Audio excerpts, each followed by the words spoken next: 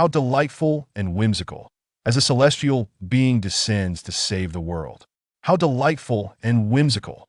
At the entrance of an old residential community, an elderly gentleman reclined leisurely in his rocking chair, humming an unfamiliar tune. At that moment, a handsome young lad, clad in a crisp white shirt, rode past on his bicycle. Upon hearing the old man's melodic musings, he paused to inquire, "Old Lou, are you once again seeking divine intervention?" The youth jested.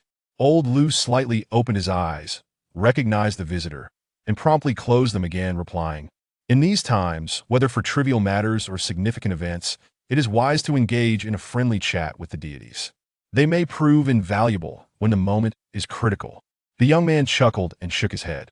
"Whether they are indeed invaluable, I cannot say, but I do know that the debt you owe me has reached its due date."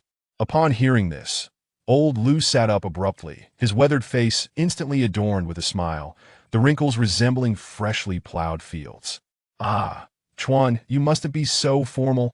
It's merely a few bottles of wine. I shall repay you by tomorrow." The youth, however, was not swayed by the old man's playful banter. "Grandfather, you are well aware that I have been without parents since childhood, relying on this little shop to sustain myself. Neighbors understand the occasional credit, but this is a modest enterprise. You have come by frequently for wine, each time promising to keep a tab. This marks the sixth occasion your actions leave me in a difficult position. While it is commonly said that the debtor holds the upper hand, old Lou clearly aspired to be the one in control. Irritated by the young man's persistence, he retorted, "Are you trying my patience? I have already assured you that I will repay you tomorrow. Why must you continue to press the matter? I'll buy wine from you out of pity for your orphan status, hoping to support your business. Yet you fail to appreciate my kindness." Though the old man's words were harsh, the youth remained unfazed, donning a cheerful demeanor. "Oh dear grandfather, why the sudden ire?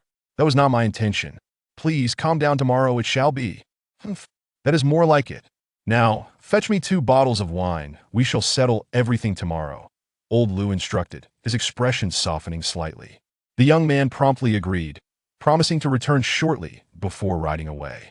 As he departed, old Lou cast a contemptuous glance at the youth's retreating figure and muttered, "An orphan wretch, attempting to assert authority over Muhat, a ridiculous notion." The youth's name was Li Wanchuan, indeed an orphan who had once relied on an elderly man for companionship. Although the old man was shabby in appearance, he possessed some wealth. He had brought Li Wanchuan to this community, purchased a residence, and established a small grocery store nearby, thus providing a home for the two. However, their good fortune was short-lived. The old man's health had been poor, and within a few years, he passed away, leaving Li Wanchuan to manage the grocery alone. Fortunately, during those years, the neighbors treated them well, and after the old man's passing, they continued to look after Li Wanchuan, making his life bearable. Li Wanchuan proved to have a knack for business, transforming the grocery store into a respectable establishment, generating a steady income over the years. Gradually, he accumulated some savings, earning him the affectionate title of Little Boss among the neighbors. At this moment, the Little Boss was driving towards his grocery store, aptly named Wanchuan Grocery, a decision he made after the old man's departure. "Welcome," Li Wanchuan exclaimed as he parked his vehicle and entered the store. The grocery was not overly large, yet its interior was tastefully decorated, boasting a dazzling array of products. From food and beverages to daily necessities and hardware, it was indeed a grocery store, but in terms of scale, it resembled a supermarket. "Boss, you're back," chirped a young girl with twin ponytails, clad in her employee uniform, as she greeted him enthusiastically from the front counter. "How has the store been?" Li Wanchuan surveyed the premises, his tone lacking warmth. "I thought it's all right," but that the little girl hesitated. "But what?"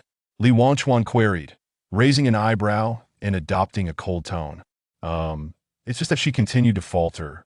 Li Wanchuan, growing impatient, warned, "If you don't speak up, you can forget about this month's paycheck." He'll tell you. "I just had a few snacks," that the little girl replied, looking quite aggrieved, as if losing her wages would be a grave punishment. "A few? Just a few? Be honest, or I will have to investigate." Li Wanchuan expressed disbelief, sensing this was not her first offense. "I really only had a little.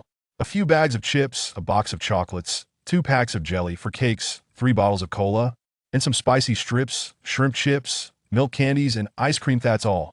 The only 2 apples were bought with my own money from the fruit shop across the street. With each word, her voice dwindled, and by the end, it carried a hint of tears, revealing her deep sense of injustice. Listening to this laundry list of treats, Li Wangchuan's expression shifted from one of expectation to despair, tinged with helplessness. After all, he was the boss, wasn't he? You really cannot eat like this. It's not just unhealthy. If you grow into a little chubby girl, who will want you when you grow up? He lamented. Yi was the girl he had rescued one winter morning, finding her shivering and dirty at his shop's entrance, her breath so faint it was nearly imperceptible.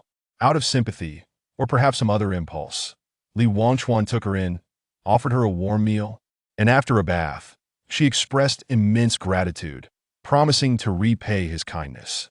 For reasons unknown, Li Wangchuan agreed and allowed her to work as a cashier in the store, and thus the girl remained by his side. 3 years have since passed. Perhaps Li Wangchuan himself had not realized that Yi had become family. Their bond had evolved beyond mere gratitude into something akin to siblinghood. When he found Yi, she was merely 6 years old, unaware of her origins or her parents. Even her surname remained a mystery, save for her given name, Yi. Li Wangchuan believed he must someday take her to register for a household registration, and thus, he decided to give her his surname, Li. Boss, rest assured, I have a good appetite and won't overindulge. Besides, I have a body that doesn't gain weight. It's all fine. Yi replied with a smile. Looking at the young girl before him, Li Wangchuan couldn't help but cover his face and sigh. Yet, the truth was, as she claimed, this little girl had fair, delicate skin, adorned with a hint of baby fat, and her large eyes and rosy lips rendered her quite charming. Despite her substantial appetite, over the years, she had only grown taller without gaining weight. Her slender legs were still no thicker than his arms. Even so, have I not told you that this store is our family property? You must cherish it and not squander resources. Every bite you take is from my earnings. If you consume it all, how shall I make a profit? Li Wangchuan implored earnestly. Yi, however, appeared unconcerned. Oh, come now. Since I started working here, I have managed the store from top to bottom. What does it have to do with you? If anyone is to talk about profits, it is I who has earned them. Huh? You dare to turn the tables? Forget about your paycheck for this month. You always threaten me with that. Can't you come up with something different? You've never actually deducted my pay. I assure you, do not take my kindness for granted. Your wages for this month are truly gone. Mark my words. I don't believe you. Try me. Then let's see. Chapter 2. The Hellwalker. After a cacophony of noise, Li Wangchuan ultimately found himself defeated, not due to any external factors, but primarily because of his own shortcomings. Li was not wrong. Ever since her arrival, Li Wangchuan had become a mere figurehead, delegating all but the most essential tasks to her, while he occupied himself solely with counting the money, no longer wishing to argue with Li Yi. He turned and ascended to the second floor. Originally, when the old man took over this shop, it consisted of just one level. However, as Li Wangchuan came into a bit of money, and noticing the overall mismanagement of the area, he decided to add an additional floor to the existing structure. The second floor's decor was strikingly different from that of the first, enveloped in a darker palette with dim lighting, illuminated only by a few warm-tone lamps. The interior was adorned with vintage-style decorations, featuring 2 rows of shelves filled with various jars and bottles, the contents of which remained a mystery. Adjacent to this was an office desk, upon which rested a computer. This was where Li Wangchuan conducted his work. Behind the desk hung a peculiar artwork, more an intricate design than a painting, consisting of convoluted patterns that coalesced into an eye-like figure, exuding an aura of the uncanny. Li Wangchuan approached the desk, pulled out a chair, and sat down, casually switching on the computer. The screen flickered to life, revealing a wallpaper identical to the enigmatic design behind him, the eye. The computer housed few applications, with one game standing out prominently, World of Gods and Demons. He opened the game, swiftly entered his credentials, and was greeted by a familiar interface, indistinguishable from any other online game. As soon as he logged in, a notification chimed, and he opened the chat window to find a message from a user named Old Shaman. Brother, do you have any Inferno tears? I need 10 drops. After a moment of contemplation, Li Wangchuan's fingers danced over the keyboard, crafting a response. 3 days later, at Wangchuan's general store. Following his reply, he idly maneuvered his character through the game. Leaning back in his chair to ponder, Inferno tears? Who might they be planning to eliminate this time? Sighing, he mused about the endless cycle of violence among these people. Today I kill you. Tomorrow you kill me. This never-ending strife was of little concern to him, as he merely acted as a facilitator for profit. With that thought, Li Wangchuan descended to the first floor, where he found Li Yi engrossed in an animated series, a bag of chips cradled in her arms as she rhythmically munched away. "Yi!"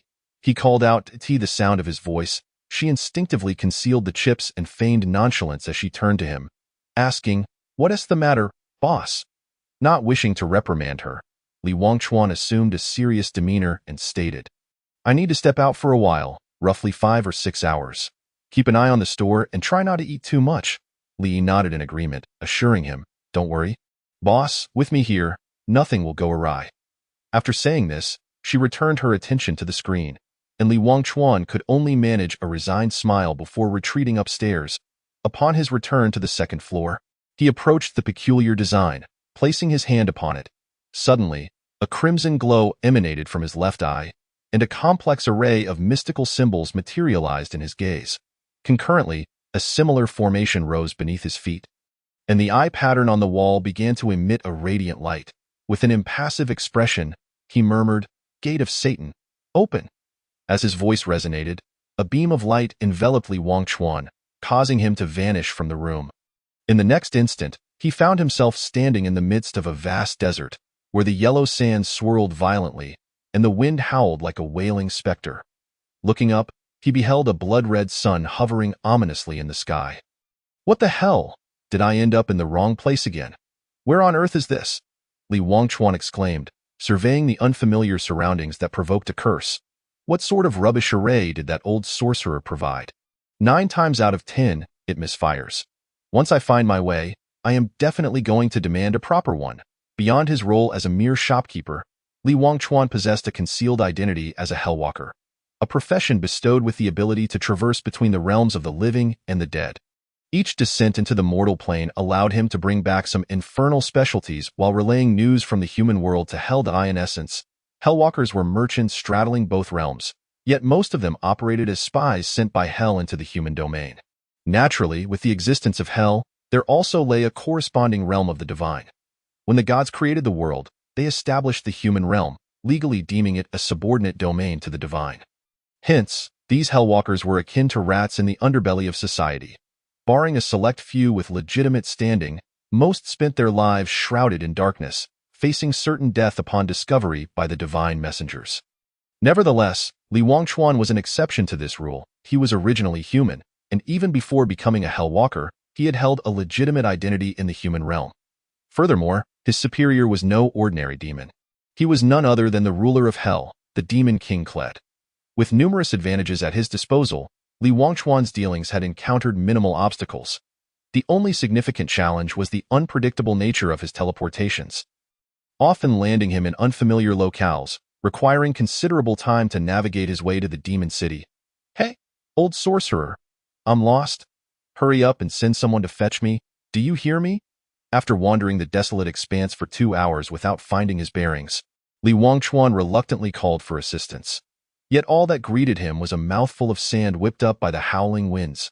"Ugh, what year is it? Can't anyone plant some greenery around here? This hell is truly lacking in standards, and that old sorcerer, how dare he ignore me? Hey, old sorcerer, I give you 3 minutes. If no one arrives by then, I will tell your daughter about your little affair." Li Wangchuan shouted toward the sky, yet still received no response. The desert of Hell was starkly different from the deserts of the human realm, even in the most barren stretches of the latter. Signs of life persisted, whereas here, only a profound silence reigned, occasionally interrupted by the fleeting presence of wandering souls, which hardly qualified as living beings. Hell was indeed a fitting name. After waiting in the desert for what felt like an eternity without a reply, Li Wangchuan's patience wore thin, and he shouted once more, "Old sorcerer, are you really going to leave me hanging? Last 3 seconds. 3, 2, enough with the shouting. It's deafening." A melodious female voice interrupted from behind. Turning around, Li Wangchuan found a bronze-skinned girl glaring at him with evident annoyance. Judging by her appearance, she seemed to be around his age, perhaps 16 or 17, but in reality, her age likely numbered in the hundreds.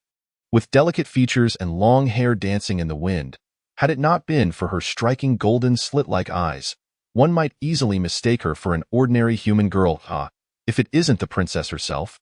Did the winds of the desert carry you here? Li Wangchuan exclaimed, instantly adopting a charming smile and a sycophantic tone. Chapter 3. The Demon Princess. It was not without reason that Li Wangchuan wore a facade of flattery. The title of this princess was indeed formidable. Not only did he find her intimidating, but her father, the Demon King, was no less a figure of fear in the depths of the 18th layer of hell. The Demon Princess was widely recognized as the true authority. The Demon Princess regarded Li Wangchuan with disdain, her voice dripping with sarcasm as she remarked, as the esteemed representative of the Demon King. It is only fitting that I personally welcome you to our domain, lest you accuse us of neglecting your presence. Her cutting remarks sent a chill down Li Wangchuan's spine. He had known this princess for quite some time. He recalled vividly how, upon learning of her mother's death, the Demon King had taken a new consort the following year. In a fit of rage, the Demon Princess single-handedly slaughtered all the guards in her path and stormed into the Demon King's chamber, resulting in the king's vow to never take another consort. However, the newly appointed consort mysteriously vanished thereafter. Thus, it was clear that the Demon Princess was a force to be reckoned with. After becoming the Demon King's representative, Kled had recounted this tale to Li Wangchuan, emphasizing the chilling words spoken by the princess in the king's chamber. Father, you have worked hard these years. With mother gone, you must feel incredibly lonely. Or else you wouldn't have taken a new consort so swiftly. I understand. You must miss mother dearly. How about this? I shall assist you in reuniting with her today. Now, hearing such eerily similar sentiments echoed once more, Li Wangchuan could hardly feel at ease. He regarded the Demon Princess with a wary gaze, prepared to flee at a moment's notice, fearful that she might take a whim to practice her skills on him. This is all a misunderstanding. It's all your father's fault. This array he gave me has never worked properly, or else I wouldn't keep ending up in the wrong place. Upon hearing this, Aya's expression shifted subtly as she replied, So, you mean to say that none of this is your fault? Of course not. Why would I trouble you to come and fetch me? Li Wangchuan fervently shook his head. Determined to extricate himself from the situation, Aya fell silent, simply observing Li Wangchuan with her captivating eyes, which hinted at a deeper understanding. Under her unwavering gaze, Li Wangchuan felt increasingly uneasy. Finally, unable to withstand the pressure, he steeled himself and, with a thud, knelt before her. Sister Aya, I was wrong. It's entirely my fault. Please, I beg you to spare me. Even if you intend to end my life, at least grant me a swift demise. Li Wangchuan's terror was palpable, and it was easy to comprehend why. Being scrutinized by a demon was an experience no one could endure. Pfft. Enough of the act. I was merely teasing you. Get up. Aya laughed at Li Wangchuan's antics, her intent to toy with him dissipating. Really? Li Wangchuan remained skeptical, raising his gaze to inspect Aya. Noticing the triumphant smirk upon her visage, he felt a twitch at the corner of his mouth. Indeed, one should never provoke a woman, especially not a sorceress. He rose to his feet, adopting the demeanor befitting an agent of the Demon King, and declared, Your Highness, let this be a warning for the future. Aya raised an eyebrow, retorting, Oh, are you eager for a beating? Absolutely not. Li Wangchuan promptly capitulated. Humph, with a familiar guide, everything becomes considerably easier. The two soon arrived at the border of a tribe, where a large teleportation array awaited, capable of transporting them directly to the demon city. Yeah, I must say, your father is quite miserly. Despite my role as his agent, he provides me with nothing but this shabby array. After 10 years, I've nearly traversed all corners of hell just to find my way. Could we not acquire a better one? On the journey, Li Wangchuan continued to grumble to Aya, noting how inefficient the teleportation array truly was.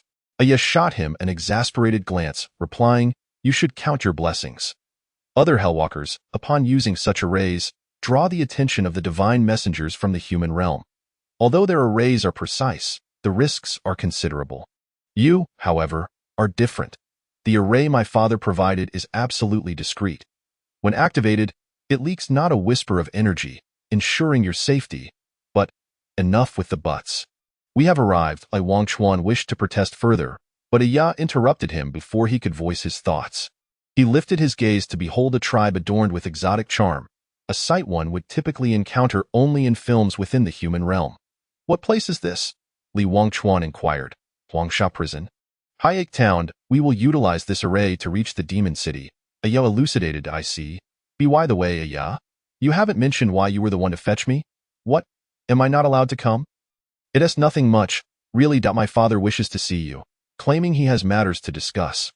Coincidentally, you were causing a ruckus in the desert, and I had some free time, so I came to collect you. Matters? What kind of matters? Just so we're clear, I want to engage in any life-threatening tasks. Your life is hardly worth risking. Rest assured, it's merely a request for you to retrieve an item from the human realm. It is quite safe. Will there be any monetary reward? Upon hearing the absence of risk, Li Wangchuan's greed became evident. Aya's expression turned dismissive. Of course, how could I allow you to suffer a loss? After the task is completed, you shall receive 10 gold bars. Only 10? Gold holds little value in your hell, so why not provide more? Li Wangchuan protested. Take it or leave it. As you mentioned, gold is worthless here. Who would bother mining it? 10 bars is already generous, Aya retorted sharply. Seeing there was no room for negotiation, Li Wangchuan resigned himself to the situation. The life of a worker is indeed arduous. Returning to the human realm as a boss would be far easier. Nevertheless, this made him increasingly curious about the item the Demon King desired him to procure. By the way, I haven't asked you yet. What is your purpose for coming down this time? Aya queried. Li Wangchuan, not wishing to conceal the truth, decided to share his intentions, hoping Aya might assist him. Well, there is someone who ordered 10 drops of lava demon tears from me. I'm here to deliver the goods and visit you. Lava demon tears? Isn't that just the urine of a lava beast? Which fool would desire such a thing? Aya questioned, puzzled. Precisely. The so-called lava demon tears are indeed the urine of lava beasts from the 3rd level of the lava prison. In this hell, they are considered refuse, but to humans, these beasts embody the essence of fire. Their urine is not toxic. Rather, it is a rare treasure for human mages, significantly enhancing the power of fire magic. When applied to a person, its potency far exceeds that of corrosive acids. Li Wangchuan's earlier threats to eliminate someone were rooted in this. The human realm is not the harmonious society it outwardly appears to be. Hidden from ordinary eyes lies a world reminiscent of a fantasy novel, where mages, divine messengers, and hellwalkers like Li Wangchuan have been in constant conflict throughout history. The divine messengers, obeying the will of the gods, strive to maintain a firm grip on the human realm, while mages are divided into 2 factions, one loyal to the gods and the other seeking to liberate the human realm from divine control, aspiring to establish a true human dominion. The purpose of hellwalkers is straightforward. They are the agents of demons seeking a new home, as the conditions in hell are intolerable. Of course, Li Wangchuan remains an exception. His sole desire is to accumulate wealth. Chapter 4. The Demon King, Satan in the past. When the old man was still around, Li Wangchuan had little understanding of the value of money. However, once the old man departed, he had to fend for himself, and it was then he realized that while money may not be omnipotent, a lack of it is utterly debilitating. Thus began his near-obsessive pursuit of wealth. At the age of 17, while his peers pondered their next entertainment, his bank account had already surpassed 7 figures. Admittedly, most of this wealth was amassed after he became a HL walker, ASE pointed out. The local grocery store was largely managed by her. Entrusting an avid foodie with such a responsibility is akin to having a monkey guard a peach orchard, barely avoiding losses, let alone expecting profit. Therefore, it's no wonder Li Wangchuan is so avaricious. He is compelled by the harsh realities of life. He feels anxious if his balance dips below 6 figures. What may be refused to you is a treasure to us. By the way, Aya, do you have any stock? Li Wangchuan inquired. The thought of some lowly creature's urine nauseated Aya, prompting her to snap, "You'd best keep quiet. I'll have someone bring you a barrel. Just don't go looking for it, or I'll be disgusted." Upon hearing that the arrangement was made, Li Wangchuan disregarded Aya's remarks, his heart swelling with joy. All right, I knew Aya would be the most understanding. Get lost? Sure thing. As they conversed, the two arrived at the teleportation array. It was evident that this remote town, despite possessing such a precious contraption, bore the signs of neglect and disrepair, appearing not frequently utilized. Nevertheless, it sufficed as long as it worked. Standing upon the array, Aya produced a crystal stone, gently infusing it with magic while softly chanting incantations. Moments later, the crystal radiated a brilliant light, which she then embedded into the central recess of the array. The array illuminated with intricate symbols that interlinked, swiftly forming a complete array. Soon after, a beam of light descended from above, enveloping their forms and rendering them invisible, in the demon city, outside the demon king's castle. As the light beam dissipated, the figures of Li Wangchuan and Yuri appeared, yet the scene before them was drastically different. Compared to the dilapidated and remote town, the demon city was indeed far more bustling, replete with markets, restaurants, and even taverns. Most importantly, there were inhabitants. Though not human, they exuded a liveliness that starkly contrasted with Hayek Town. While the term liveliness may seem somewhat out of place in this hell, it remains a fact. The demon city remains unchanged, just as I remember, Li Wangchuan remarked. This was not his first visit to the demon city. In his recollection, it had always appeared thus, and throughout the annals of Hellas literature, it had remained static for thousands of years. What could possibly change? Even if it were adorned like heaven, it wouldn't alter the fact that it's hell. We are demons, destined to reside in hell. We are well accustomed to it, Aya expressed, her tone tinged with a hint of resentment. Li Wangchuan detected the shift in Aya's tone, but chose to feign ignorance, diverting the conversation. Is that grilled earth demon serpent still available in the East City? It's been ages since I've had it. The serpent meat is truly delightful. Aya shot him a disapproving glance. This Li Wangchuan seemed to think of nothing but money and food, exasperating her. Forget the food. We're off to meet my father. Eat what? What is so delectable about that? Wait, hold on. Noticing Aya striding away without a backward glance, Li Wangchuan hurriedly followed. Was it a universal trait among women to be so capricious and difficult to navigate? The demon city is a city perched upon a mountain, with the demon king's castle situated at its zenith, symbolizing the supreme authority of the demon king and serving as a pilgrimage site for all demons. This mountain is aptly named Demon King Mountain. Li Wangchuan gazed up at the towering Demon King Mountain and vaguely perceived numerous demons kneeling in reverence toward the castle at its summit. It was peculiar. During his first visit to the demon city, he had observed that these representatives of evil possessed their own form of faith. Their devotion was directed toward the ruler atop Demon King Mountain, the Lord of Hell. Satan. Satan is not merely a name but an identity. Throughout the ages, there have been 7 generations of demon kings, each bearing a different name, yet all share a common title, Satan. The mission of Satan has always been singular, to lead his people out of hell in search of a true sanctuary for their existence. Li Wangchuan was unaware of the origins of these demons. He only knew that in the human realm, upon death, the virtuous ascend to heaven while the wicked are cast into hell. Entering hell signifies the end of reincarnation. Condemned to endure the torments of purgatory for eternity, this was the decree of the gods. However, Li Wangchuan harbored no belief in the gods and held no reverence for them in his past. He had fervently prayed to the divine, wishing for the old man to continue living. Yet the gods remained unresponsive. Later, he found himself on the brink of death once more in a desperate plea. He turned to the divine, hoping for a continuation of life, yet the heavens remained silent. Ironically, just as he was about to exhale his final breath, a demon from the depths of hell presented him with a contract. Did he have a choice? Perhaps he did. Or perhaps he did not. He could opt to die as a pure human, a clean demise, yet he signed the contract with the demon without a flicker of hesitation. He was unwilling to accept a death that was shrouded in uncertainty. He harbored regrets. If the demon could save him, could it not also save the old man? If that were the case, why had he sought the favor of the divine? If the gods showed no love for humanity, then humanity must learn to love itself. Thus, over the years, Li Wangchuan had grown accustomed to his role as the demon's agent. After his resurrection, he pondered whether he could still be considered human, but he was certain of one thing. The version of himself that believed in the divine had truly perished. Hey, what are you thinking? Watch out for the wall. Aya's voice rang out. Throughout their journey, she had been fuming, focused solely on moving forward. Finally calming down, she turned to glance at Li Wangchuan, only to be met with a fresh wave of unbridled anger. Li Wangchuan, walking like a fool with his head held high, was about to crash into a wall, prompting her to warn him.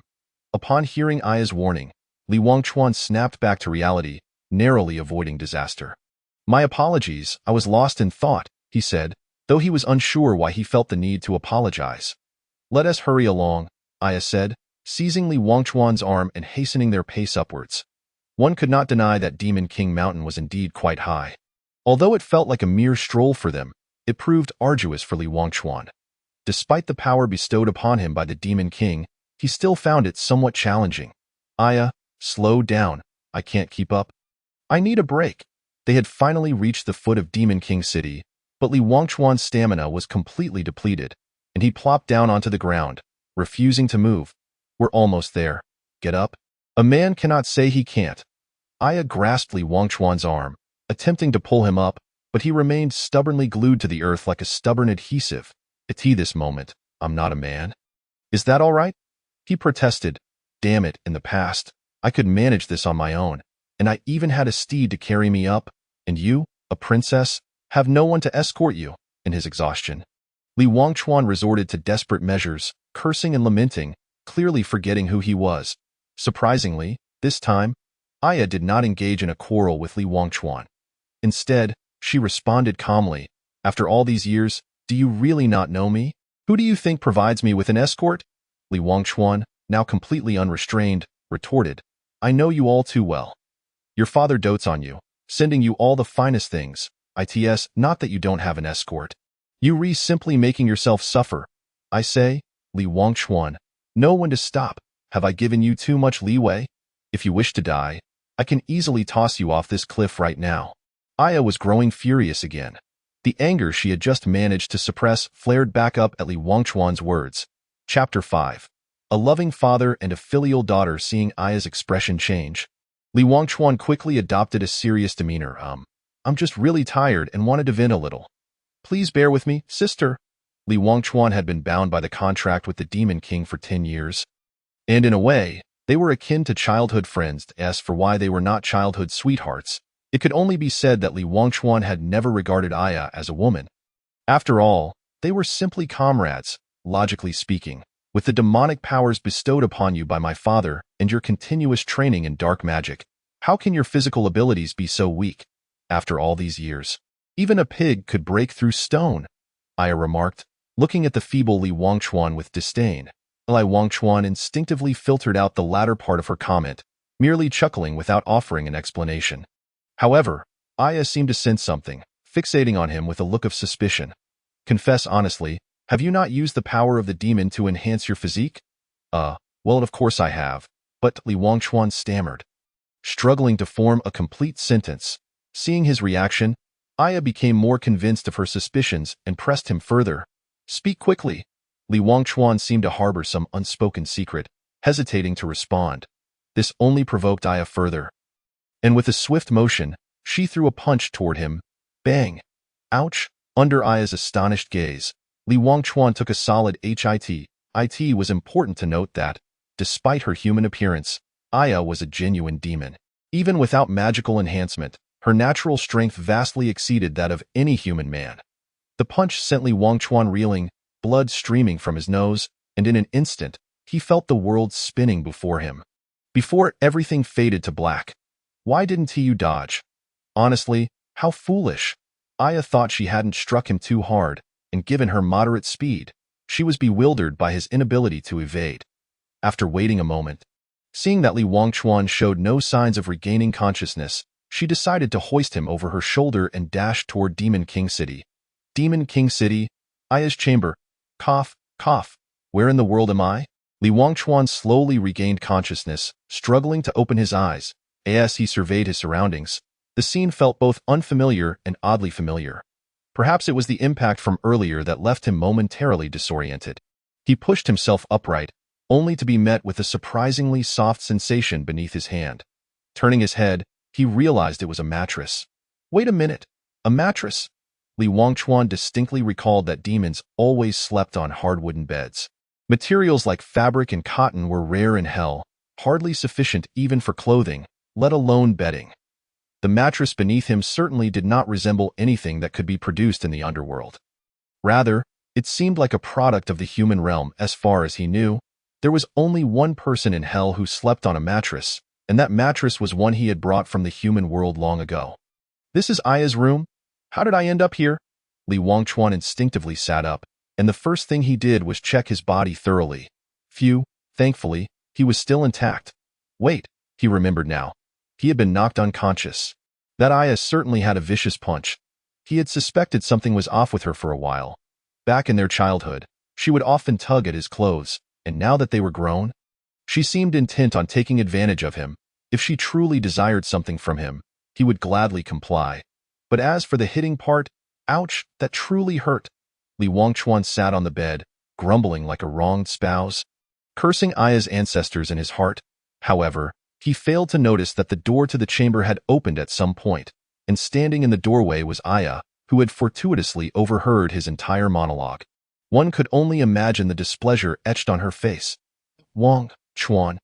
Aya's fury surged forth alongside her roar, and, to Li Wangchuan's surprise, he exhibited a level of agility he had never shown before, swiftly escaping from the bed. In the next instant, Aya's figure materialized where he had just been sitting, sending a chill down Li Wangchuan's spine. However, the enraged Aya was not one to let him slip away easily. His evasion had already reached its limit. As she lunged at him once more, Li Wangchuan found himself unable to dodge and was captured, pinned firmly to the ground. Aya, easy now. You'll break my arm, Li Wangchuan exclaimed in pain. Aya was not swayed by his pleas. Instead, she tightened her grip and retorted fiercely. Oh, so you think you've gained some skills, do you? Daring to speak ill of me behind my back? You said I was trying to force myself on you? Fine. I'll just bend you into a bow. With that, Aya actually seized Li Wangchuan's limbs and forcefully pulled them back. I was wrong. Stop. You're really going to break me. In that moment, Li Wangchuan was genuinely terrified. Not for any other reason, but because he knew Aya was fully capable of breaking him. What are you two doing? A deep voice boomed from outside, belonging to Aya's father, the Demon King Kraid.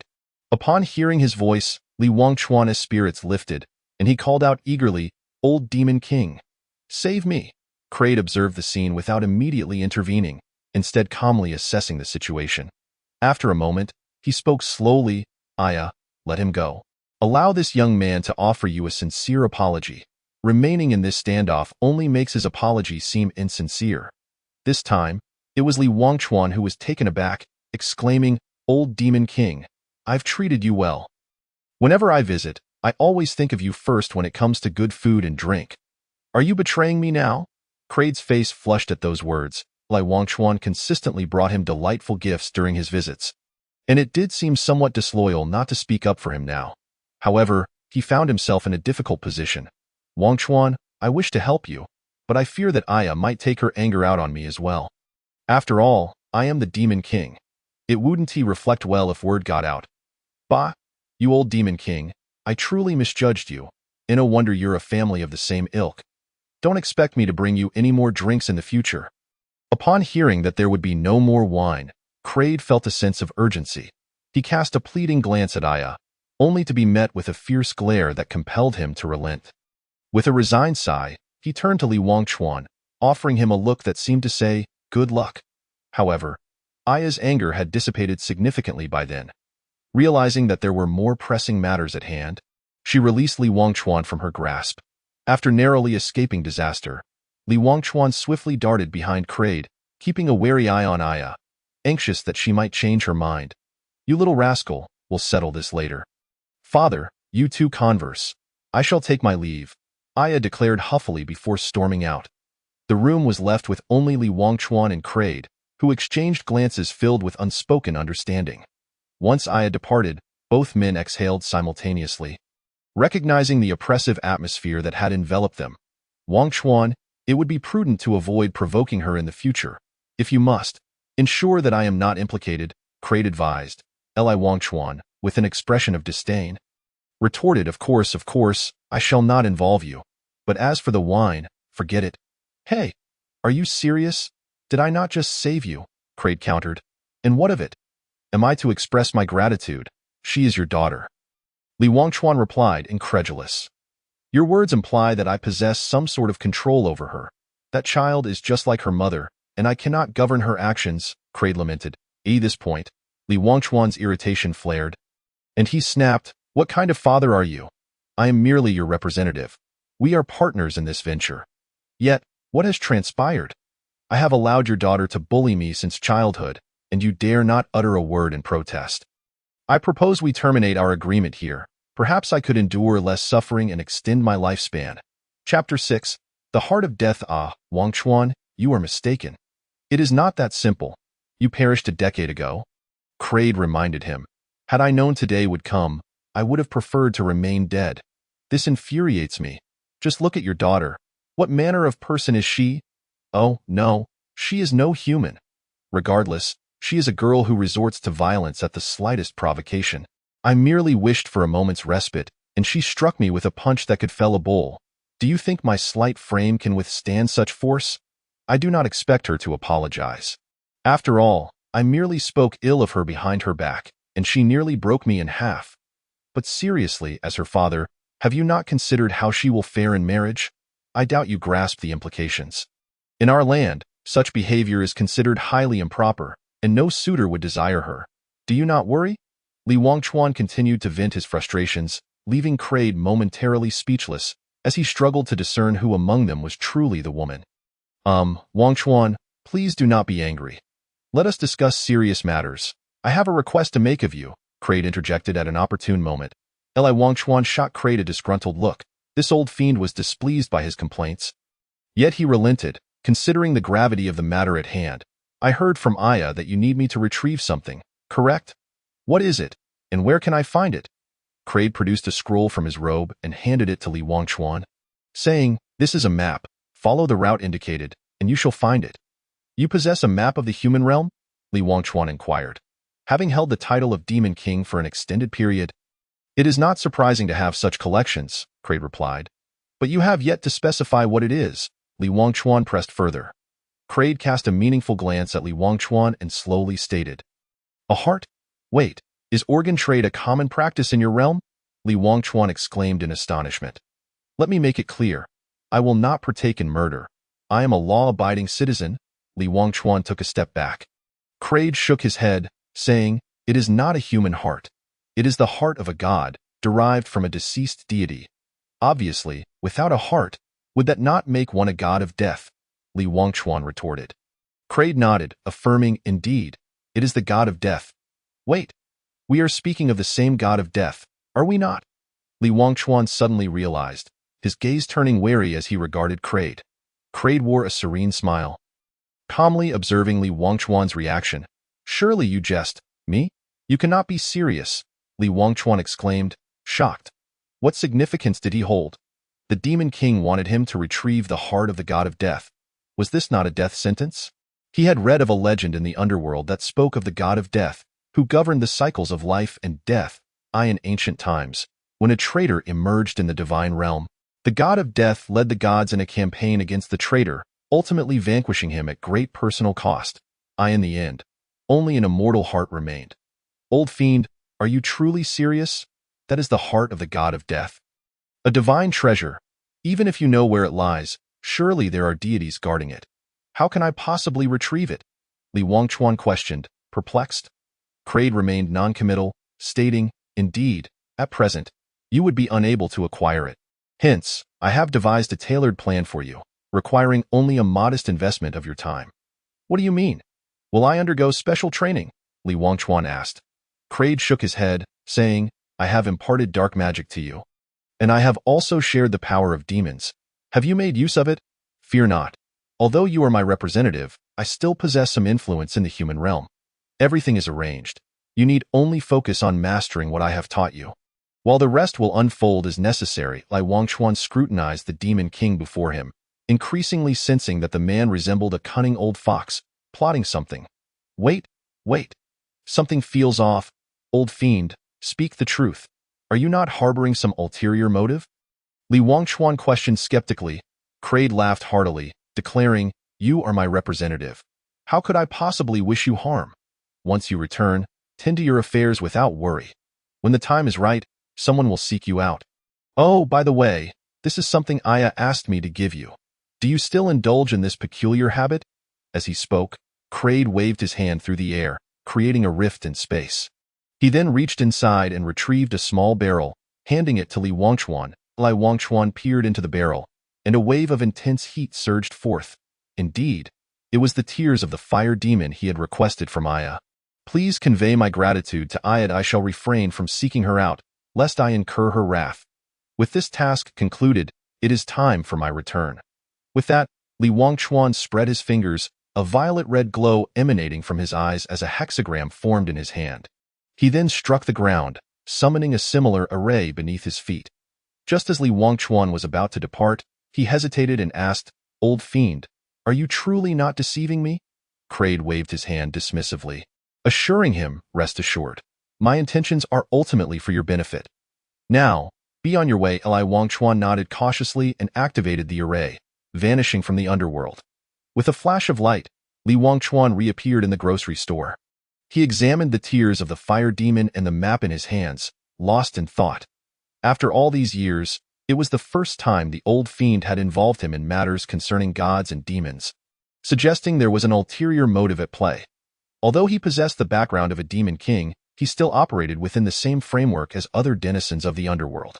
However, this time felt different. He sensed that Kraid and the entire underworld were concocting a scheme. Yet again, he pondered, what did it matter to him? He was merely a mercenary, expecting payment upon delivery. The heart of the god of death was not something he intended to utilize.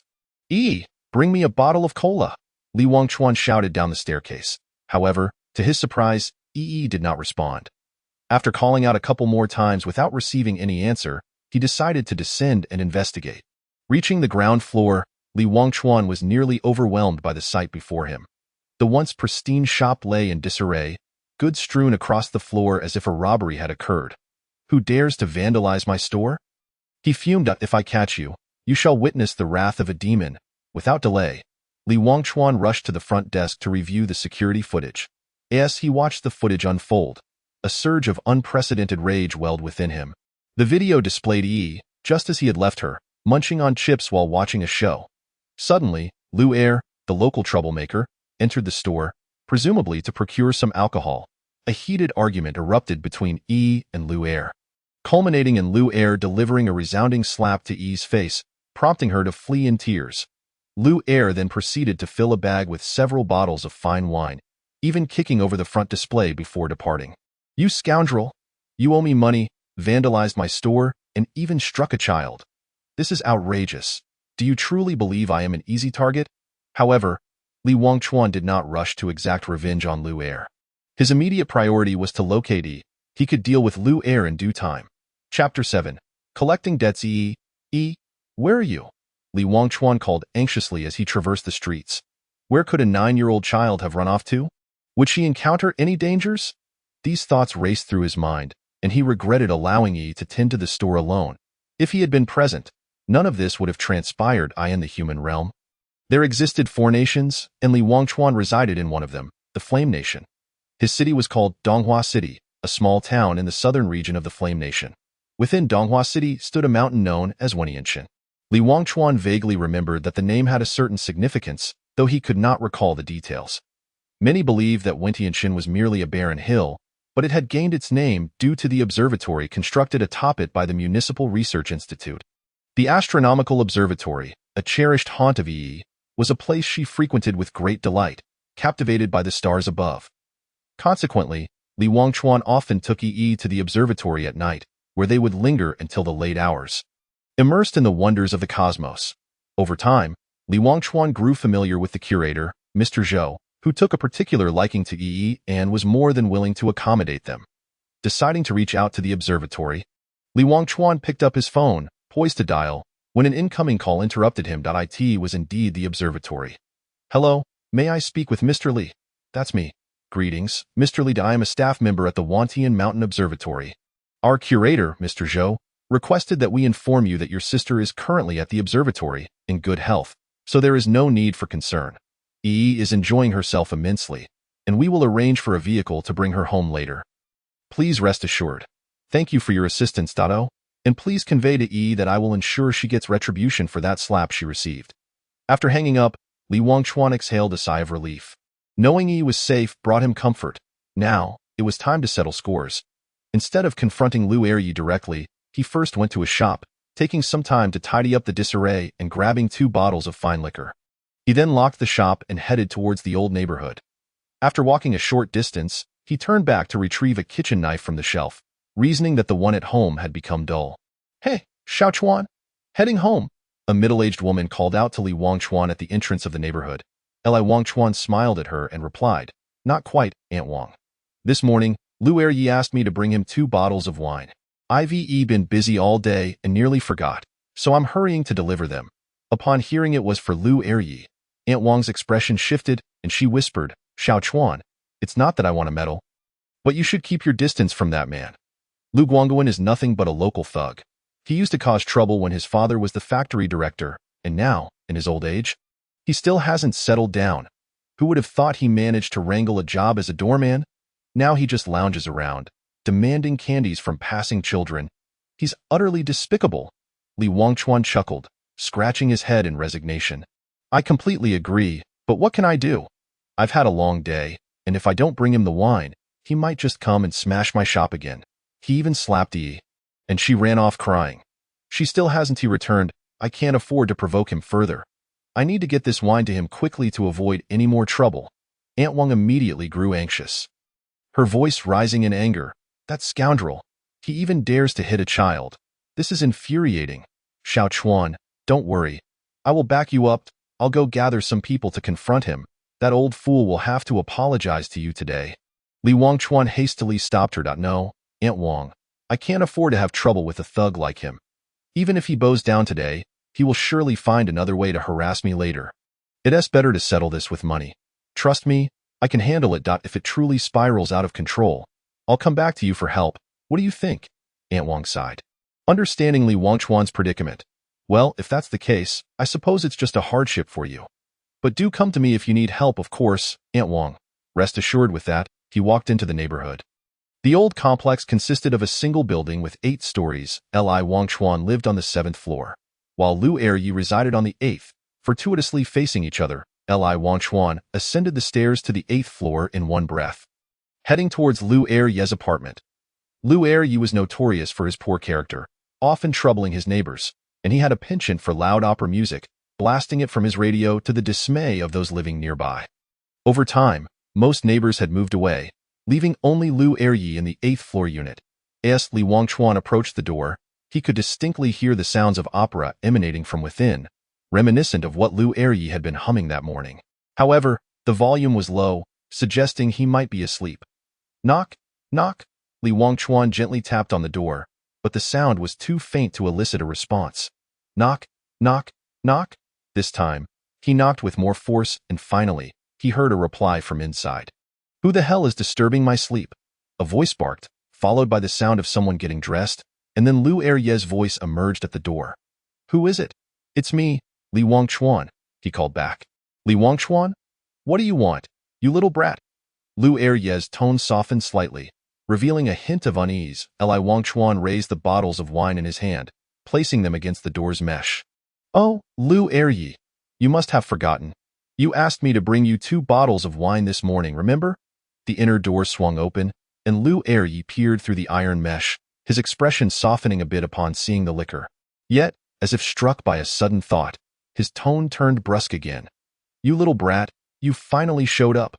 I've been waiting all morning. I thought you were trying to make me die of thirst. I even went to your shop this afternoon, but you weren't there. I got so mad that I kicked over a shelf. You don't mind that, do you?" Li Wangchuan quickly donned a cheerful demeanor, saying, "Oh, Lu Eryi, how could I dare to hold that against you? It was my fault for being absent. Even if you smashed my shop, it was deserved."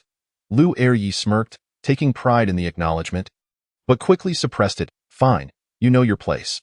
Just leave the wine and you can go." Li Wangchuan's expression shifted to one of urgency. "Wait, Lu Eryi, I have something I'd like to discuss with you. Given the generous offering of wine, can we go inside and chat over a drink?"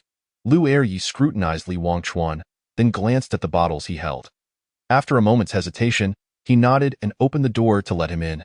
However, as Li Wangchuan stepped inside, Lu Eryi's keen eyes caught sight of the kitchen knife in Li Wangchuan's other hand, and his expression blanched in alarm. "What are you doing with that knife?" Li Wangchuan raised the knife nonchalantly. "Oh, this? It's nothing. My knife at home was dull, so I just took this one from the shop. It's quite sharp. Would you like me to bring you one too?" "Ah, no, That's alright, my knife is fine. Lu Eryi stammered, wiping sweat from his brow. Let us just go inside.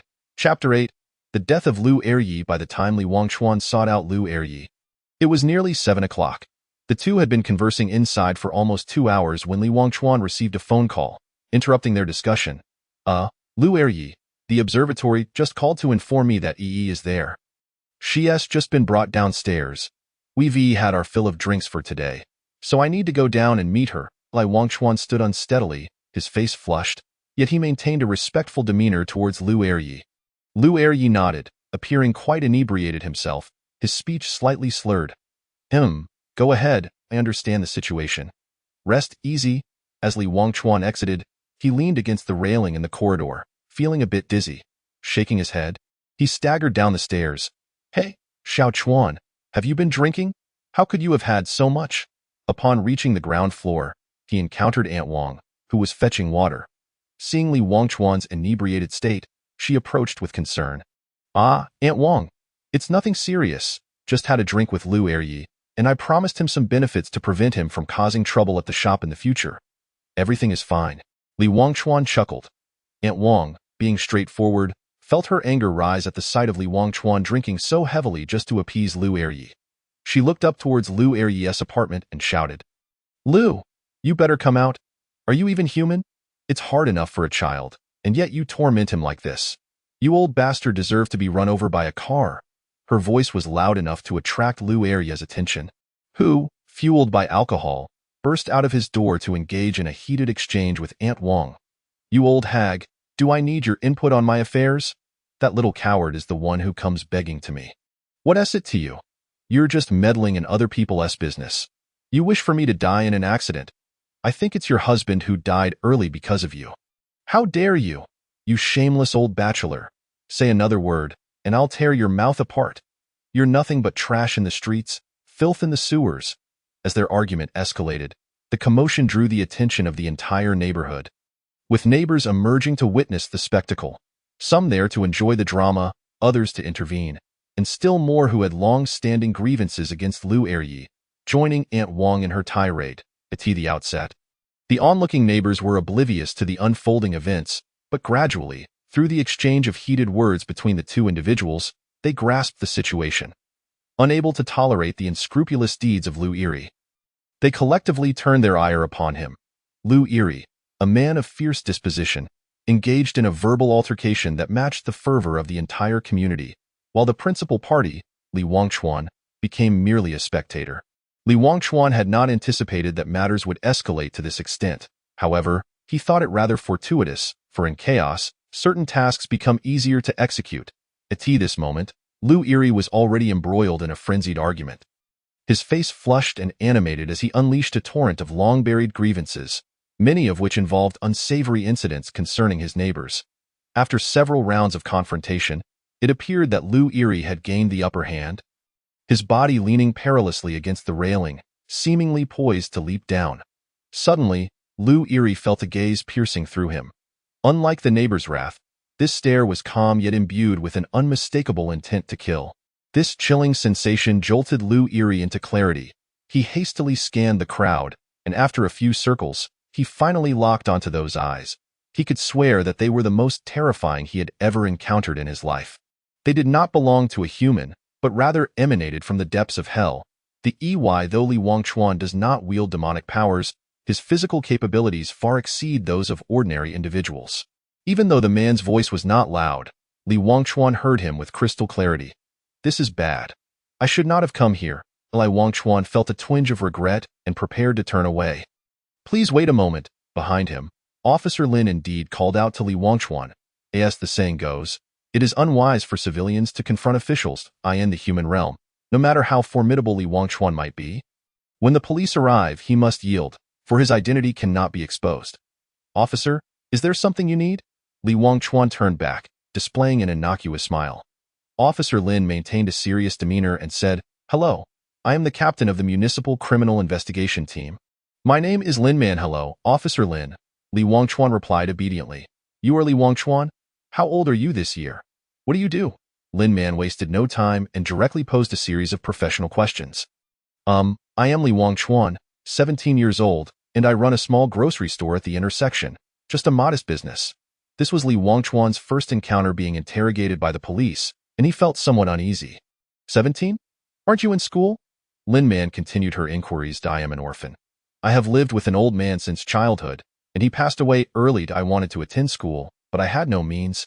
Li Wangchuan explained. This was not a lie. By the time he was of school age, the old man had already passed, leaving him struggling for survival.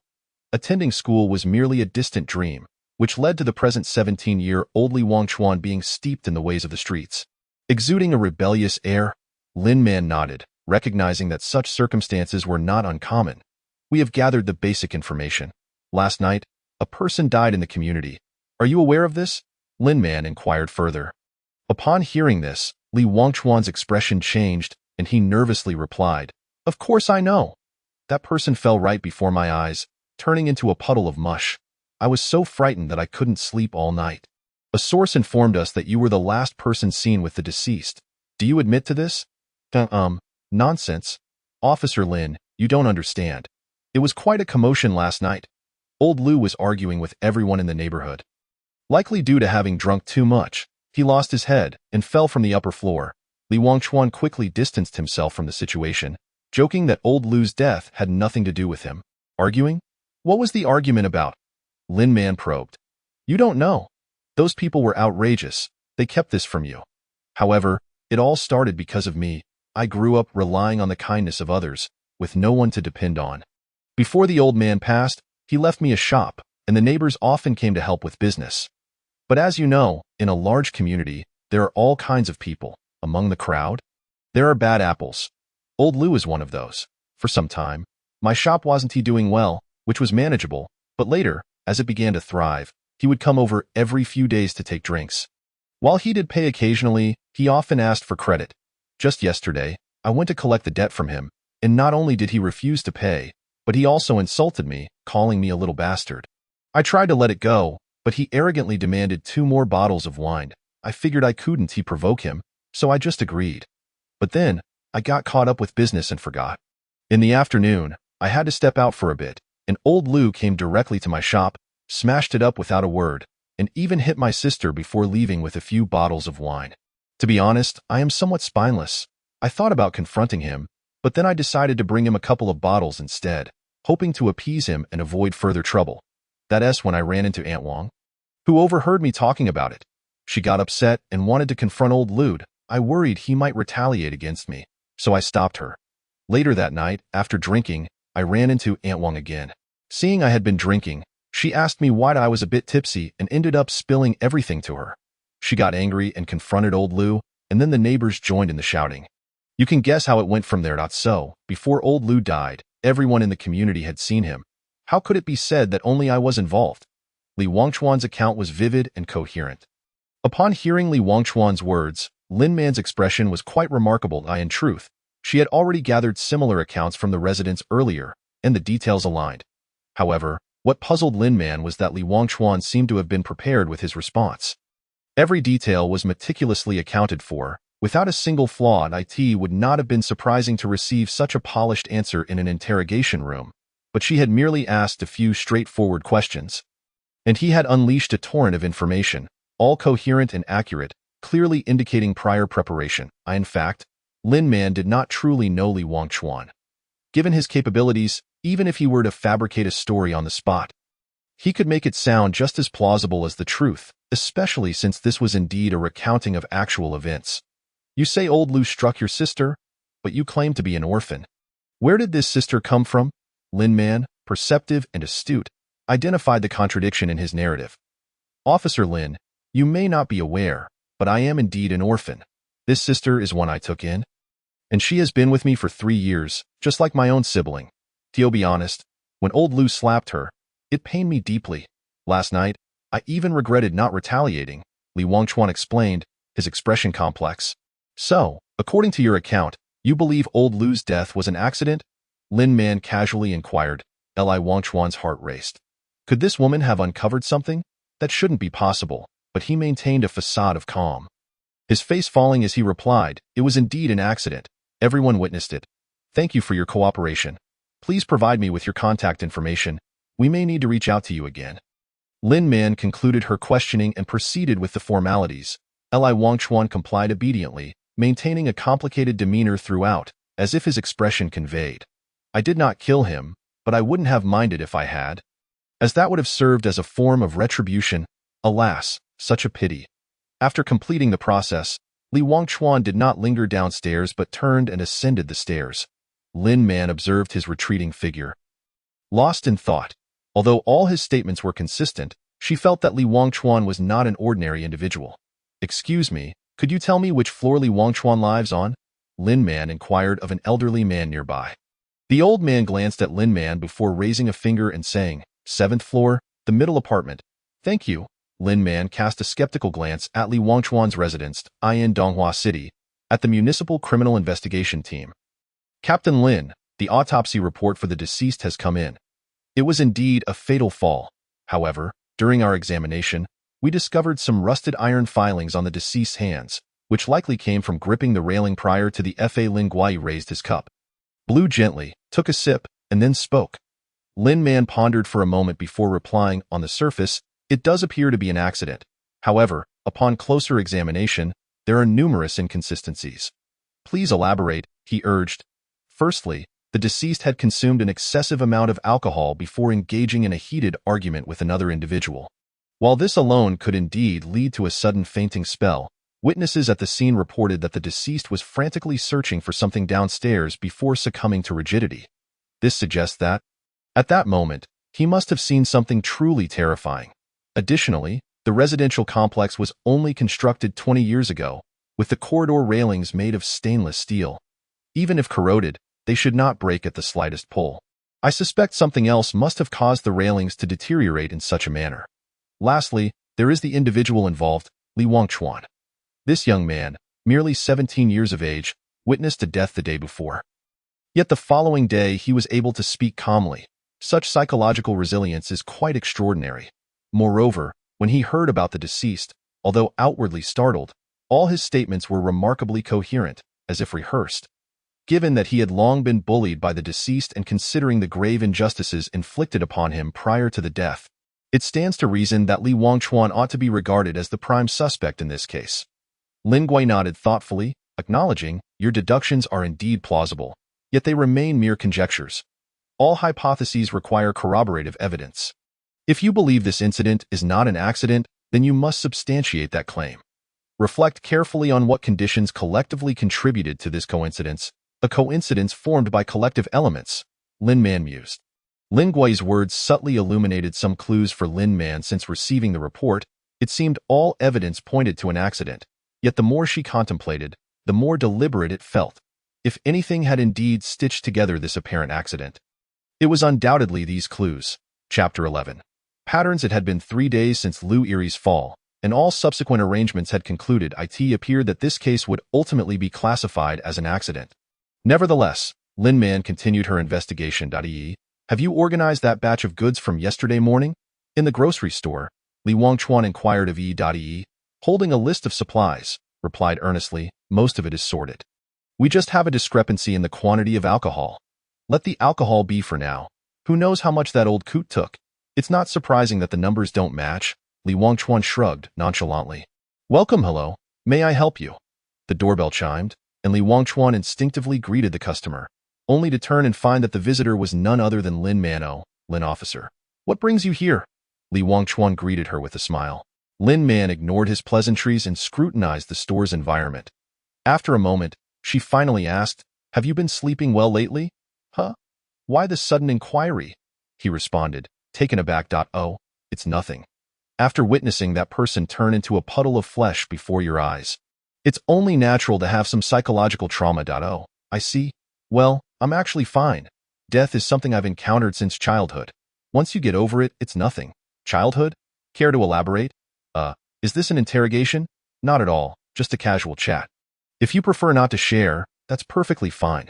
"Well, there's nothing I can't talk about. I mentioned before that the old man I lived with during my childhood also passed away right in front of me.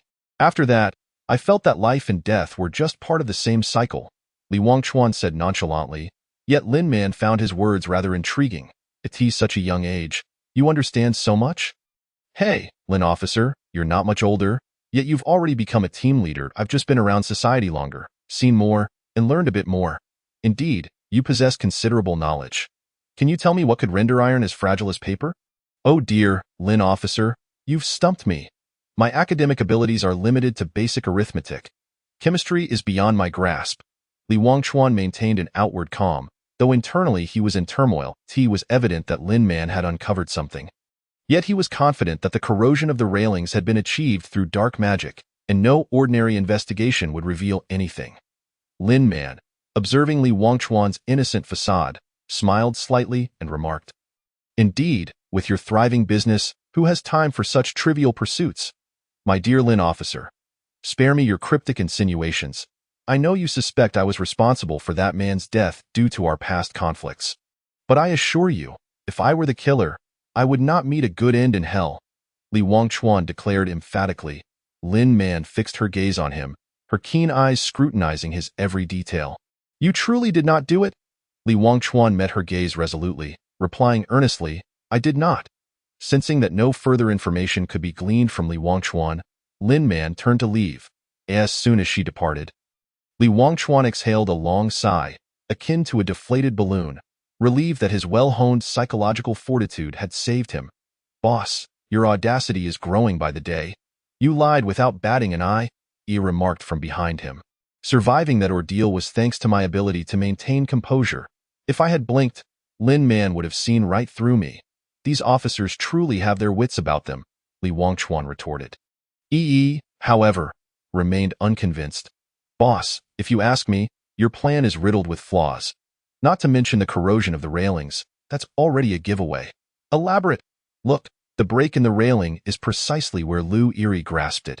While this achieves your goal, it seems rather contrived. If you had corroded the base of the railing instead, when Lu Yiri leaned on it, it would have naturally broken, causing him to fall, making it appear more like an accident." Explained with an air of sagacity, "Oh my, a genius.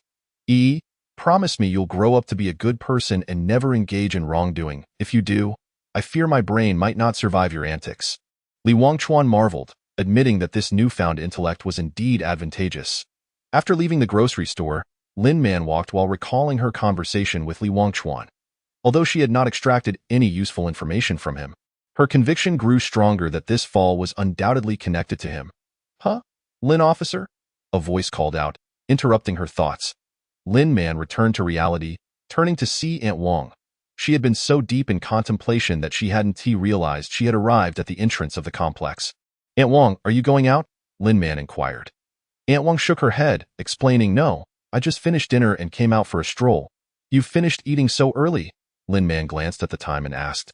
"Yes, we always eat early at home. It's been our habit for many years." Aunt Wang chuckled. "I see," Lin Man mused, glancing at the clock again, noting it was precisely 6:30 in the evening. Wait, the time. At that moment, Lin Man seemed to have uncovered a crucial piece of the puzzle. She quickly asked Aunt Wang, "You mentioned that your family eats at this time every day. Do you also come out to stretch your legs every day?" Aunt Wang paused in surprise, unsure why Lin Man was asking, but she answered, "Yes, it's become a habit. If I don't come out after meals, I feel uncomfortable all over." "And do you also come out to dispose of water every evening?" Lin Man pressed on. "Dispose of water? Oh, you mean the foot-soaking water? Well, back when we lived in a single-story house, we just poured it out the door. Now that we live in an apartment, I still haven't broken that habit. We live on the first floor, so I habitually dispose of the foot-soaking water outside." Aunt Wang explained. In that moment, Lin Man finally discerned where this seemingly reasonable accident actually contained its true flaw. The reason Li Wangchuan's statements had been unassailable was that every action he took upon arriving at the complex had witnesses, and that witness was none other than Aunt Wang herself. On the day of the incident, Li Wangchuan had first encountered Aunt Wang precisely at the time she was out for her evening stroll, immediately after finishing dinner. Their second encounter coincided with the moment she was disposed of water. On both occasions they met, Li Wangchuan unreservedly divulged his actions to Aunt Wang, who, being a warm-hearted individual, would undoubtedly experience a shift in her emotions upon learning of Lu Erye's malevolence. The reason Li Wangchuan initially stopped Aunt Wang was to allow her to harbor this indignation until their subsequent meeting. When Li Wangchuan, inebriated and seeking assistance, encountered this kind-hearted Aunt Wang, he was certain she would not stand idly by. Given her character, he was convinced she would voice her grievances against Liu Eryi. Once Aunt Wang spoke up, Liu Eryi, true to his nature, would not simply acquiesce, and a quarrel would inevitably ensue. Causing chaos in such a tumult, Li Wangchuan could act without drawing attention. Thus, as long as someone could attest that Liu Eryi's demise bore no connection to him, Li Wangchuan could truly become the uninvolved bystander. "What a cunning mind you possess, Li Wangchuan," Lin Man silently rebuked. With this realization, Lin Man hastily made her way to the grocery store, convinced that this time she would bring Li Wangchuan to justice. Chapter 12. The buyer of demon tears. At this hour, Li Wangchuan and Yi would typically be tidying up to head home. Yet today, to his surprise, Li Wangchuan remained in the shop. "Boss, it's time to close," Yi called out to Li Wangchuan. He glanced at the clock, hesitated for a moment, and replied, "I have a few matters to attend to. I need to wait for someone. You should head over to the fried chicken shop across the street for a bite. We will leave later." "All right, should I order something for you?" Yi inquired. After a moment's thought, Li Wangchuan responded, "Please order me some chicken nuggets with spicy sauce." "Okay." With that, Yi bounced out of the store while Li Wangchuan remained behind. Damn it. No sense of time whatsoever. We agreed to collect the goods 3 days from now. And here I am, about to close, yet they're still not here. Li Wangchuan grumbled. Despite being somewhat busy these past few days, he still remembered the initial transaction, his code of conduct as a hellwalker. Li Wangchuan waited impatiently, but as time passed without any sign of the person he was expecting, he finally decided to grab the keys and close up shop. "Welcome." The doorbell chimed. Li Wangchuan looked up to find a man standing at the entrance. Clad in a black tactical jacket, camouflaged pants, and somewhat worn tactical boots, with a backpack slung over his shoulder. The man wore a hat, obscuring his face. "Are you Gigi Boy?" the man asked in a deep voice. "That's me." "Are you the old mystic?" Li Wangchuan nodded and countered. The man slightly nodded but remained silent. This scene resembled the moment of confirming identities in an online romance. Li Wangchuan scrutinized the old mystic, pondering how one could guess such a moniker from his attire. However, he cared little, for the realm of demons and spirits was merely an underground trading platform disguised as an online game. As buyers and sellers, neither had the right to investigate the other's true identity. Thus, whether old mystic or old angel, as long as the payment was made, it constituted a transaction. Now that the other party had arrived to collect the goods as agreed, Li Wangchuan assumed the person was indeed the old mystic. The exchange was straightforward, goods for payment, and once the deal was done, there would be no further entanglements. Such was the rule of the trade. As for the possibility of someone impersonating another for a transaction, Li Wangchuan thought it was none of his concern. "Here, your requested item." Li Wangchuan retrieved a small vial from the front desk and handed it to the man. Containing exactly 10 drops of demon tears, no more, no less. The old mystic accepted the vial, gently opened it, glanced inside, and promptly closed it again. He then produced an envelope from his backpack and passed it to Li Wangchuan. Li Wangchuan opened the envelope, counted the money, and upon confirming the amount, extended his hand to the man, saying, "Pleasure doing business." Just as they were about to shake hands, the doorbell sounded once more. "Welcome." Li Wangchuan turned to see none other than Lin Man standing there. Momentarily stunned, "Oh no. What is this? Caught red-handed. What impeccable timing," Li Wangchuan thought to himself, realizing Lin Man's arrival at such a critical moment left him uncertain of how the buyer would react. "Put down whatever you have in your hands. Interlace your fingers behind your head and squat down," Lin Man commanded coldly. Li Wangchuan, feeling a surge of urgency, frantically gestured to Lin Man, but she chose to ignore him entirely. The old mystic glanced between Lin Man and Li Wangchuan before asking, "Brother, who is this?" It's a misunderstanding, just a misunderstanding. That person over there, please step outside." "Can't you see I'm busy?"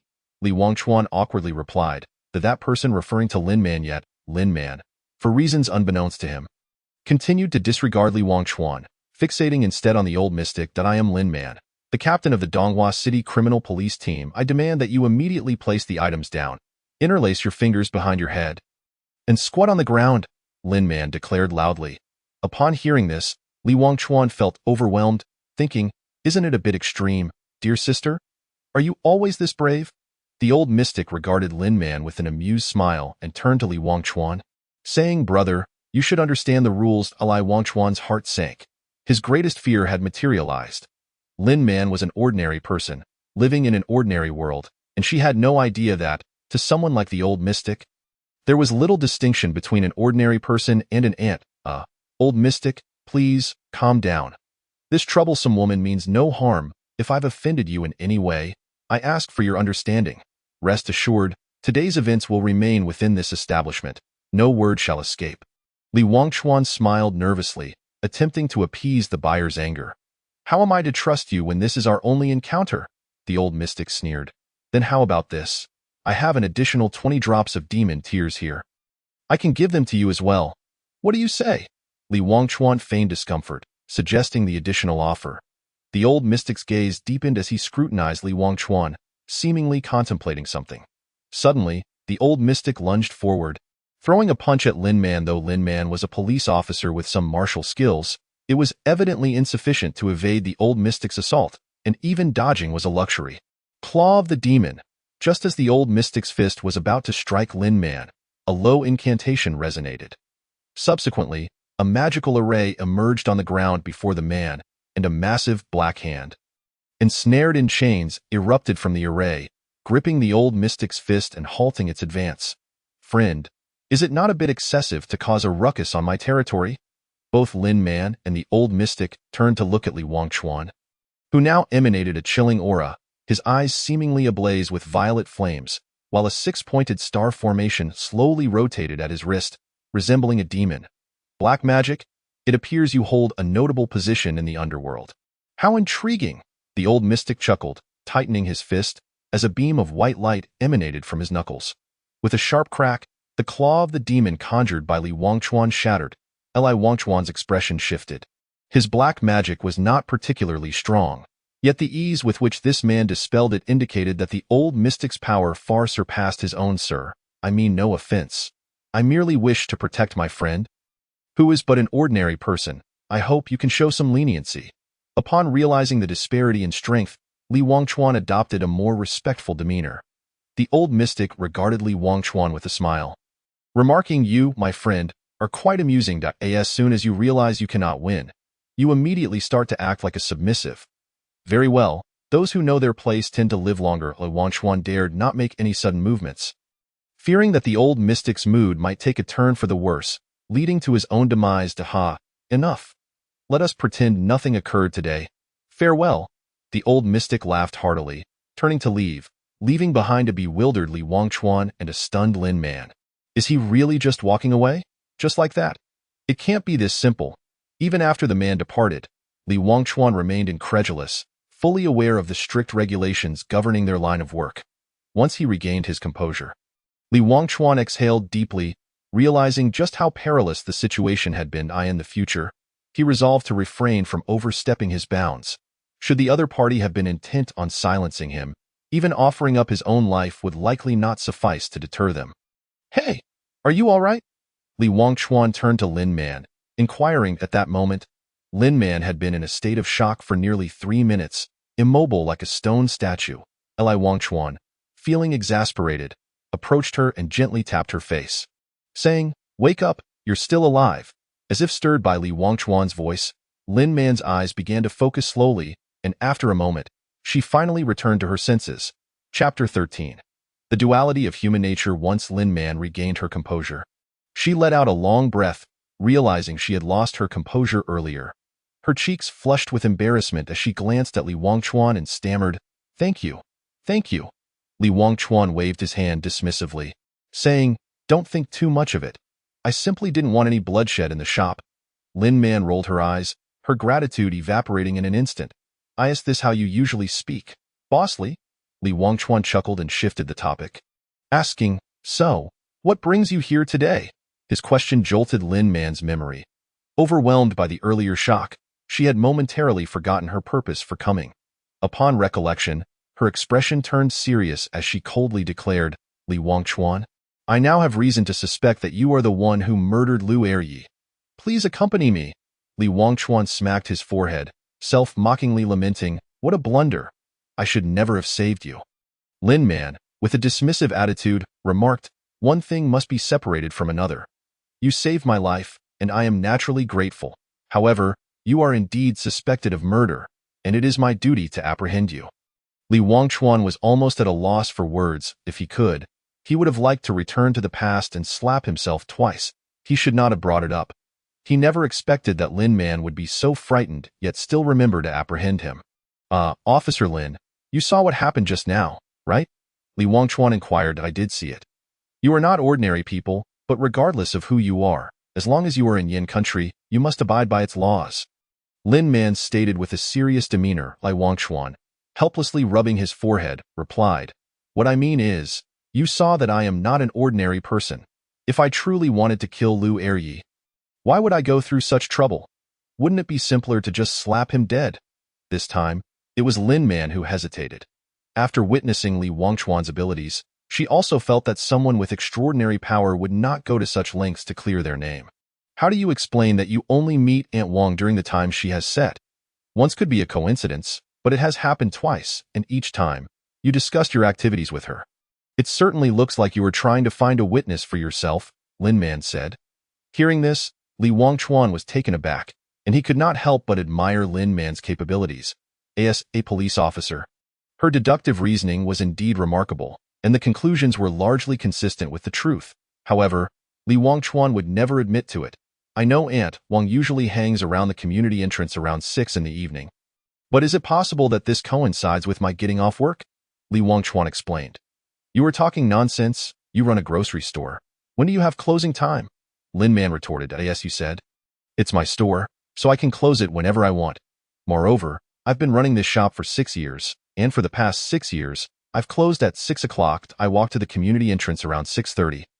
And I encounter Aunt Wang every day. If you don't believe me, you can check." Li Wangchuan patiently elaborated. "All right, even if that's the case, how do you explain your evening meetings?" Lin Man persisted, unwilling to be convinced.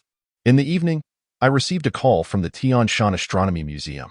That afternoon, Lu Eryi hit my sister in my store, and she ran off crying. The museum is her favorite place. So I called to ask, and they confirmed she had indeed gone there. I'm acquainted with the museum's director, who told me he would bring my sister back later. I only left Lu Eryi's house after I received the call that my sister was home. You can verify this with the museum," Li Wangchuan stated. Listening to Li Wangchuan's account, Lin Man fell into contemplation. Every word he said was logical and substantiated. He could clarify every issue. Could it be that she had indeed wronged him? "I will verify everything you said, but now we need to discuss the transaction you mentioned earlier," Lin Man said sternly. "Transaction? What transaction?" Li Wangchuan feigned ignorance. Lin Man's expression twitched. Indeed, Li Wangchuan was thick-skinned. Smuggling is also illegal. "You better come clean." As Lin Man clung to this matter, Li Wangchuan had no choice but to say, "Officer Lin, there are some matters you can manage, but I advise you to steer clear of others to avoid life-threatening risks." "Are you threatening me? I am a police officer, and upholding the law is my duty. I am not afraid of death regarding this matter," Lin Man declared. Li Wangchuan shook his head, saying, "It's not as simple as you think. You must understand that in this world, some things transcend the law. If I told you that there are indeed gods in this world, can you tell me if the law you believe in can restrain a god?" Li Wangchuan's questions weighed heavily on Lin Man's mind. He was right. The law restrains humans, not gods. In truth, Lin Man did not believe in gods. While most people bowed reverently before the statues of deities, she immersed herself in the study of the law, believing that even without divine governance, humanity could still thrive, and law was the cornerstone of that ideal. Observing Lin Man's expression, Li Wangchuan realized his words had resonated with her. And he continued, "Thus, Officer Lin, one must act within their means." Lin Man's expression was complicated. At that moment, her steadfast belief wavered slightly. Only after witnessing it with her own eyes did she come to believe that the world she lived in was not as simple as she had imagined. Li Wangchuan was not an ordinary person, nor was that earlier man, and compared to Li Wangchuan, he was even more formidable. Thus, it seemed that there must be existences in this world even more powerful than that man. Could it be a god? Lin Man did not know, but she was acutely aware that if such individuals intended to do harm, as an ordinary person, she would find it challenging to protect herself, let alone safeguard others. This feeling was an overwhelming sense of powerlessness, one that bordered on despair. "Li Wangchuan, are you a good person?" Lin Man asked softly. Li Wangchuan pondered for a moment, then revealed a bitter smile. He did not even know if he counted as a person. How could he know if he was a good person? Perhaps you are right. Some matters do indeed exceed my capabilities. However, if we continue to retreat, evil will run rampant. What we must do is confront it head-on, even at the cost of our lives, Lin Man declared solemnly. Lai Wangchuan gazed at the resolute Lin Man, his expression complex. Lin Man turned to face him earnestly, stating, "Only you know whether what you do is harmful, but think carefully about the people around you. If one day your actions harm your family, will you still be able to calmly say act within your means as you do now?" I doubt Lai Wangchuan began, but Lin Man interrupted him, saying, "You need not answer me. Just because I do not apprehend you today does not mean this matter is over. I will keep a close watch on you. And should you break the law, I will be the first to arrest you." Chapter 14. The Genius and the Genius. A month later. Bring me 2 ice creams in the grocery store. Lin Man leaned against the counter and called to Yi. Upon hearing her, Yi rushed to the freezer, retrieved the 2 most expensive ice creams in the store, and hurried back to Lin Man, extending her small hand to present them. "Sister Lin Man, here you go." Lin Man accepted the ice creams with one hand and affectionately ruffled Yi's hair with the other, saying, "Thank you, Yi. You are so kind." Meanwhile, in a corner where no one noticed, Li Wangchuan was glaring at the scene before him, his fists clenched tightly, fixated on the ice creams in Lin Man's hand. Drip, drip. It was his heart bleeding. Finally, Li Wangchuan could no longer contain himself. The pent-up anger exploded at that moment as he shouted, "Shut up!" Lin Man looked at Li Wangchuan in confusion, pausing her actions, and replied in bewilderment, "What are you shouting about? Are you crazy? Am I crazy? I say, big sister, this is my store, and you are eating ice creams from my shop. Did you pay for them before eating?" Li Wangchuan yelled. Lin Man glanced at the ice creams in her hand, then at Li Wangchuan, before taking a bite and mumbling, "I know, it's just 2 of your ice creams. Is it really that stingy, bossly?" Li Wangchuan was genuinely enraged to the point of laughter as he approached Lin Man and suppressed his anger, saying, "I say, Officer Lin, you have been eating and taking from me for a whole month. You call me stingy? I just don't understand. Are you police officers always this idle? I open my shop for 8 hours a day, and you hang around here for 8 hours? Isn't the case already closed? What are you doing here wasting time?" Lin Man nonchalantly replied while eating the ice cream, "The case of the fall has been closed. But the root cause is that there is not enough evidence to prove that you are the murderer. Rushing to close the case does not align with our professional ethics. Besides, you are classified as a superhuman, a potential hazard. As a police officer, it is entirely reasonable for me to supervise you. Thus, I have applied to the Bureau to temporarily relinquish my position as team leader and implement close supervision over you." Li Wangchuan smiled and nodded, unsure whether to be pleased or amused, and asked, "Well then, Officer Lin, a month has passed. Have you found anything out?" "Well, not yet, but, over the past month, I have realized something. Since you possess special abilities, is it possible that you indeed have methods that we cannot detect, capable of corroding the railings? What do you think?" Lin Man chuckled lightly. "Heh, if I really had that method, I would definitely start by corroding your arrogant demeanor. You can investigate as you please. I won't entertain you anymore with that." Li Wangchuan, in a fit of anger, turned to leave, but after he turned, beads of fine sweat inexplicably appeared on his forehead. Summer in Donghua City is indeed sweltering. Upon returning to the 2nd floor, Li Wangchuan sat at his computer. This time, he did not open the world of demons but instead accessed a web page that appeared to be the dark web. Entering a few keywords in the search bar, Donghua City Criminal Police Team, Lin Man. After loading, the screen began to display numerous pages, each related to Lin Man, age 20, a native of Donghua City. Enrolled in the Capital Police University at the age of 15, graduated at 17, and returned to her hometown. Due to her exceptional academic performance, she was admitted to the police force as an exception. Over the past 3 years, she has solved countless cases, advancing rapidly, repeatedly achieving merit, and becoming the youngest criminal police captain in the history of Donghua City. TSK, what a genius. I thought so. With just a few strands of clues, one can reconstruct events to an impressive degree of accuracy. Indeed, there is some talent involved. Li Wangchuan scrutinized Lin Man's personal profile, occasionally nodding in agreement. Of course, it also contains several personal photographs of Lin Man.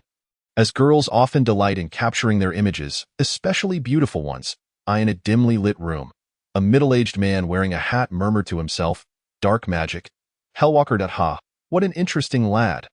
I wonder if Mr. Shen would be so enraged upon seeing you now that he would rise from his grave.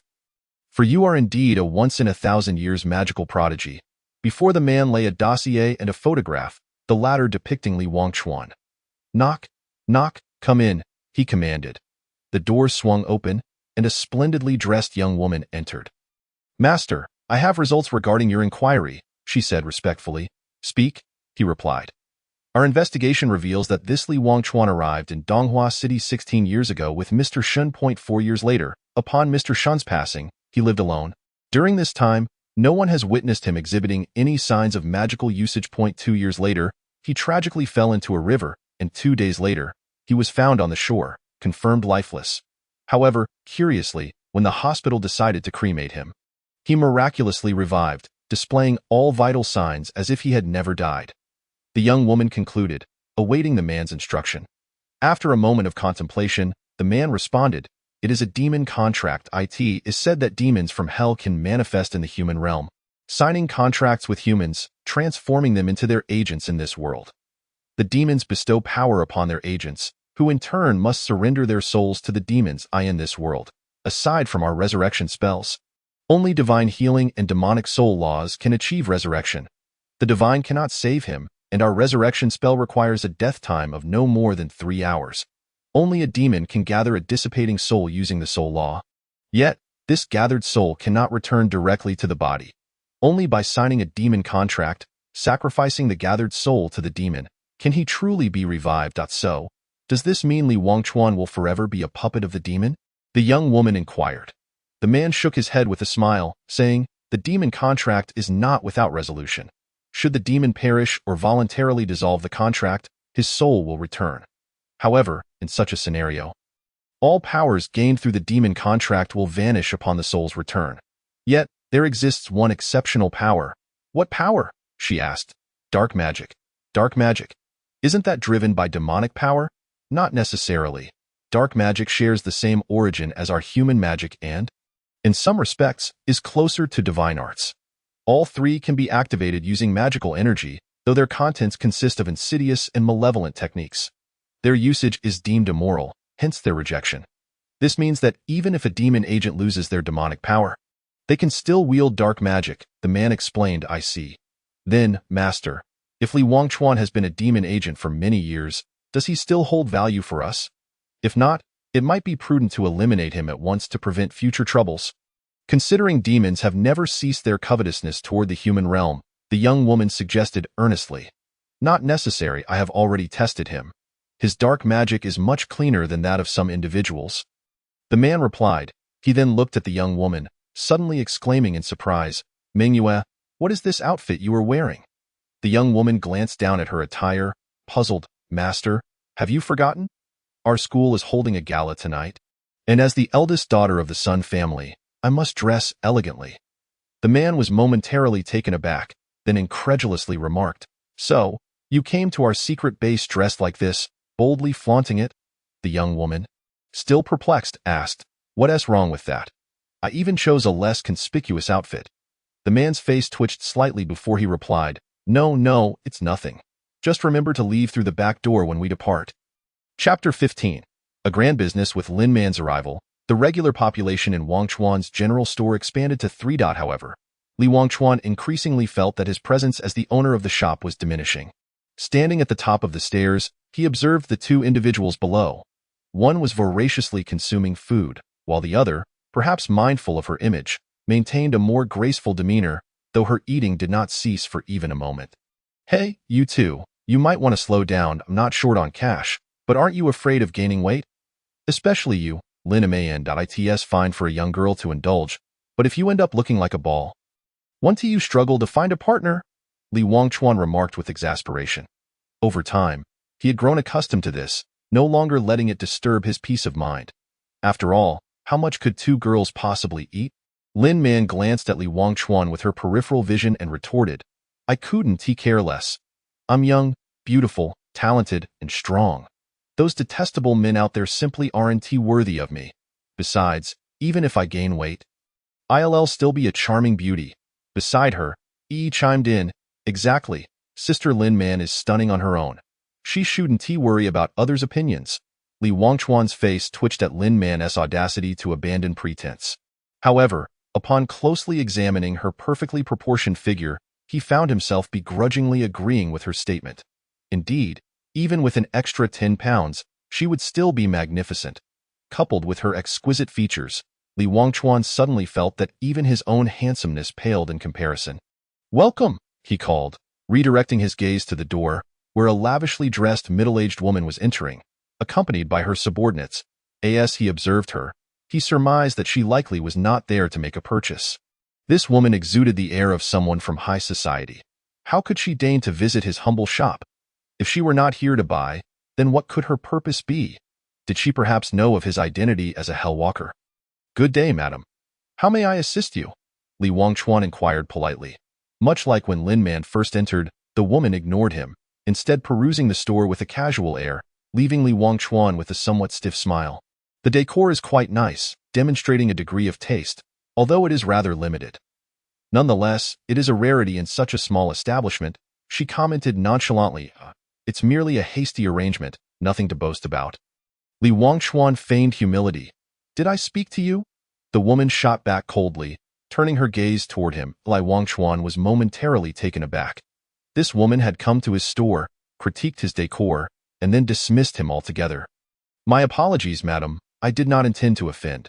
Might I inquire what you seek in my shop?" The woman removed her sunglasses, scrutinizing Li Wangchuan before stating, "You are the owner?" "That would be me," Li Wangchuan replied. The woman nodded, then gestured for her subordinates to bring forth a box. Upon opening it, it revealed an abundance of cash, estimated to be around 300,000. She placed the box on the counter. Addressing Li Wangchuan, 5 stalks of Zijingzi. "This is the deposit." Li Wangchuan smiled faintly, playing the fool. "I'm sorry, madam, but I do not sell flowers. Stop pretending that I know who you are. Keep the money. I will come to collect the goods at 8 o'clock the day after tomorrow. If the transaction goes smoothly, I will continue to source from you, paying 130 of the market price. Rest assured, money will not be an issue." With that, the woman turned and left, leaving Li Wangchuan in a state of bewilderment. 130. Is money really this easy to earn these days? Li Wangchuan murmured in disbelief. He began calculating. On the market, a single stock of Zijingzi sold for 200,000. At 130, that would amount to 260,000, 5 stocks totaling 1,300,000. Good heavens! I'm about to strike it rich. As Lin Man observed the drool almost spilling from Li Wangchuan's mouth, she could not help but bring him back to reality, frowning as she asked, "Are you certain your side business is legal? Even bank robbers don't make money this quickly." Li Wangchuan wiped his mouth, chuckling. "Of course it's illegal, but it's merely a violation of divine law. So it's none of your concern." "Li Wangchuan, I warn you, that woman appeared to be an ordinary person. You should think carefully before proceeding," Lin Man said sternly. Li Wangchuan shrugged indifferently. "Then why not go arrest her?" "I am just a seller.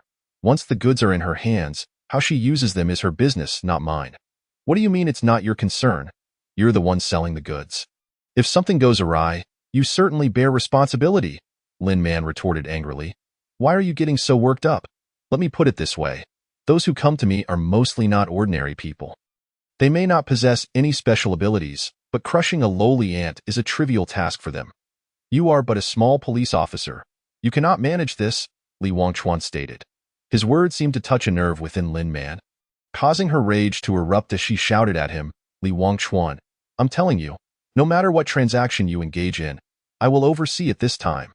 Since Lin Man has decided to become a police officer, she absolutely will not be one to cower in the face of danger. "Very well, do as you please, but should you encounter peril again, do not expect me to rescue you as I did last time. After all, I am averse to trouble. My previous intervention was merely to prevent a calamity in my establishment, nothing more." Li Wangchuan, too, was incensed. He offered his well-meaning advice, yet Lin Man remained an ignorant soul, blissfully unaware of the consequences. If she wished to court danger, he felt no obligation to intervene at all. And you may have overlooked something. In every transaction, it is not only the buyer who may resort to silencing others. If you truly jeopardize my endeavors, do not blame me for my lack of mercy." With that, Li Wangchuan turned and ascended the stairs. Lin Man gazed at his departing figure, feeling an unfamiliar chill emanating from him. Though they had known each other for a month, this was the first time she had witnessed such a cold demeanor from him. However, after a moment of reflection, she recognized that these individuals, conducting their affairs before her eyes, posed a threat to the safety of ordinary citizens, for which she could not absolve herself. Thus, she resolved to uncover the true nature of Li Wangchuan's so-called transactions. Yi observed the discord between the two, her expression a tapestry of complexity. She was unsure how to mediate the situation. Li Wangchuan was not wrong. Having lived alongside him for many years, she knew the nature of his clientele and understood that they inhabited a world entirely separate from that of ordinary people, indifferent to the plight of the common folk. Yet, she empathized with Lin Man. For as a police officer, combating evil was her duty. The majority of Li Wangchuan's dealings involved perilous goods, and she was oblivious to their ultimate fate. Li Wangchuan never inquired. However, should these items incite catastrophe, he would become the architect of disaster. Chapter 16. Li Wangchuan's contemplation. The snow crystal flower blooms in the fourth layer of the frigid hell. While not particularly rare, its harvesting is fraught with difficulty. Li Wangchuan had previously attempted to gather it, nearly succumbing to the icy conditions. He held a profound respect for the severe climate there, thus he resolved to order a set of polar mountaineering gear and procure additional equipment. Striving for thorough preparation, however, before attending to these matters, he faced a vexing dilemma. Lin Man, although their acquaintance had been brief, he was acutely aware of her character. Since she expressed a desire to become involved, she would undoubtedly act on it. Regardless of her motives, Li Wangchuan felt compelled to find a way to dissuade her. What madness possessed Lin Man to risk her life recklessly? He scolded inwardly. In truth, Li Wangchuan found himself at a loss regarding Lin Man. He could only blame his own momentary negligence for attracting her attention, leading to a predicament where he could neither strike nor eliminate her. Should he resort to cursing her? No, such punishment was unwarranted. Perhaps he could incapacitate her, bind her, and release her post-haste after his affairs were concluded. That, too, was untenable. Li Wangchuan pondered various strategies, yet none proved satisfactory. Suddenly, he recalled a spell from the realm of dark magic known as the Shadow of the Night Demon, which could conjure a doppelganger capable of lasting up to 48 hours. By expending a portion of his mental energy, he could control the actions of this duplicate, the effect being sufficiently convincing. The path of a sorcerer encompasses 9 realms: ethereal, spirit radiance, dawnlight, starlight, moonlight, solar, revelation, sacred soul, and divine oracle, each consisting of 9 grades. Presently, he was merely a 9-star dawnlight sorcerer, and his magical energy fell short of the requirements to cast the Shadow of the Night Demon, which filled him with regret. How he lamented not dedicating himself to the study of magic earlier. Truly, one only comes to appreciate the scarcity of resources at the moment of need. I am but a step away from starlight level. If I could break through within a day, my magical energy might barely meet the minimum requirements for casting the spell, but such an outcome would drastically reduce the duration of the doppelganger's existence, limiting it to merely 1 hour. A comprehensive plan must be devised, he mused. Downstairs, having just concluded a heated argument, Lin Man took a moment to steady her emotions before hastening towards the police station.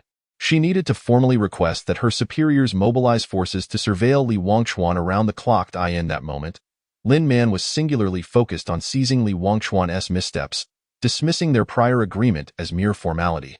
Perhaps it had never held weight, given that Li Wangchuan had not been entirely forthright. Dad, please arrange for a team to monitor him. Li Wangchuan is problematic and must be watched, she urged anxiously over the phone. On the other end, Lin Gui, hearing the urgency in his daughter's voice, was taken aback. Did you not already request to personally monitor him? What new development is this? Lin Man found it difficult to convey the situation in just a few sentences.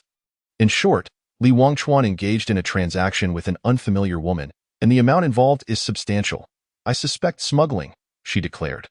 Lin Gui pondered for a moment before asking, could it be that you were being overly cautious? If the transaction were illicit, why would it be conducted in your presence? Lin Man's agitation heightened, yet she quickly regained her composure. When she initially applied for the investigation, she had merely indicated her suspicions regarding Li Wangchuan's continued involvement in dubious activities, without disclosing the extraordinary circumstances surrounding him. Although she yearned to clarify matters with Lin Gui, she understood that the fewer individuals privy to this information, the safer it would be. She did not wish for him to become entangled in this predicament.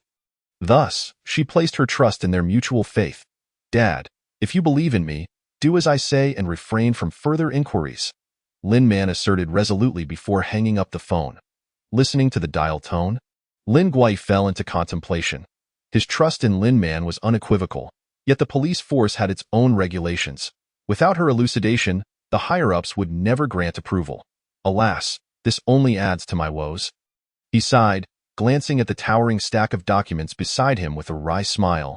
Meanwhile, after instructing Yi not to allow anyone to disturb him, Li Wangchuan approached the intricate pattern once more.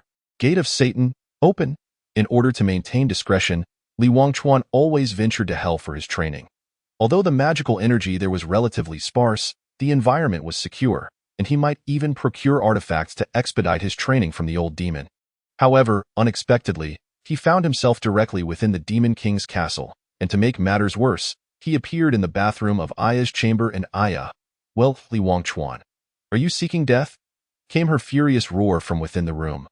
Li Wangchuan gazed upon the princess, resembling a humanoid tyrannosaurus, and felt a shiver resonate within his very soul. "Misunderstanding? Aya, please allow me to explain." "No, wait, let me clarify." Following a rather tumultuous encounter, Li Wangchuan finally secured a moment to elucidate his intentions. Though Aya was well aware that his teleportations were random, and her chastisement was merely a reckoning of past grievances. "Boss Li, do enlighten me. What brings you here this time?" Aya, wrapped in a bathrobe, languidly reclined on her bed. Li Wangchuan sat on the floor, cradling his swollen cheek, and lamented his plight with sincerity. "He feels as though I have encountered a deity. Even the illustrious Boss Li has aspirations to cultivate." Aya teased with a smile. Li Wangchuan offered an awkward smile.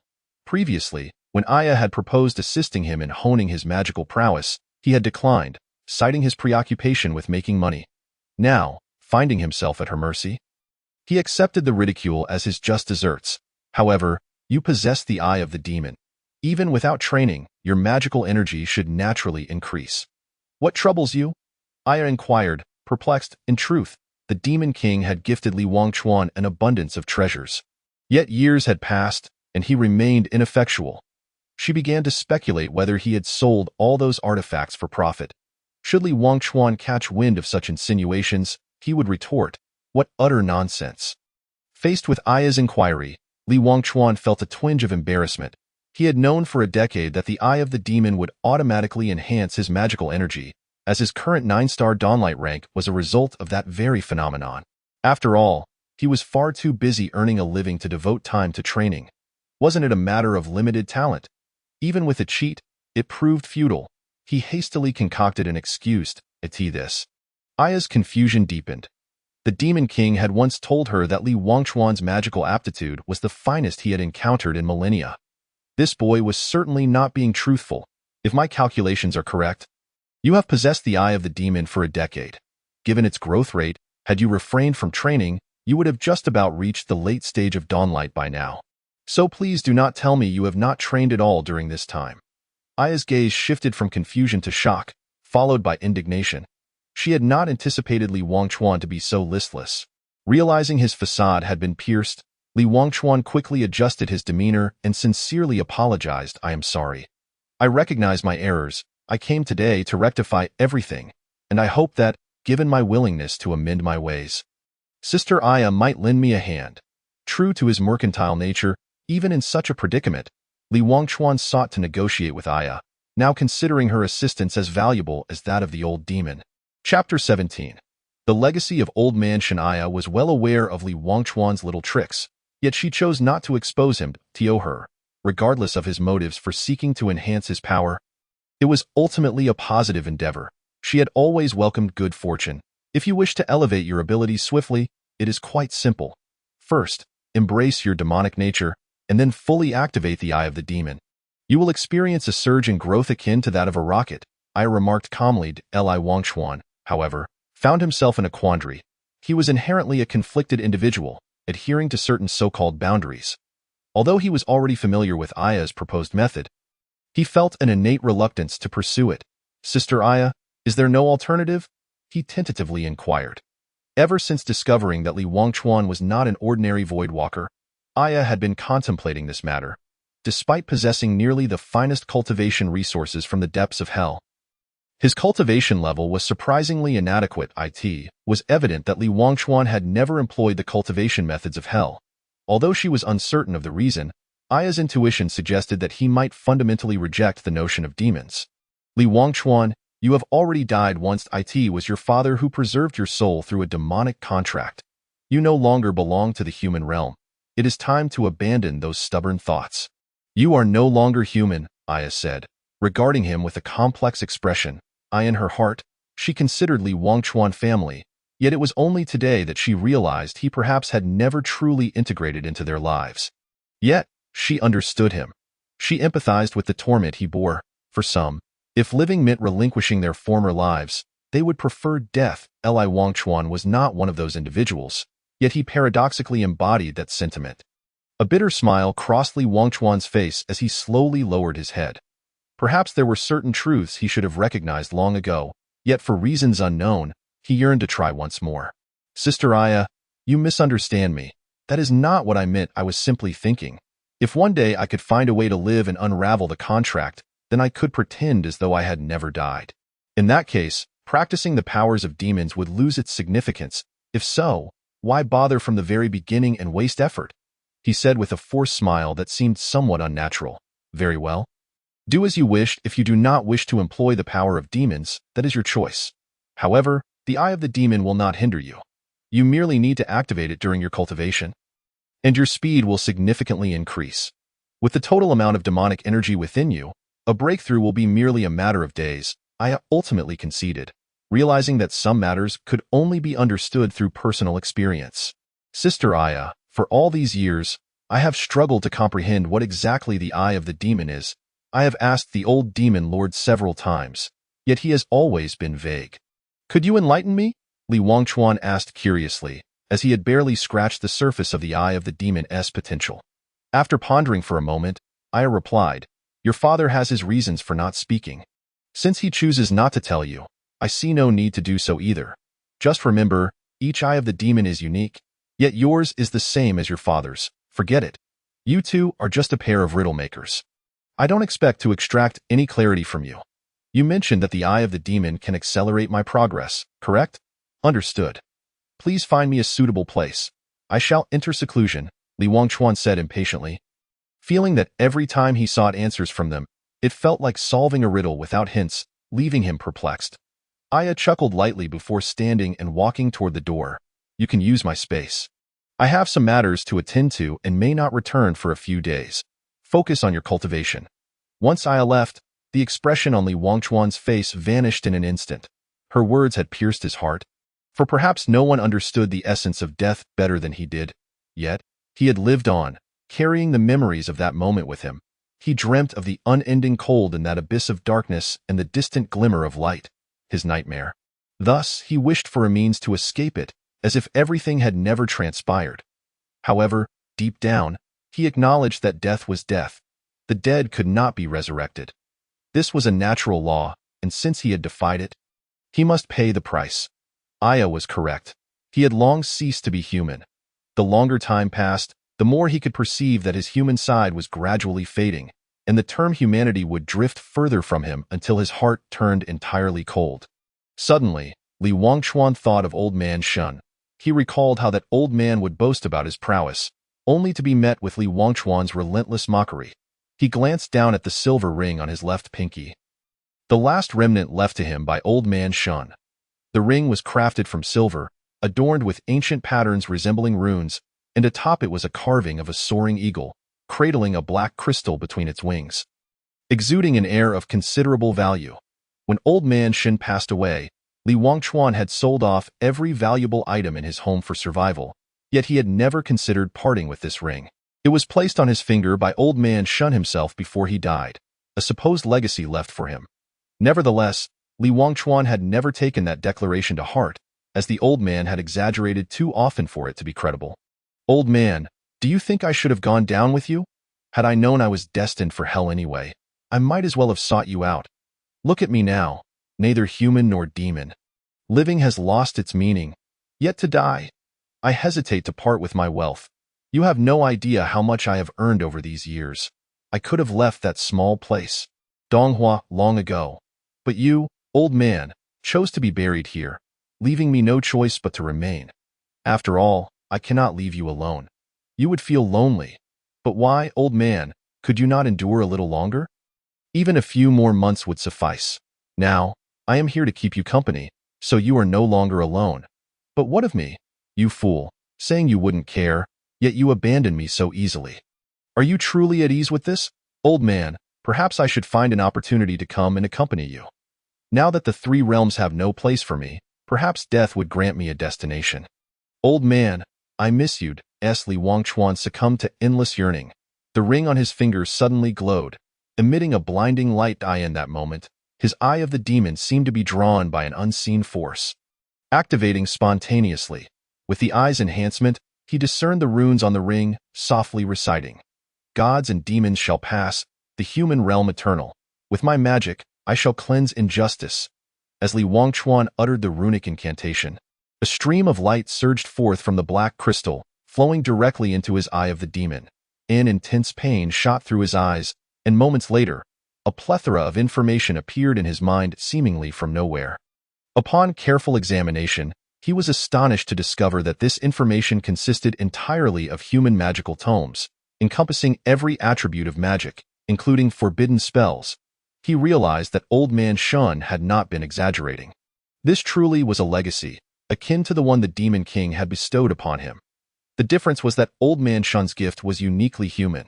Although Li Wangchuan was still uncertain of Old Man Shun's intentions in providing him with this knowledge, he understood that from this moment forth, he could cultivate openly and without a trace of psychological burden. This was, indeed, a long-sought aspiration. Old man, I have received what you left for me, but regrettably, I shall have to delay my visit to accompany you. You understand, do you not? Thank you, old man. Chapter 18.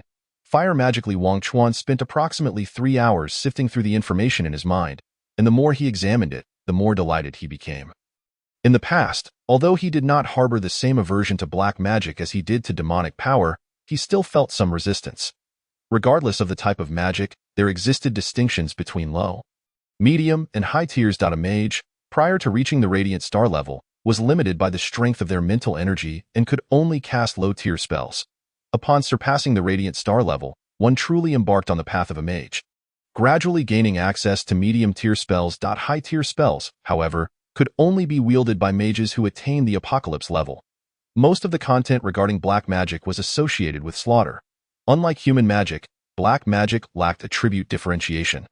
Encompassing various elements, from the high-tier black magic onward, all forms of magic began to intertwine with the soul, and manipulating souls was a hallmark of demons. Li Wangchuan had already mastered medium-tier spells.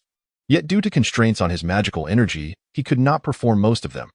Among the black magic he had learned, the majority were primarily fire-based. If I were to simultaneously cultivate fire magic, then even if I mixed in some black magic, I could at least conceal it somewhat, Li Wangchuan contemplated. However, he also recognized that the immediate priority was to break through to the Radiant Star level. He could practice fire magic directly at the medium tier once he achieved that breakthrough. With a resolution in mind, Li Wangchuan ceased his procrastination and moved to the center of his chamber, channeling magical energy through his fingertips to inscribe symbols upon the ground.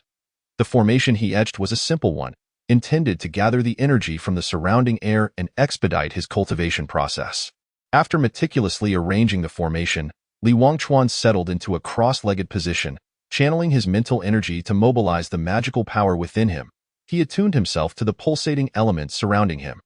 The practice of a mage encompasses two fundamental aspects: the enhancement of one's mental fortitude to bolster control over elemental forces, and the absorption of elemental energies from the air, converting them into personal magical reserves. Only upon surpassing the threshold of mental prowess can one augment the totality of their internal magic. The so-called realm of a mage is, in essence, a reflection of their mental state. Typically, mages can only absorb elemental forces corresponding to their innate attributes, resulting in an internal magical essence that mirrors these elemental properties. However, Li Wangchuan was an anomaly. He had scarcely engaged in training, and the few occasions he did so were marked by an indiscriminate absorption of all energies that came his way. Consequently, he harbored an exceedingly rare form of formless magical power. Remarkably, Li Wangchuan had never recognized this peculiarity. In his understanding, a mage should be capable of wielding all forms of magic, and he had never pondered why only fire mages could perform fire magic. With his eyes firmly shut, Li Wangchuan's consciousness penetrated his body, allowing him to distinctly perceive the elemental energies dancing in the air. Each element seemed to beckon to him, and he was taken aback. Though he had occasionally practiced before, he had never felt such a connection as today. An instinctive thought crossed his mind. If he merely gestured with his fingers, these elements would rush toward him. Could it be that I possess some innate cultivation body? How had I not realized this before? Previously, I thought possessing a demon eye that could cultivate automatically was already an unfair advantage. Yet now I find I have an accelerator as well. Alas, I can already envision the solitude that comes with invincibility, Li Wangchuan mused. After adjusting himself, he began to fully channel his magical energy, causing the surrounding elements to surge into his body like a siphon. Once inside, these elemental forces seemed to receive some sort of directive, commencing a process of self-purification and expelling all impurities, leaving only the most refined energies to merge into his sea of magic. Immersed in his practice, Li Wangchuan remained blissfully unaware that this phenomenon within him would undoubtedly draw the attention of other mages, who would seize him for research. In the human realm, mages typically undergo tests to ascertain their elemental affinity when selecting their attributes. This serves to assess their innate talent and determine their future developmental trajectory. Although theoretically, anyone with elemental affinity can practice corresponding magic, elemental forces inherently repel one another, especially those of conflicting attributes. Many mages discover multiple affinities during testing, yet they invariably choose the one with the highest compatibility, as this not only accelerates their training but also enhances their affinity as they advance in rank, maximizing their potential. Consequently, most mages devote their lives to mastering a single elemental magic. However, exceptions exist among mages. Some may find that they possess two elemental affinities exceeding 60, qualifying them to practice both types of magic. Yet, a prerequisite exists. The two elements must be complementary, at the very least, unrelated, and absolutely not conflicting. For instance, fire and wind, or water and ice, are complementary elements. Such mages are the most common among dual-element practitioners. Beyond this, only a select few possess a unique constitution that allows them to practice three or more elemental magics without being bound by the principle of conflict. Though this remains largely relegated to legend in today's human realm, even dual-element mages are exceedingly rare, let alone others. Due to this unexpected boon, Li Wangchuan's training progressed remarkably smoothly. Within merely 2 hours, he approached the threshold of the morning light level. Who would have thought that I am indeed a genius? Had I known of this talent, I would have never been so negligent, Li Wangchuan thought with pride. The bottleneck is a challenge every mage must confront, and Li Wangchuan had mentally prepared himself. Before attempting to break through, he even accumulated extra magical power, determined to ensure a flawless transition. Yet, to his astonishment, the bottleneck at the Shining Star level shattered as easily as paper at the slightest touch, with the amassed magical power erupting forth like a fountain, swiftly filling the expanding sea of magic. Could it be that this is a breakthrough? Is it truly this simple? Is this the nature of the bottleneck? Li Wangchuan questioned, bewildered. Since receiving the inheritance from Old Man Shun, it seemed that everything was unfolding in ways he could not have anticipated. How foolish was I to worry about an arduous training journey, only to find this breakthrough akin to merely closing and opening my eyes. If this were to spread, I wonder how many would be envious, he thought. His pride soaring to new heights, he felt an overwhelming sense of strength. Blissfully unaware that this was merely a breakthrough to the Shining Star level, now, he could confidently practice fire magic. Let us see. Yes, I shall begin with you. Explosive flame technique, with a forceful shout. A fiery red magical array erupted from his wrist, emanating intense heat from his palm. In an instant, a massive fireball formed, hurtling toward the wall. In his eagerness to practice the new spell, Li Wangchuan almost forgot that he was still in Aya's chamber. As the fireball neared the wall, his expression visibly shifted to one of panic, his mind racing for a solution. However, the force of the flames offered him no time to think. The enormous fireball struck the wall, creating a gaping hole and sending a cloud of dust billowing into the AI art. Li Wangchuan. What have you done? A voice that sent chills down his spine echoed from outside. It was Aya. Oh no! Did she not say she would not return for some time? I'm doomed. I'm doomed. Li Wangchuan felt like an ant on a hot stove, having irritated this fierce woman twice in one day. He had no idea how he could appease her wrath. Aya, why have you returned? He asked awkwardly. Aya's face was ashen as she stared at the large hole in the wall, then turned her gaze to Li Wangchuan. She had indeed been out on an errand, but halfway through, she remembered she had forgotten something and turned back. Just as she reached the door, she witnessed a massive fireball shatter the wall beside her.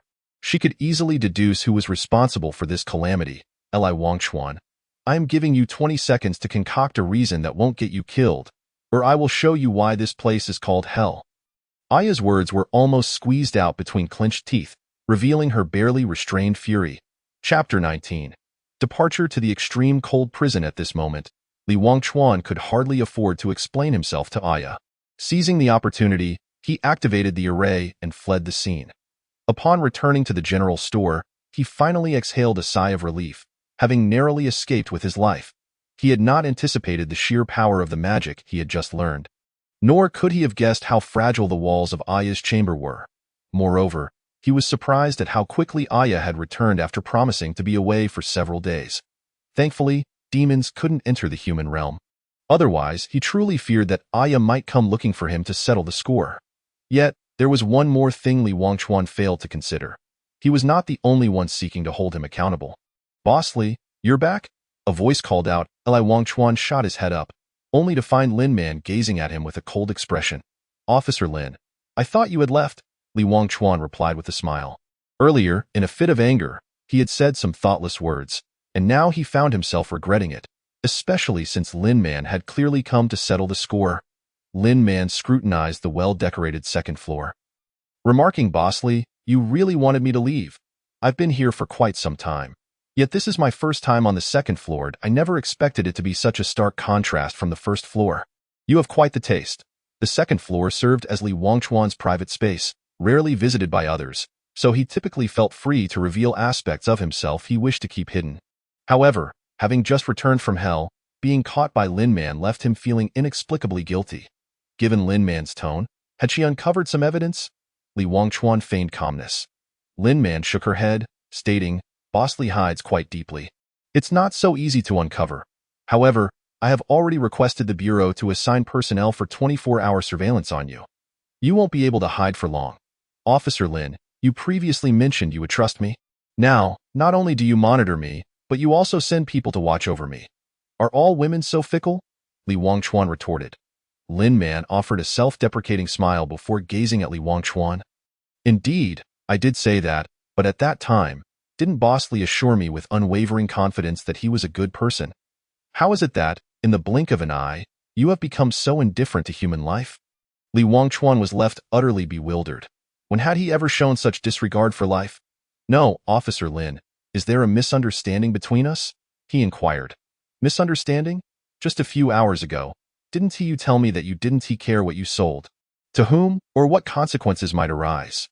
Didn't you also say that if I insisted on interfering, you wouldn't mind killing me to silence me? Boss Li, you truly have a selective memory, Lin Man replied. After hearing Lin Man's words, Li Wangchuan felt a headache coming on. The rules of trade dictate a policy of non-interference. He merely spoke the truth, and that latter comment was just meant to frighten Lin Man. How had she taken it seriously? Now, faced with this predicament, Li Wangchuan found himself at a loss for how to navigate the situation. Officer Lin, you and I belong to two entirely different worlds, each governed by our own rules. Furthermore, once this item is sold, if you wish to conduct an investigation, it should be directed towards the buyer. I am merely a merchant, Li Wangchuan stated. Indeed, you are but a merchant, which is why your focus lies solely on profit. You claim we inhabit separate realms, yet we all exist within the same space. Ordinary individuals stand defenseless against those of you with extraordinary abilities. How can you assure that you will never harm the common folk? Officer Lin, I comprehend your concerns, yet you have acknowledged that you are merely ordinary people. They have no regard for your kind. Even if they were to commit murder, what could you, as an ordinary person, possibly do about it? To be frank, I harbor no concern for whether you live or die. It is beyond my purview, and I have no desire to involve myself. However, you are a good person, and I do not wish for you to lose your life because of this, which is why I have repeatedly urged you to refrain from meddling. Do you understand? Yet, Li Wangchuan, if one day the items you sell lead to the demise of your closest kin, would you still nonchalantly declare that you cannot intervene? Faced with Lin Man's inquiry, Li Wangchuan felt that the other party was making a mountain out of a molehill. To put it bluntly, it was nothing short of an overflow of compassion. Li Wangchuan wished to ask, if such a day were to come, on what grounds would you believe you could intervene? Officer Lin, further discussion is futile. We are merely strangers crossing paths. I have spoken at length, and that should suffice. If you truly wish to intervene, then do so. If you intend to monitor me, I harbor no objections. The transaction is set for the day after tomorrow. Do not blame me for any troubles that may arise then, for I have warned you. With that, Li Wangchuan descended the stairs and made his way outside. Where are you going? Lin Man inquired. Without turning back, Li Wangchuan replied, you may follow and see for yourself. After a brief moment of hesitation, Lin Man gritted her teeth and followed suit, simultaneously instructing through her intercom. Team 1, come with me. Everyone else, keep a close watch here and miss no details. Received. Came the response from the intercom. Li Wangchuan was not headed anywhere else. He simply intended to visit an outdoor store to purchase some gear. Lin Man followed closely and indeed found nothing amiss. After acquiring the necessary supplies, Li Wangchuan purchased a mountaineering backpack, cramming all his gear into it before requesting a suitable windbreaker from the shop owner. He then headed into the fitting room with the pack while Lin Man stood outside, perplexed as to why Li Wangchuan would buy such items in the sweltering summer, though she surmised it must be related to the upcoming transaction. Time passed, and Lin Man grew increasingly uneasy as she awaited his return. Sensing something was off, she dashed into the store and flung open the fitting room door, only to find that Li Wangchuan had already vanished. Of course, Li Wangchuan was not foolish enough to allow Lin Man to follow him indefinitely. After changing clothes, he activated a teleportation array leading to Heldai. In truth, the teleportation array was one he had drawn himself. The design on the second floor of the shop was merely a pre-prepared sketch. Although he had offended someone in both realms, his teleportation attempts often went awry, leading him to believe that even if he sought to settle scores with him, she would have to find him first. Despite having been a Hellwalker for years, Li Wangchuan seemed yet to grasp the nuances of teleportation, but this time, fortune appeared to favor him. Upon completing the teleportation, he was met with a biting cold wind that made him shiver. Before him lay an expanse of ice, flurries of snow swirling in the air, stinging his face, interspersed with the distant cries of what resembled eagles, blending with the howling wind to create an eerie tranquility. This was Li Wangchuan's destination, the fourth prison, Extreme Cold Prison. Hell comprises 9 layers, each with its unique environment. The first 6 layers present various extreme conditions, while the final 3 are strictly off-limits by the Demon King's decree, a place even Li Wangchuan had yet to visit. The Extreme Cold Prison, where he currently found himself, is the source of the chill that permeates all of Hell. No one knows the origin of this cold. It has existed since Hell's inception, a frozen wasteland. With another piercing eagle call, Li Wangchuan looked up, yet saw no sign of any birds. Could there truly be life in this desolate land? Battling the wind and snow, he pressed further in. Over the years, he had memorized the locations of nearly all Hell's specialties, and the snow crystal fungus he sought was located at the heart of the Extreme Cold Prison, Snow Emperor Peak. Chapter 20. Universal Magic Power. Li Wangchuan's last visit had been 3 years prior, when he had just entered the Spirit Radiance level, driven by the ambition to explore every specialty of Hell. That excursion had nearly cost him his life. The Extreme Cold Prison appeared no different from the icy plains of the human realm, yet its temperatures were terrifyingly low in the human realm. Even the coldest winter glaciers rarely dipped below -60 degrees, whereas here, -60 was considered mild. On his first visit, clad only in a down jacket, he was immediately met with a lesson from the biting wind. For reasons unknown to him, an indomitable urge to press forward surged within him, compelling him to brave the cold and venture deeper. The outcome was predictable. His arrogance led him astray in the valley, leaving him just one step away from becoming a frozen statue. Fortunately, The Demon King's men arrived in time to save his life. It was during this encounter that he discovered the Demon King had been monitoring him. Every action under the Demon King's scrutiny. Initially, he felt furious, yet eventually, he reconciled with the reality that since the Demon King was aware of his every move, he might as well leverage this to his advantage, leading to his later habit of shouting at the Demon King upon entering hell, prioritizing convenience over complications. However, this time he did not seek the Demon King's aid. Firstly, he had just broken through to the Morning Light level, and it seemed an opportune moment to hone his skills and gain a better understanding of his own power. Secondly, he recalled Lin Man's words before he departed. Throughout, Li Wangchuan had regarded himself as a human. Yet only after clashing with Lin Man did he gradually realize that he had seemingly grown indifferent to the fate of ordinary lives. He had long overlooked the influence of the Demon King's agents on him. While he was not a mindless killer, he felt no remorse when he killed Lu Eryi, as though it were merely a routine task. When Lin Man questioned him on how he could guarantee that ordinary people would not be harmed, his initial reaction was to deem her overly sentimental. Yet he failed to remember that Lin Man was indeed an ordinary person. Her words were spoken from the perspective of one who was common. He should have stood alongside her, but he belatedly realized he had positioned himself on the side of the demons. Now, Li Wangchuan sensed that he might not be able to return. Thus, he instinctively chose to venture alone this time. Avoiding the Demon King's assistance, he sought to delineate his boundaries with the Demon King, attempting to reclaim the essence of himself that he feared was slipping away, even though the Demon King was undoubtedly observing all his actions. Snow Emperor Peak was quite conspicuous, the highest point in the extreme cold prison. Having learned from past experiences, Li Wangchuan navigated with a clearer sense of direction this time. I recall reading that snow crystal fungus is a treasure of ice, coveted by all ice mages. What could that lady possibly need so much for? Perhaps influenced by Lin Man's words, Li Wangchuan found himself pondering the intentions of this significant client. Never mind, I am a professional hellwalker. Rules are rules. In the next instant, he cast aside such thoughts, for he was, at his core, merely a merchant. Li Wangchuan pressed onward. With his mastery of fire magic, his resistance to cold had significantly improved. And equipped with ample cold-resistant gear, the frigid temperatures posed no major issue. Soon, he reached the foot of the mountain. Looking up, he beheld the towering Snow Emperor Peak, a colossal pillar piercing the clouds.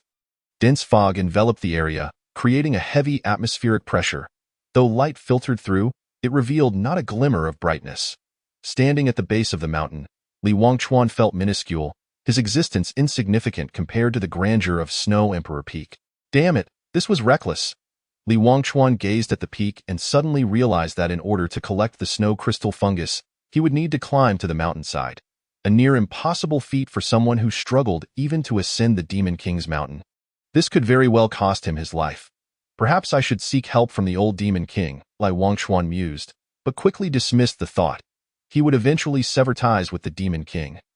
And adjusting to life without the Demon King's support would be beneficial in the long run. Li Wangchuan lingered at the foot of the mountain, wrestling with his decision, until he finally resolved to extract his ice axe and trekking poles from his pack and embark on his climbing journey. However, not long into his ascent, he began to regret his choice. Common sense dictates that as altitude increases, temperatures drop, and this principle applied here as well. The gear he wore at the base was barely sufficient. Yet as he climbed higher, the biting cold became increasingly apparent, and he had scarcely ascended 100 meters. Indeed, earning money is arduous, and hardship is relentless. How is it that this several million I earned feels insufficient? This is nothing short of a life-threatening endeavor. Li Wangchuan grumbled as he trudged along. It was evident that he still possessed enough stamina to persist for a while longer, as he had enough energy to complain. As he ascended, the scenery around him gradually faded into the thick mist, leaving him with only the snow beneath his feet to discern. For the sake of safety, Li Wangchuan snapped his fingers, conjuring a flickering flame that illuminated a portion of his path ahead. To his astonishment, he discovered that in this snow-capped mountain, the consumption of magical energy for fire spells was far greater than usual. Merely sustaining a fireball spell caused a visible depletion of his magical reserves, prompting him to hastily terminate it. He feared that if this continued, he would be drained of energy before he could find the elusive Zuijinzi. The fire elements here were nearly non-existent, and using fire magic left him with no means to replenish his energy. If only he could absorb energy while casting spells, Li Wangchuan lamented, recognizing that in this frigid abyss, fire elements were exceedingly scarce, while ice elements permeated every corner, abundant and inexhaustible. If he could convert the energy of ice elements into fire elements, his journey would undoubtedly become much easier. Suddenly, an idea struck him. He extended his hand and cast another fireball spell. Then with his other hand, he began to absorb the misty ice elements around him. Li Wangchuan realized that all his magic power came from the Eye of the Demon, which was meant for dark magic. Yet now he was utilizing it for fire spells. This led him to ponder whether his magical energy could indeed be the fabled universal magic power. If that were the case, he could absorb the ice elements to replenish his magical energy while simultaneously converting it into fire elements for release. Clearly, his hypothesis was correct. As the ice elements entered his body, they naturally transformed into formless magical energy. Once the fire magic was activated, his inner magical energy morphed into fire attribute magic, continuously flowing into the magic circle, creating a cycle. Upon realizing his experiment had succeeded, Li Wangchuan couldn't help but beam with joy. He could now use fire magic without reservations. Most importantly, the previous issue of cold had been resolved. Just as Li Wangchuan attempted to unleash a more powerful fire spell, a shadow suddenly flitted past him. Thanks to the Eye of the Demon, his perception abilities were quite impressive. The moment the figure darted by, he swiftly turned around and unleashed a fireball spell at the shadow. But when the flames erupted, there was nothing there. How strange! The texts clearly stated that besides ice-based entities, nothing could survive in this frigid abyss. Yet since his arrival, he had heard the cries of eagles and just witnessed a fleeting figure. Could it be that this place was not as desolate as described, but rather inhabited by living beings? Li Wangchuan mused. Chapter 21. Ambush. Ever since acquiring the Eye of the Demon, Li Wangchuan's perception had become remarkably acute. He was certain that something had indeed darted past him moments ago. To his surprise, his perception radius had extended to a remarkable 20 meters, and yet the entity had managed to escape beyond that distance in the blink of an eye.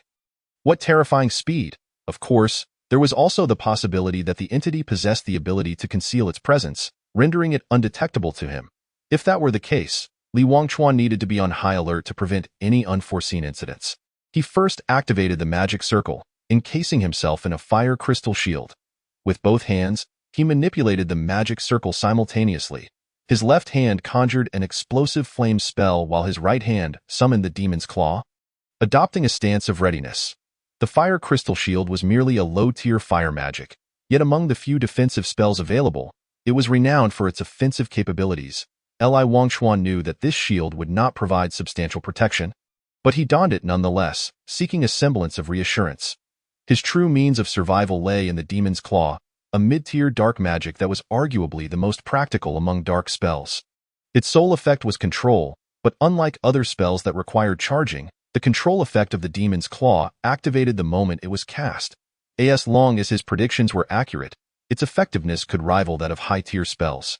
Fortunately, the Eye of the Demon granted him extraordinary perception, ensuring that his demon's claw had an almost perfect hit rate. The explosive flame spell was relatively straightforward, although it was a low-tier spell. Its close-range impact was significant. With the demon's claw securing a target, this explosive flame spell would surely inflict damage. Having made his preparations, Li Wangchuan decisively activated the Eye of the Demon. Under its gaze, everything around him became astonishingly clear, even allowing him to discern the trajectories of falling snowflakes. While the wind itself became tangible in this state, Li Wangchuan felt confident that should the entity dare to reveal itself again, it would inevitably fall prey to his indomitable combination of spells. As time ticked by, Li Wangchuan's magical energy was rapidly depleting. This constant state of readiness to unleash spells was somewhat taxing for him at the moment. Damn it, could it be that it truly fled? If it doesn't show itself soon, I might genuinely exhaust myself, Li Wangchuan thought anxiously. His perception was infallible, but if the entity continued to remain hidden, he would find himself in a passive position. Having spent years traversing the world of demons, he knew that once his blue energy bar was depleted, it would only be a matter of time before his health bar followed suit. No more waiting, Li Wangchuan resolved, his expression shifting to one of fatigue. The magic he had prepared began to waver, becoming increasingly difficult to maintain. Just then, movement caught his eye in the snow nearby. He focused intently, and his magic regained its solidity, as if the previous weakness had merely been a ruse. Suddenly, he felt a tremor beneath his feet, and in the next instant, a shadow erupted from the snow with blinding speed. Lunging directly toward his throat, however, in the following moment, the shadow froze in place. Upon closer inspection, he saw a pair of pitch-black hands gripping it tightly at the waist, preventing any further advance. Li Wangchuan reacted swiftly. As soon as the demon's claw ensnared the shadow, the explosive flame spell followed suit, hurtling towards the shadow's face. This strike would ensure that the ambusher would pay a price. "Show mercy," a frail voice cried urgently from behind Li Wangchuan. Yet, just as Li Wangchuan could not halt the fireball from shattering the walls of the Demon King's castle, he was powerless to stop his magic from being unleashed. At that moment, a whooshing sound approached from another direction. In an instant, Li Wangchuan identified the incoming projectile as an ice arrow. The arrow flew with remarkable speed, reaching him in less than half a breath. In a panic, Li Wangchuan leaned back as far as he could while simultaneously activating the magic circle to encase the shadow in a layer of fire crystal shield. As a mid-tier mage, he had already mastered the ability to cast low-tier spells instantaneously, and for him, this fire crystal shield served mainly as a psychological comfort. Just as Li Wangchuan managed to evade, the ice arrow collided with the fireball, resulting in a violent explosion of energy. Both he and the shadow were sent flying, while the fire crystal shield shattered into countless glowing particles, dissipating into the air. Before crashing heavily into the snow, coughing, Li Wangchuan struggled to clear the snow piled before him, gritting his teeth as he crawled out. This was the first time he felt the force of magic clash.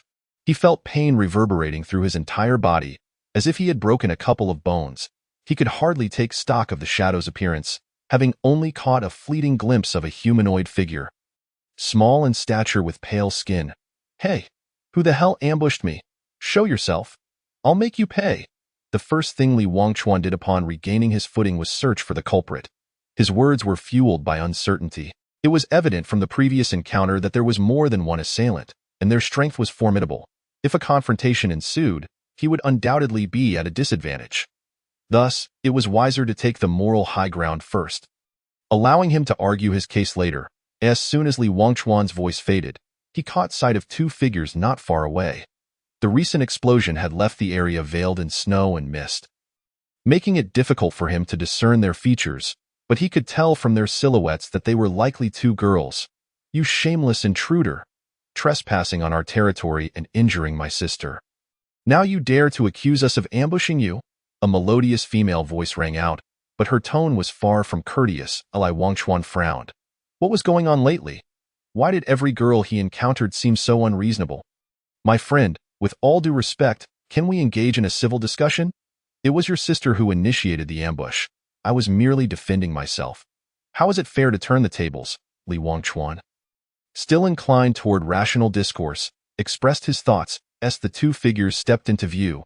The distance closed, and Li Wangchuan finally beheld their faces. In that moment, he was left speechless, gazing in astonishment at the girl before him.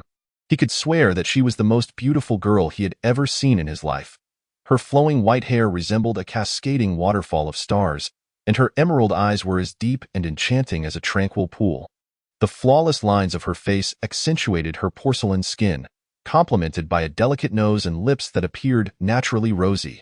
Clad in a fur hunting outfit, she exuded an air of nobility, her slender arms and graceful fingers highlighting her allure. Her short skirt revealed long, straight legs that swayed rhythmically, as if she were dancing upon the ice and snow.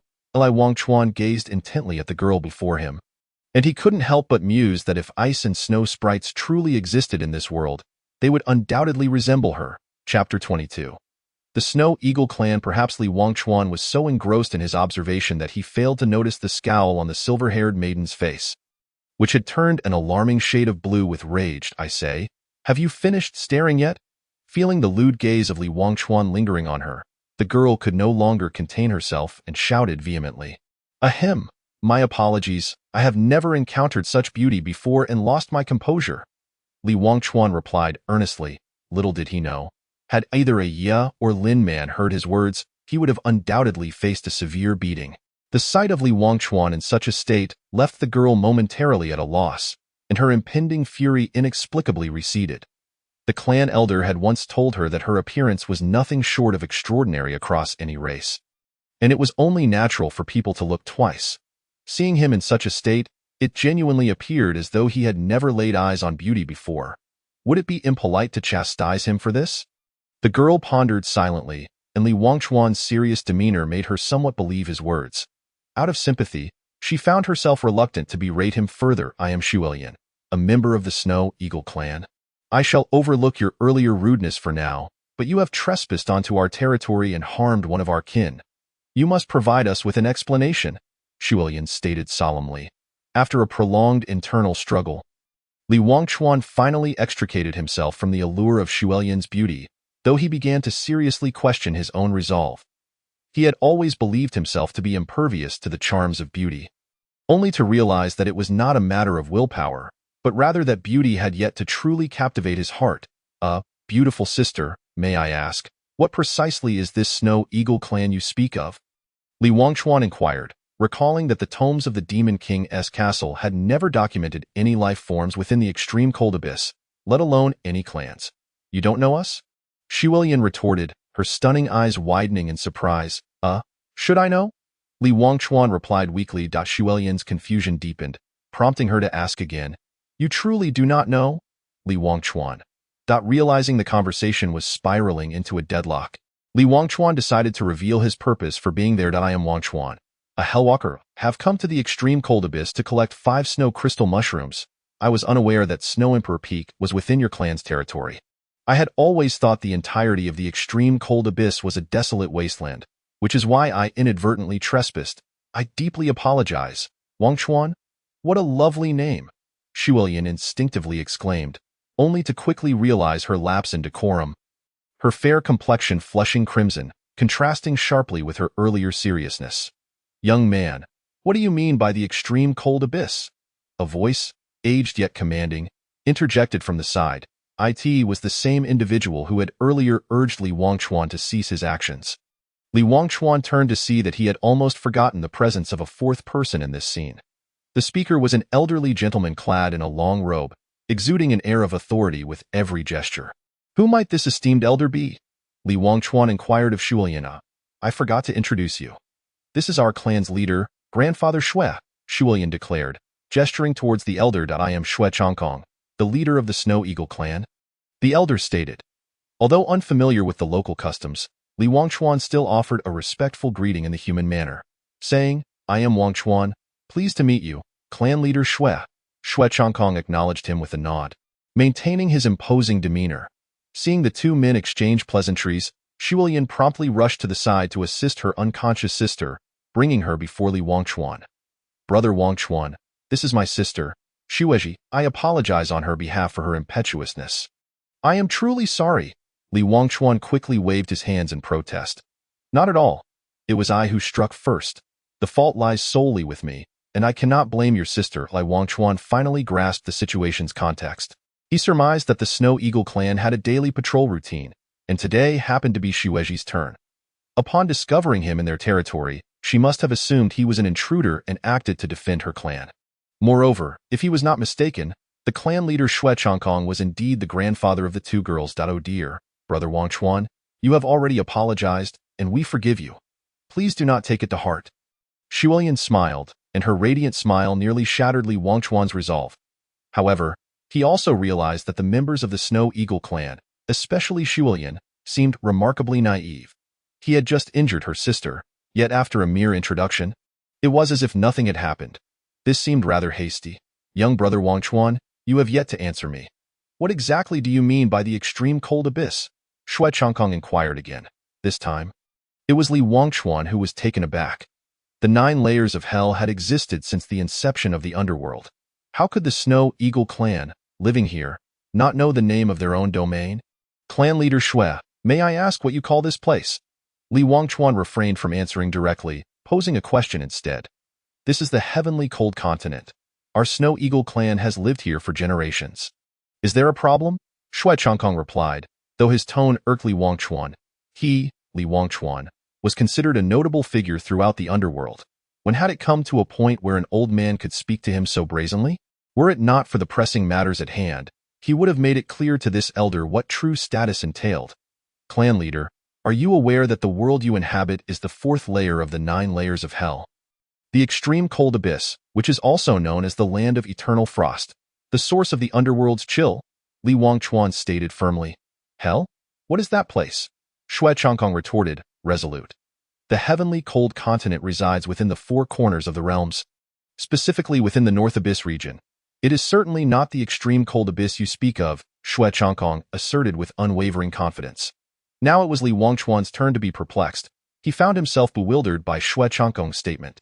Half of what the elder said was incomprehensible to him, and he realized that if not for the temporal disarray, then the records of the Demon King's castle must indeed be flawed. The extreme cold abyss appeared to be far more complex than he had initially assumed.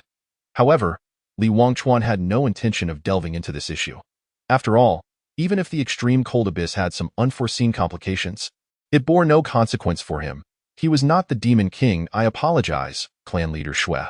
I hail from an outer domain and am unfamiliar with this place.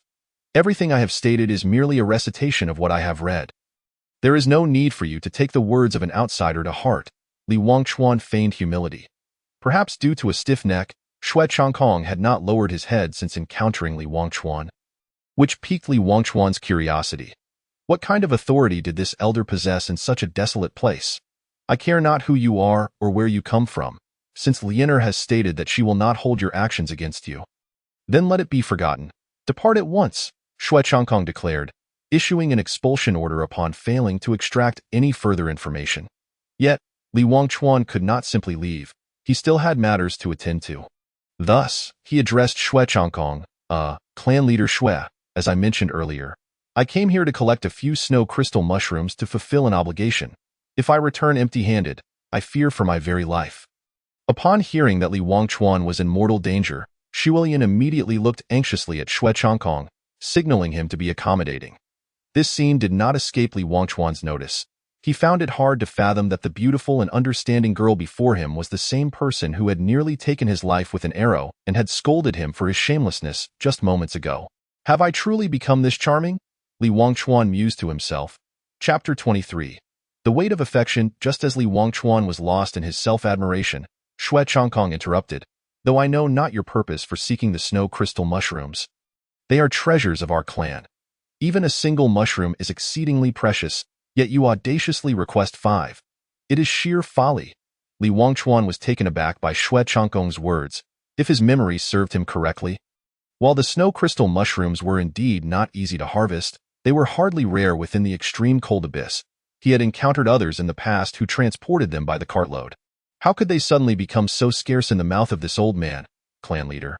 I recall that snow crystal mushrooms are not considered particularly rare, are they? If you are facing difficulties or are unwilling to allow me to harvest them, you need only say so. There is no need to concoct lies to deceive me. Li Wangchuan feigned indignation. I have no need for such base deception. You must understand that snow crystal mushrooms mature only once every 200 years. To achieve peak potency, one must wait nearly 1,000 years. Though our clan enjoys longevity, these mushrooms are indeed scarce, Xue Changkong explained. 200 years? Surely you jest. As far as I know, snow crystal mushrooms mature every 50 years. And there are entire patches of them atop Snow Emperor Peak. It is simply not as you claim. Li Wangchuan's patience waned, and he calculated the time. He had already spent 6 hours here, and tomorrow marked the deadline for his delivery. He needed to find a way to shake off Lin Man, and if he continued to argue with this old man, his reputation would be tarnished. You insolent wretch, how dare you be so rude? The old man no longer holds a grudge against your reckless intrusion, yet you dare to speak so insolently. Very well, according to our clan's rules, intruders must be punished, Xue Changkong exclaimed with fury. Li Wangchuan, equally incensed, retorted, What the hell, you old fool? How dare you be so rude? What era is this? Stop pretending to be an ancient sage. Let me tell you, I've long found you displeasing. You want to fight? Bring it on. Damn it, if I don't knock out every last one of your teeth today, I won't bear the surname Li. As the two seemed on the verge of combat, Shuilian, unable to bear the escalating tension, hurriedly intervened. Enough. Grandfather, at your age, how can you be so impulsive? If there is a misunderstanding, why not clarify it with Brother Wang Chuan instead of resorting to violence? Both Xue Changkong and Li Wang Chuan turned in astonishment towards Xuelian, struggling to fathom how one could utter such words at this moment.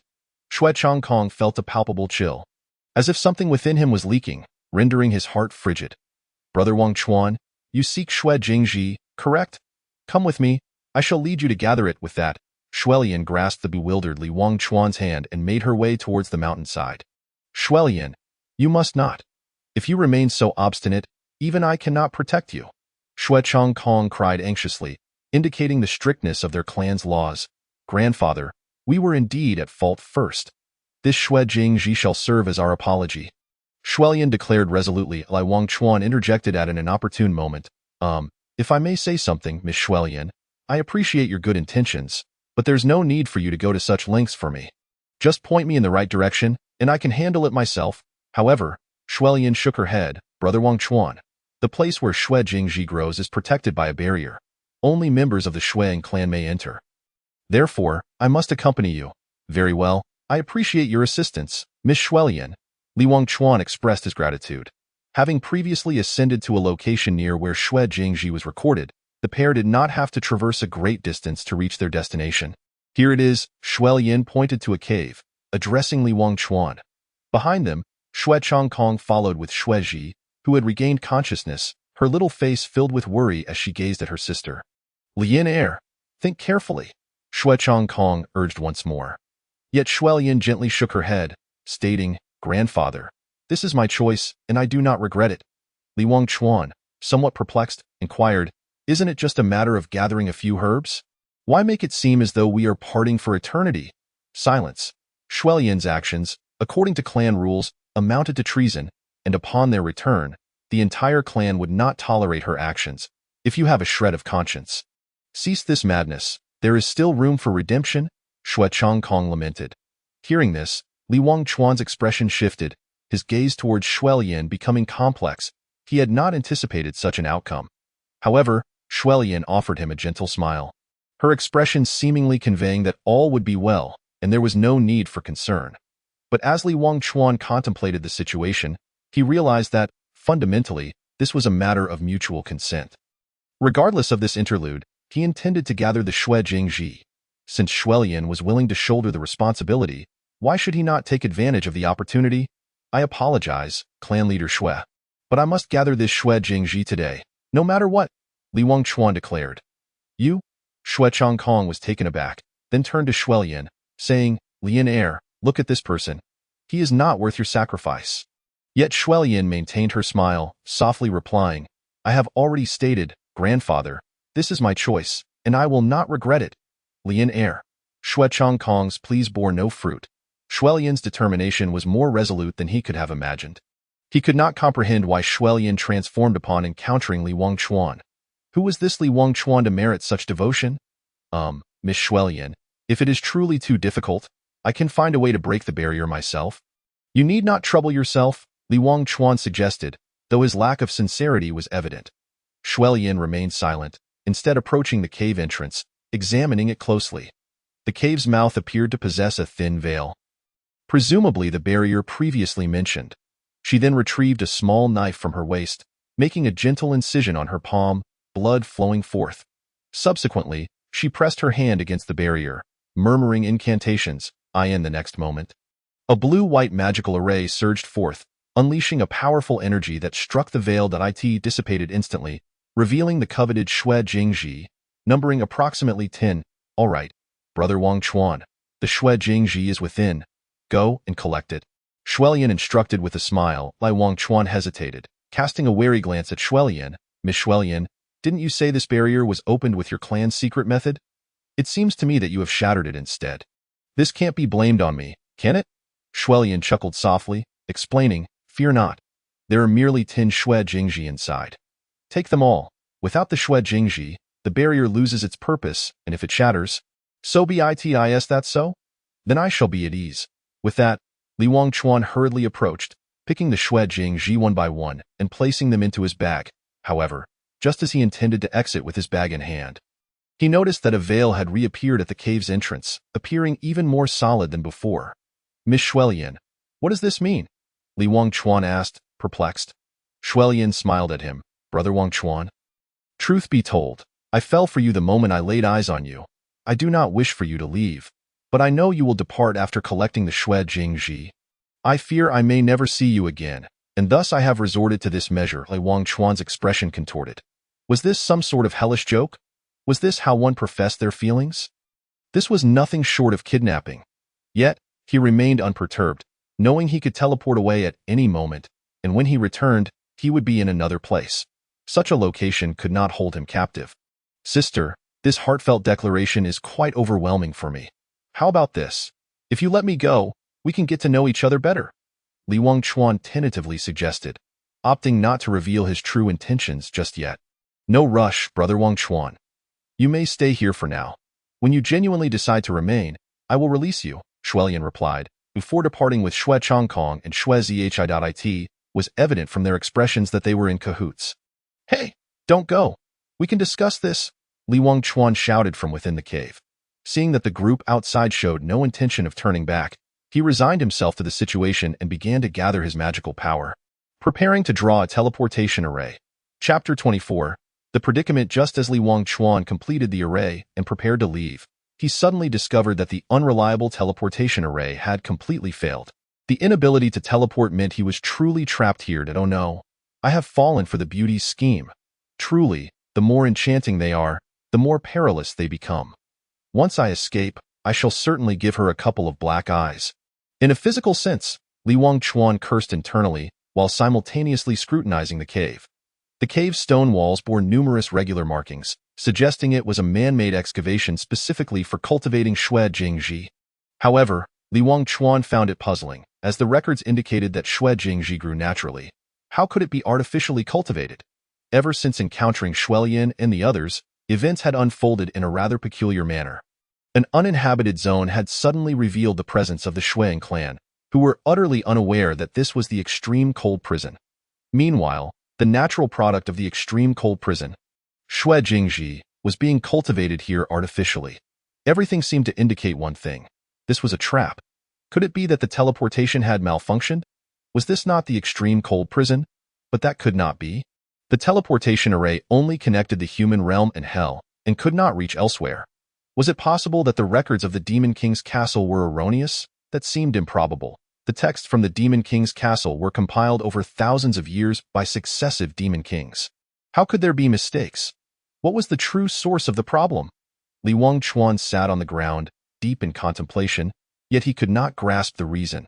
If someone was indeed scheming against him, then the origin of it all must be that wealthy woman. All his business dealings were listed on the trading platform of the Demon God World, yet there was no mention of Xue Jingji. When the woman arrived, her intentions appeared quite clear, and she was evidently certain he would take on this task. Since he lacked Xue Jingji, he had no choice but to come here to procure it. It seemed she knew him well. After pondering for a moment, Li Wangchuan swiftly identified the crux of the issue. Indeed, this wealthy client had him thoroughly ensnared, knowing his avarice, offering him a price far exceeding the market value. And aware of his lack of stock, she had given him time to procure the goods. Li Wangchuan's arrival here was a result of that woman's guidance. Could this be the handiwork of the old demon? Li Wangchuan suddenly recalled that the Demon King had mentioned crafting a plan specifically for him. It could not have begun so soon, could it? Hey, old demon, if this was your doing, just give me a sign. Rest assured, I won't trouble you, Li Wangchuan called out, but like before, the Demon King remained silent. That old rascal, whenever matters arise, he chooses to feign ignorance. It is truly infuriating. Li Wangchuan could not help but curse. However, Li Wangchuan could only curse verbally for now. Given the current predicament, unless he were to forcibly break the restrictions, it was highly probable that he would remain trapped. Yet, it seemed that brute strength was not something Li Wangchuan possessed in abundance. Nevertheless, the thought of resigning himself to fate and remaining stationary was utterly unacceptable to him, for he despised nothing more than relinquishing control of his destiny to others. The intentions of Shuelian remained unknown. But it appeared that what Xue Chongkong had said was not mere fabrication.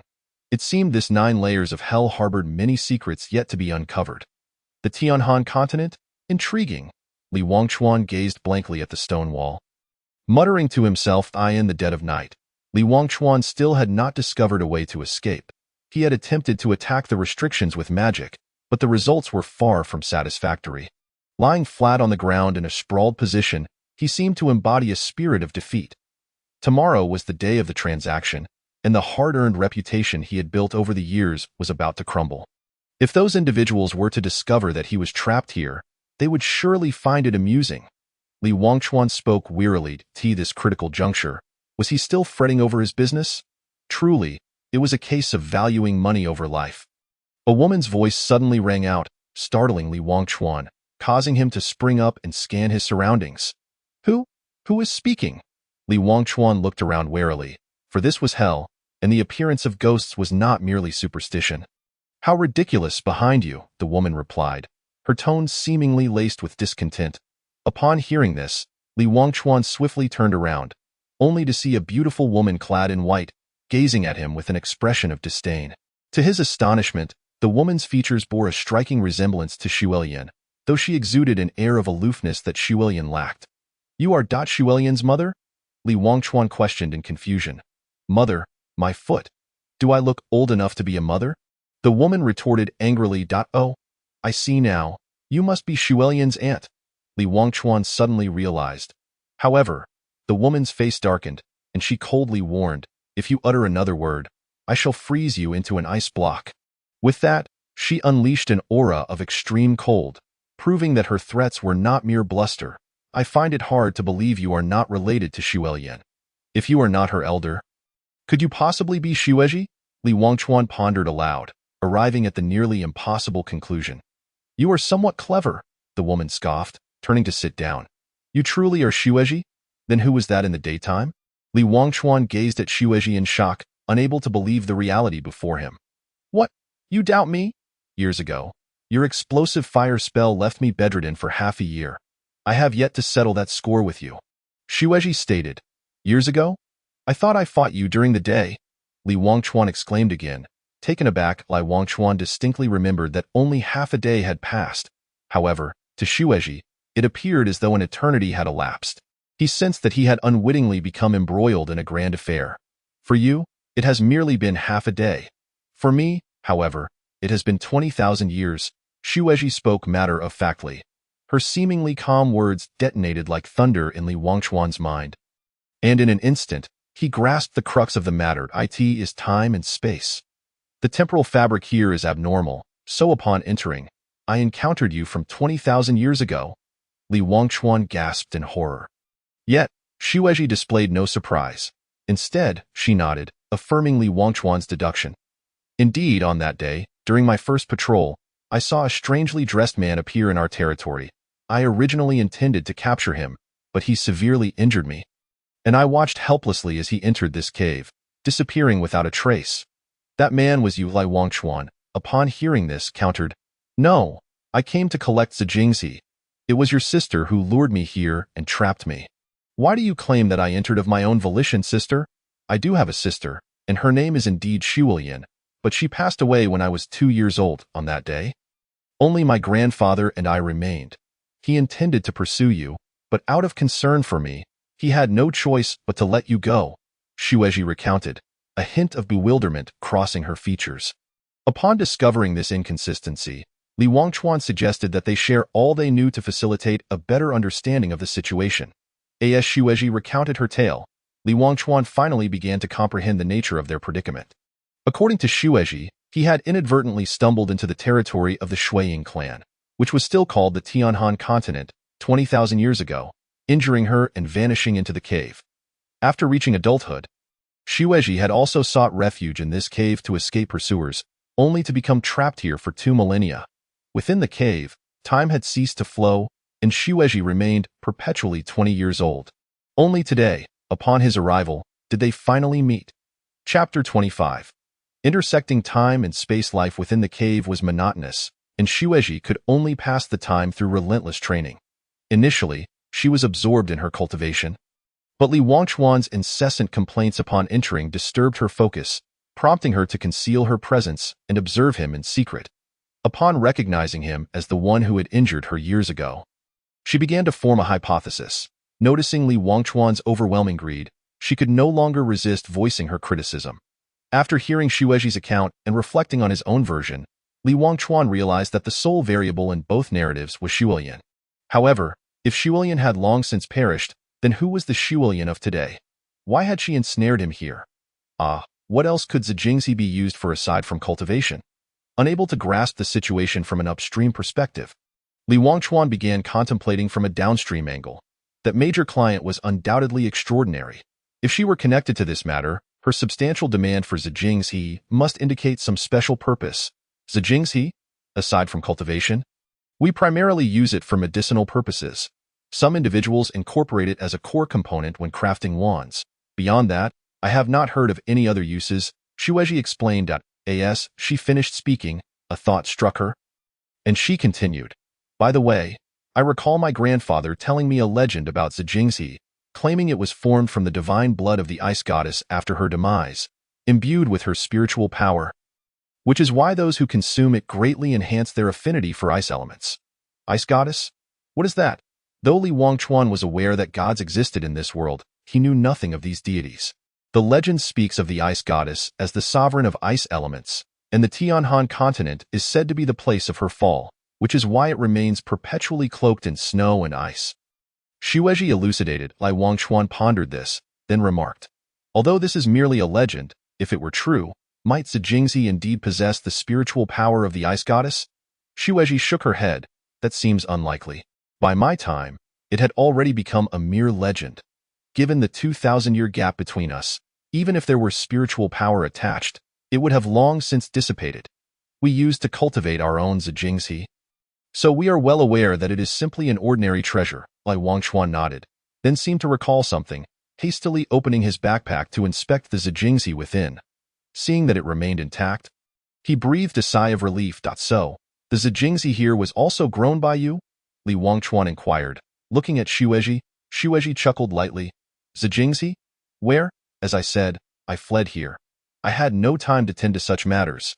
Li Wangchuan was taken aback, thoughts racing through his mind. If this batch of Zijingzi was not cultivated by Xueji, then it indicated that the experiences he had undergone were not mere illusions, but rather events that had genuinely transpired.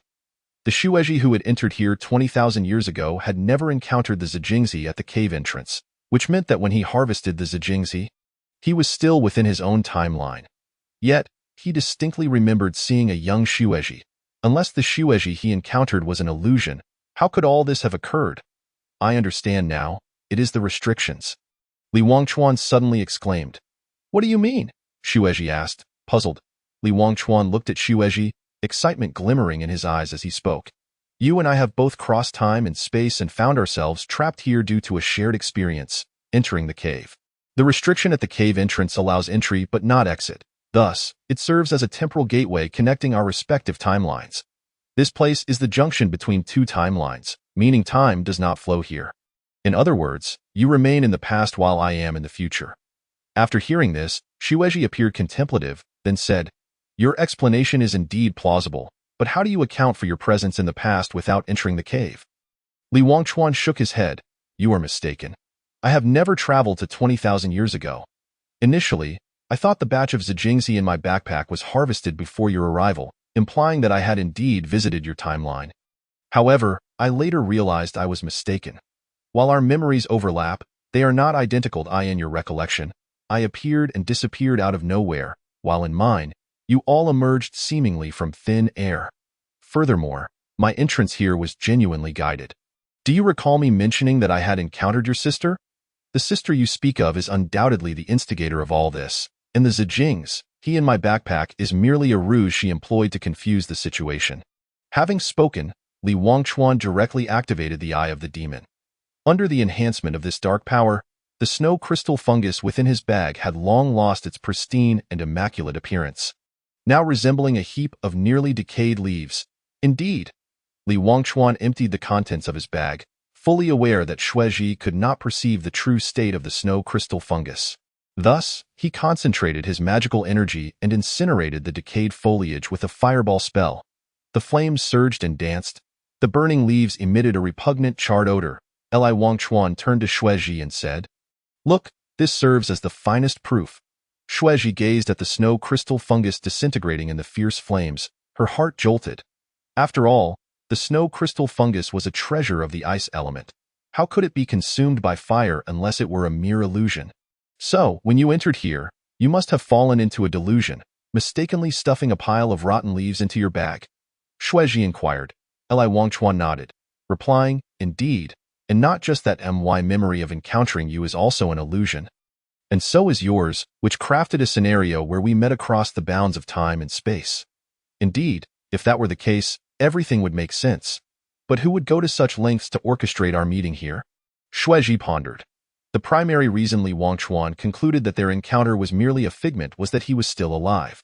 Having signed a contract with the Demon King, his soul was in the latter's grasp. If he could freely traverse two realms, then that contract would hold no power over him. Whose machinations are of little importance. What matters is how we shall escape, Li Wangchuan remarked, despite the lengthy deductions. He had not forgotten the main quest, for there was a significant trade to be conducted in the human realm. Don't even think about it. I cannot break this seal, and you have even less chance. Xuezhi retorted. Li Wangchuan was about to counter, but upon reflection, he realized that Xuezhi had been here for 20,000 years, honing her skills. If she were outside, she would surely rival the gods. Thus, he resolved to temper his ambitions. Breaking the seal was indeed futile, but what if it were reversed? Li Wangchuan proposed. Reversed? Precisely. Since this seal permits entry but denies exit, let us turn it inside out, thereby allowing us to escape, he declared. Xuezhi did not dismiss the idea but inquired, "While your reasoning is sound, how do we accomplish this?" After a brief contemplation, Li Wangchuan replied, "There is a method, but it requires your assistance." Xuezhi nodded, indicating her willingness to help. Li Wangchuan continued, "In spatial magic, there exists a high-tier spell known as polar reversal.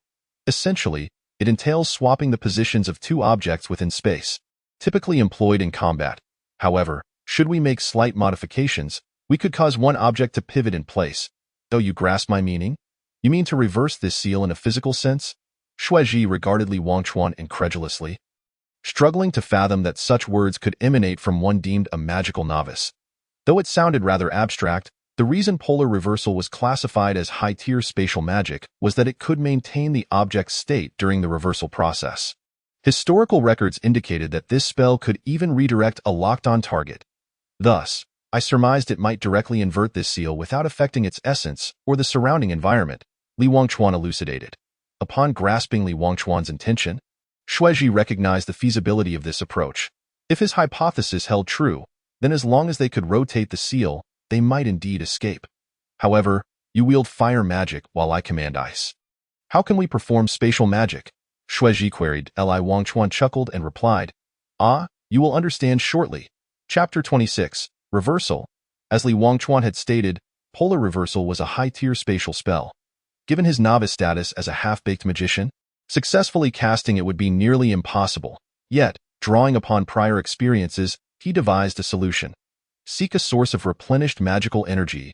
As long as his reserve of magic was ample, the strain from insufficient mental fortitude could be dismissed as a minor sacrifice for their escape. Sister Xuezhi, when I cast polar reversal, my own magical energy may fall short, so I kindly ask you to provide timely support at a critical moment, Li Wangchuan requested. Xuezhi looked at him, puzzled. Short on magic? What is your current level? Well, my talents are limited. I've just reached the starlight level, Li Wangchuan admitted candidly. Upon hearing this, Xuezhi shook her head, stating, "That won't do. Your level is too low. Forcibly casting a high-tier spell could inflict irreversible damage to your mind. The cost would be too great for you." Li Wangchuan smiled gently, saying, "Rest assured, I am aware of my limits. If it truly comes to it, we can always summon help." He harbored no belief that this space could genuinely shield them from the Demon King's probing awareness. The previous inability to summon the Demon King was likely due to the latter feigning ignorance. To cast spatial magic, one must first commune with the power of space. Unlike ordinary elemental forces, the power of space is exceedingly elusive, making it one of the most profound forms of magic. Once prepared, Li Wangchuan closed his eyes, expanding his mental energy. Admittedly, While the inheritance left to him by Elder Shen detailed how to communicate with the power of space, it was his first time attempting it, leaving him somewhat anxious. Where is this spatial energy? I can't sense it. Surely Elder Shen didn't give me false teachings? Li Wangchuan pondered. Just as he was at a loss, a silvery light suddenly flashed in the distance. Reacting swiftly, he enveloped that light with his mental energy in an instant. Thieving rascal! Don't run! A chase ensued between Li Wangchuan and the spatial energy, culminating in Li Wangchuan successfully capturing the elusive force. Marking his efforts as not in vain, so this is the power of space, he mused, gazing at the silvery orb in his mind's eye. Subsequently, Li Wangchuan returned to consciousness, his eyes sparkling with the same silvery hue. He raised his hand, fingers splayed, and silently intoned, "Polar, reversal." As his words resonated, a spatial magic array manifested at his wrist, while another rose beneath his feet. The immense power of space converged around him, unleashing a terrifying pressure that stirred waves of energy. Showcasing the might of high-tier magic, "Hey, Li Wangchuan, how are you holding up? Do you need my assistance?" Shueji anxiously inquired, her beautiful eyes reflecting concern. At that moment, Li Wangchuan's brow furrowed. The rapid depletion of his mental and magical energies rendered his complexion alarmingly pale, blood even trickling from the corner of his mouth. Yet, despite this, he managed to smile, reassured her, "Don't worry, I can still hold on. This high-tier magic is nothing I can't handle." Although Li Wangchuan spoke confidently, Shueji keenly observed his condition. Without hesitation, she immediately channeled her magical energy into him. Feeling the influx of magic replenishing his reserves, Li Wangchuan's pallor improved slightly, but he dared not relax.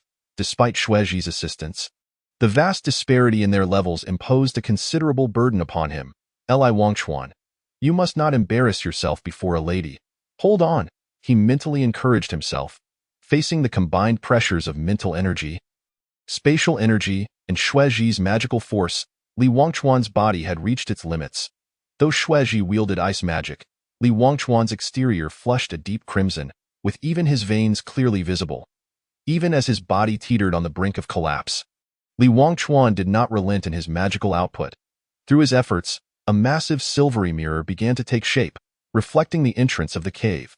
As the mirror gradually solidified, the initial stage of this spell was deemed successful, and Li Wangchuan finally breathed a sigh of relief. With the mirror formed, the next step was the true reversal. Li Wangchuan guided the mirror slowly towards the cave's entrance. The tremendous consumption of mental energy rendered his vision dark, yet he had to grit his teeth and persevere. Any lapse in focus could thwart their efforts. At last, through Li Wangchuan's relentless endeavor, the mirror successfully aligned with the entrance. The moment they overlapped, Li Wangchuan's eyes transformed entirely into a silvery hue, and the spatial magic he channeled surged dramatically. This time, he not only bled from his mouth, but also from his nose, indicating the immense strain he endured. "Reversal!" With a thunderous shout, Li Wangchuan commanded the enormous SI after an indeterminate amount of time. Li Wangchuan gradually regained consciousness, feeling the cold wind brush against his skin, sending shivers down his spine. However, he quickly sensed something amiss. The surface on which his head rested felt unusually soft. Li Wangchuan was far from naive enough to believe that such a frigid place would offer a pillow. The only plausible explanation was that he was currently lying on Shueji's lap. With this realization, Li Wangchuan's mind became sharply alert. He hastily composed himself, adopting the guise of someone just awakening, and struggled to sit up. "Where am I?" he inquired with a feeble expression, the weakness genuine rather than feigned. He was truly drained. The high-level magic he had forced himself to cast, one that only a morning light-level practitioner could wield, had taken a severe toll. Had it been anyone else, they might have met their ancestors. But thanks to Shueji's assistance and the ever-present support of his demon eye, he had managed to pull through. In truth, at the last moment, Li Wangchuan's mental ocean had begun to collapse. Under such circumstances, completing that high-level magic had seemed impossible. Yet, just then, the demon eye had suddenly emitted an exceptionally pure energy, forcibly pulling his spirit back from the brink of collapse, enabling him to finish the magic at the last instant. Having leaped across 3 major realms, I must truly be exceptionally gifted, he mused, albeit with a hint of trepidation, recognizing that he had gambled with his very life. Fortunately, He had won this time. Beyond that, the reason Li Wangchuan dared to play such high-stakes games was his demon contract. Although the old demon had feigned death since his entrapment, Li Wangchuan was acutely aware that with the contract in place, the old demon would not allow him to perish easily. Had he failed, the old demon would likely have intervened to save him. Alas, I have still fallen into this old trickster's hands. Perhaps having an extra card up my sleeve is not such a bad thing after all. Li Wangchuan reflected. It must be said that Li Wangchuan had made the right bet in the Demon King's castle. King Cred glared at the scene where Li Wangchuan was situated, his teeth clenched in rage. The reckless actions of Li Wangchuan had sent his heart racing. For a brief moment, he had even prepared to collect Li Wangchuan's corpse. Yet, Li Wangchuan had danced on the edge of death and returned, igniting in King Cred an overwhelming impulse to eliminate him. "You little rascal! If there's a next time, I shall ensure your demise." Cred spat furiously. Chapter 27. The unnoticed hazard. "Now that you are awake, cease your pretense of being unconscious," came Shueji's voice, causing Li Wangchuan's face to flush with embarrassment as he quickly rose and stepped aside. Feeling the warmth lingering on his cheeks, he couldn't resist stealing another glance at Shueji, admiring her flawless figure. Shueji, having noticed his furtive actions, blushed and shot him an annoyed glance before turning away. Refusing to acknowledge him further, aware of his shamelessness, Li Wangchuan offered a sheepish smile and attempted to change the subject. Have we managed to escape? Are we in your time or mine?" Shueji took a deep breath. Surveying their surroundings, "It appears we are in your time and my era. This place has not yet been blanketed by snow and ice. It resembles a desolate wasteland now, which cannot belong to my time." Upon hearing this, Li Wangchuan pondered for a moment before responding gravely, "I understand now. The barrier must have been re-established after I entered, which is why we can return to the time before my entry after reversing it. This confirms what I previously stated. I have never ventured into your time." Shueji nodded in agreement, but then lowered her gaze, saying, "But now, I have genuinely crossed over. What shall we do?" Li Wangchuan was momentarily taken aback. Her words implied that he bore some responsibility for her predicament. However, he brushed aside any concern, recognizing that they were both victims in this situation and ought to assist one another. "Regardless of the circumstances, we should first leave this perilous place and then devise a plan," he stated. Just as he was about to activate the teleportation array, a thought struck him. He had yet to collect his snow crystal fungus. He turned to Shueji and said, "Before we leave, I need to take care of a small matter. It's quite urgent. Please wait here for me. I shan't be long." However, Shueji would not allow Li Wangchuan to leave her alone in this place. She hastily followed suit, insisting on accompanying him. Li Wangchuan had no intention of departing solo, so he welcomed her presence. It must be acknowledged that while Li Wangchuan's combat prowess was lacking, he was quite capable as a Hellwalker. Relying solely on his memory, he swiftly located an area abundant with snow crystal fungus and collected 10 specimens before activating the teleportation array, departing the frigid abyss alongside Shueji in a flash of light. Li Wangchuan and Shueji returned to the human realm, but it didn't take long for Li Wangchuan to sense something amiss. They seemed to be standing rather close together. "Li Wangchuan, could you please step back a bit?" Shueji's cheeks flushed as she felt his warm breath against her. Li Wangchuan wished to comply, but found themselves ensconced in an exceedingly confined space, enveloped in darkness, with only their breaths breaking the silence. Just a moment. Li Wangchuan, feeling uncomfortable, swiftly activated the demon eye to survey their surroundings. Upon discerning their environment, he exhaled in relief. He had forgotten that upon returning, they would arrive at the same location from which he had departed. When he had entered the frigid abyss, he had slipped into a fitting room of an outdoor shop, so now he and Shueji were wedged tightly in the fitting room. Realizing the situation, Li Wangchuan immediately sought the doorknob and pushed the door open, with Shueji closely trailing him. "Goodness, it's already 4 o'clock. Li Wangchuan pulled out his phone, glancing at the time and growing anxious as he realized it was already 4 in the morning. Ignoring Shueji, he headed straight for the exit. "Why is the door still locked?" Li Wangchuan stood at the door, staring at the large lock, feeling perplexed. "Unlocking it isn't difficult. Just break it down," came Shueji's voice from behind. Li Wangchuan instinctively sought to stop her, but he was a moment too late. In an instant, Shueji froze the tempered glass door, and with a flick of her finger, it shattered into 1,000 pieces. Li Wangchuan stared at the shards littering the ground, his face paling. Realizing the situation, He hastily disregarded any blame directed at Xuezhi and rushed to the front desk, swiping his phone to pay the shopkeeper a hefty sum of 10,000 yuan. Before grabbing Xuezhi's hand and fleeing the scene, Li Wangchuan sprinted forward, not once pausing, until he finally slowed down upon spotting the sign for Wangchuan General Store. Phew. I'm exhausted, he gasped, bending over to catch his breath. Beside him, Xuezhi appeared somewhat perplexed and asked, "It was just a door. Was it really necessary to react so strongly? It seemed to be made of crystal. Was it valuable?"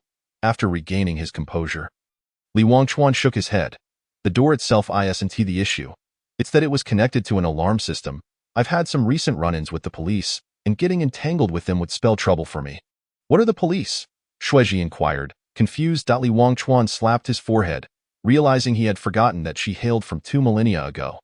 The police are akin to your race's law enforcement, responsible for apprehending those who commit wrongdoings. Upon hearing this, Xuezhi appeared enlightened, then remarked, "So, you have broken the law, and the police are searching for you? Ridiculous. A bunch of mortals cannot control me. I merely worry that if things escalate, my identity might be exposed. Hence my desire to avoid them," Li Wangchuan retorted.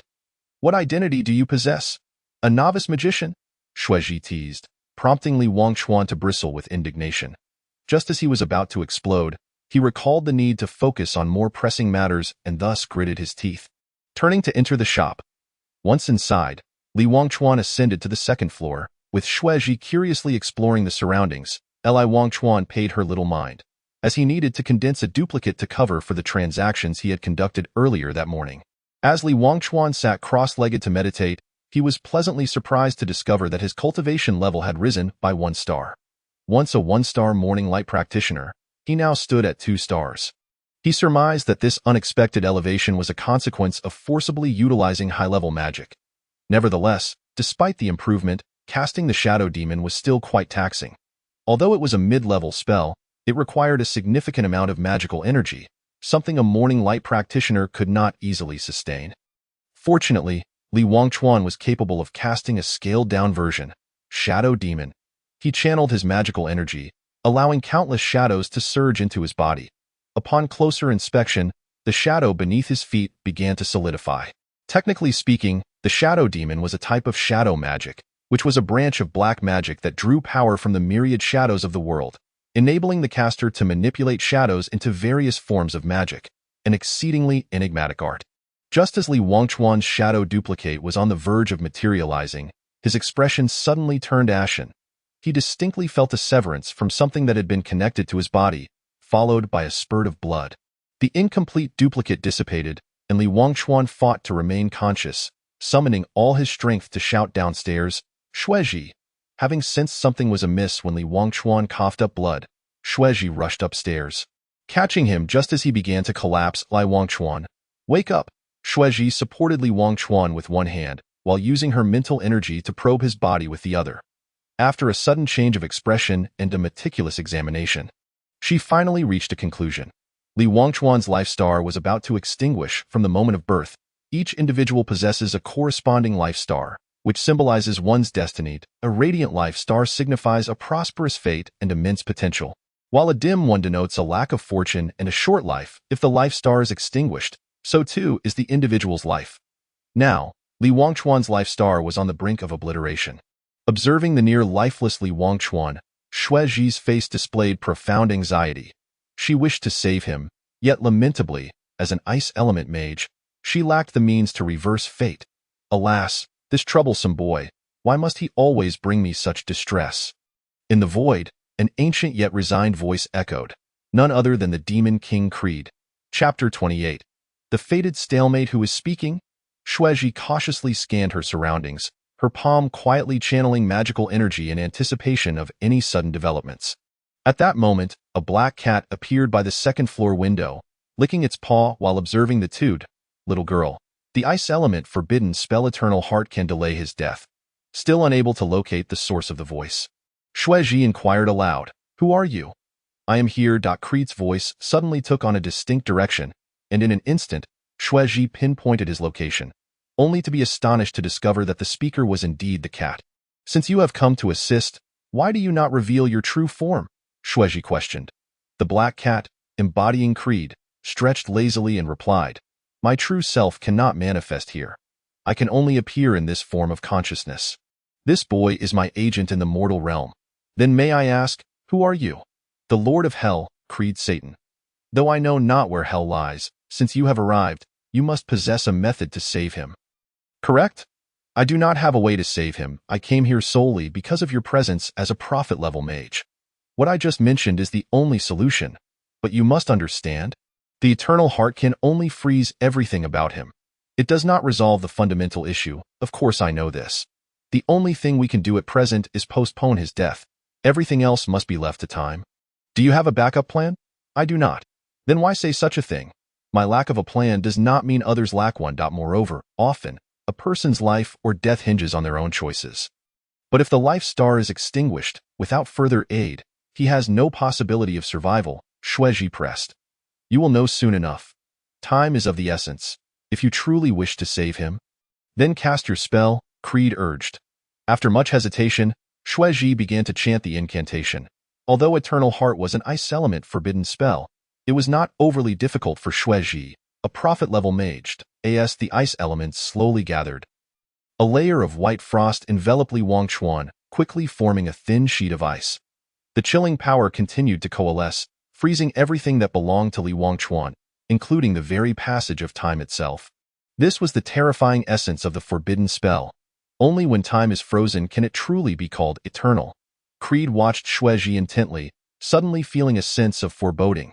He turned to gaze into the sky, where a beam of holy light descended, accompanied by an overwhelming divine might, heading toward the general store. Boom! As the holy light struck, a figure slowly emerged. A remarkably youthful man with exquisite features, flawless in every regard. His eyes contained a myriad of stars, deep and mysterious, while several star discs hovered beside him, signifying his authority. "Demon King, you have overstepped your bounds," the man declared solemnly. "This is the mortal realm. You should not be here." Creed replied leisurely. Il let out a light laugh, swiftly appearing before Creed, scrutinizing the cat form of Creed, and stated, "As you said, this is the mortal realm, a subordinate domain of my divine realm, as a deity. What right have you to question my presence? Yet here you are, unable to appear in your true form, reduced to this animal guise, all for the sake of a mere human." "How amusing," Creed scoffed. "Better than you, as the god of fate, yet you torment a human child. Truly shameless. Do not provoke me. Death is that boy's destiny. I am merely hastening the inevitable," Illinois retorted indifferently. "Ha ha, you gods up high are all hypocrites. What nonsense fate is, merely an excuse for your slaughter of the living," Creed mocked. Il countered. "Do not pretend to be righteous, Creed. We may be hypocritical, but you are equally deceitful. This boy should have perished 10 years ago. It was you who disrupted the order of fate and allowed him to survive. Now he suffers the backlash of destiny, thanks to your past kindness. What transpired 17 years ago, you are well aware. As the one involved, if you possess even a shred of conscience, you should depart now," Creed said firmly. After Creed spoke, Il's expression grew complex. He certainly recalled what happened 17 years prior. It was the first time he had interfered with the fate of an individual since becoming the god of fate. As the divine overseer of destinies, he had sworn an oath before the throne of fate to uphold absolute fairness, yet he had violated that vow and never returned. Did he regret it? Perhaps, but he had no choice. "You deserve to lose the war. You demons are too Na'vi," Vivian was so, "and you are too. In this world, nothing surpasses divine authority." "Creed, face reality," Il said, somewhat agitated. Creed gazed coldly at Il and replied, "Perhaps you are right, but today, Li Wangchuan cannot die. The life star is extinguished. It is a deadlock, and no one can save him. Is that so? Then let us place a wager." "A wager on what?" "Let us wager whether he will live through today. And the stakes? If he survives, I will not interfere with his fate for 5 years. Otherwise, I shall destroy my demonic heart." Il scrutinized Creed, attempting to discern any hint of anomaly in his eyes, but found nothing. After a moment of contemplation, he agreed to the wager. "Will you not consult the fate chart for insight into the future?" Creed inquired. Il shook his head and replied, "Since it is a wager, we must adhere to the rules. Besides, the trajectory of fate changes constantly. If I were to investigate the future, the outcome would also alter. Furthermore, I do not believe there is a chance of me losing this bet. At Kreet's remark, he let out a scoff. Sometimes I truly cannot comprehend you. You, a hypocritical and arrogant being, feign the guise of a gentleman. Ask the god of fate. I am genuinely curious. Have you ever glimpsed your own destiny? There is an ancient saying in the mortal world.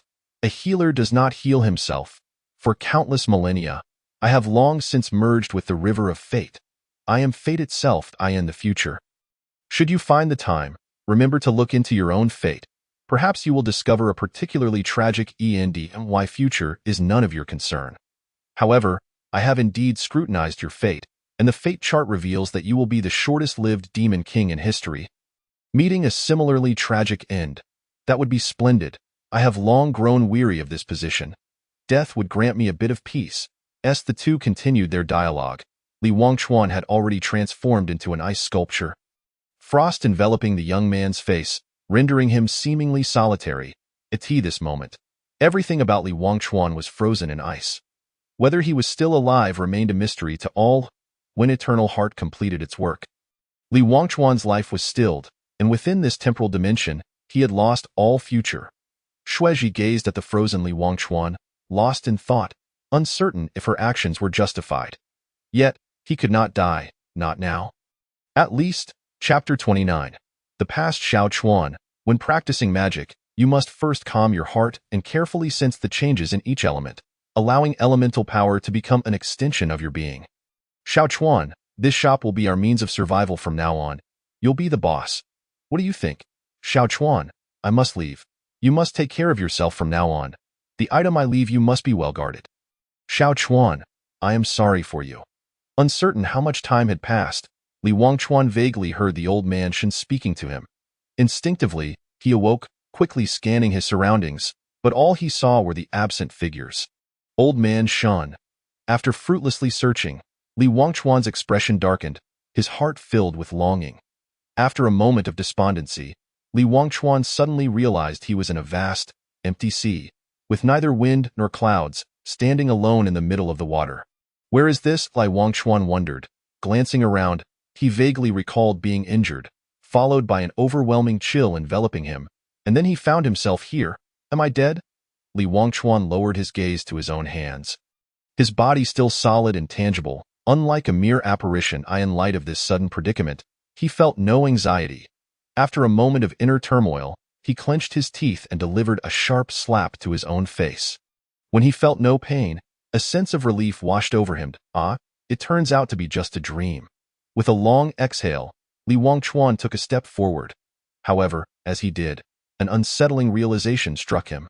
He hurriedly glanced down at his feet, only to be astonished to find that the reflection on the water's surface remained perfectly still, as if a living person was quietly observing him.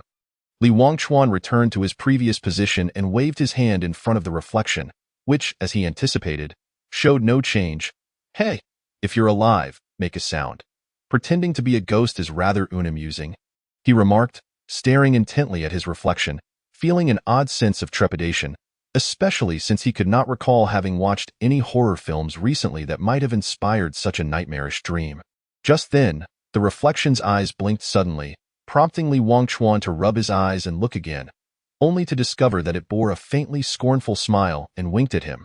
This unexpected scene sent Li Wangchuan stumbling backward in fright, fervently wishing to awaken from this bizarre state, yet he remained rooted to the spot. It suddenly dawned on him. Was this really not a dream? What the hell? Am I actually dead? Where in the world am I? And what is this ghostly thing? He exclaimed, Oh, you truly wish to die?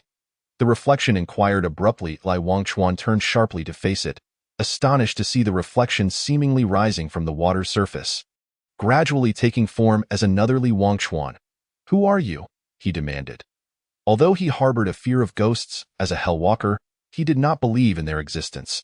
The reflection regarded him with a knowing smile, contemplating for a moment before responding, I am you.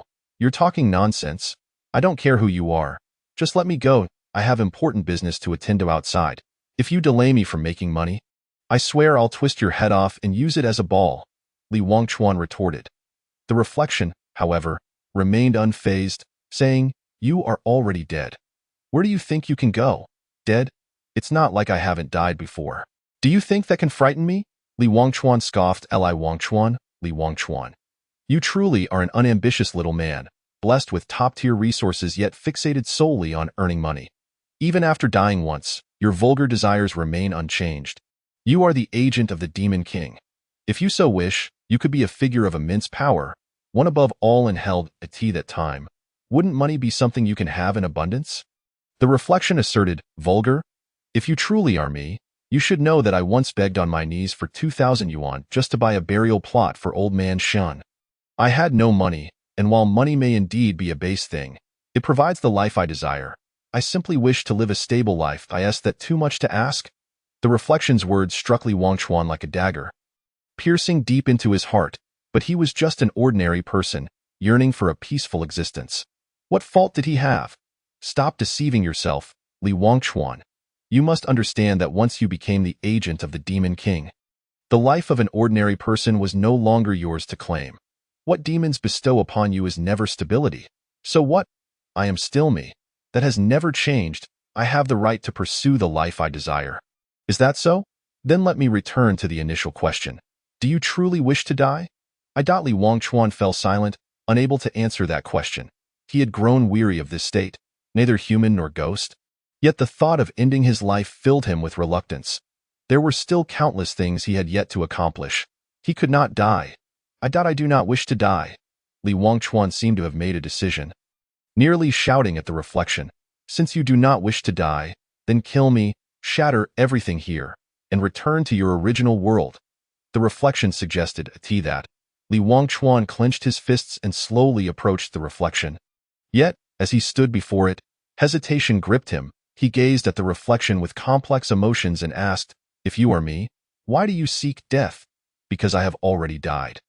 The figure standing before you is merely the remnants of the past that you are unwilling to part with."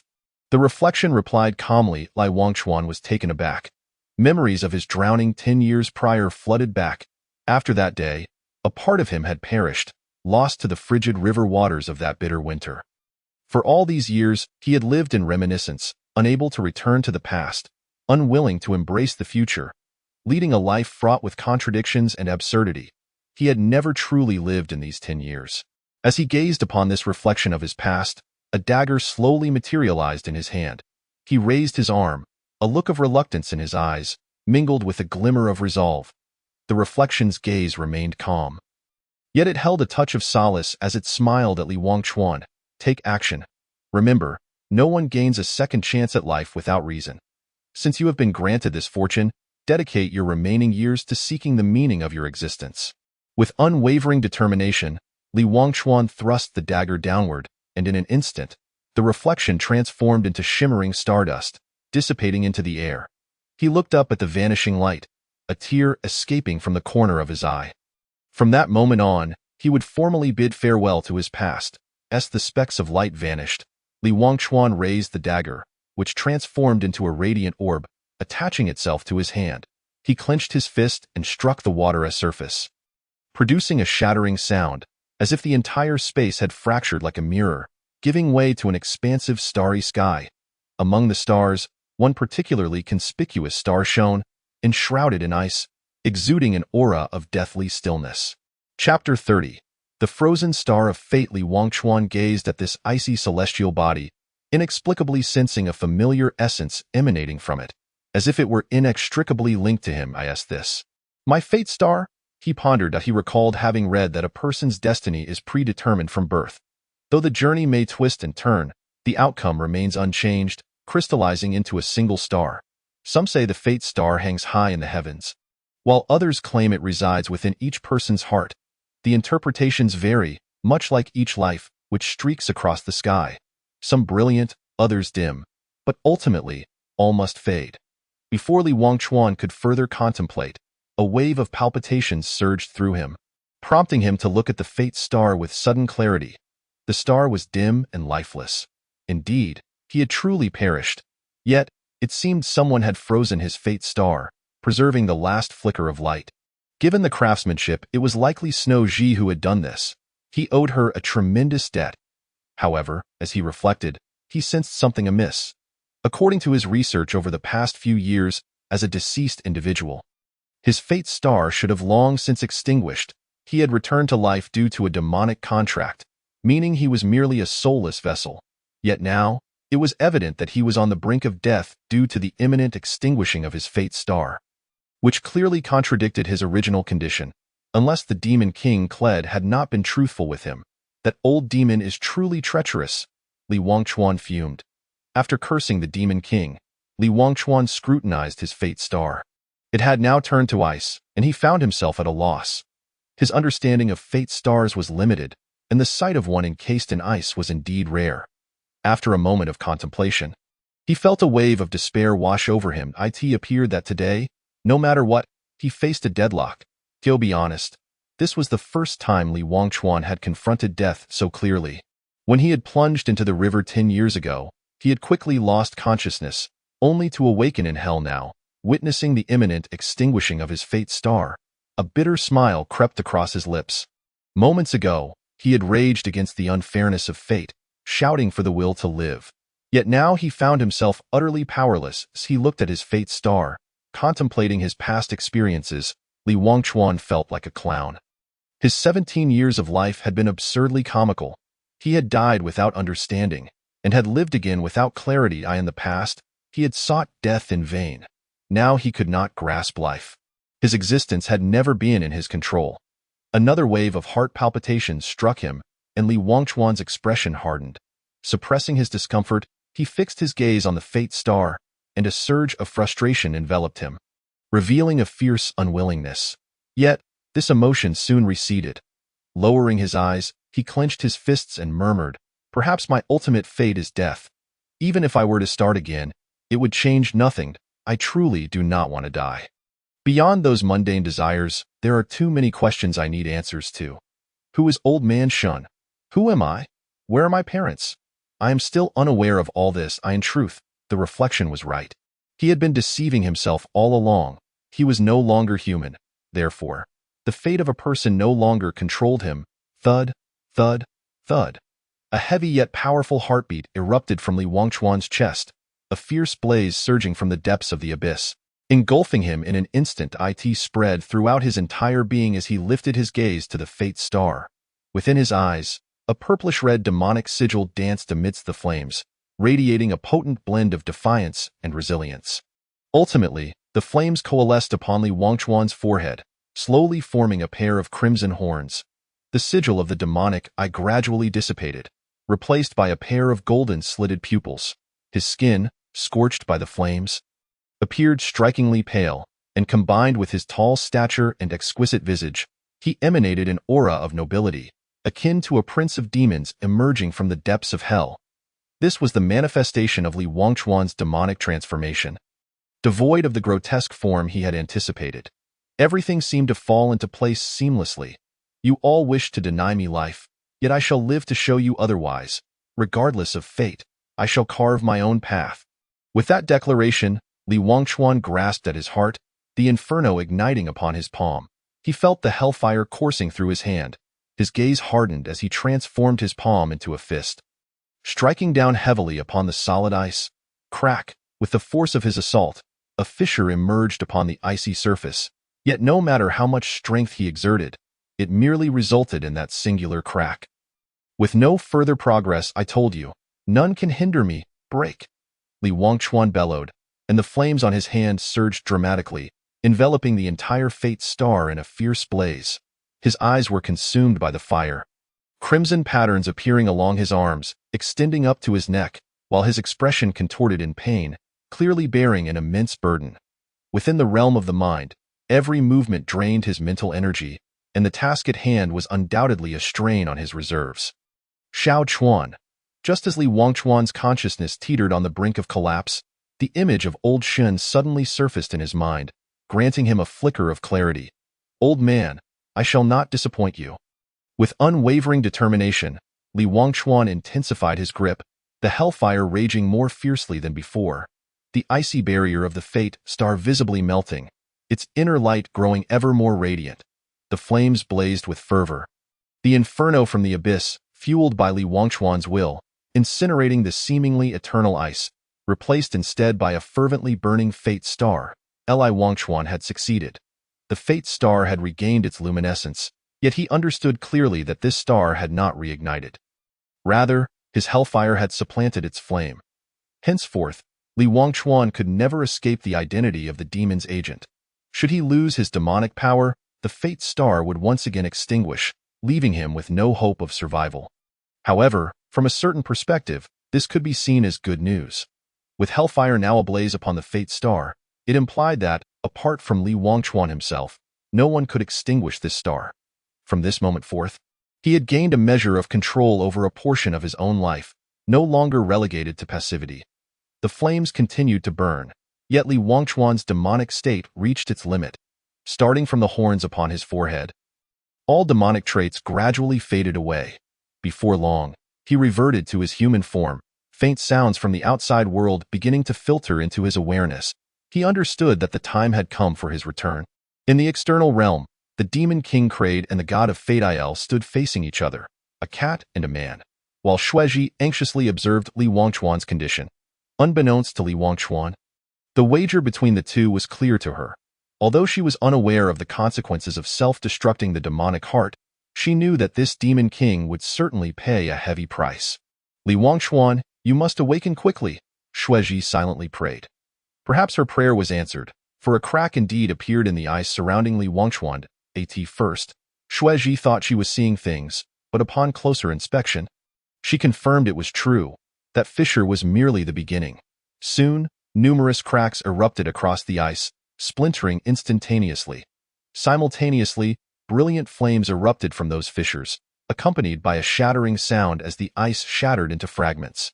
Li Wangchuan's figure re-emerged, and as the flames receded into his body, he slowly opened his eyes, gazing at the god of fate before him. A light chuckle escaping his lips. I have returned, and you should leave. Chapter 31.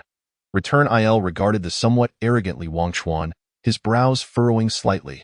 Throughout millennia, Li Wangchuan was the first human to dare speak to him in such a manner. I in the divine realm.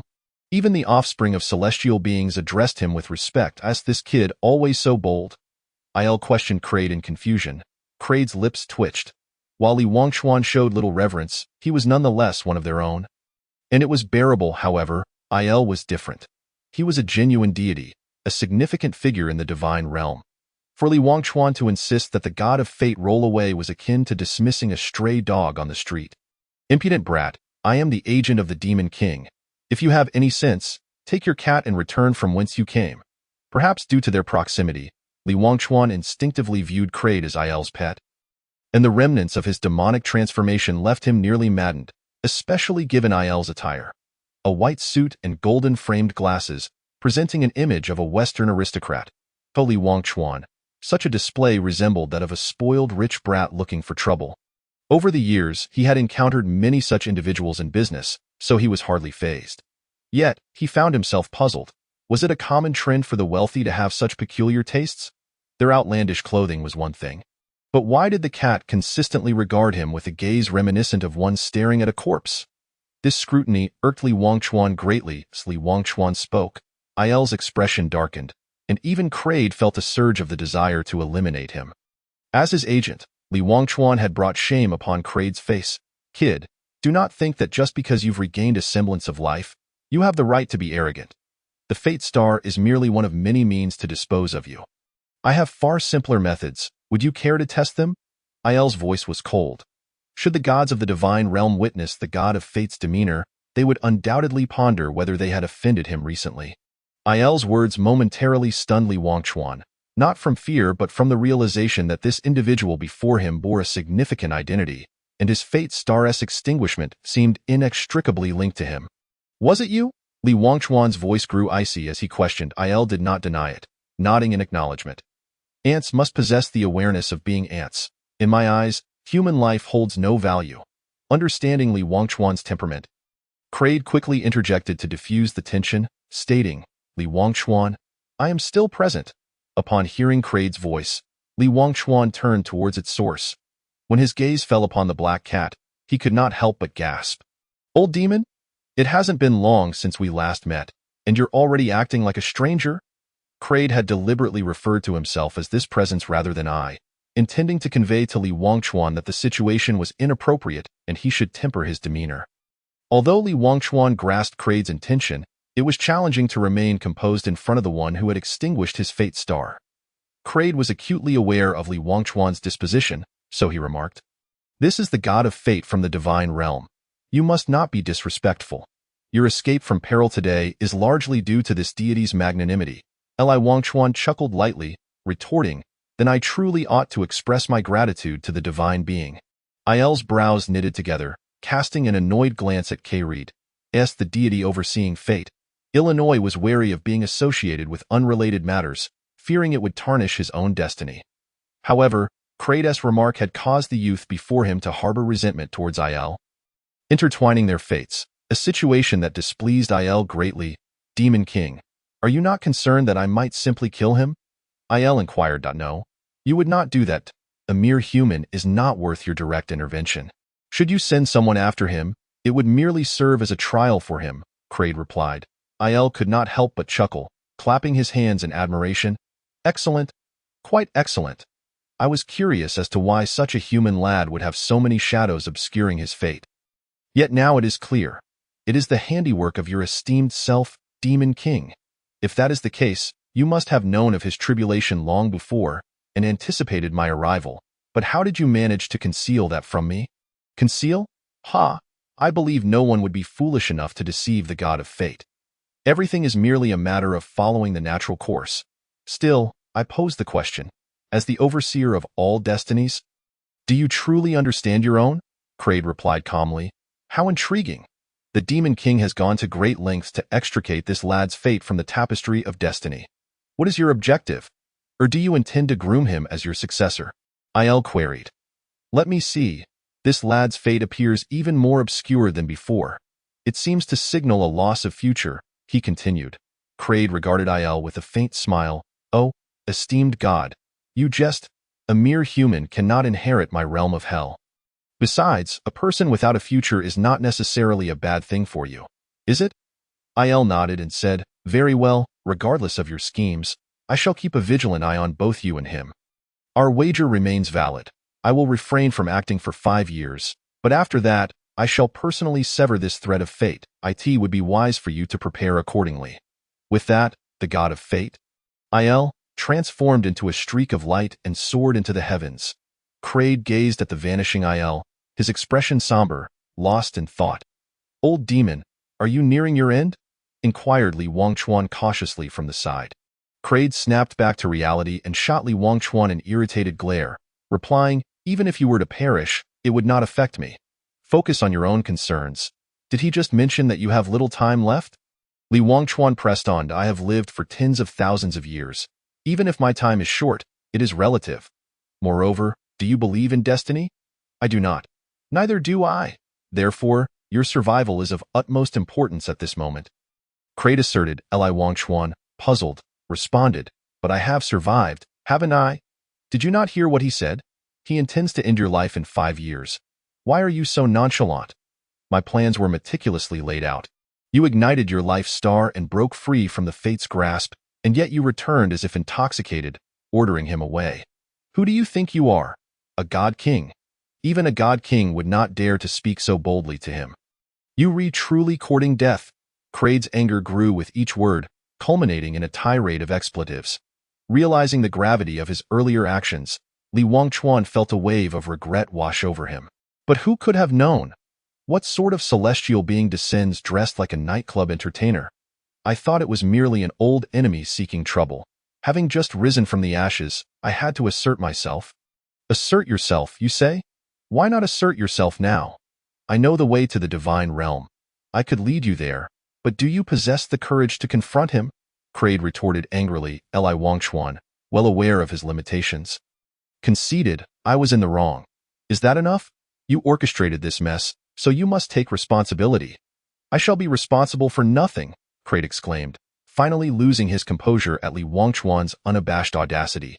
Despite his anger, Kraid recognized that Li Wangchuan was his agent, and it would be unreasonable to abandon him in a time of crisis. From this moment forth, you must train diligently and without respite, though he claims he will not act. That does not guarantee that his subordinates will remain idle. The god of fate commands 12 divine guards, any one of whom could easily crush you with a mere flick of their wrist. You must attain the strength to protect yourself. As for the matter of obtaining the heart of the god of death, I had originally intended to wait until your powers were stronger. But that time has elapsed. Your life star may have reignited, yet it draws upon your own demonic energy, which is ultimately a risk. Although I cannot be certain, the residual divine power within the heart of the god of death should be able to resolve your predicament. Kraid said, suppressing his anger. Wait a moment. So this was all part of your grand scheme, was it? First, you had me seek the heart of the god of death, and now you've orchestrated today's spectacle. You sly old fox, you truly possess a wicked mind, Li Wangchuan said, admiration etched across his face. He had underestimated this demon lord. Enough. I have simply arranged too little for you. As my agent, you have proven so feeble that casting a high-level spell nearly left you incapacitated. How embarrassing. If you had not fainted, how could you have left yourself open to others' schemes? You should never aspire to be a mage.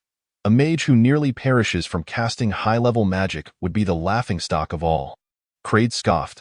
Old demon, can't you acknowledge that I have only just reclaimed my life? Must you taunt me so? Li Wangchuan protested. Kraid replied, do you truly need comfort when you display such carefree audacity? You dare to scold even celestial beings, who would have the gall to mock you. Are you still at it? Li Wangchuan said, his face darkening. I will harangue you for a lifetime, Kraid declared. Li Wangchuan fell silent. As the two continued their banter, a sliver of light broke through the horizon, heralding the end of night and the arrival of dawn. Oh no, this is bad, Li Wangchuan exclaimed upon seeing the sun slowly rising. Suddenly recalling the transaction of the day, without further ado, he began to channel his magical energy, Shadow of the Night Demon. As he activated the magic circle, the surrounding shadows coalesced once more, and a figure emerged from Li Wangchuan's shadow, taking on his likeness, albeit with a somewhat morose demeanor. Old demon, I have pressing matters. You should return for now. Once I finish, we can discuss things. Shueji, remain on the second floor and do not come out unless necessary. After arranging everything, Li Wangchuan descended the stairs, leaving the shadow doppelganger behind. Kraid, witnessing Li Wangchuan's demeanor, sighed and transformed into a wisp of black mist, dissipating into the air. Shueji watched the fleeting figure with a smile. One must admit, as a businessman, Li Wangchuan was undeniably competent. Even after narrowly escaping death, he remained committed to the transaction agreed upon with his client. Li Wangchuan's plan was straightforward. Since Lin Man intended to surveil him, he would simply use his doppelganger to divert her attention, allowing him to complete the transaction smoothly. However, it seemed he had overlooked a crucial detail. It had been 2 days since he evaded Lin Man's pursuit, and as a police officer, she would not simply wait idly for his reappearance. The Donghua City Police Station. Report to Team Leader Lin. Li Wangchuan has been sighted, a police officer announced. Lin Man, seated before the monitors, inquired, where? At that outdoor store from 2 hours ago. The store's alarm system was triggered. Our officers called the store owner, who initially claimed everything was fine. However, he later called back to report 2 suspicious individuals had shattered his storefront and handed him 10,000 yuan.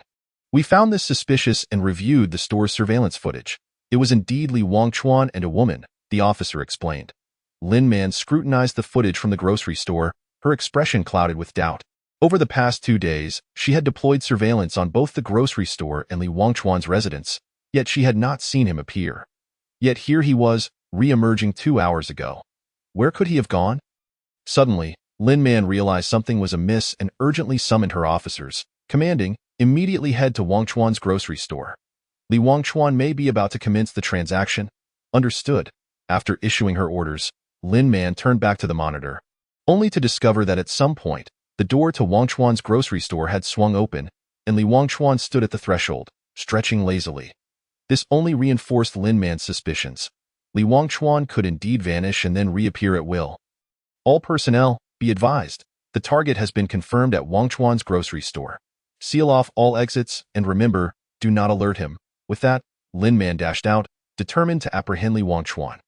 Unbeknownst to him, Kraid had previously established a barrier around the grocery store. obscuring the surveillance which had allowed Li Wangchuan to return safely. Now that Crate had departed, the barrier dissipated, leaving Li Wangchuan unaware that he was surrounded. During today's transaction, he intended to inquire further. An unexpected arrival of a major client surely harbored ulterior motives. Li Wangchuan had not forgotten the circumstances that led to his earlier predicament. Those who dared to conspire against him would certainly not escape unscathed. Perhaps due to his heightened state, he felt as though someone was watching him. Yet a glance around revealed no one in sight. He dismissed it, reasoning that the events of the past few days had worn him down, leading to mere hallucinations. He had resolved that once the transaction was complete, he would indulge in a day and night of restful sleep to recuperate. As the sun rose, casting golden rays upon the pavement, a new day began. One must acknowledge that Li Wangchuan had chosen an excellent location for his store.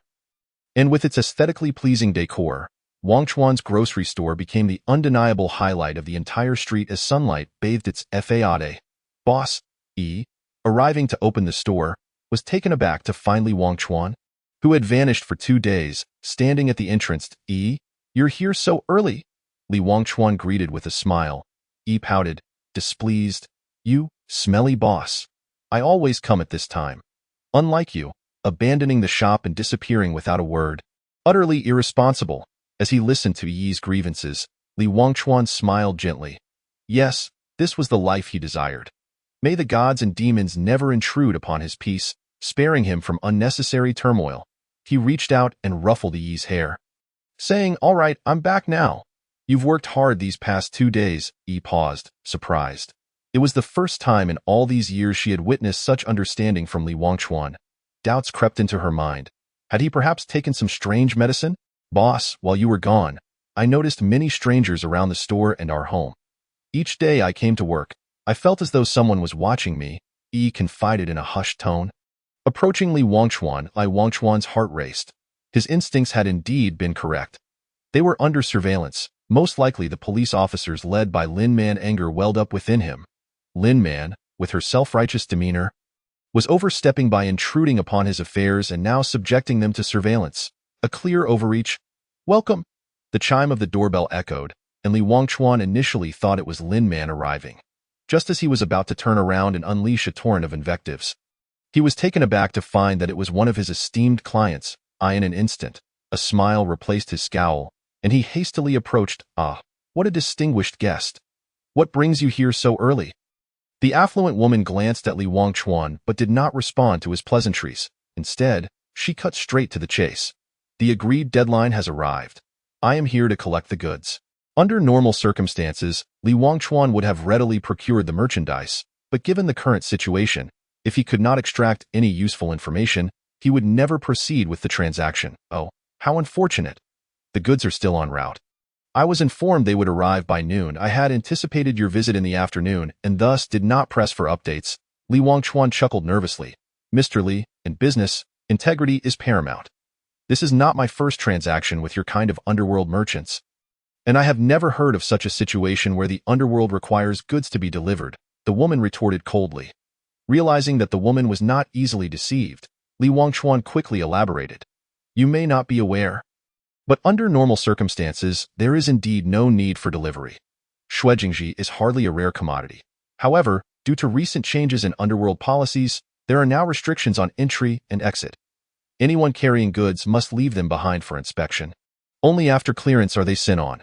After accepting your order, I went on the same day, only to be told that inspection would take 2 days. When I inquired yesterday, they assured me the delivery would occur around noon today. Strangely, I neglected to obtain your contact information at that moment. Otherwise, I would have informed you sooner. The woman scrutinized Li Wangchuan's eyes, her expression betraying skepticism. Li Wangchuan met her gaze earnestly, and seeing no telltale signs, the woman nodded, albeit with lingering doubt, and stated, in that case, I shall return this afternoon. Li Wangchuan hastily interjected, No, we have encountered a problem. How can I allow you to make another trip? Let us do this. Please provide me with your address and contact information, and I will personally deliver the goods to you once they arrive, as a gesture of my apology. Chapter 33. A strategic distraction. Early in the morning, Lin Man arrived outside the general store but did not enter. Instead, she remained in her vehicle, intently observing every movement within the shop. Initially, all seemed normal until a woman entered the store, causing Lin Man to tense up. After double-checking her gear, she prepared to apprehend Li Wangchuan with undeniable evidence. However, to her surprise, the woman exchanged only a few words with Li Wangchuan before departing, showing no signs of a transaction. What trickery is Li Wangchuan up to this time? Lin Man pondered. She continued to scrutinize the store. Feeling an unsettling intuition, after considerable reflection, she spoke into her radio. Xiao Zhao, follow that woman and ascertain her intentions. Understood, Captain Lin. After making arrangements, Lin Man fell into contemplation. Upon first encountering Li Wangchuan, she perceived him as an aimless youth. Over time, she came to believe he was essentially a good person without malevolent intentions. Yet, his apathetic attitude toward human life deeply unsettled her. Although the case of Lu Er's accidental fall ultimately closed due to insufficient evidence, Lin Man knew there was only one true culprit. Li Wangchuan. In terms of time, motive, and capability, he was the only viable suspect. However, she could not reconcile the notion of him being a twisted murderer. His modus operandi resembled that of ancient martial figures, advocating for revenge while clearly delineating enmity and gratitude. Within Lin Man's values, she found Li Wangchuan's actions utterly incomprehensible. This time, an instinctual feeling warned her that his dealings posed a risk. Yet she had failed to uncover any evidence. Times, she wondered if her suspicions were unfounded, but when faced with such supernatural individuals, Lin Man preferred to err on the side of caution. Nipping any adverse outcomes in the bud at Li Wangchuan. I hope I am wrong about you this time. Lin Man silently resolved. Li Wangchuan, however, remained oblivious to Lin Man's musings. After the woman left, he retreated upstairs. Having bought himself some time, now it was his turn to perform. Upon reaching the second floor, he found his shadow clone standing motionless, still devoid of infused mental energy, thus lacking mobility. Li Wangchuan admired his doppelganger's handsome visage before approaching the window. Activating the Eye of the Demon, everything outside became strikingly clear, especially the serious-faced Lin Man sitting in the white car across the street, adorned with light makeup. There you are, Captain Lin. Your surveillance skills leave much to be desired. Monitoring from such a conspicuous position, who do you look down upon? Li Wangchuan chuckled to himself as he observed Lin Man through the window. He then utilized the Eye of the Demon to ascertain the positions of other officers. With this knowledge, he promptly infused his clone with a surge of mental energy. Turning his gaze back to Lin Man, he silently expressed, I hope you refrain from interfering in my affairs any further. Perhaps by some cosmic design, when Li Wangchuan looked toward Lin Man again, she happened to glance up at the second floor. Their eyes met for a brief moment, and in Li Wangchuan's gaze, Lin Man detected a glimmer of triumph, while Li Wangchuan perceived a steadfast resolve in Lin Man's eyes, akin to two chess players facing off. Their contest had only just begun. Attention! The target is about to initiate his next move. All personnel must remain vigilant to prevent the target from escaping, Lin Man instructed through her radio, swiftly exiting her vehicle and striding toward the general store. Li Wangchuan, I will not allow you to escape easily, Lin Man vowed resolutely. Just as Lin Man reached the entrance, unexpectedly emerged, nearly colliding with her. Lin Man quickly halted, but this pause allowed a shadow to dart swiftly past the doorway. The speed of the figure left Lin Man with no time to react, yet her instincts kicked in, and in an instant, she shouted, Everyone, immediately apprehend Li Wangchuan.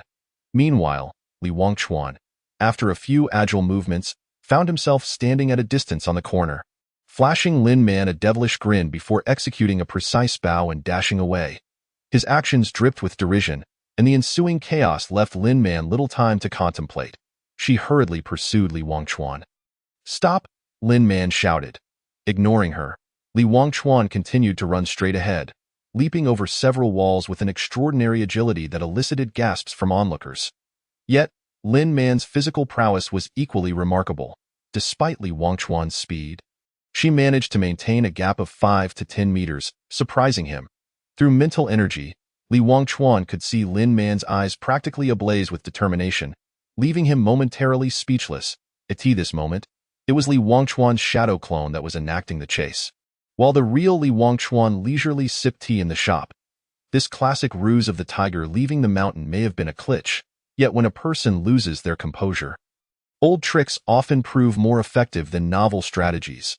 The street was in disarray, with police sirens blaring, the miscreant fleeing in a frenzy, and the beautiful officer hot on his heels. An utter chaos that Li Wangchuan had deliberately orchestrated, serving as the perfect alibi for his subsequent actions. With the police mostly gone, it was time for him to make his move. Today, let me see which fool dares to scheme against me. Li Wangchuan declared, "I'll go with you." Suddenly, Shueji interjected. Li Wangchuan paused, realizing he had overlooked her amid the flurry of activity. After a moment's contemplation, he replied, "All right, but you must follow my lead." Li Wangchuan took Shueji along, not for any other reason than to ensure peace of mind. After all, this lady was a divinely ordained sorceress. With her by his side, Li Wangchuan felt he could stride confidently through Donghua City, if not the entire Yin Kingdom. After Shueji nodded in agreement, the duo exited through the back door for added safety. "Are you so certain that the events in the extreme cold prison are connected to these individuals?" Shueji inquired during their journey. Li Wangchuan shook his head. "Not certain, but it seems likely. The old sorcerer wouldn't be so idle. If he wanted to test me, there were certainly other methods. Moreover, if I hadn't used high-level magic beyond my rank, that barrier would have been a dead end, designed to trap me for eternity. The one who set that barrier intended for me to be ensnared indefinitely. Furthermore, the woman's appearance was quite peculiar. Previous transactions were conducted online with in-person pickups. Only the buyer knew my shop's address, and it was against the rules to disclose such information.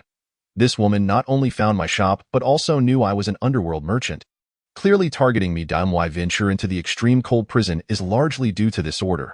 She is luring me into a trap laid out for me." After hearing this, Shueji expressed her agreement and added, "Your speculation is quite reasonable, but I believe their motives are likely more complex than you surmised. Do not forget, I was also imprisoned there before you." This remark prompted Li Wangchuan to reflect. Recalling the legends concerning the Tianhan continent and the ice goddess that Shueji had shared, he envisioned a scenario where the remnants of the Tianhan continent united to resurrect a deity and rebuild their homeland. However, he quickly dismissed this notion, concluding that the truth was unlikely to be so far-fetched. Chapter 34. The crisis of trust. Although the situation was unlikely to unfold as Li Wangchuan had envisioned, he felt a sense of unease and cast a wary glance at Shueji. A sudden thought struck him. This was a meticulously woven web, and Shueji might very well be a part of it. However, reconsidering, he recalled that Shueji had employed a forbidden spell to save his life. It seemed improbable for her to be their accomplice. By the way, are you of the Snow Eagle clan followers of the Ice Goddess?" Li Wangchuan inquired. "Followers? More like her subjects. Not just our Snow Eagle clan, but all 6 tribes of the Cold Heaven continent are subjects of the Ice Goddess. It is said that our ancestors were birthed by her. So, strictly speaking, the Ice Goddess is our mother deity," Shueji explained. "By your account, does that not make you half divine?" Li Wangchuan queried, intrigued. Shueji chuckled softly and shook her head, saying, "That is merely a legend. Not to be taken literally. If we truly bore the bloodline of a deity, the events of the past would never have transpired." "The events of the past? Might you elaborate?" Li Wangchuan pressed further. "There is nothing to withhold. In truth, I had intended to share this with you in the cave. I was once pursued due to an invasion by foreign tribes. All 6 tribes rallied their forces to resist the invaders. But the disparity in strength was insurmountable, and my flight. The Snow Eagle clan was left with only me, and I was trapped in that cave for 20,000 years. Reflecting on it now, I believe none from the Ice Goddess clan survived." Shueji spoke with a calm demeanor. After offering an apology, Li Wangchuan fell into contemplation, Shueji's words reminding him of a seemingly absurd narrative. He increasingly felt that this was akin to a grand tale of vengeance, and he suspected that Shueji was not merely a participant, but perhaps the most pivotal piece of the puzzle. "Shueji, I saved you, did I not?" Li Wangchuan asked abruptly. Shueji regarded him with surprise before replying with a smile. "Indeed, the debt of gratitude for saving my life is one I cannot forget." "You saved me sincerely, did you not?" he continued. Shueji, taken aback by his shift in demeanor, asked in confusion, "You are my savior. Of course, my actions were sincere. What troubles you? Why these inquiries?" Li Wangchuan shook his head and smiled. "It is nothing, merely a feeling that everything seems too coincidental." Suddenly, Shueji appeared somewhat irked and retorted, "There is no need for your probing. Although we are from different eras, I understand your implication. If I wished you harm, given our disparity in strength, I would not need to go through such elaborate measures nor entrap myself in a time loop for 2 millennia, despite our brief acquaintance. I consider you a friend. Should you doubt me, I shall take my leave, and we shall not meet again. Her words made Li Wangchuan seem somewhat petty. Sighing helplessly, he donned a smile and said, I apologize. I should not have doubted you. I do not require your apology. What I seek is merely your trust. You are the only person I know in this realm, and I wish for no misunderstandings between us. Shueji stated earnestly. Li Wangchuan exhaled deeply, conceding, Forgive me. I have overthought matters. Recent events have been overwhelming, and my judgment has faltered. It will not happen again. Though he spoke these words, the suspicions in his heart remained undiminished. He could not believe that everything happening to him was mere coincidence. There had to be truths yet unknown to him. It seemed unwise to confront Shueji at that moment, so he chose to tread carefully and observe the unfolding events. This brief interlude had rendered the atmosphere between Li Wangchuan and Shueji somewhat awkward. As they continued on their path, neither spoke further, though Shueji cast a few reproachful looks at him, which he remained oblivious to. This is it, Li Wangchuan stated as he gazed upon the derelict factory, addressing Shueji. Could there be an ambush? She queried. Li Wangchuan shook his head, asserting, if they truly understood me, they would not engage in such foolishness. Shueji, seemingly comprehending, nodded and then asked, should I enter with you, or wait outside to assist you? After a moment's thought, Li Wangchuan replied, together, then. From this point forth, you shall be my assistant. Here, take this. He removed the bag from his shoulder and handed it to her, stating, in a performance, one must adhere to the entire act. Carrying items does not suit my role as a boss. Are you merely too lazy to carry it? Shueji, having gained some insight into Li Wangchuan's character, called him out. Let us not speak of it. It is but natural for a figure of my stature to have an assistant. Furthermore, not everyone is worthy of that role, he retorted. Shueji sighed. Indeed, Mr. Li. Let us proceed and meet them. With that, Li Wangchuan took the lead into the factory. Upon entering the premises, Li Wangchuan immediately activated his demon eye, scanning the area to find it utterly deserted. After a moment of contemplation, he retrieved his phone and dialed the woman. After several rings, a man's voice answered. Who is this? Good day, sir. I am from Wangchuan General Store. I arranged to deliver goods to a lady earlier today, but upon arriving at the address provided, I found no one here. Has there been a mistake? Li Wangchuan spoke in a highly professional tone. Wait, came the response, followed by silence. After a brief moment, the factory doors creaked open, revealing several burly men, the leader bearing a scarred face and dressed in mercenary attire, exuding an intimidating presence. His 3 subordinates were engaged in cleaning their weapons, brandishing knives and flexing their wrists, all casting fierce glares at Li Wangchuan and Shui. Mr. Li, I presume. Where are the goods I requested? The scarred man stated bluntly. Li Wangchuan took the bag from Shueji, unzipped it and placed it on the ground, saying, the goods are here. Where is the payment? Mr. Li, you truly are a merchant who only recognizes currency. The scarred man remarked with a cold chuckle, his gaze fixed on Li Wangchuan. Raising an eyebrow, Li Wangchuan replied, what else would a merchant recognize? Yet you all seem heavily armed. You do not appear to be here merely for business. Or Li is no ordinary merchant. We are cautious. So I hope for your understanding. However, you did not come today solely for a transaction, did you? The scarred man questioned coldly. Li Wangchuan paused momentarily before returning to his usual demeanor. What do you mean? Brother? The goods are right here, so naturally, I am here for business. Is that so? Then who is this beside you? The scarred man queried. She is my assistant. What of it? Li Wangchuan replied, glancing at Shueji. Assistant? Mr. Li's shop consists of only 2 individuals. Your sister is still under 10 years of age, yet we have never heard of this one. The scarred man responded with a chilling tone. Is he this? Li Wangchuan's expression shifted, his gaze toward the scarred man growing more frigid, yet he maintained a smile, saying, so, you are quite familiar with me. Knowing even the members of my family. It seems this was all premeditated. In business, one must be well informed, the scarred man replied. Li Wangchuan nodded, stating, that is true, but it seems you lack an understanding of proper conduct. We engage only in transactions and do not pry into personal matters. This has been the custom in our line of work for centuries. Your actions suggest a lack of sincerity in this transaction. The scarred man pursed his lips, withdrew a handgun from his waist, expertly checked it and chambered a round, stating, "We do not adhere to the rules of you Hell Walkers. We have our own. Today, besides the trade, there is indeed another matter I wish to discuss with Mr. Li Wang Chuan regarded the scarred man with confusion, asking, "What matter?" The scarred man glanced at Shueji beside Li Wang Chuan and said, "Mr. Li, you are not an ordinary Hell Walker, are you?"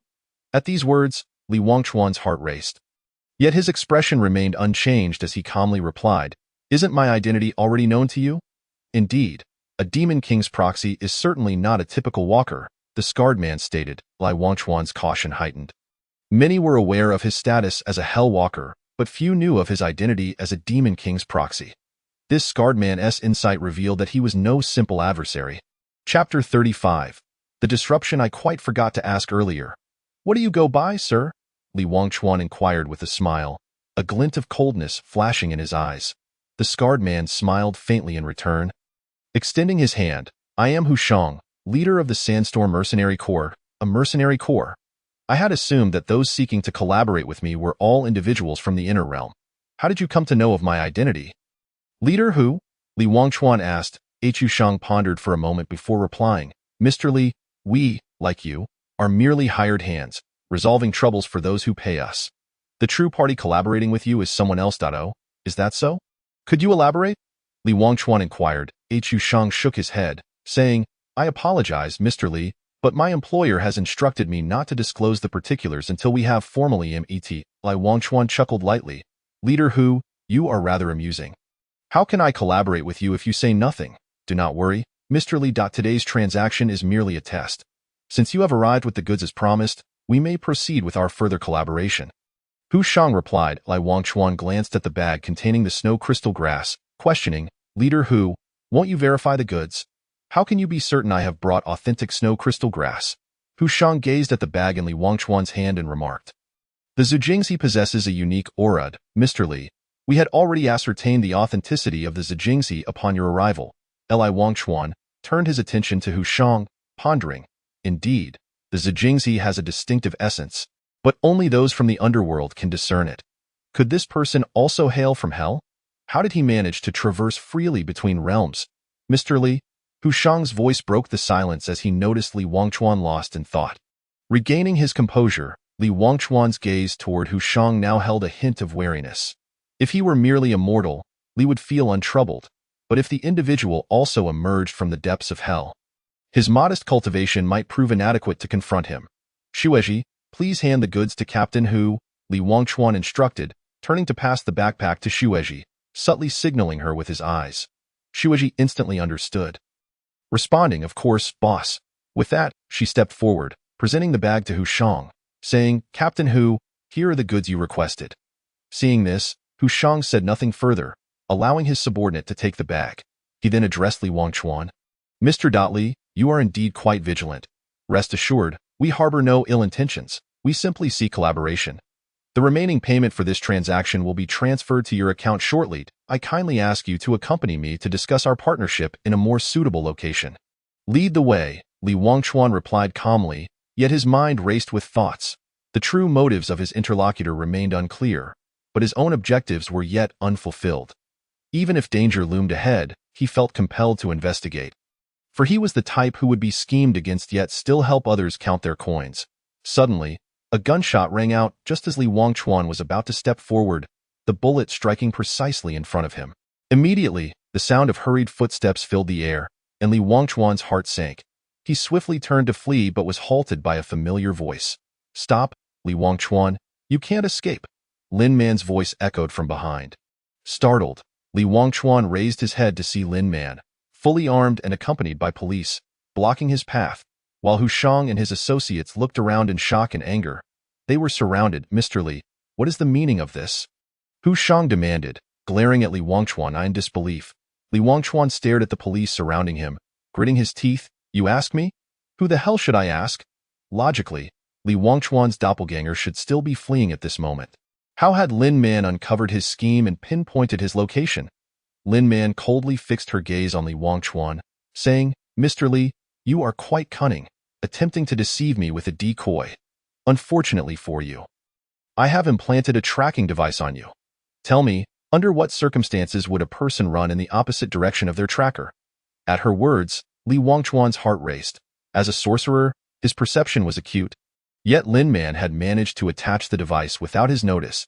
He quickly activated his demon eye to scan himself and discovered a small button hidden in his coat pocket, exceedingly well concealed. Extracting the tracking device, he crushed it beneath his foot, realizing who had placed it there. This very garment had been given to him by Yi, who had insisted he wear it to ward off the chill and avoid catching a cold. Li Wangchuan had never suspected his adorable sister, but now he felt an inexplicable chill, as if something was amiss. "When I return home, you shall be punished with 2 months without snacks." He seethed, nearly grinding his teeth in frustration. Despite all precautions, one could never guard against betrayal from within. Meanwhile, in the general store, was happily indulging in snacks when a wave of unease washed over her. After a moment's contemplation, she muttered to herself, "Surely the boss hasn't discovered the tracking device I slipped into his coat. Lin Man said it was for his own good. If he returns to confront me, I shall shift the blame onto Lin Man." "Yes, that will do, Captain Lin. Do you have no shame, using a child in such a manner?" Li Wangchuan glared at Lin Man, who merely smirked and replied, "If you had no guilty conscience, the tracker would hold no sway. Look at how flustered you are. Did I ruin your little scheme?" "What scheme? I merely came here to meet a friend. Is that illegal?" Li Wangchuan retorted. "A friend? Let me see. Hu Shang, real name Hu Ergu, a native of Fenghai City, sentenced to 10 years in prison 3 years ago for smuggling and murder. He escaped and is now a Class A fugitive." "Mr. Li, you certainly have a wide circle of acquaintances," Lin Man replied with a smile. Li Wangchuan's lip twitched as he turned to Hu Shang, who wore a look of acute embarrassment. Lin Man's revelations had effectively trampled all over his reputation. It was not merely his criminal record that was under scrutiny, but his real name was quite the embarrassment. Dog brother, you do have quite the colorful history," Li Wangchuan remarked. Hu Shang glared at Li Wangchuan, wishing he could immediately land a couple of punches for such an insensitive disclosure. "Li Wangchuan, do you even have the time for this?" Hu Shang ground his teeth. Li Wangchuan surveyed Hu Shang and the surrounding police, saying, "We are surrounded. A little humor might relieve the tension. Do you have any means of escape, Captain Hu? Buy us some time. The rest I shall handle," Hu Shang replied with a serious expression. "Agreed, but my capabilities are limited." "So do hurry." Li Wangchuan nodded, then discreetly concealed one hand behind his back as the magical array began to activate. "Water mist, arise." With Li Wangchuan's command, the moisture in the air surged, quickly coalescing into thick clouds of mist that enveloped everyone, drastically reducing visibility. "Goodness! Why didn't you mention this ability earlier?" Hu Shang exclaimed in shock, staring at the dense fog. Li Wangchuan responded irritably, "I said my abilities are limited. This mist won't last long. You need to act quickly. Once it dissipates, we are both in trouble." Hu Shang nodded, ceasing further conversation and turning to busy himself with something. Lin Man, observing the thickening fog, felt a sense of urgency and quickly grabbed her radio. "Everyone, form groups with those nearby immediately, just in case." She spun around to seek out other officers, only to find Li Wangchuan smiling at her. "What are you planning?" Lin Man asked warily, reaching for her sidearm, only to realize it had vanished without a trace, while Li Wangchuan was nonchalantly playing with a gun in his hand. "Captain Lin, don't be hasty. I have something to discuss with you," Li Wangchuan stated. Lin Man, perplexed, inquired, "What do you intend to do? You haven't committed any substantial crimes yet. It's not too late to back down. Time is of the essence, so I'll be brief. Those individuals are up to no good. I initially intended to investigate further, but you've disrupted my plans. Now, I require your assistance." Li Wangchuan spoke with gravity. "How can I assist?" Lin Man asked. "You still have those tracking devices, don't you? I need you to assume Shueji's identity and infiltrate with me, while your team follows closely behind. It's the opportune moment. Apprehend them." Chapter 36. Breaking through. Lin Man regarded Li Wangchuan with a serious expression, attempting to catch him in a lie, yet he appeared utterly earnest, devoid of deceit. "How can I trust you?" she queried. "Trust is your prerogative. If you choose not to, I shall proceed alone, but I will handle things in my own way. When the repercussions unfold, do not lament," Li Wangchuan warned. Lin Man raised an eyebrow. Are you threatening me? Li Wangchuan spread his hands. I am merely stating facts. I do not know their intentions, but they are certainly not benign and will likely threaten your world. They have duped me once already, and I merely wish to clarify the situation. If it exceeds my capabilities, I will withdraw, leaving you to manage it. However, that would place you in an exceedingly passive position, with potentially dire consequences. Upon hearing Li Wangchuan's words, Lin Man fell silent. What he said was indeed true. She had come here today to prevent such occurrences, and although she was uncertain of what lay ahead, she had no reason to retreat. I can agree to this, but I lack your supernatural abilities. How can I transform? Lin Man inquired. I can assist you. From behind Lin Man, Xueji stepped forward. Lin Man looked at Xueji, unsure of how this delicate girl intended to help, yet she nodded in agreement. Frost Flower Mirror, Xueji chanted softly, and a blue-white magical array formed beneath her feet. In an instant, a mirror, crafted from solid ice, materialized between the two. Lin Man gazed into the mirror and was filled with curiosity, but the next moment, she was astonished to find her reflection had transformed into Xueji's likeness without her noticing. How is this possible? Lin Man exclaimed, staring at her altered appearance. She quickly pulled out her phone to check her reflection and gasped at the sight of Xueji's identical visage. This is the ice mirror technique of ice magic, capable of bestowing the appearance of the reflected image upon an individual, Xueji explained. Still reeling from the shock, Lin Man could only nod dumbly, while Li Wangchuan contemplated the magic Xueji had just performed. This technique was indeed recorded in the magical tomes left to him by Old Man Shun. Yet the ice mirror technique was merely a low-tier ice magic that produced a mere projection. However, Xueji's execution of the technique resulted in an extraordinarily vivid transformation, and her incantation of Frost Flower Mirror diverged from the recorded terminology, hinting at many secrets held by Xueji. Xueji, you shall remain in the shadows and follow us. If any situation arises, be prepared to act swiftly, Li Wangchuan instructed. Understood. You must also ensure your safety, Xueji replied. Xueji Dao, Li Wangchuan nodded slightly and pulled Lin Man into the mist, disappearing from sight. Xueji gazed at the vanishing figures of the two, lost in contemplation. Li Wangchuan, is Xueji your girlfriend? Lin Man suddenly inquired with a hint of gossip. Li Wangchuan looked at Lin Man as if she had recounted some ghostly tale. Astonished, he retorted. Which of your eyes saw her as my girlfriend? Both of mine did. The way Xueji behaves clearly shows she cares for her little boyfriend. Hey, you're not a scoundrel, are you? Lin Man replied, you're talking nonsense. I've known her for less than 2 days. If she were my girlfriend, I would truly be a scoundrel. Li Wangchuan insisted urgently. He then added in his heart, even if I were desperate, I wouldn't resort to an old hag 2,000 years my senior. Mr. Li, where have you been? Hu Shang's voice suddenly echoed. Li Wangchuan turned to see Hu Shang holding a black box. Its contents unknown. I just ran into a few police officers and had to deal with them. Li Wangchuan casually fabricated an excuse. Hu Shang nodded, seemingly unconvinced, then handed over the black box, saying, inside this is an explosive magical device. I will detonate it shortly, and we can take the opportunity to escape. An explosive magical device? How did you manage to acquire such a thing? Hu Tuanzheng's background is quite impressive. Li Wangchuan remarked. Hu Shang smiled slightly. Mutual benefit. The fog is dissipating. Prepare to act, Li Wangchuan said, uninterested in further conversation with Hu Shang. Lin Man looked apprehensively at the black box, her heart racing. Although she did not understand what a magical device entailed, the word explosion resonated all too clearly. Unable to inform her team, she gently tugged at Li Wangchuan's sleeve. When he turned to see her worried expression, he immediately grasped her thoughts and sighed. Hu Tuanzheng, if it's going to explode, I can handle it. Magical devices are extremely precious. Let us save them for a critical moment, Li Wangchuan proposed to Hu Shang. His words held merit. Magical devices were crafted by mages for combat, utilizing a simple principle of storing required spells within objects through special means. When activated, they could instantaneously unleash magic. The explosive device in Hu Shang's possession contained fire magic like the Fire Blast spell, ready to unleash a sudden and potent explosion. Magical devices were invaluable tools for mages, allowing those below the awakening level to cast instant spells without incantation or ritual, hence their popularity and high cost. Upon hearing Li Wangchuan's suggestion, Hu Shang readily agreed.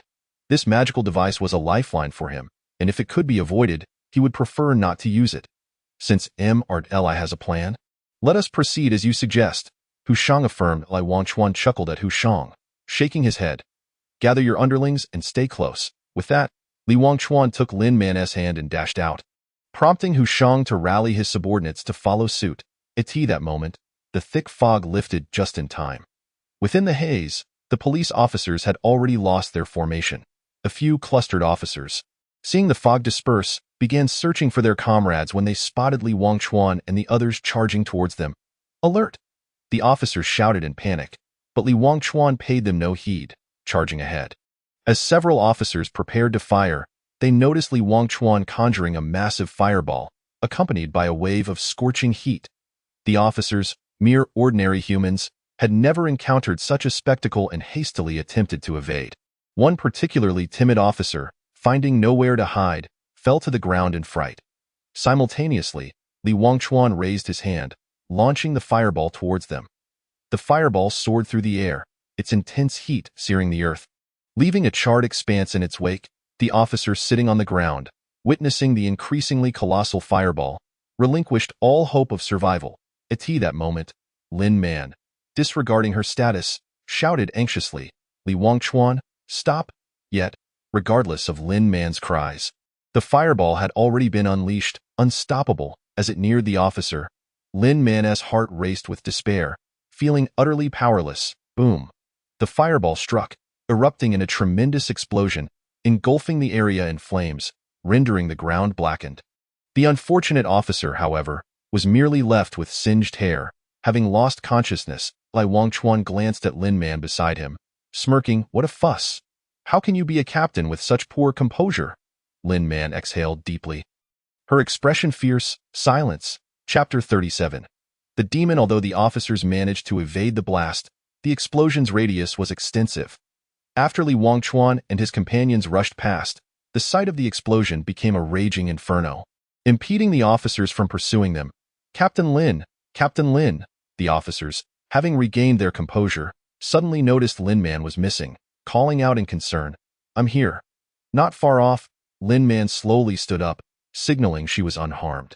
Captain Lin, it's a relief you're safe. An officer rushed over, visibly relieved. Lin Man regarded the officer before her, suddenly appearing dazed, weakly asking, who are you? The officer paused, but upon seeing Lin Man's condition, realized, Captain Lin, it's me, Li Hao, your deputy. How are you feeling? Lin Man shook her head vigorously, regaining some clarity, though her voice remained frail. The shockwave from the explosion was too strong. I feel a bit dizzy and didn't recognize you at first. Are the rest of the brothers all right? Li Hao helped Lin Man sit down, reassuring her, it's fine, Captain Lin. Everyone is safe, don't worry. Lin Man nodded, taking a deep breath before saying, the mission has failed. Li Wangchuan and his group took advantage of the explosion to escape. You should lead the team back. Li Hao was taken aback, confused. Back? What about you? I bear the responsibility for this failure. I saw where they went, and I must pursue them. Lin Man gritted her teeth. Li Hao exclaimed anxiously, what nonsense are you saying? We undertook this mission together. We share the responsibility for its failure. In your current state, why push yourself? If anyone goes, it should be all of us. Lin Man shook her head firmly. No. You've seen it. Li Wangchuan possesses extraordinary abilities, and the brothers are just ordinary people. They cannot contend with him. Li Hao argued, but you're also an ordinary person. How do you plan to confront him? Even if the brothers don't go, you must let me accompany you. Lin Man flatly refused. That's an order. That won't work. Lin Man, you are the captain, and I am the deputy. How can the captain risk danger while the deputy retreats? Li Hao asserted resolutely.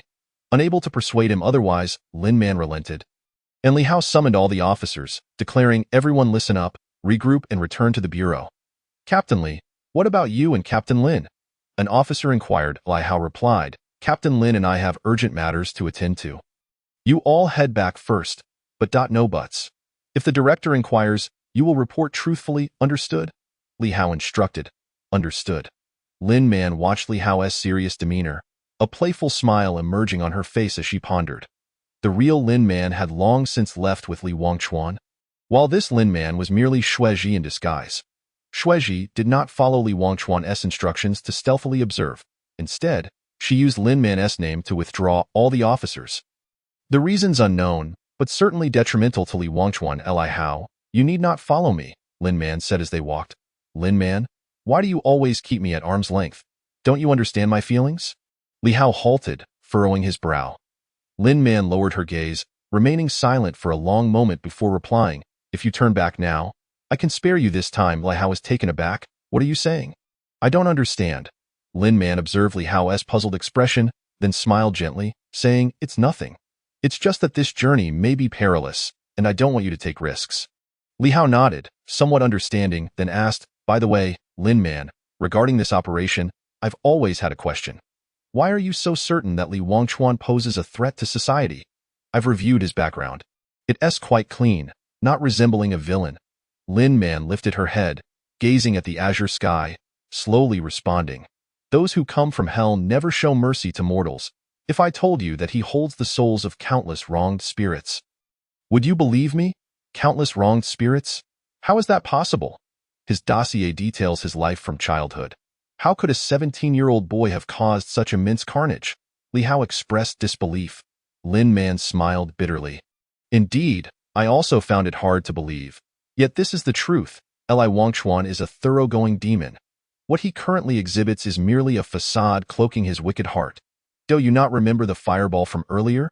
Had everyone not evaded in time, that magnitude of explosion could have claimed countless lives.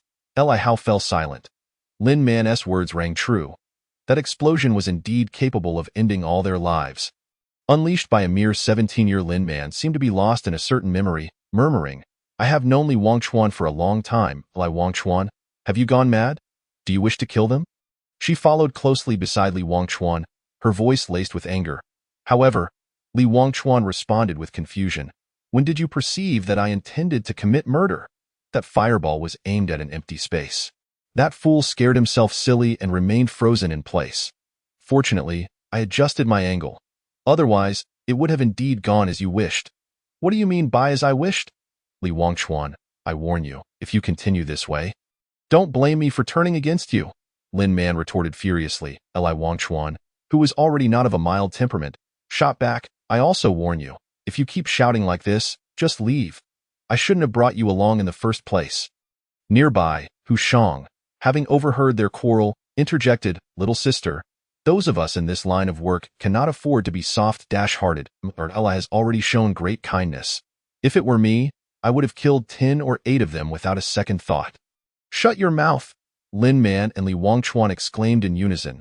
Hu Shang, realizing he could not win this argument, begrudgingly fell silent. Li Wangchuan and Lin Man exchanged a glance, turning away from each other, and fell into a heavy silence as they walked. Meanwhile, Hu Shang's subordinates looked at the transformed Xuezhi, puzzled, as they clearly remembered this young girl had been quite quiet before. Having escaped from the factory, which was already in the outskirts, they had ventured further out of the city under Hu Shang's lead. After a considerable time in the wilds, they finally halted before a church. Hu Shang pointed towards the church. Addressing Li Wangchuan, Mr. Li, we have arrived. Li Wangchuan gazed at the church before him, not in a rush to enter, but rather observing Hu Shang with a keen interest, saying, Captain Hu, now that I am here, can you explain what the transaction is all about? Mr. Li, let us discuss it inside. Hu Shang replied. Li Wangchuan scrutinized Hu Shang, his brow furrowing slightly, then whispered to Lin Man, something feels off, gather the others. Lin Man nodded, then turned to Hu Shang, saying, Captain Hu, you and the boss can go in and talk. I'll wait here, no need for that. We shall go in together, Officer Lin. Hu Shang replied coldly.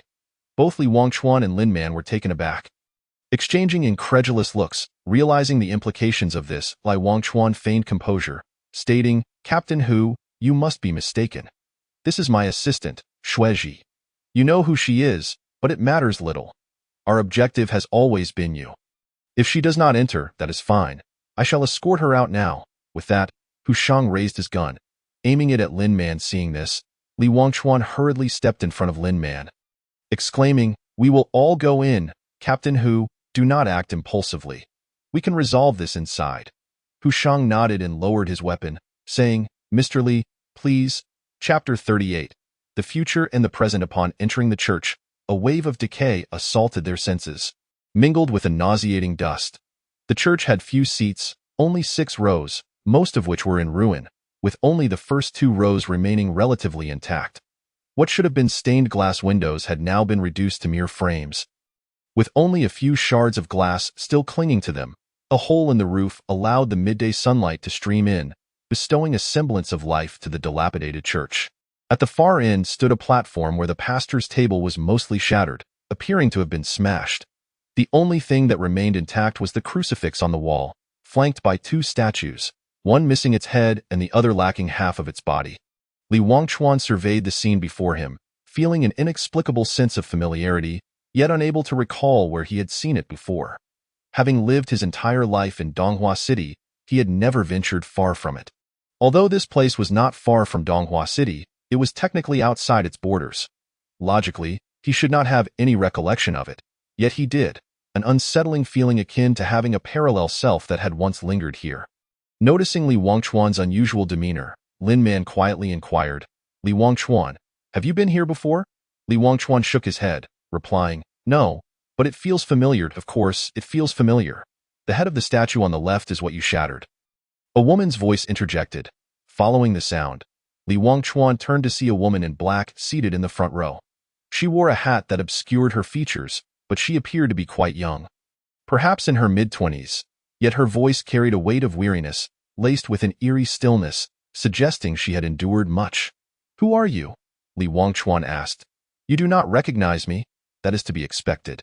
You are merely his past, so it is logical that you would not remember me." The woman in black replied. Li Wangchuan paused, asking, "He? Who is he?" "The Demon King, Yelluer," she stated. "The current Demon King is named Kili-eyed." "I have never heard of this Yelluer. If you say I am his past, then he must be my future self. But how could my future self have shattered the current statue?" Li Wangchuan pondered aloud. The woman in black slowly rose and walked towards Li Wangchuan. She was tall, half of her face obscured by a metallic mask, while the other half was breathtakingly beautiful, though her gaze lacked the vitality of a living person. "Li Wangchuan, how wonderful it would be if you could remain as you are forever." The woman in black lamented, "My lady, though I do not comprehend what has transpired, I surmise that my future self must have caused you immense harm.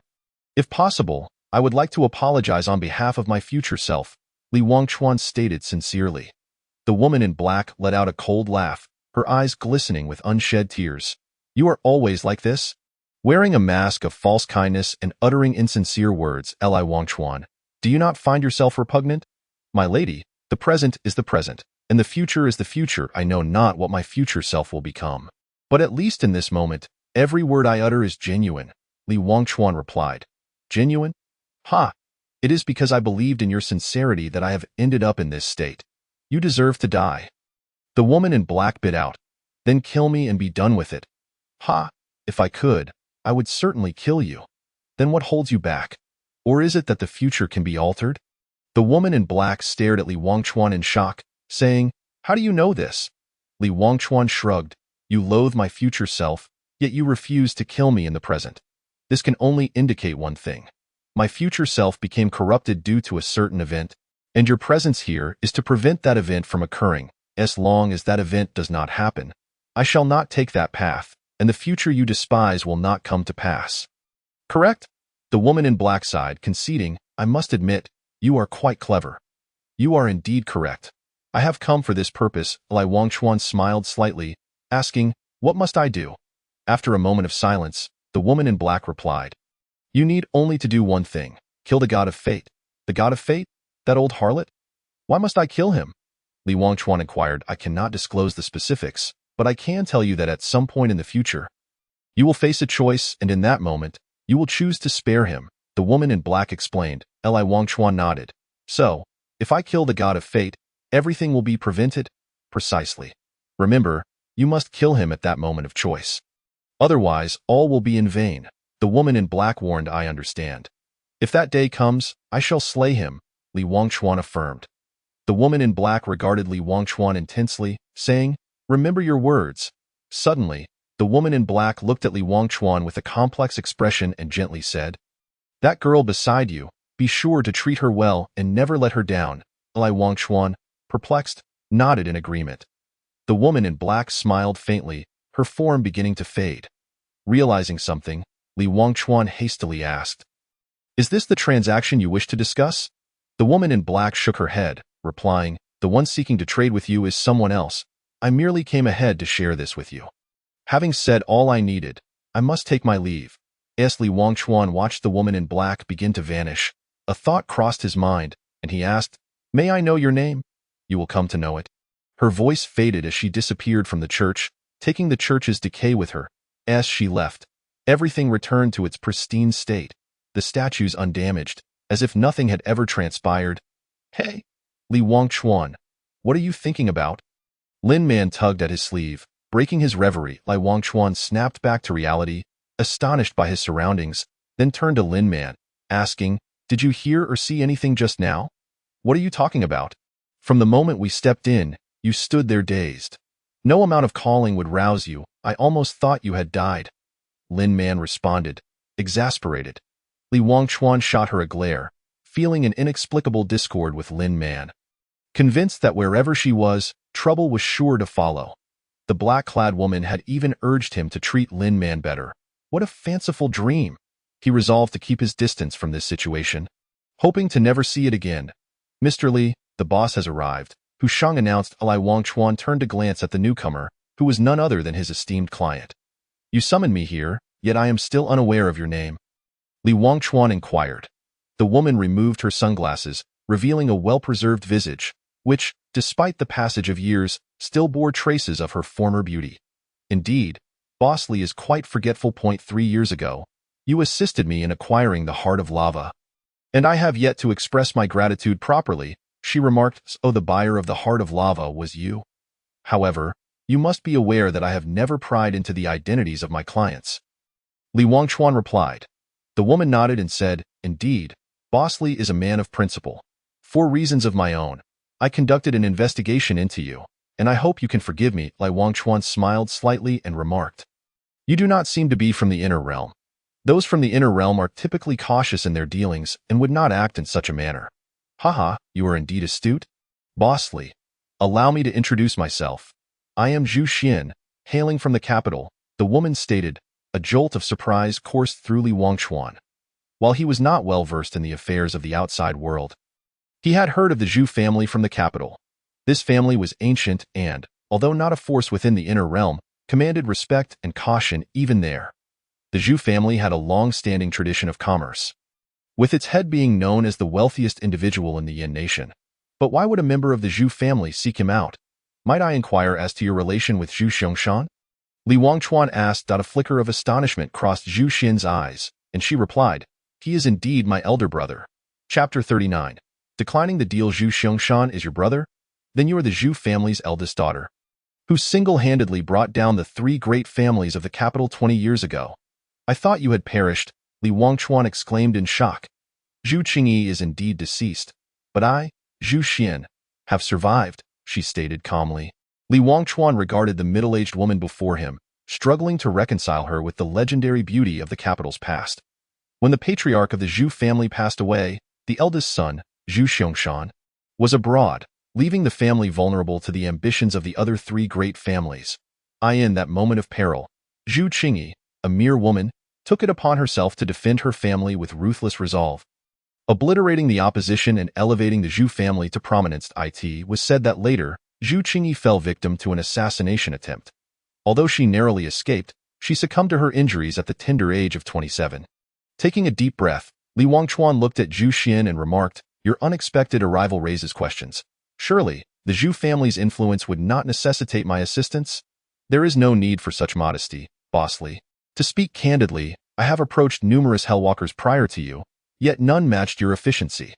Those others either failed to arrive or could not secure the items. In contrast, as long as the payment is satisfactory, you can deliver even the Heart of the Lava as promised." By comparison, among the many Hellwalkers, you stand out as exceptional, Zhu Xian praised. Zhu Xian's compliments left Li Wangchuan feeling somewhat bashful. His remarkable efficiency stemmed from his status as a Demon King's agent, which granted him unparalleled access throughout the realms of hell, except for the final 3 layers.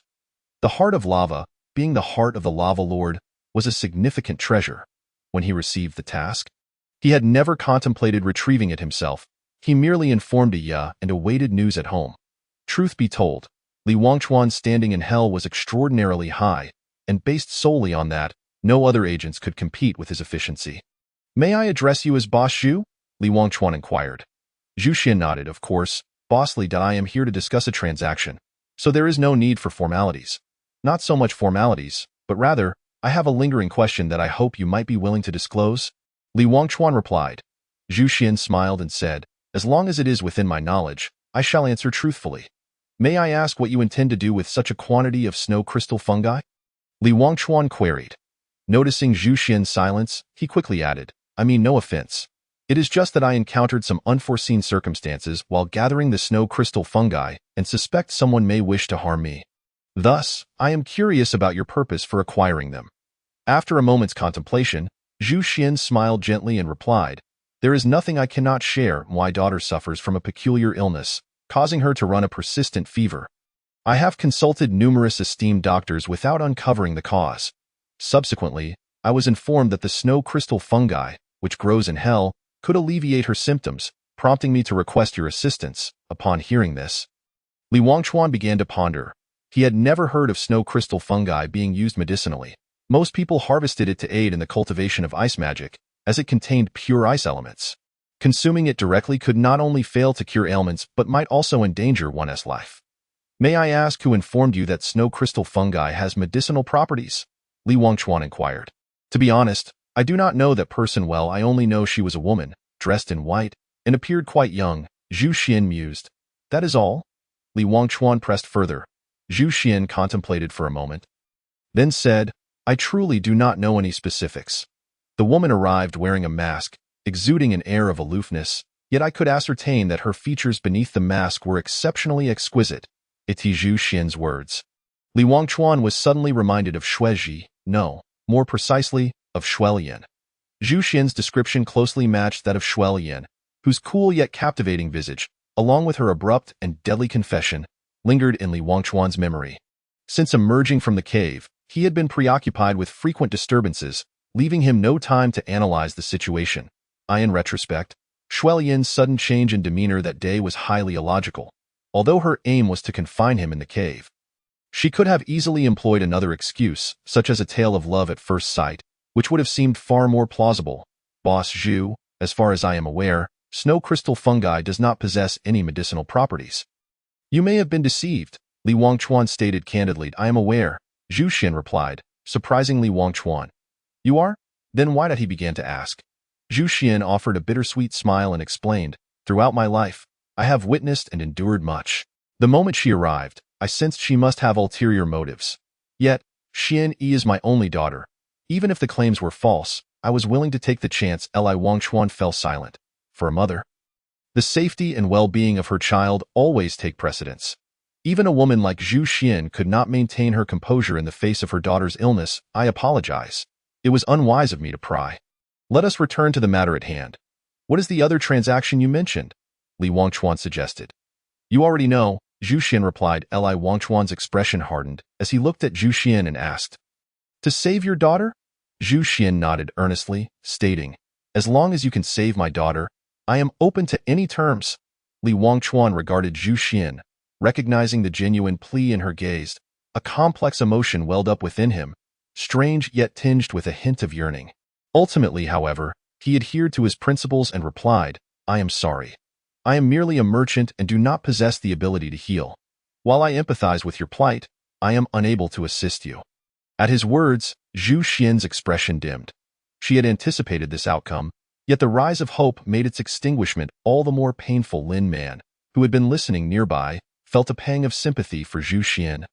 Despite knowing that Li Wangchuan was under no obligation to help Li Wangchuan, "Would you reconsider? Think of your mother. If you were in danger, you would surely wish for someone to assist her," she implored. At Lin Man's words, Li Wangchuan's expression shifted, and he coldly retorted, "My mother? Ha! I have never known what she looked like. I have been alone my entire life, and I never needed anyone before, nor will I in the future." Li Wangchuan's sudden change left Lin Man momentarily speechless. Zhu Xian's desperation touched her heart, yet she had overlooked the fact that Li Wangchuan was an orphan. Observing Li Wangchuan's icy demeanor, she hesitated to speak further, fearing she might inadvertently strike a sensitive chord. "I am sorry," Lin Man whispered. Li Wangchuan ignored her and turned to Zhu Xian, stating, "If there is nothing further, I shall take my leave." Zhu Xian nodded slightly, saying, "Thank you, Boss Li, that I will seek alternative means for my daughter's situation. I will have Hu Shang escort you both back." "There is no need. Miss Lin is an officer, while Hu Shang is a fugitive. Perhaps you should discuss with her how to proceed," Li Wangchuan replied, before turning to exit the chapel. "Officer Lin, how do you wish to handle Hu Shang?" Zhu Xian asked Lin Man without hesitation. Lin Man declared, "Naturally, he must be apprehended very well. Although Hu Shang has assisted me greatly over the years, he has committed crimes, and it is your duty to capture him," Zhu Xian acknowledged. Lin Man nodded, retrieving her phone to send a location to Li Hao. According to Li Wangchuan's plan, she was supposed to have people surround the area, but having found no unexpected developments upon arrival, she had refrained from calling for backup. Chapter 40. Past grudges after sending the message. Lin Man waited in vain for Li Hao's response.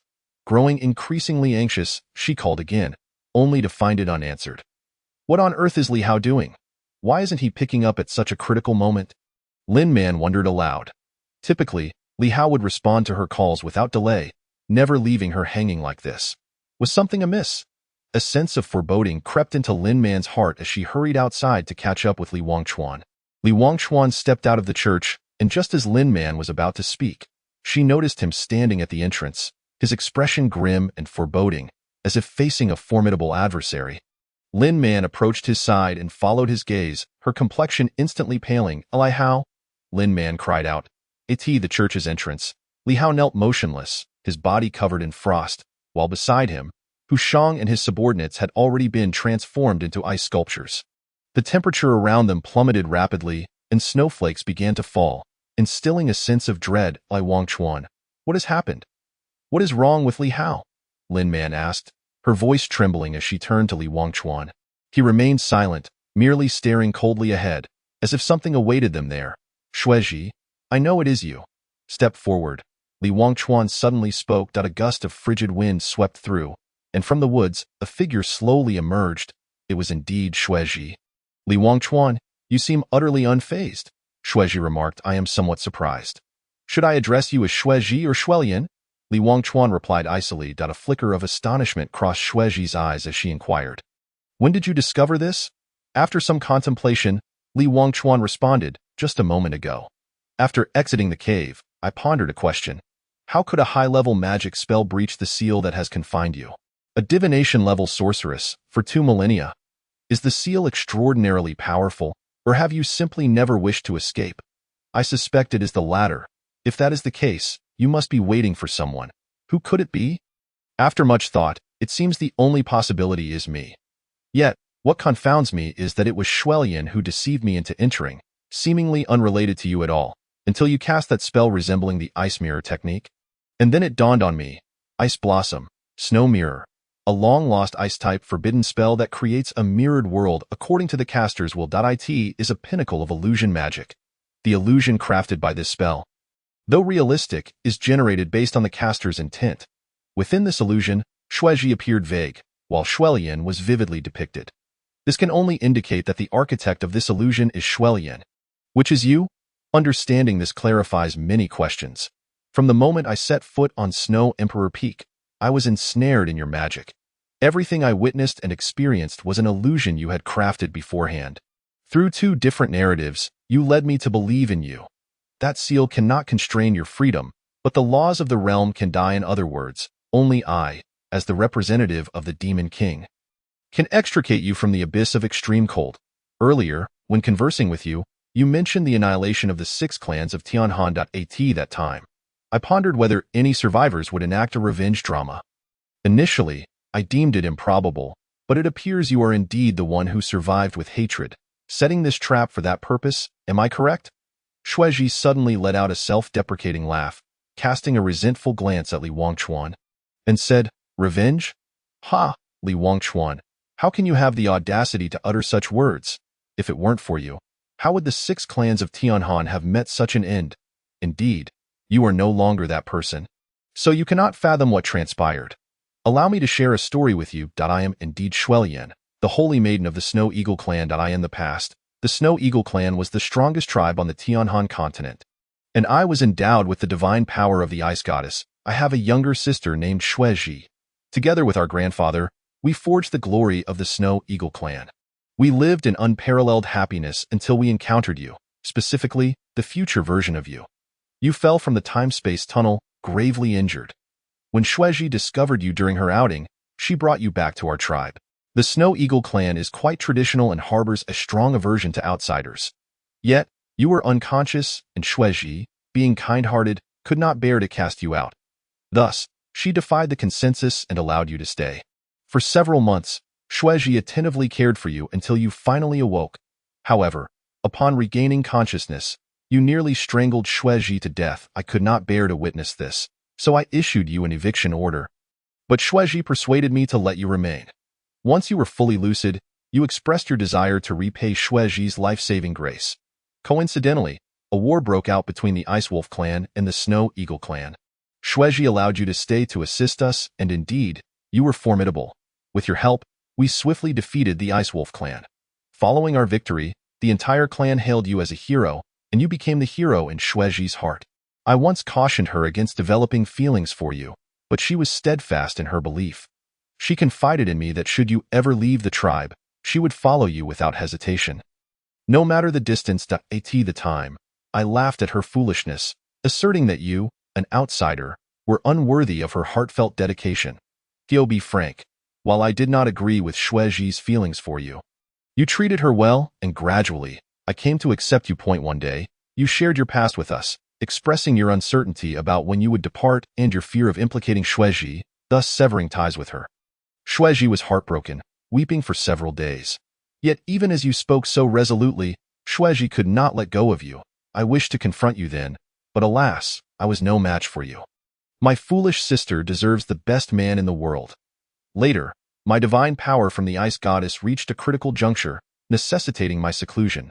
By that time, you had already gained the trust of our clan leader, and he entrusted you with protecting the tribe in my absence.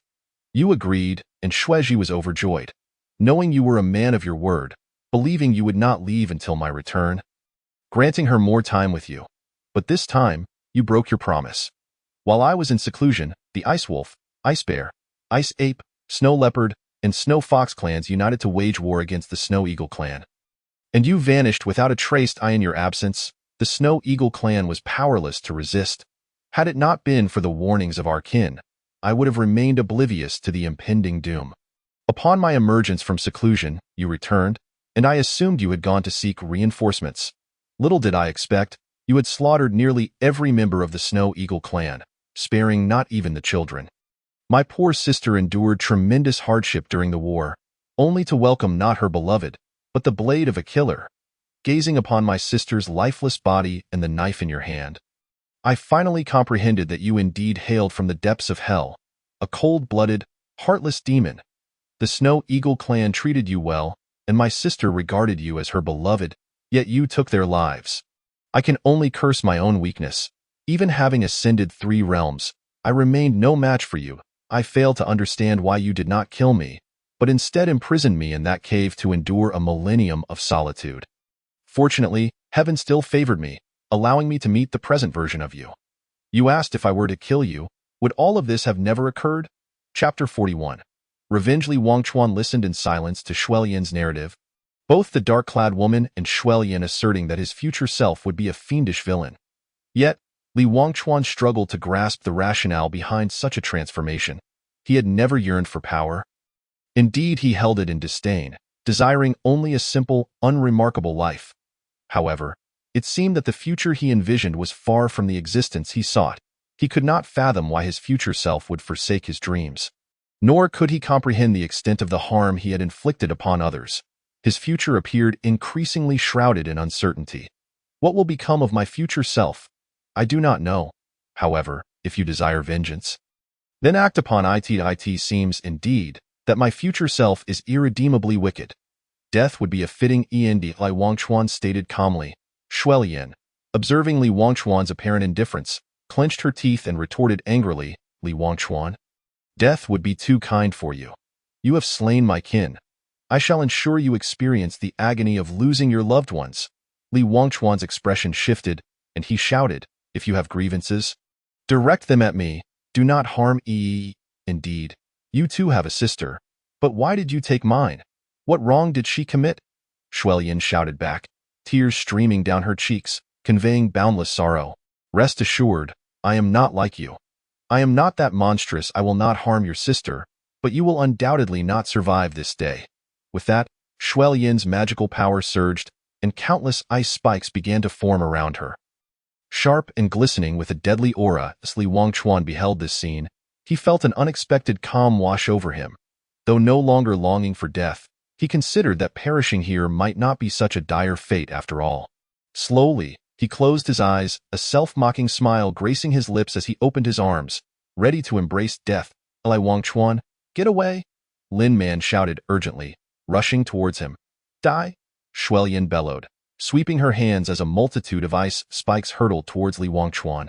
Feeling the chilling wind of the ice spikes, a sense of liberation surged within him. Though tinged with reluctance, he believed his death might prevent future misfortunes. The cold wind drew nearer, yet Li Wangchuan remained eerily tranquil. Just then, Lin Man lunged at him, tackling him to the ground and saving him from the lethal ice spikes. But Shuelian was not one to relent. She quickly summoned another wave of assault, launching it towards the two of them. In that critical moment, a figure clad in white suddenly appeared before them, waving a hand to dissipate all the ice spikes into powder. As Li Wangchuan regained his senses, he hurriedly pulled Lin Man behind him, alertly gazing ahead. "Are you all right?" the figure in white inquired. Li Wangchuan was momentarily taken aback. It was evident from the figure that the person clad in white was a woman. Yet, for some inexplicable reason, that silhouette struck him as oddly familiar. It was not only Li Wangchuan who felt this sense of recognition. Shuelian, upon hearing the voice, was equally astonished. Compared to Li Wangchuan, she was far more acquainted with that voice. It was the voice she had longed for over 20 millennia. The voice of Xuezhi. "Xuezhi? Is that you?" Shuelian's voice trembled noticeably. The woman in white wore a mask, obscuring her features, but her ethereal aura mirrored that of Shuelian. The pair of eyes beneath the mask bore a striking resemblance to Shuelian's. Finally, Li Wangchuan understood the source of his familiarity. The Shuelian he had encountered in the illusion of Xuehuang Peak bore an uncanny resemblance to the woman before him, in both form and voice. The illusionary Shuelian was not her true self, but rather an embodiment of Xuezhi. "Sister, it has been a long time." Xuezhi spoke softly. Shuelian stared blankly at the woman in white, tears streaming down her face. Unsure if it was an illusion, she took hesitant steps towards Xuezhi. Though only a hair's breadth apart, each step felt as if traversing an eternity, heavy with the weight of longing. At last, she stood before this soul she had yearned for, slowly reaching out to touch the other's cheek. Yet, as her hand extended, it shattered the fragile heart she had painstakingly pieced together. The person before her was not corporeal, though she appeared solid. She was, in truth, an apparition. Shuelian's hand passed through Xuezhi, and in disbelief, she glanced at her own hand, cautiously retracting it before attempting once more, only to encounter emptiness again. "Xuezhi, am I dreaming? It must be so. I must miss you too dearly to be caught in an illusion." Shuelian remarked with a bitter smile that "It is not an illusion, sister. I am right here," Xuezhi replied. Gazing at the ethereal form of Xuezhi, Shuelian suddenly recalled something, her disbelief evident as she looked at Xuezhi. Sensing Shuelian's thoughts, Xuezhi smiled gently and nodded. "But how can this be?" Shuelian asked, her voice trembling. "I am indeed a soul now, but I cannot divulge the reasons why presence here is to prevent you from acting foolishly." "Foolishly?" Li Wangchuan slaughtered our entire clan. "Should I not kill him?" Shuelian questioned, perplexed. Xuezhi shook her head. "What has transpired is in the past. Even if you were to kill him, it would serve no purpose. More importantly, the focus should be on you, not him. Me? What is wrong with me?" Shuelian responded, utterly confused. In that realm, the power of the laws was completely shielded. Though you have attained the level of divine oracle, you have not yet communicated with the powers of the laws. Now that you have emerged, the Ice God legacy has reconnected with the laws of ice, yet you lack the insights from each stage. If you recklessly wield your power, there is a risk of your body exploding, Xuezhi explained. "How could you?" Shuelian was overwhelmed with questions, unsure of where to begin. "Xuezhi, perceiving her sister's turmoil, offered a gentle smile. Sister, the past is behind us. We must both look forward. Shuilian wished to say more, but upon witnessing Shueji's demeanor, she ultimately refrained. Lai Wangchuan observed the reunion of the sisters, his own heart a tumult of confusion. He had countless questions regarding the truth and the future, yet he pondered whether they would truly answer him, or if he even had the right to ask.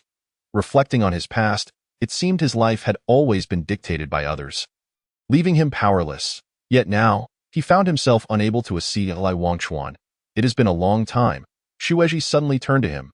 Lai Wangchuan regarded this familiar stranger, momentarily at a loss for words. I know you must have many questions and may doubt yourself, but I wish to convey that your future is to be determined by you. Do not become entangled in the outcomes. Seek only to act with a clear conscience, Shueji stated. A clear conscience? Li Wangchuan chuckled bitterly, looking at Shueji.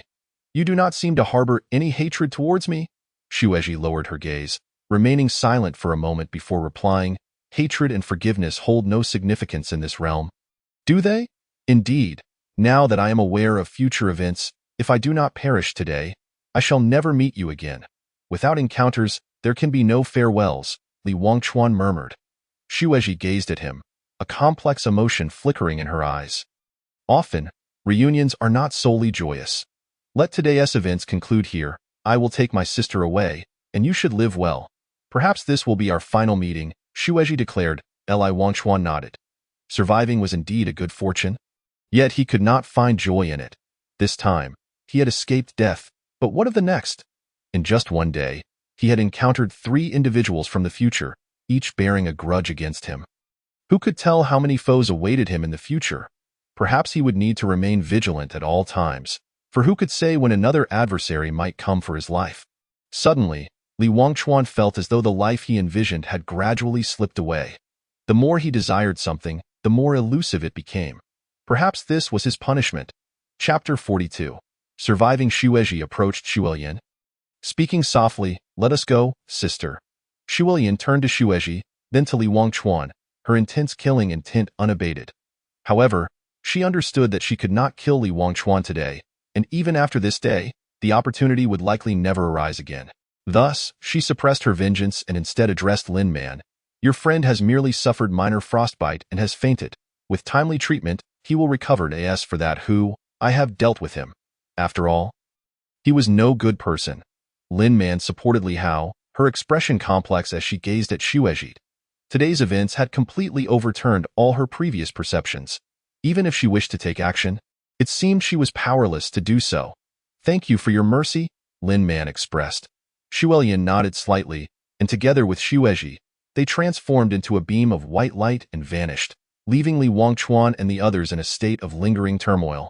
Boss Li, given the circumstances, you two should leave first. I will send someone to handle this matter, Zhu Xian said from behind. Lai Wangchuan looked at Zhu Xian and replied, Thank you.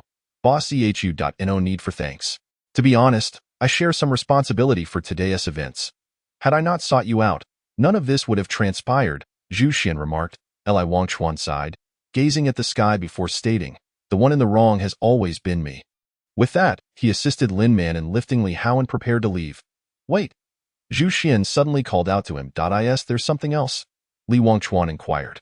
After a moment of hesitation, Zhu Xian said, This is my business card. Regarding my daughter's situation, if possible, I hope you will reconsider. Lai Wangchuan accepted the card, replying, We shall discuss it later. Zhu Xian sighed, watching the two depart.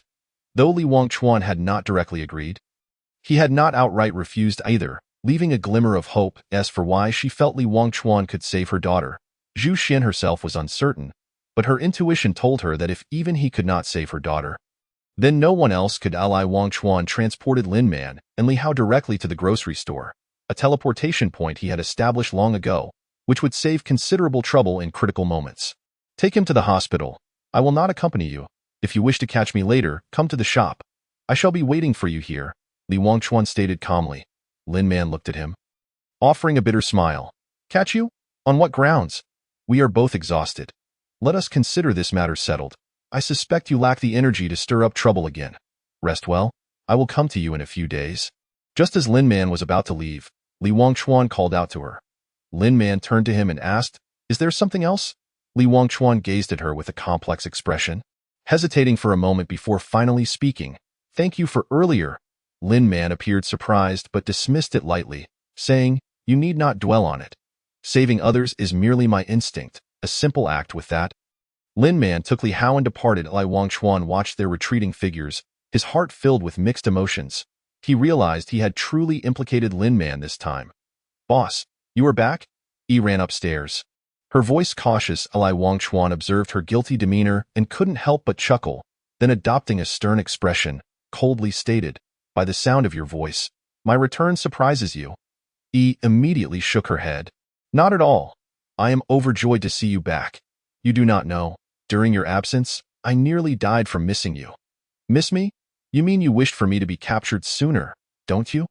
Li Yi, you have grown bolder, learning to betray me, stuffing a locator in my clothes.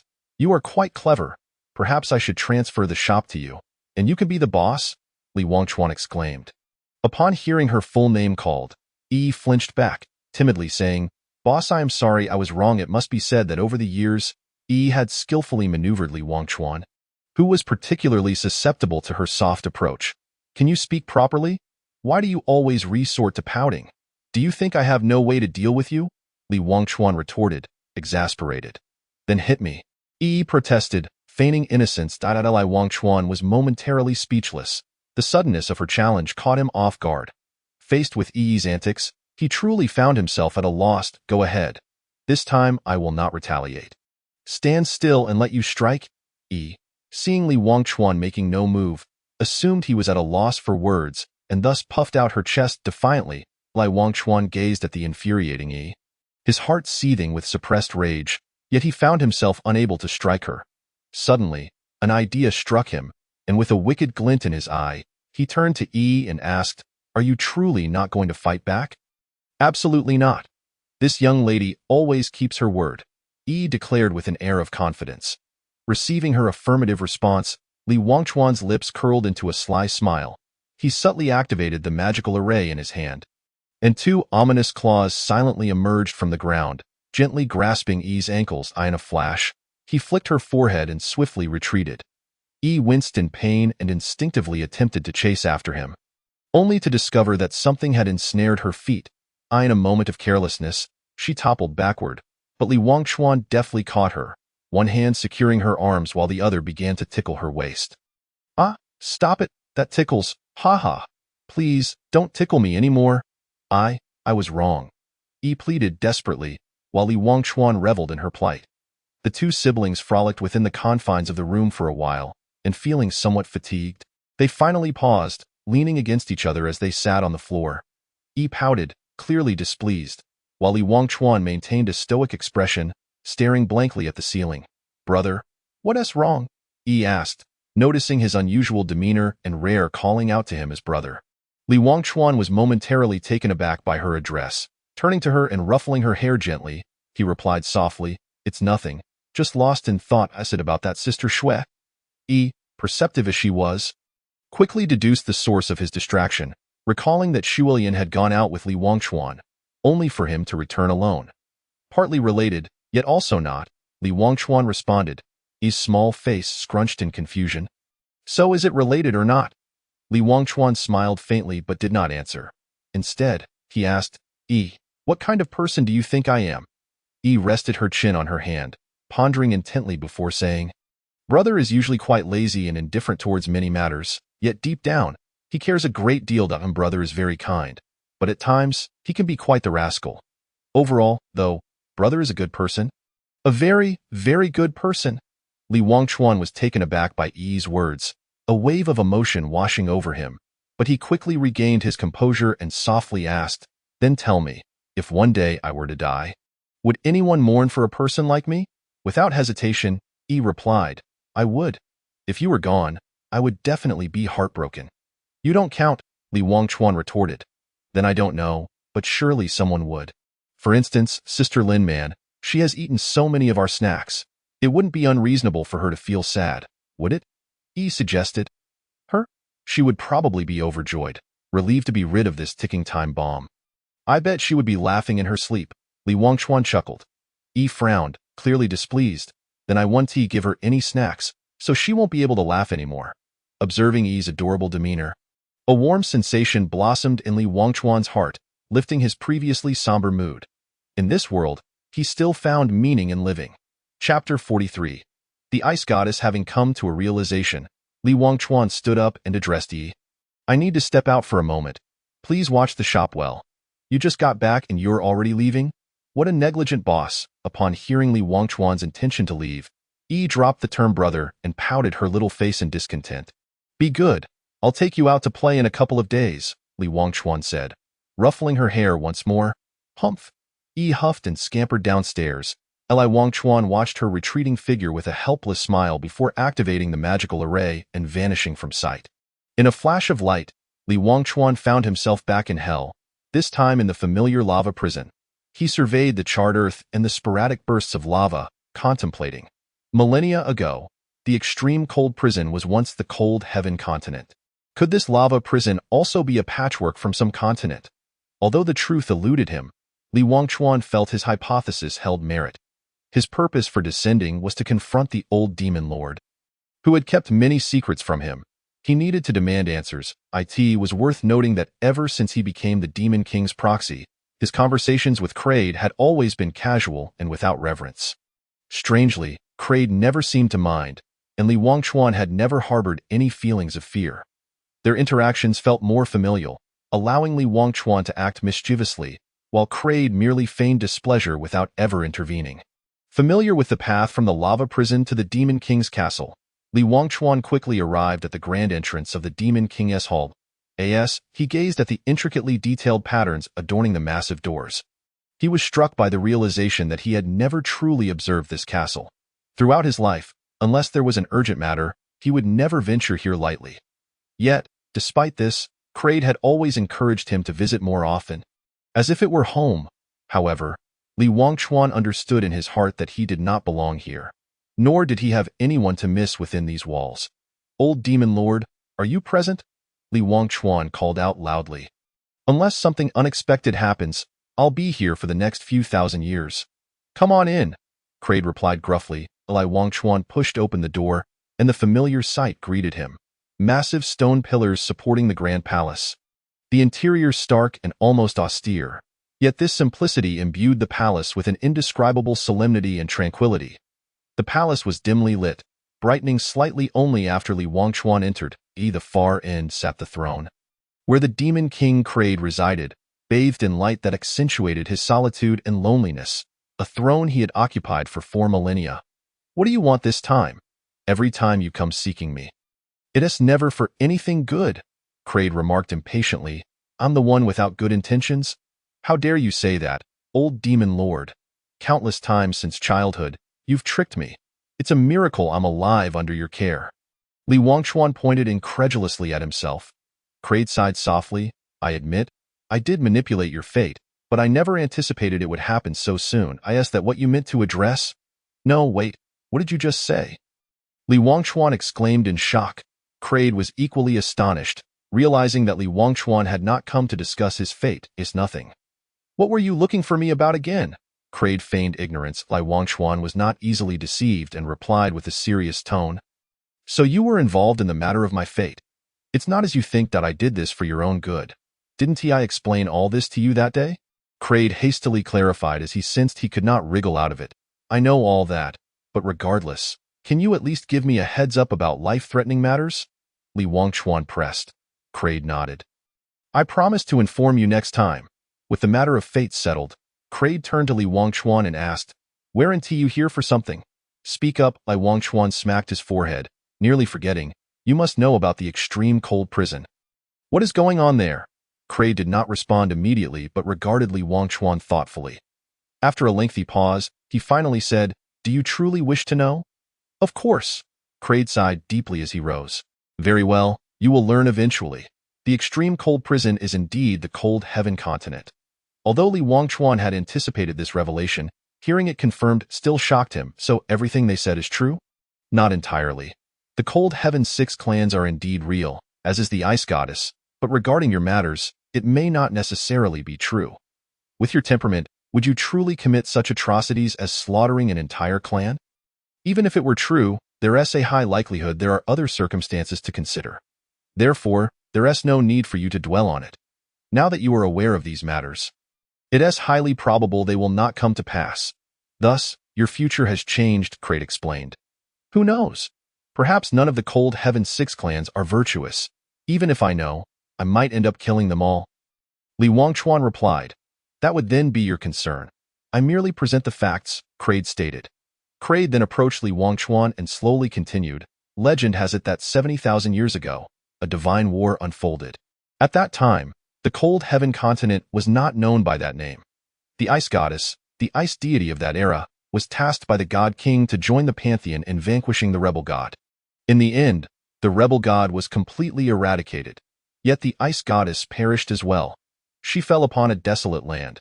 Her divine blood mingling with her power seeped into the earth, transforming that land into a vast expanse of ice, hence giving rise to the name Cold Heaven Continent. According to reason, it should be impossible for life to flourish in the frigid expanse of the Cold Heaven Continent. Yet, life is remarkably miraculous. In that boundless, desolate, icy plain, countless forms of life emerged and gradually evolved into races and civilizations. They believed that the divine blood of the Ice Goddess nurtured them, thus venerating her as their maternal deity. As time passed, the icy plains stabilized into 6 major tribes, known as the 6 tribes of Cold Heaven. These tribes have been embroiled in relentless warfare over the years, yet none have been able to unify them into a singular entity. Eventually, the discovery of a relic revealed a legacy left by the Ice God, inciting fierce competition among the tribes, resulting in countless casualties. Subsequently, the news of this relic somehow reached the ears of the divine beings. In a bid to solidify their divine authority, the deities in the higher realms unleashed divine retribution, annihilating all life on the Cold Heaven continent and plunging it into an endless purgatory. Now known as the Extreme Cold Prison. So, was it the divine beings who eradicated the 6 tribes of Cold Heaven? But the Ice God was instrumental to the divine clan. Why would they not allow even a fragment of her legacy to remain? Li Wangchuan expressed his confusion. Kraid sighed and replied, the Ice Goddess is the deity of the ice element, reputed to be the first ice elemental being since the dawn of the world. She is no ordinary god. The laws of ice were born from her essence. With her demise, the laws of ice became ownerless, and whether it be possession or division, it is preferable for the divine clan to avoid having a new ice god seize it. Do you think the Ice Goddess merely governs the ice element? You are far too naive. As the supreme deity of ice, her subordinates were countless ice beings across the world, a tremendous force indeed. Upon her death, these ice beings scattered. However, should the Ice Goddess return or a new ice god be born, they would once again coalesce into a singular entity, posing a true challenge to divine authority. Chapter 44. The Puppet on Strings. Wait a moment. If I recall correctly, the legacy of the Ice God was inherited by Shuolian, right? This contradicts what you were saying, Li Wangchuan remarked. Kraid nodded. Indeed? According to that young girl's account, she did inherit the legacy of the Ice God. Hence, this is where the problem lies. The origins of the Extreme Cold Prison are shrouded in the secrets of hell, known only to successive demon kings. There can be no mistake about it. However, now, something that should not have occurred has transpired, indicating that someone has tampered with the past, and it appears that person is you. Me? Li Wangchuan was taken aback. Go be precise. It is your future self. If I am not mistaken, following the original course of history, the 5 tribes would have allied to attack the Shuiying tribe, resulting in Shueji's death, with Shuelian facing a similar fate. The Shuiying tribe would have been obliterated by the combined forces of the 5 tribes, leading to the legacy of the Ice God being lost. The 5 tribes would then descend into internal conflict over the spoils, and when divine retribution fell, they would be powerless to resist due to the war, ultimately facing total annihilation. But your appearance has allowed the doomed Shuelian to survive. And even Shueji persists in a soul form.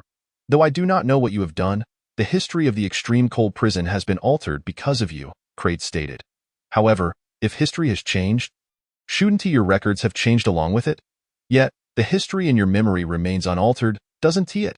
Li Wangchuan questioned. No. While the course of history has shifted, the outcome remains unchanged. This precisely indicates that such a change is not a coincidence but rather a meticulously orchestrated scheme. If you examine closely, you will find that aside from minor differences in the course, the conclusion remains the same. Moreover, when we overlook those discrepancies, you will discover that the truth aligns perfectly with the records. And you, the one who has altered history, is in fact expendable in this narrative. Kraid said gravely. Li Wangchuan was instantly alarmed. Just as Kraid had said, he had always perceived himself as a participant in this matter until just now when he realized the crux of the issue.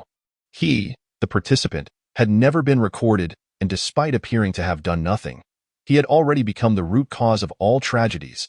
It seemed that there were unseen hands orchestrating everything behind the scenes. And he was but a puppet on strings. It appears that it is destined for me to be no hero, Li Wangchuan said with a bitter smile. Kraid nodded, gazing at Li Wangchuan with profound meaning. Indeed. It is destiny? Yes, destiny. Fate? The god of fate. Li Wangchuan's pupils dilated in disbelief as he looked at Kraid. Kraid did not speak, merely observing Li Wangchuan silently, yet his deep-set eyes conveyed all the answers to him. Everything is the handiwork of the god of fate. Old demon, I do not quite understand. What is so special about me? Why does this god of fate pay such particular attention to me? Is it because of my identity as a demon king's proxy? Li Wangchuan questioned, perplexed. Kraid looked at Li Wangchuan and gave a self-deprecating smile. You are well aware that if it were merely for that identity, you would not warrant his intervention. Hell may seem to be the opposing force to the divine clan. Yet the disparity in strength is vast. If they merely wish to eliminate a proxy, they have countless other means to so. I must be rather special then. But aside from having some talent in magic over these years, I do not feel there is anything particularly extraordinary about me, Li Wangchuan replied. You are overthinking it. You are merely a somewhat talented human. Il must have other motives for doing this. He is playing a grand game, a game that spans millennia, Kraid said solemnly. Old demon, are you hiding something from me? Li Wangchuan looked at Kraid suspiciously. Kraid shot a glance at Li Wangchuan. I have many secrets from you. Which one would you like to hear?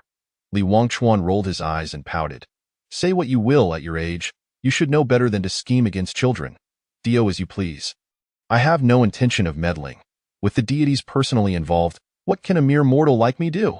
Instead of frowning all day, I might as well think about where to strike a business deal next. Look at your pathetic demeanor. As if you've never seen money before. Kraid could not help but scold. Oh right, speaking of business, when do you plan to arrange for me to retrieve the heart of the Reaper? As you mentioned last time, Li Wangchuan suddenly inquired, I will inform you when the time is right. Keep that map safe. It will be of great use in the future, Kraid instructed. I understand. All right, I want to get anything more out of you here. I'll be heading back. Don't contact me unless necessary. Li Wangchuan waved his hand and turned to activate the magic circle, disappearing from the grand hall. Kraid gazed at the spot where Li Wangchuan had vanished, murmuring, If only you were truly an ordinary human lad. How wonderful that would be, brother. You're back. Upon his return, Li Wangchuan was greeted by the sight of Yi, her face beaming with joy, making him chuckle softly. When will you change that habit of calling me brother when you need something and boss when you don't? Speak. What is it? Li Wangchuan smiled, realizing she had been seen through. Yi shot him a playful glare and said, As soon as you left, I suddenly remembered that my birthday is the day after tomorrow. What gift do you plan to give me? Birthday? Li Wangchuan was taken aback. When he found Yi, he knew nothing other than her name. Thus, he had designated the day he found her as her birthday, hoping for her to have a new lease on life. I am sorry, I've been so busy lately that I forgot, Li Wangchuan apologized. Upon hearing this, Yi pouted her lips, visibly upset. I knew it. Forget it. I didn't really want to celebrate my birthday anyway. Li Wangchuan felt a pang in his heart and squatted down. I'm really sorry, Yi. It's my fault. How about this? What kind of birthday gift do you want? I'll take you to buy it. But I said I don't want anything. A gift should be given sincerely. If I say you should buy it, what significance does that have? Yi turned her face away, tears glistening in her eyes. Just as Li Wangchuan was about to speak, he was momentarily silenced by Yi's sudden emotional outburst. He gazed at her with deep remorse. Over the years, every time Yi's birthday approached, he seemed to be occupied. Sometimes he would remember and bring a gift, but if he forgot, there was nothing he could do. Although Yi always complained, she forgave him each time. Previously, he had promised to make this birthday special for her. But he had still broken that promise.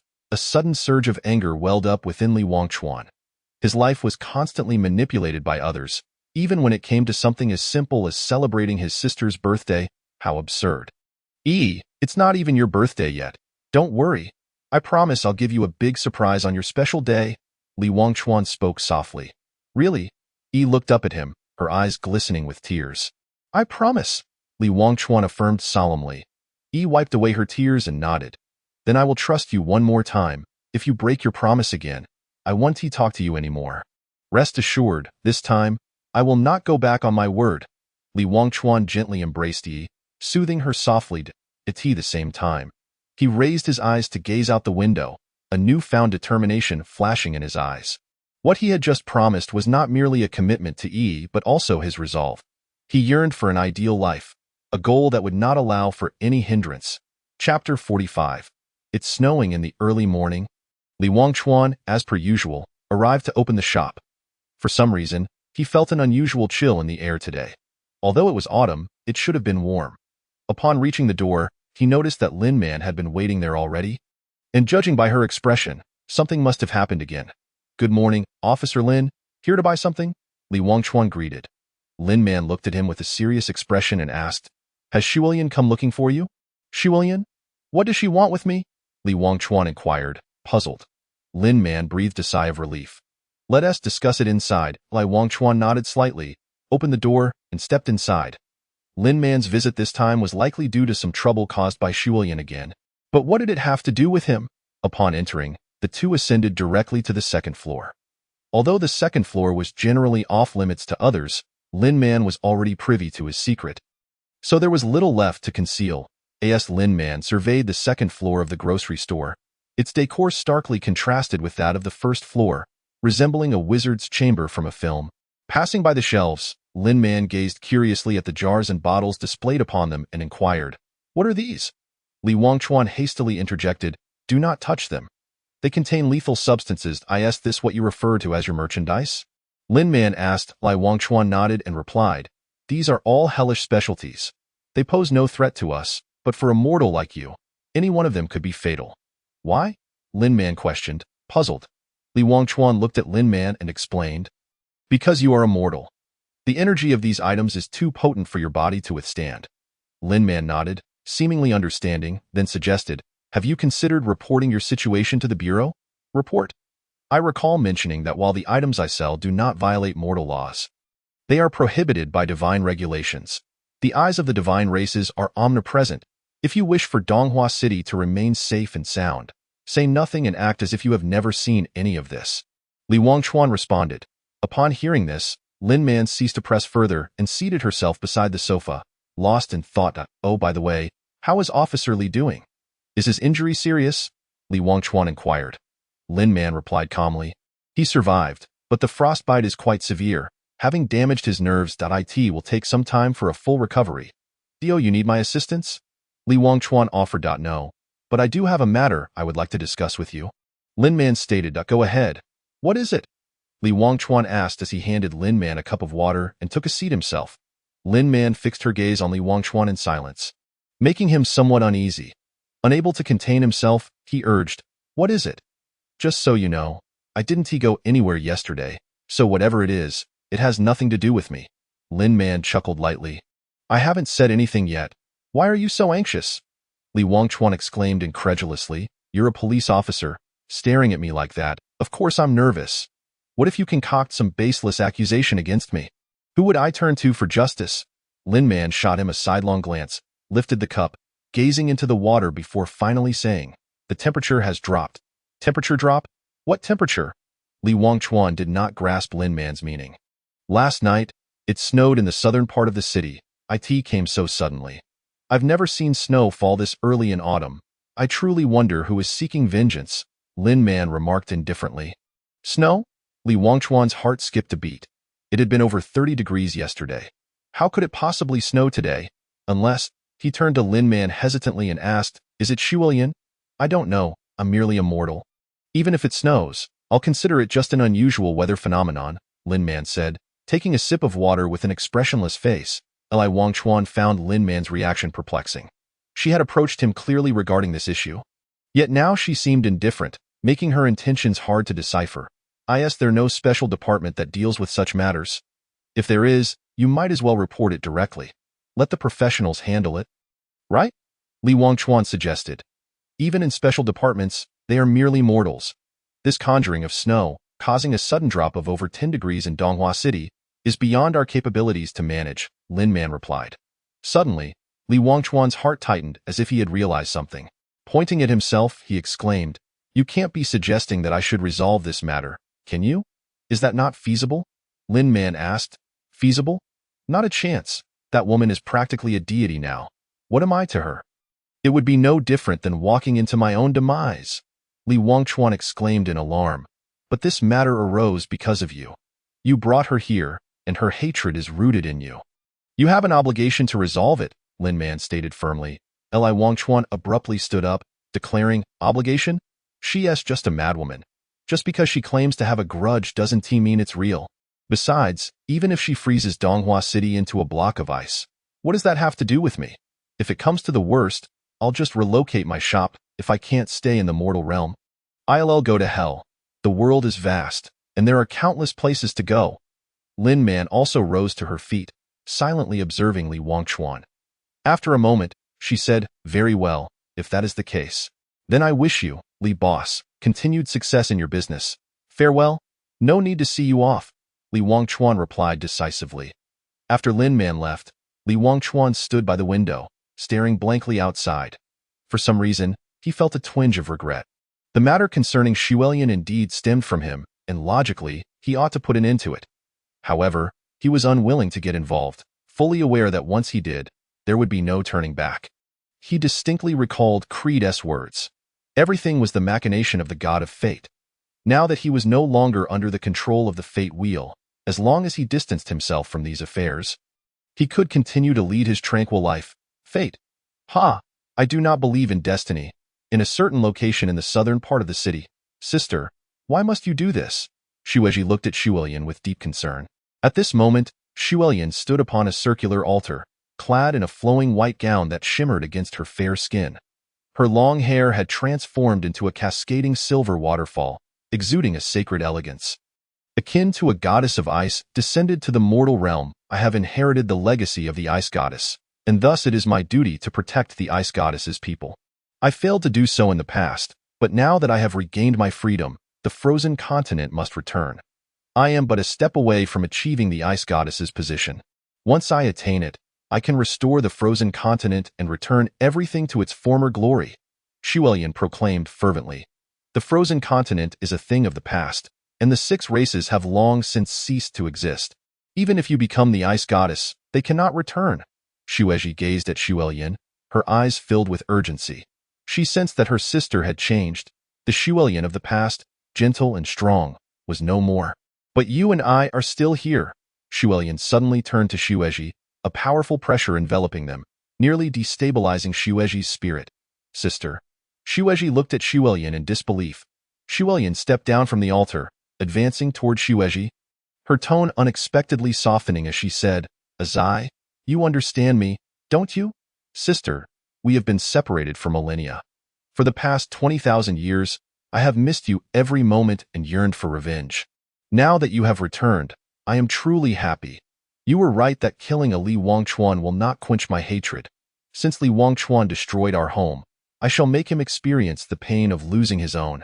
I want him to witness every person he cares about turn to ice, to see his land transformed into a frozen wasteland. I will ensure he receives his due retribution in this way.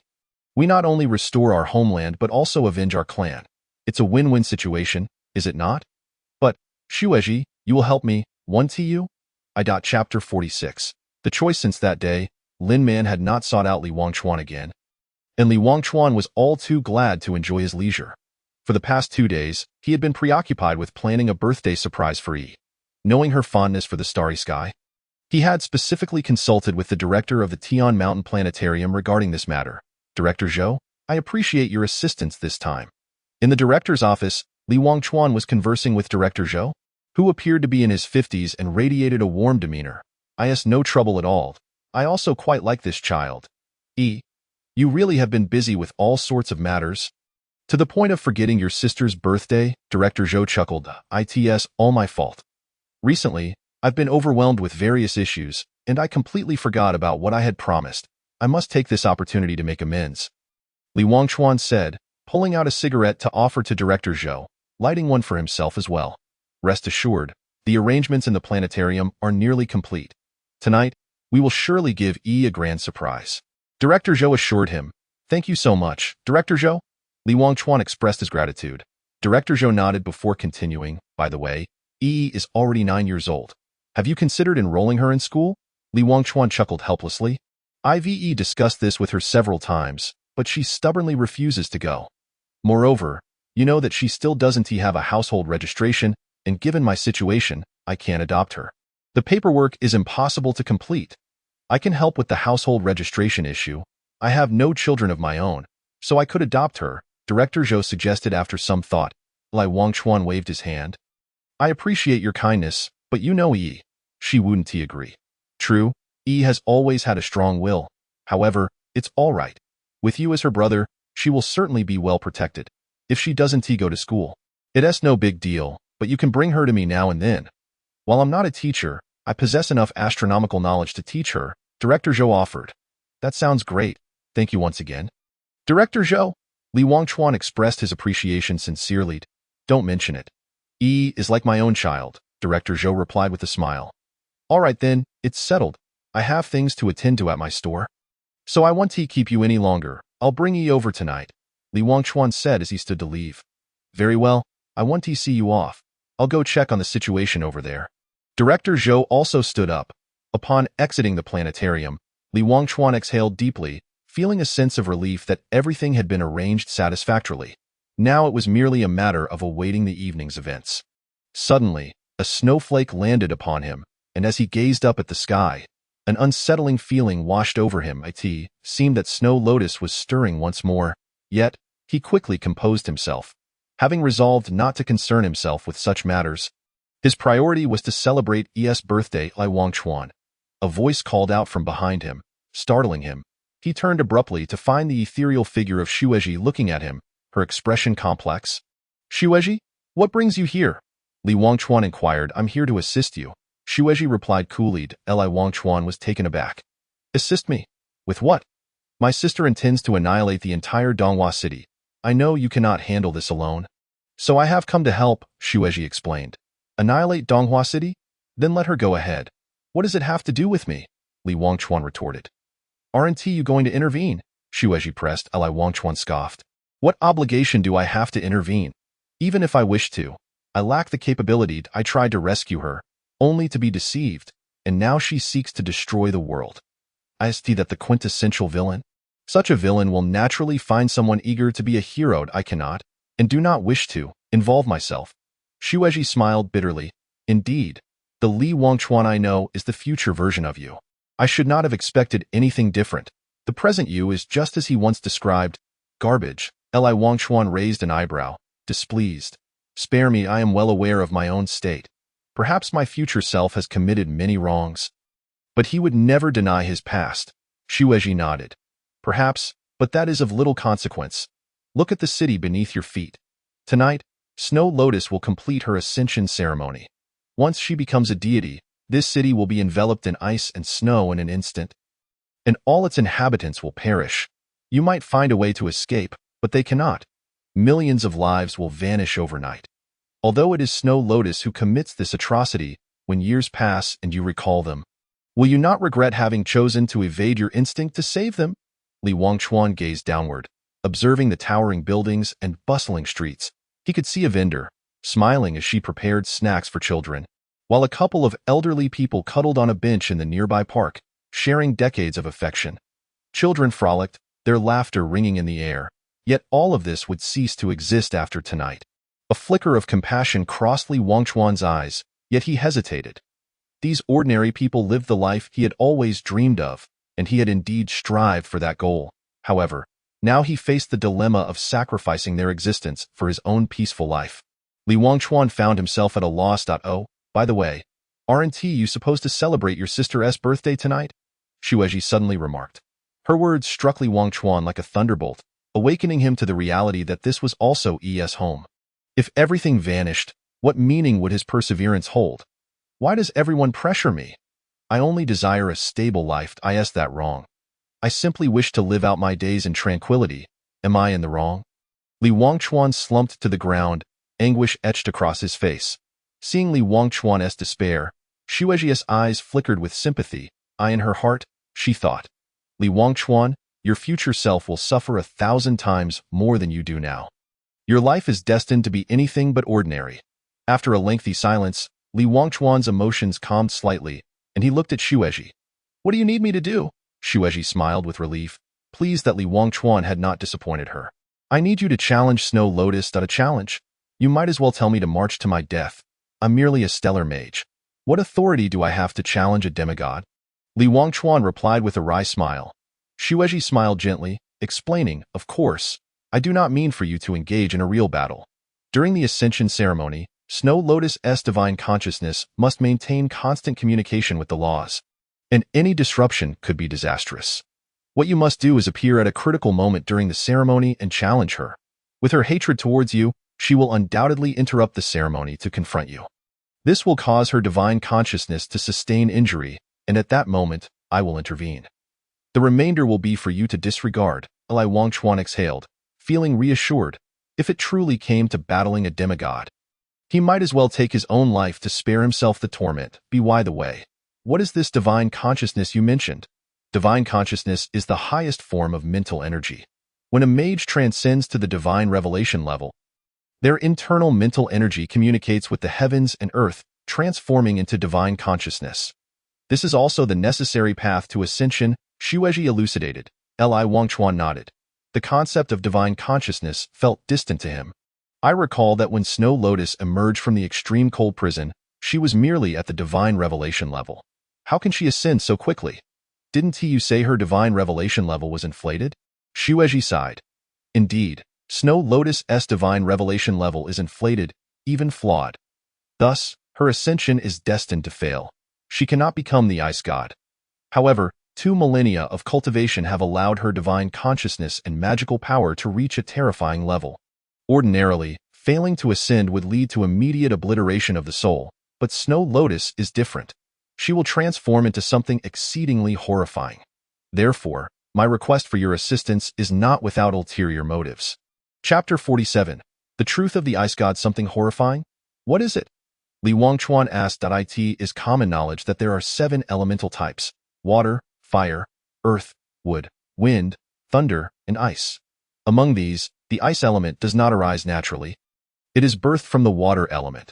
Although it is still an element, it lacks the purity of the first 6. You may notice that the entire world is composed of these 6 elements.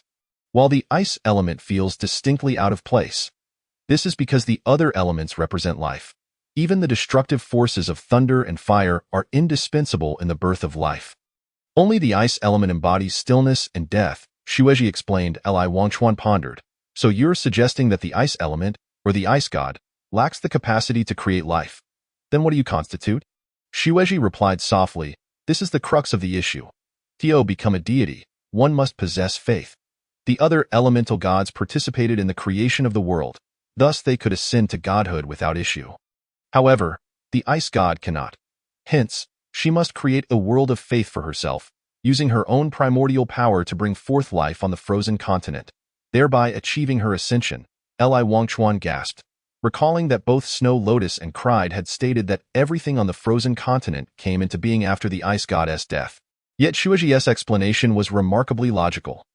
The entire world, the people of the frozen continent, were the only ones who believed in the ice god, claiming her to be their creator deity.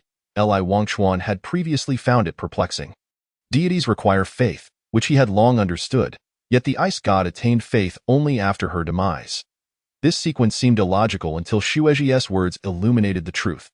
Only in this manner could it be explained why the ice god was said to have created the frozen continent. So you mean to say that the flaw in Snow Lotus's path to godhood is the absence of faith? Li Wangchuan inquired. That is only one aspect. The ice god indeed perished in a divine war thousands of years ago. But it was not as the records state, that she died for the sake of the divine race and truth. That war was a siege against the ice god by the other gods. And the frozen continent was utterly devastated due to her fall, Xueji stated calmly. A siege. Li Wangchuan was taken aback, recalling Cride's previous words, that the true beneficiaries of the ice goddess' death were the divine race. If that were the case, everything began to make sense. Those countless ice entities were the ice goddess' crafted divine realm, and all the faith therein belonged solely to her. Should the ice god desire, she could extricate herself from the divine realm, an occurrence that the divine race would never permit. Thus, the ice god had to die, and the other gods would subsequently divide the entirety of the frozen continent. War was the most suitable means. The so-called inheritance of the ice god was merely a ruse. When people discovered their own methods to ascend to godhood, they would no longer believe in the old gods. And thus the divine realm would cease to exist. Once all objectives were achieved, the frozen continent would lack any reason to exist. In essence, what Snow Lotus inherited was not the legacy of the ice god, but rather the conspiracy of the gods. As for why the records in hell conflicted so greatly with Xueji's account, the answer was simple. The gods did not wish for the truth to be revealed to the world.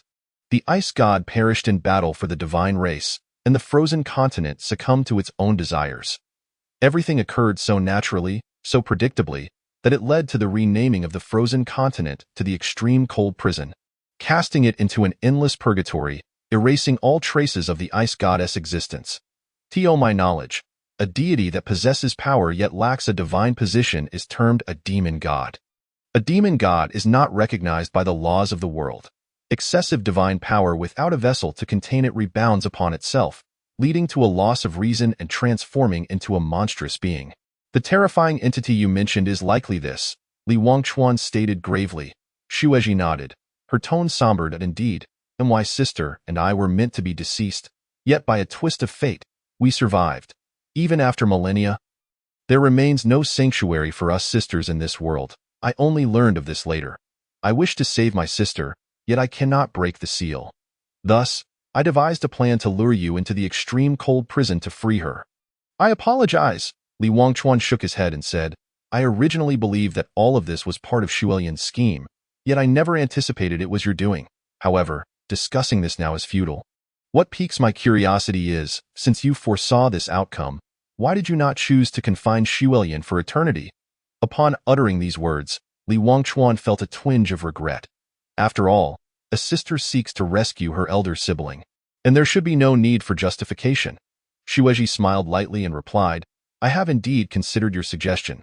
It is true that if I were to imprison my sister there, as long as you do not visit, she would remain trapped for life, thus averting the current crises. But then I pondered, what wrong has she truly committed? A single period of seclusion has led to the annihilation of our entire clan. Seeking vengeance yet being imprisoned for millennia, if she possesses any guilt, surely it has been repaid in full. Rest assured, now that I have released her, I shall certainly prevent her from causing harm. 2,000 years have long extinguished her humanity, yet time has stood still for her. We shared several centuries of joyous moments together, but our lifespans are extensive. In human terms, she is merely 20 years old. Such a state should not, and cannot, transform her into a monster. Li Wangchuan remained silent, uncertain of what to say. He could not fathom why his future self would imprison Xuelian for millennia, even with a myriad of reasons. It seems truly unjustifiable now. Yet, since he has come to understand this, he vowed that in the future, such events would not transpire, not only for himself but also for these unfortunate sisters. Li Wangchuan, you will assist me, won't you? Xueji gazed at Li Wangchuan, her eyes harboring profound meaning, which she endeavored to conceal, yet it still shimmered within her gaze. Li Wangchuan returned her gaze, feeling an inexplicable sense of foreboding. As though this were to be their final meeting, he smiled faintly and said, This is not merely helping you. I am aiding myself. You know I yearn for a tranquil life. I dislike adventures and disturbances. If any matter or individual obstructs my pursuit of this desire, I shall traverse through mountains of blades and seas of fire. Xueji suddenly laughed, her eyes sparkling like the moon, a beauty beyond compare. Do you know, in the future, if you were to witness your overly dramatic self, you would surely be too embarrassed to show your face. Li Wangchuan's face flushed with indignation as he retorted, What do you mean overly dramatic? This is merely my steadfastness towards life. This conviction shall remain unchanged even after millennia. Xueji regarded Li Wangchuan with amusement. Is that so? I recall when I first encountered you. You were as cold as ice, scarcely uttering a word, let alone speaking like you just did. Moreover, did you know that at that time, you were still a novice? I touched you once, and your face turned as red as a monkey's backside. Upon hearing this, Li Wangchuan nearly erupted, leaping to his feet. Nonsense. With my handsome visage and unmatched charisma, I certainly had no shortage of girlfriends. You must be lying. It must have been you who turned red.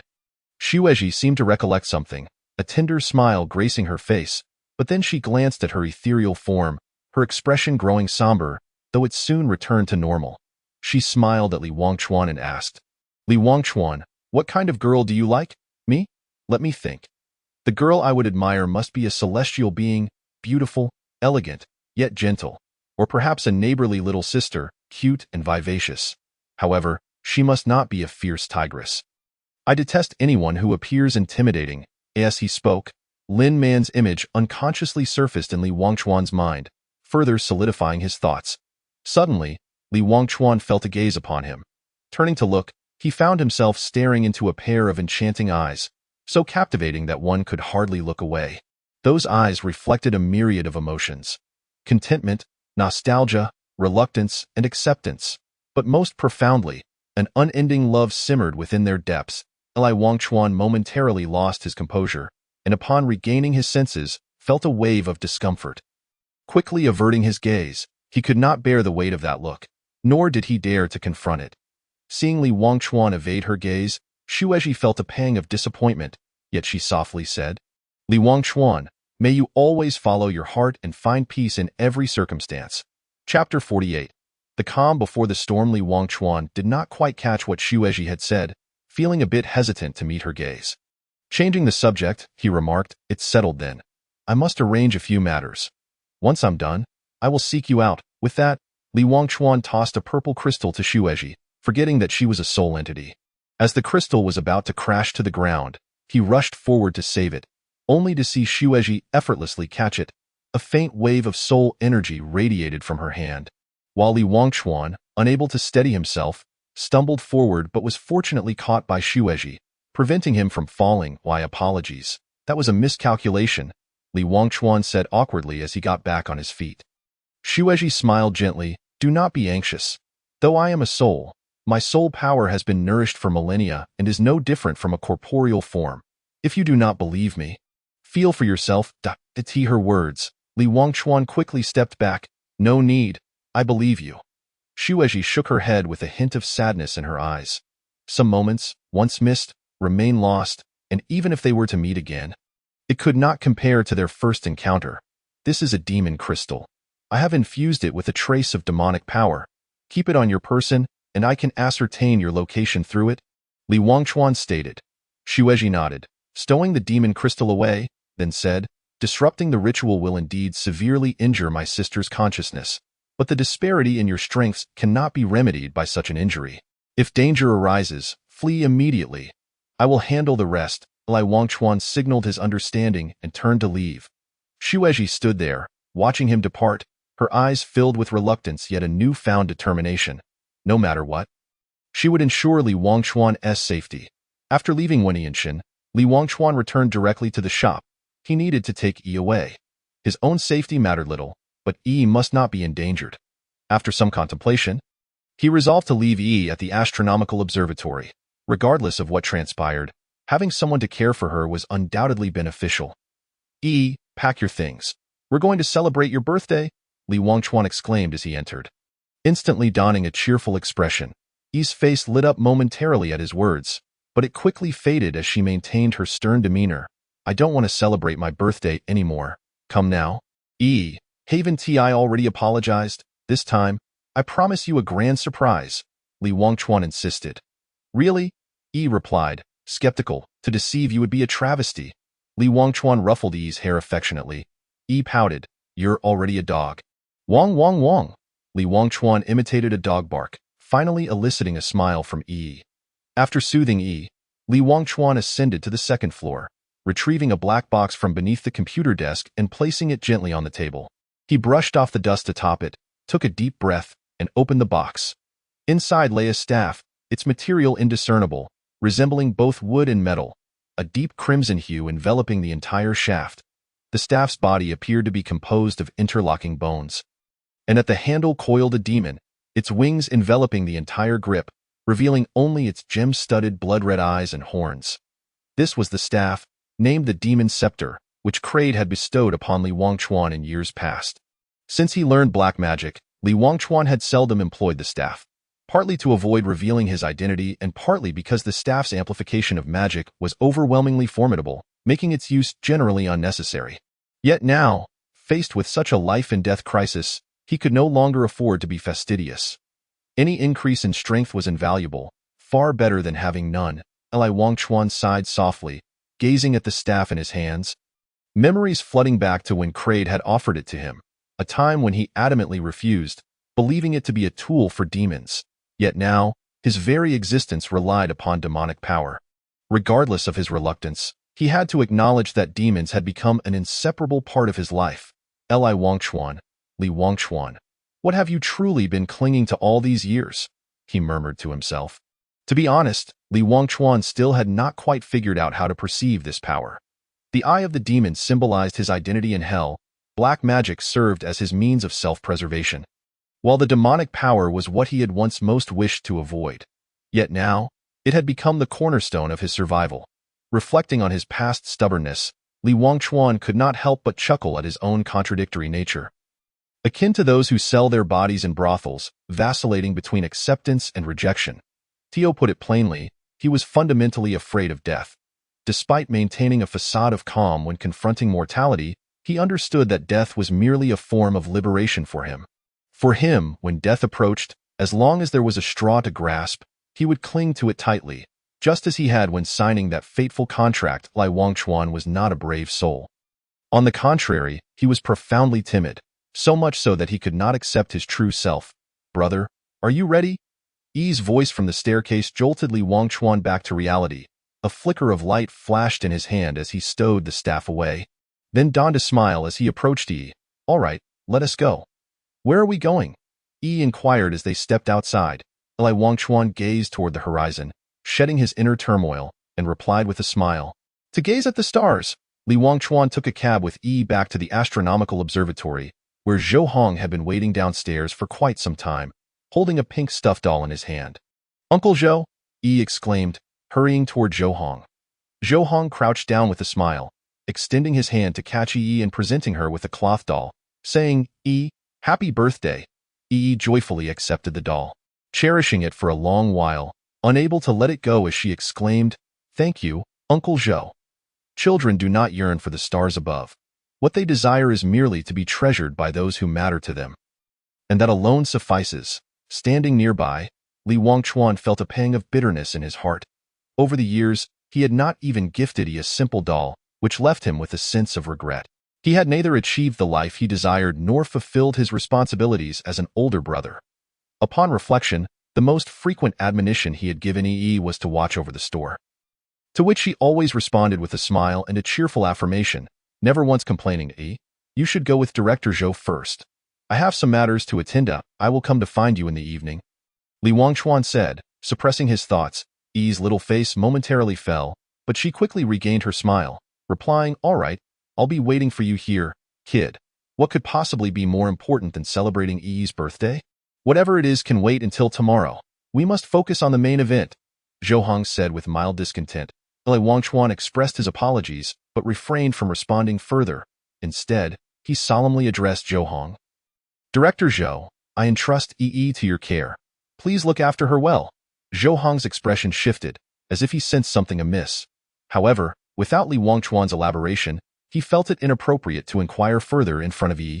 So he promised, rest assured, this is Yi's home, and I will certainly take good care of her. As for you, do not go back on your word. If you do not return tonight, not only will Yi not forgive you, but I will not forgive you either. Li Wangchuan nodded in acknowledgement, then respectfully bowed to Zhou Hong before departing without looking back. Yi watched his receding figure, feeling a vague, indescribable emotion. Even though today was her birthday, she could not bring herself to smile. Uncle Zhou, my brother will come back, right? Yi quietly asked Zhou Hong. Truth be told, seeing Li Wangchuan in such a state left Zhou Hong feeling uncertain as well. He had known Li Wangchuan for several years, yet this was the first time he witnessed him so earnestly entrust a matter to someone. He understood that Li Wangchuan was no ordinary person, and whatever he was dealing with was undoubtedly serious, perhaps even life-threatening. Yet, the more grave the situation, the more he needed to remain composed. For Yi was still present. Of course, your brother has put a lot of effort into today's birthday celebration.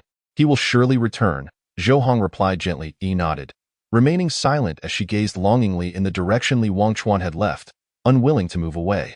Although Li Wangchuan had entrusted Yi to Zhou Hong, he was acutely aware that should he fail today, the entire Donghua city would cease to exist, and the planetarium would be no exception.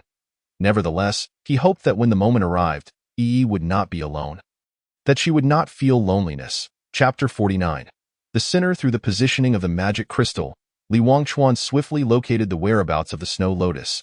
It was situated in an abandoned mountain in the southern outskirts of the city, coincidentally not far from the previous church. Arriving near the desolate mountain, Li Wangchuan contemplated for a moment before pulling out his phone to call Lin Man. After several beeps, the call connected, and Lin Man's voice came through. "Boss Li, is there something you need?" Li Wangchuan's gaze was complex as he hesitated on how to begin.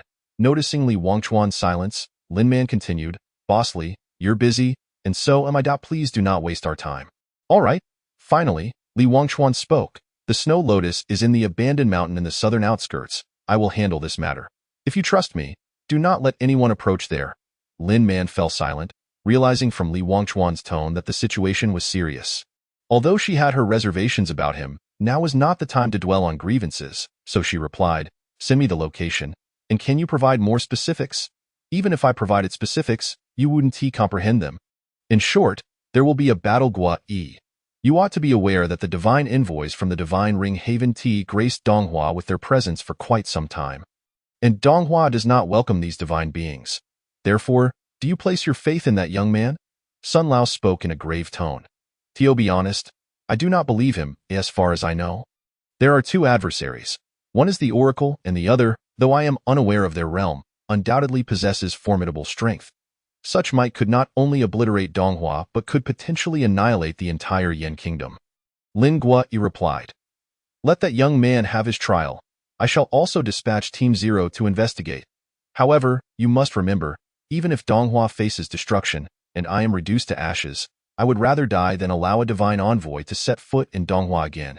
What transpired 20 years ago must never be repeated." Upon hearing about the events from 2 decades past, Lin Guai's expression darkened, and his gaze involuntarily drifted towards a photograph on the table. Depicting a woman of striking beauty, in her watery eyes reflected a figure resembling Lin Guai himself. "What if he were to fail?" Lin Guai inquired.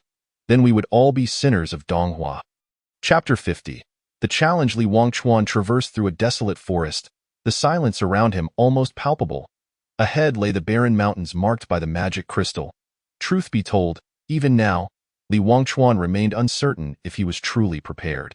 After 10 years of navigating the treacherous waters of hell, today marked his first real battle. Tio's claim he was not anxious would be a falsehood.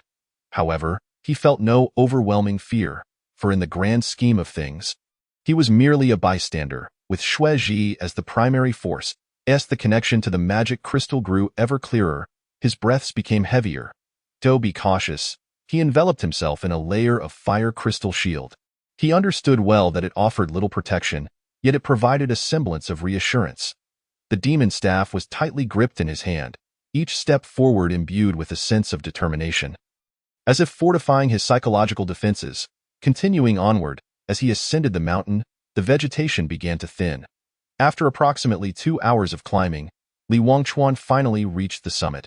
Given his lackluster stamina, the climb was hardly conducive to battle. He bent over, panting heavily, finally regaining his composure. "Damn. I regret this. Had I known I would have to scale such heights, I would never have agreed to Xue Zhi's request," Li Wangchuan muttered softly. Upon reaching the peak, the sensation from the magic crystal became exceedingly pronounced, directing him forward. Following the sensation, he beheld an altar constructed from ice at the edge of a cliff. Upon the altar sat Shuelian.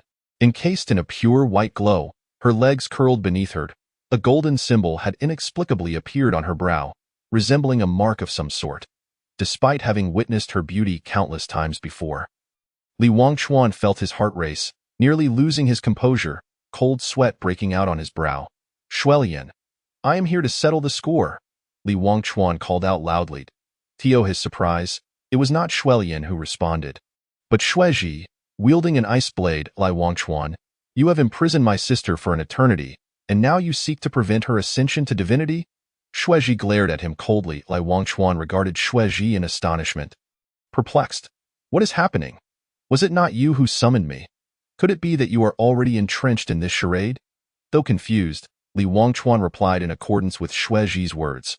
"I will not obstruct her desire to attain divinity, but she must not sacrifice the lives of an entire city as offerings. A true deity should show compassion towards humanity. Li Wangchuan, do you perhaps overestimate your own significance? Not only is my sister an insurmountable barrier for you, but I am as well. Out of respect for our past, I urge you to leave now. I can spare your life." Xuezhi replied coldly. "Then allow me to make myself clear. Unless I perish, she shall never become a deity. Our bond was severed the moment you plotted against me. Enough with the idle chatter. If we are to fight, let us engage," Li Wangchuan retorted fiercely, yet, for reasons unknown. Upon uttering those words, he distinctly observed a shadow cross Xuezhi's face, igniting a flicker of concern within him, fearing he had misspoken. "Indeed, the past is behind us. My sister and I now rely solely on each other. If you insist on obstructing us, then you shall meet your demise." With that, Xuezhi raised her ice blade and lunged directly at Li Wangchuan. He had anticipated this, and as he countered with a fireball while rolling aside, he swiftly regained his footing and unleashed the Demon S-Claw, followed by a rotation of the magic array, channeling a more potent explosive flame towards Xuezhi. It must be said, Li Wangchuan had grown increasingly adept at his combination of spells. While the Demon S-Claw could not completely restrain Xuezhi, it momentarily hindered her motion, allowing the explosive flame to strike without affording her any time to react. However, to Li Wangchuan's astonishment, with a single swing, Xuezhi dissipated the explosive flame, then charged at him, the icy blade radiating an intense chill that pressed against his very soul. "Damn it, are you serious?" Li Wangchuan cursed internally. Hastily evading. "Flame wave!" Li Wangchuan bellowed, unleashing dozens of flames from the ground to form a massive wall of fire, akin to a colossal tidal wave, standing between them. Flame Wave was also a mid-level fire spell. Recently, Li Wangchuan had seized some free time to learn all the fire spells available to him, finally shedding his status as a novice. However, despite the wall of fire appearing formidable, it could not halt Xuezhi even for a moment. Gathering the chill around her, Xuezhi unleashed a fierce burst of energy, extinguishing the wall of fire in an instant. Just as she prepared to pursue him, the moment the flames dissipated, she caught sight of a pair of crimson-purple eyes. Soul Shock! Li Wangchuan formed a peculiar gesture, his eyes glowing with the Demon's magic array, and an invisible energy surged towards Xuezhi in an instant. She staggered, her form beginning to unravel. This was Li Wangchuan's trump card. Invoking the Demon's Eye with the power of the demon, a unique skill of the demon race. The law of the soul, of course. What Li Wangchuan employed was merely the surface of the law of the soul, also regarded as soul magic. Given his insufficient strength and lack of true demonic lineage, he theoretically lacked the ability to manipulate soul power. However, due to the unique nature of the magic within him, Kraid had once discovered this and subsequently tailored a set of soul magic specifically for Li Wangchuan, allowing him to wield it through the Demon's power and the Demon's Eye, albeit with far less potency than the true law of the soul. Still, even so, against Xuezhi in her ethereal state, it sufficed. With a successful hit, Li Wangchuan could hardly revel in his triumph. He was aware that Xuezhi was merely indulging him in this act. Yet, regardless of how intense the battle raged on this side, Xuelian remained unperturbed, and with his current capabilities, even if she stood still for him to strike, he doubted he could breach her defenses, rendering him incapable of interrupting the ritual. Thus, he needed to take decisive action to compel Xuelian to halt the ceremony. After much contemplation, one option remained: to strike at the enemy's vital interests. Li Wangchuan cast a glance at Xuezhi, a fleeting look of regret crossing his eyes as he whispered, "I'm sorry." The Demon's Eye glimmered once more, but this time, it was no longer an intangible energy. Rather, It manifested as a nearly tangible, colorless light cone, its soul power infinitely compressed, brimming with terrifying might.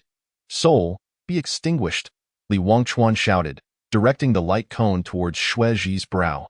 Influenced by the soul shock, her ethereal form wavered. Should this light cone strike her, it could very well result in her soul-less obliteration. Li Wangchuan had no true intention of killing Xue Zhi. He was merely gambling, betting that Xue Yin retained a fragment of her humanity, that she cherished her sisterly bond, and would hesitate to allow Xue Zhi to perish. Only then would Xue Yin willingly cease the ritual. Xue Zhi regarded Li Wangchuan, her heart comprehending his intent. Yet uncertainty lingered within her. Her sister's mind had long been twisted, and witnessing her demise would not come as a shock. Just as the light cone was poised to pierce Xue Zhi's brow, an overwhelmingly terrifying energy erupted from the altar, sending Li Wangchuan hurtling away. "Li Wangchuan, you dare!" In an instant, Xue Yin appeared beside Xue Zhi, her fury materializing, an endless killing intent saturating the air. Freezing, Li Wangchuan struggled against the suffocating sensation, conjuring a spell that unleashed countless chains enveloped in black mist, erupting from the ground and lunging towards Xue Yin. Forced to relinquish her hold and evade, Xue Yin found the chains had already locked onto her position. Regardless of her attempts to dodge, the chains relentlessly pursued her, swiftly binding her in layers and forming an immense cage. Though the spell struck true, Li Wangchuan dared not grow complacent. Generally, spellcasters lacked physical prowess. But Xue Yin was a demigod, her body having undergone a profound transformation. Li Wangchuan did not believe that a mid-tier dark spell could prove significantly effective against her. As he glanced towards Xue Zhi's location, he realized she had vanished without a trace, which ignited a sense of anxiety within him. According to their plan, once he interrupted Xue Yin, his mission would conclude. Yet, Xue Zhi had requested an additional 10 minutes. And now, not only was she absent, but he was left to confront the demigod Xue Yin alone, an expectation that felt rather exaggerated. However, time offered no respite. The moment the shadow prison materialized, frost began to form on the chains, swiftly succumbing to ice, shattering with a crack. Observing this, Li Wangchuan immediately attempted to manipulate the magic circle, but Xue Yin was swifter, appearing in front of him in an instant. Xue Yin's patience had reached its limit. Channeling her magical energy into her fist, she struck with tremendous force in that split second. Li Wangchuan felt as though a speeding train were colliding with him, the overwhelming impact sending him flying several dozen meters away. Had it not been for the enhancement of his demon power, this blow would have surely claimed his life. Thud. He crashed heavily to the ground, coughing up blood, every organ in his body aflame with pain. Yet, he could not afford to dwell on his injuries. If he failed to devise a countermeasure, he might truly perish at Xue Yin's hands. Li Wangchuan, who granted you the audacity to come here? Had someone not saved you that day, you would have met your end long ago. I expected you would choose to cower like a turtle and survive. Xue Yin scoffed. Staggering to his feet, Li Wangchuan winced as his wounds throbbed, yet he managed to muster a smile, saying, "What a pity, that day. I truly wished for death, so I did not resist when you attempted to kill me. However, I later realized I could not die just yet. There are many things in this world that I cherish. Even if I must die, it shall not be today. Someone as cold-blooded as you still has things to cherish. In that case, I shall destroy them all. Everything I have faced shall be repaid to you tenfold." Xue Yin retorted coldly, and a flash of light appeared in Li Wangchuan's hand, revealing the demon staff. He pointed it at Xue Yin and declared, "I owe you a debt, and your quest for vengeance is understandable. But the innocent citizens of this city are utterly blameless. What you seek is no longer revenge, but sheer slaughter. Therefore, even if I perish here today, I shall not allow you to achieve your desires. Should you wish to impede me, let us see if you possess the capability to do so." Frosty Wrath of the Ice Emperor, Inferno of Blazing Flames. The two spells were unleashed almost simultaneously, as the Fire Dragon and the Ice Phoenix surged forth, fueled by their chaotic energies. Although Li Wangchuan could only cast mid-tier spells, the enhancement from the demon staff allowed his mid-tier Inferno of Blazing Flames to unleash power rivaling that of high-tier spells. Yet, even with this, he held no chance against Xue Yin's Frosty Wrath of the Ice Emperor, a formidable high-tier spell, released by a true Oracle-level sorceress. its might comparable to forbidden spells. The clash of their magic was imminent. Boom! The two spells collided, the raw magical energy reverberating with such force that it shattered boulders. The fire dragon was obliterated upon impact, while the ice phoenix maintained its momentum, continuing to charge towards Li Wangchuan. In response, he infused more power into the demon staff, transforming the crimson magic circle at his wrist into a shimmering silver, a symbol of spatial magic. Since that day when Li Wangchuan successfully harnessed the power of space, spatial magic had become one of his trump cards. Although he had not mastered it entirely, he had grasped several highly practical spells. Spatial Tear, silver magic, coalesced atop the demon staff as Li Wangchuan swung his hand forcefully. A silver beam slicing through the air, creating a spatial fissure that resonated with the sound of rending space, perfectly positioned in the path of the Ice Phoenix. The Spatial Tear was a relatively straightforward mid-tier spatial spell, yet it utilized the characteristics of spatial power with impeccable precision. Its function was simple: to carve out a fissure in space that anything could enter, including the sorcerer themselves. A skilled mage could even create an exit fissure leading back to the outside world, facilitating spatial jumps. While Li Wangchuan had not yet reached that level, his intent was clear: to devour the Ice Phoenix with this spatial rift. Since he could not confront it head-on, he would simply erase it from existence. By the time Shuelian realized Li Wangchuan's intent, it was far too late. The Ice Phoenix plunged headlong into the rift, which then sealed shut. This seemingly lethal strike was thus neutralized by Li Wangchuan, inciting Shuelian's fury as she gritted her teeth, longing to flay him alive. Li Wangchuan, your level may not be high, but your ability to exploit loopholes is remarkable. Despite Shuelian's fierce demeanor, her situation was less than favorable. As Xueji had mentioned, the interruption of the Ascension ceremony had inflicted significant harm upon her. Shuelian had intended to conclude this swiftly, yet Li Wangchuan's consecutive countermeasures had further destabilized her already compromised spirit. That previous frosty wrath of the Ice Emperor had been her most potent spell at that moment, yet it had failed to yield results. Now, maintaining her current state was a struggle, let alone conjuring further spells. Li Wangchuan was equally beleaguered. The continuous casting had drained his magical reserves, and coupled with his injuries, standing had become arduous. However, he could not reveal any signs of weakness and forced himself to say, "Combat relies not solely on strength. Intellect is equally paramount. A mid-tier spell effectively negating a high-tier spell is quite a bargain." Shuelian summoned her magical energy, forcibly stabilizing her spirit. A chilling current surged forth, coalescing around her fists as she gazed at Li Wangchuan with icy resolve. When power is sufficiently overwhelming, all techniques become futile. Li Wangchuan, I hope you can withstand my onslaught just as you did before. Realizing the imminent danger, Li Wangchuan recognized that Shuelian intended to engage him in close-quarters combat. He hastily retreated, but it was too late. Shuelian darted forward, delivering a punch aimed directly at his face. Li Wangchuan was immediately sent flying, Shuelian's speed too great for him to perceive, let alone defend against. Ironically, he had not anticipated that in this battle, he would be injured not by spells, but by Shuelian's fists. However, Shuelian overlooked a crucial fact. Li Wangchuan was not merely a sorcerer. He was also a demon agent. In close combat, demons were all formidable fighters, and Li Wangchuan, infused with demonic power, was no exception. Damn it, do you truly believe I am made of clay? Li Wangchuan understood now that Shuelian was at her wit's end. Her decision to engage in hand-to-hand combat likely stemmed from her inability to utilize magic in her current state. With this realization, his confidence surged. A demigod without magic was nothing more than an ordinary individual with decent physicality. He was more than capable of fighting back. Demon's Descent. Chapter 52. The Demon Incarnation. Thud thud. Thud thud. In the midst of the smoke, a powerful heartbeat resonated, instantly alerting Shuelian. She recognized this heartbeat.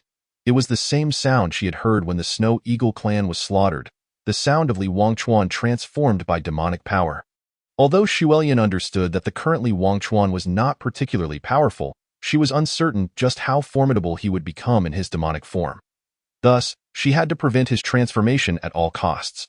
Shuelian's figure surged, conjuring an ice blade in her hand. She lunged straight towards Li Wangchuan amidst the smoke. The moment the blade pierced the haze, she suddenly felt an overwhelming resistance.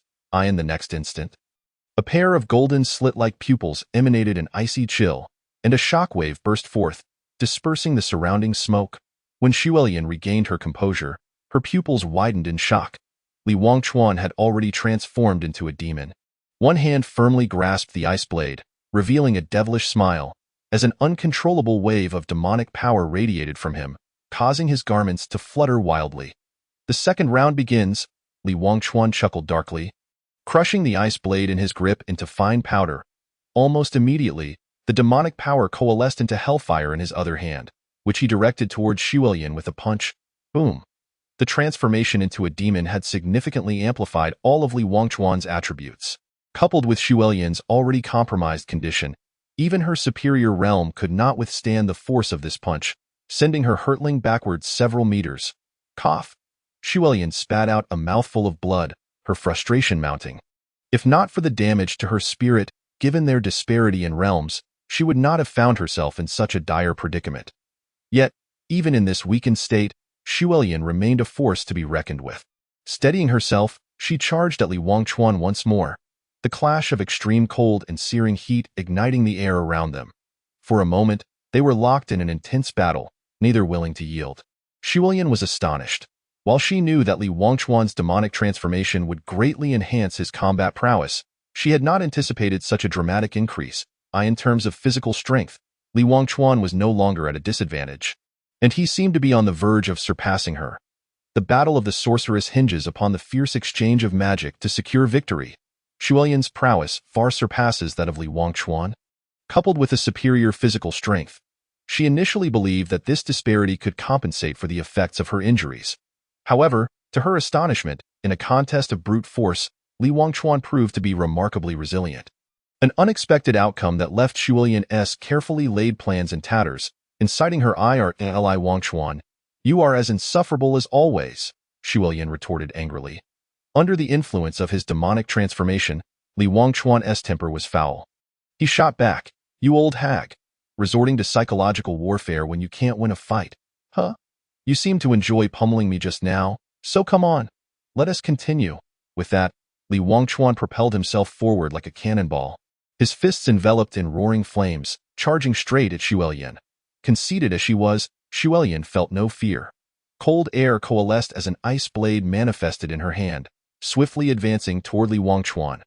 While physical combat was not her forte, her upbringing in the tribe endowed her with considerable battle experience. In contrast, although Li Wangchuan's demonic form was powerful, his techniques exhibited evident flaws. Despite the adage that brute strength can overcome skill, the gap was not sufficiently wide. After several clashes, Li Wangchuan predictably found himself vanquished. Cough, cough. Aware of his defeat, Li Wangchuan hastily retreated. Even as a demigod with enhanced physical capabilities, the tremendous recoil from his own strength was somewhat overwhelming. Damn it! This woman is a hexagonal warrior. I can't match her in magic or in hand-to-hand combat. This is troublesome. Gasping for breath, Li Wangchuan gained a deeper understanding of Xu Elian's formidable power. At that moment, he suddenly recalled what the Demon King Kled had once told him, that the Eye of the Demon could further augment his abilities, if he were to harness the Eye of the Demon. Perhaps he would not be without the strength to fight back. With this thought, Li Wangchuan gently closed his eyes, channeling all his demonic energy toward his eyes. Previously, he had activated the Eye of the Demon using magical energy, but this time, drawing upon demonic power brought forth an unprecedented sensation. Even with his eyes still shut, everything around him became remarkably clear. The minutiae of every blade of grass and the floating particles of elemental energy were vividly apparent. When he finally opened his eyes, the magical energy in the air surged toward him at a frenzied pace, instantly replenishing all of his prior exhaustion. Yet it did not stop there. The energy continued to flow into his limbs and bones, saturating every meridian within him. To this moment, he felt an unparalleled sense of power. He raised his hand, relishing the wild energy coursing through him, and then clenched it lightly, producing a sound akin to an explosion.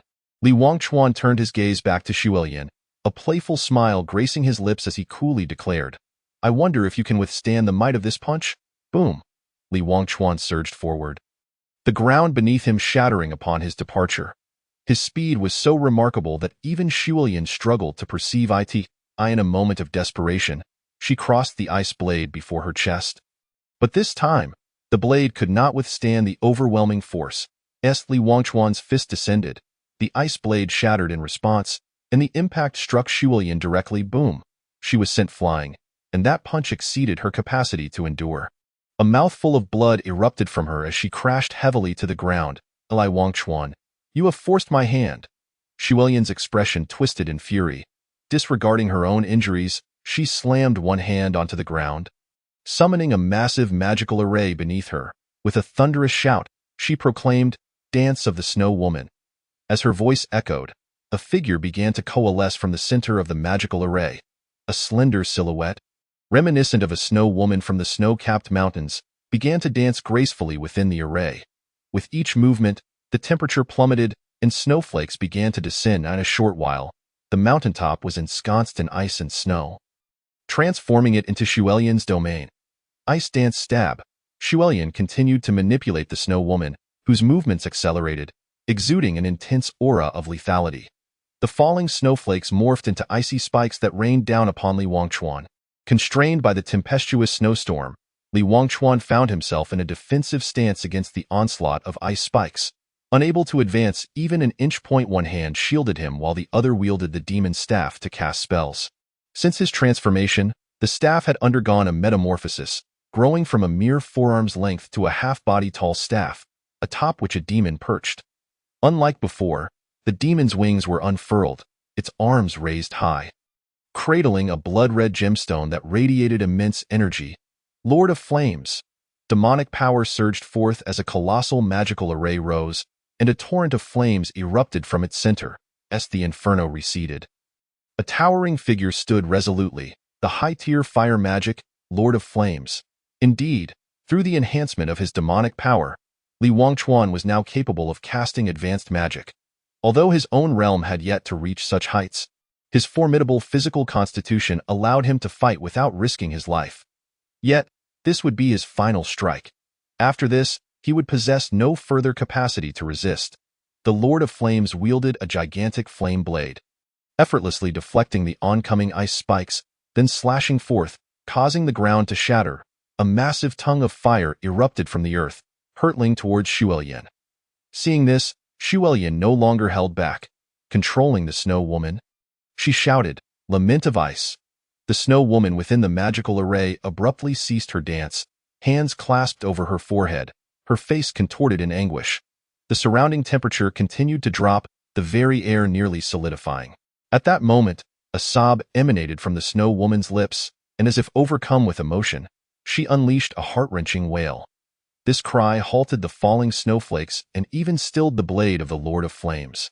Subsequently, all the snowflakes began to coalesce around the Snow Woman, her form becoming encased in ice until she resembled a weeping ice sculpture, her outstretched hand reaching into the distance as if yearning for her beloved.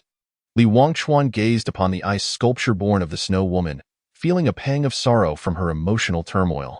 Yet, in an instant, a wave of primal fear surged from the depths of his soul, snapping him back to reality. He had nearly forgotten that this was not a living being, but rather a terrifying lethal technique wielded by Shuilian. Boom! Just as Li Wangchuan was caught off guard, the ice sculpture erupted, unleashing a shockwave that froze everything within a several-kilometer radius in an instant before shattering into fine ice dust. In that critical moment, Li Wangchuan summoned the Lord of Flames to shield himself. However, the explosion's force far exceeded his expectations. The Lord of Flames, a manifestation of high-tier fire magic, managed to withstand the blast for only a fleeting moment before being extinguished by the overwhelming cold. Freezing and shattering into pieces, though it lasted but a moment, it provided Li Wangchuan with significant protection. The residual force that struck him was still formidable, yet it was no longer lethal as the explosion subsided. An eerie silence enveloped the mountaintop. Li Wangchuan lay on the ground, his demonic form having long since faded, his body encrusted in frost, wounds punctured by ice spikes adorning his shoulders, arms, and thighs. Had it not been for the faint rise and fall of his chest, he would have appeared lifeless. Have we arrived too late? In the distance, a middle-aged man stared in shock at the scene before him, accompanied by 4 others, 3 men and 2 women. The leader among them was a young man, seemingly of similar age to Li Wangchuan. It is not too late. We have arrived just in time, the young leader remarked. Holiang, prepare yourselves. It is our turn to take the stage, the young leader. Sun Wunyan instructed. Holiang, the middle-aged man, hesitated, replying, Wunyan, elder son intends for us to assist from the shadows, not to directly intervene. Sun Wunyan frowned slightly, feeling displeased by Holiang's words. Firstly, we do not know whether that blast was fatal to the boy. If he is dead, whom do we assist? Secondly, I am the captain. I decide how we proceed. Should anything go awry, I will bear the responsibility. Seeing this, Holiang sighed softly, choosing to remain silent. He found himself at a loss with Sun Wunyan. Yet this situation differed from the past. Their adversary was a demigod, and lives could be at stake. Though experienced, Holiang had never faced such a circumstance. A slightly older female team member addressed Sun Wunyan. Captain Wunyan, Holiang is only looking out for us. This situation is different. Exercising caution is prudent. Indeed, Brother Wunyan. Let us observe the situation before making any decisions, chimed in a little girl with a bun hairstyle beside the older female member. Sun Wunyan, seeing their response, displayed a look of helplessness inside. Sister Taozi, Yu, what is going on with you two? I am still the captain here. If Holiang does not respect my authority, you too should as well. Am I to forfeit my role as captain? Then you might as well give it to me. You are clearly not cut out for leadership, young master son, retorted the boy clad in black. Zhang Qingyu, do you wish to rebel? Sun Wunyan exclaimed furiously. Holiang sighed once more. These two often quarreled, and Zhang Qingyu was the strongest member of their team. If the captain and the main powerhouse clashed, how could they possibly lead the team? Enough. You too, Wunyan, do not forget what Elder Sun said before his departure. A captain must embody the essence of leadership, Holiang interjected. Sun Wunyan shot Zhang Qingyu a glare filled with irritation, then straightened his expression and said, I am not foolish. How could I possibly confront a demigod head-on? Our primary objective is to locate that young man. After the explosion just now, he is unlikely to have survived unscathed. We must rescue him first. The information indicates that the demigod is experiencing a disturbed mental state, and she will likely continue her ascension ritual. This presents us with a prime opportunity. The group nodded in agreement this time and hurried towards the desolate mountain. Indeed, as Sun Wunyan had predicted, Shuelian was quite confident in her magic. She did not believe Li Wangchuan could have survived the recent explosion. With the threat neutralized, her focus shifted back to completing her ascension ritual.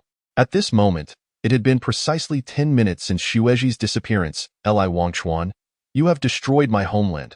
Now, I stand upon your territory to rebuild my divine kingdom, Shuelian declared, resolutely standing atop the altar. With unwavering determination, she conjured an ice blade in her hand and made a swift incision on her wrist, allowing blood to flow onto the altar. Instantly, the altar blazed with radiant light, re-establishing its connection with the forces of law. Shuelian then sat cross-legged, the mysterious rune upon her forehead glowing once more as the ritual commenced. In the distance, Li Wangchuan's breath was faint, yet his consciousness remained intact. Struggling, he managed to retrieve his phone from his pocket and sent his location to Lin Man. After completing this task, his awareness began to fade. Just as he was on the verge of losing consciousness, he vaguely heard someone approaching. He attempted to rise, but his body felt burdened as if weighed down by 1,000 pounds. Rendering him immobile, Yuyo, is he still alive? Sun Wunyan inquired. Yuyo's hands glowed with a verdant magic array as she examined Li Wangchuan, her brow furrowing as she said, he is alive, but his injuries are severe. Immediate treatment is imperative. Sun Wunyan nodded. I appreciate your assistance. Yuyo then rotated the magic array, and the emerald energy transformed into a life force that flowed continuously into Li Wangchuan, mending his wounds. Meanwhile, Zhang Qingyu gazed towards the distant altar, her expression shifting as she exclaimed, the ritual has begun. We must delay for a while longer. If she completes the ritual, all our efforts will be in vain. Holiang's expression mirrored her concern as he solemnly stated, this child has risked his life. We cannot allow his efforts to be squandered. Sun Wunyan hesitated for a moment, but soon made a decisive call. Old Ho and Qingyu, follow me. Sister Taozi, stay here and protect them. Taozi and Yuyo nodded in agreement.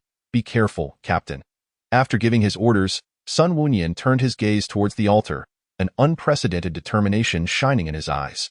Let us advance, he proclaimed, leading the charge towards the altar on the other side. Shuelian sensed an approaching presence. However, the ritual was already underway, and her current state did not permit any interruptions. Helpless, she attempted to communicate telepathically with Shueji, only to discover that Shueji had vanished without a trace from the mountaintop. Damn it! At such a critical moment, where has Shueji gone? Shuelian thought anxiously. Sun Wunyan was the fastest, reaching the altar first. Without hesitation, he unleashed his magic, channeling his power into a green magic array that appeared beneath his feet. Violent winds swirled around him as he spread his fingers, forming a vortex in his palm. With a slight parting of his lips, he intoned, "Storm devastation." Upon utterance, the vortex in his palm intensified, manifesting as a colossal tornado that surged towards Shuelian. Simultaneously, Holiang and Zhang Qingyu each activated their respective magic arrays. The yellow-brown and blue-purple formations materializing in the air, representing earth and lightning magic. Mountain collapse, thunderous fury. As their magic took shape, the earth trembled, and the tempest of wind and lightning converged, intent on annihilating both the altar and Shuelian. Yet, just as the three magical attacks were about to strike the altar, a chilling wave surged forth. In the blink of an eye, Shueji appeared, effortlessly shattering all three magical assaults with a mere wave of her hand, leaving Sun Wunyan and the others in disbelief. "How is this possible?" Holiang exclaimed. Sun Wunyan's expression grew grave. He and Holiang were both Huanyu-level mages, while Zhang Qingyu had even reached Qiang level. Their combined assault had been effortlessly neutralized by the woman before them, clearly indicating that her realm surpassed theirs by a significant margin. This must be the woman of unknown rank mentioned in the files. "I never anticipated her to be so formidable," Sun Wunyan remarked. "It appears her rank is no less than that of a holy spirit. Could she possibly be another oracle? What right does our humble Donghua city have to warrant the destruction by two oracles?" Holiang cautioned, "We must intervene, even if it proves futile," Zhang Qingyu declared with urgency. Sun Wunyan nodded. "Qingyu is correct. Our duty lies here. Even at the cost of our lives, we shall not allow the evil god to manifest."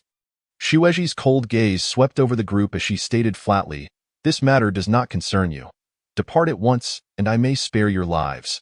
Sun Wunyan chuckled lightly, glancing at his two comrades before declaring, "Jushin Division, 0 Team, we accept the challenge." Shueji sighed softly, her gaze drifting toward the altar where Shuelian stood, and then replied, "I am sorry, but I must offend you."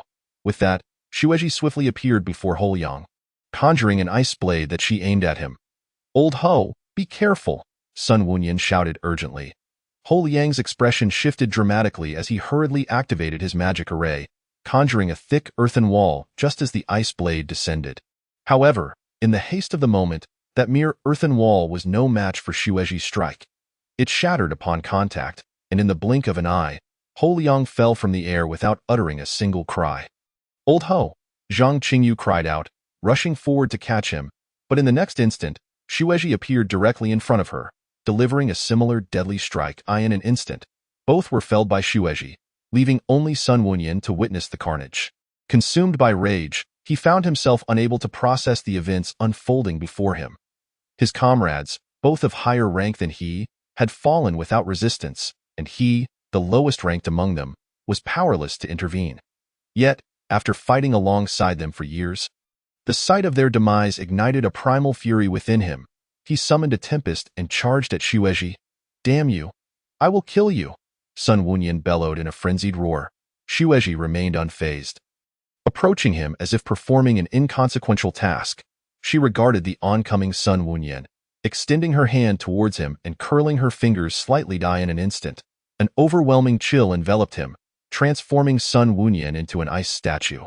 Then, Shueji darted to his side, delivering a powerful punch that shattered the ice, sending Sun Wunyan crashing to the ground, unconscious and unresponsive. Chapter 54. The Eternal Cycle of Cause and Effect. Having completed her actions, Shueji surveyed the surroundings as if searching for something. After several rounds of searching, she finally spotted Li Wangchuan amidst the remnants of the shattered forest.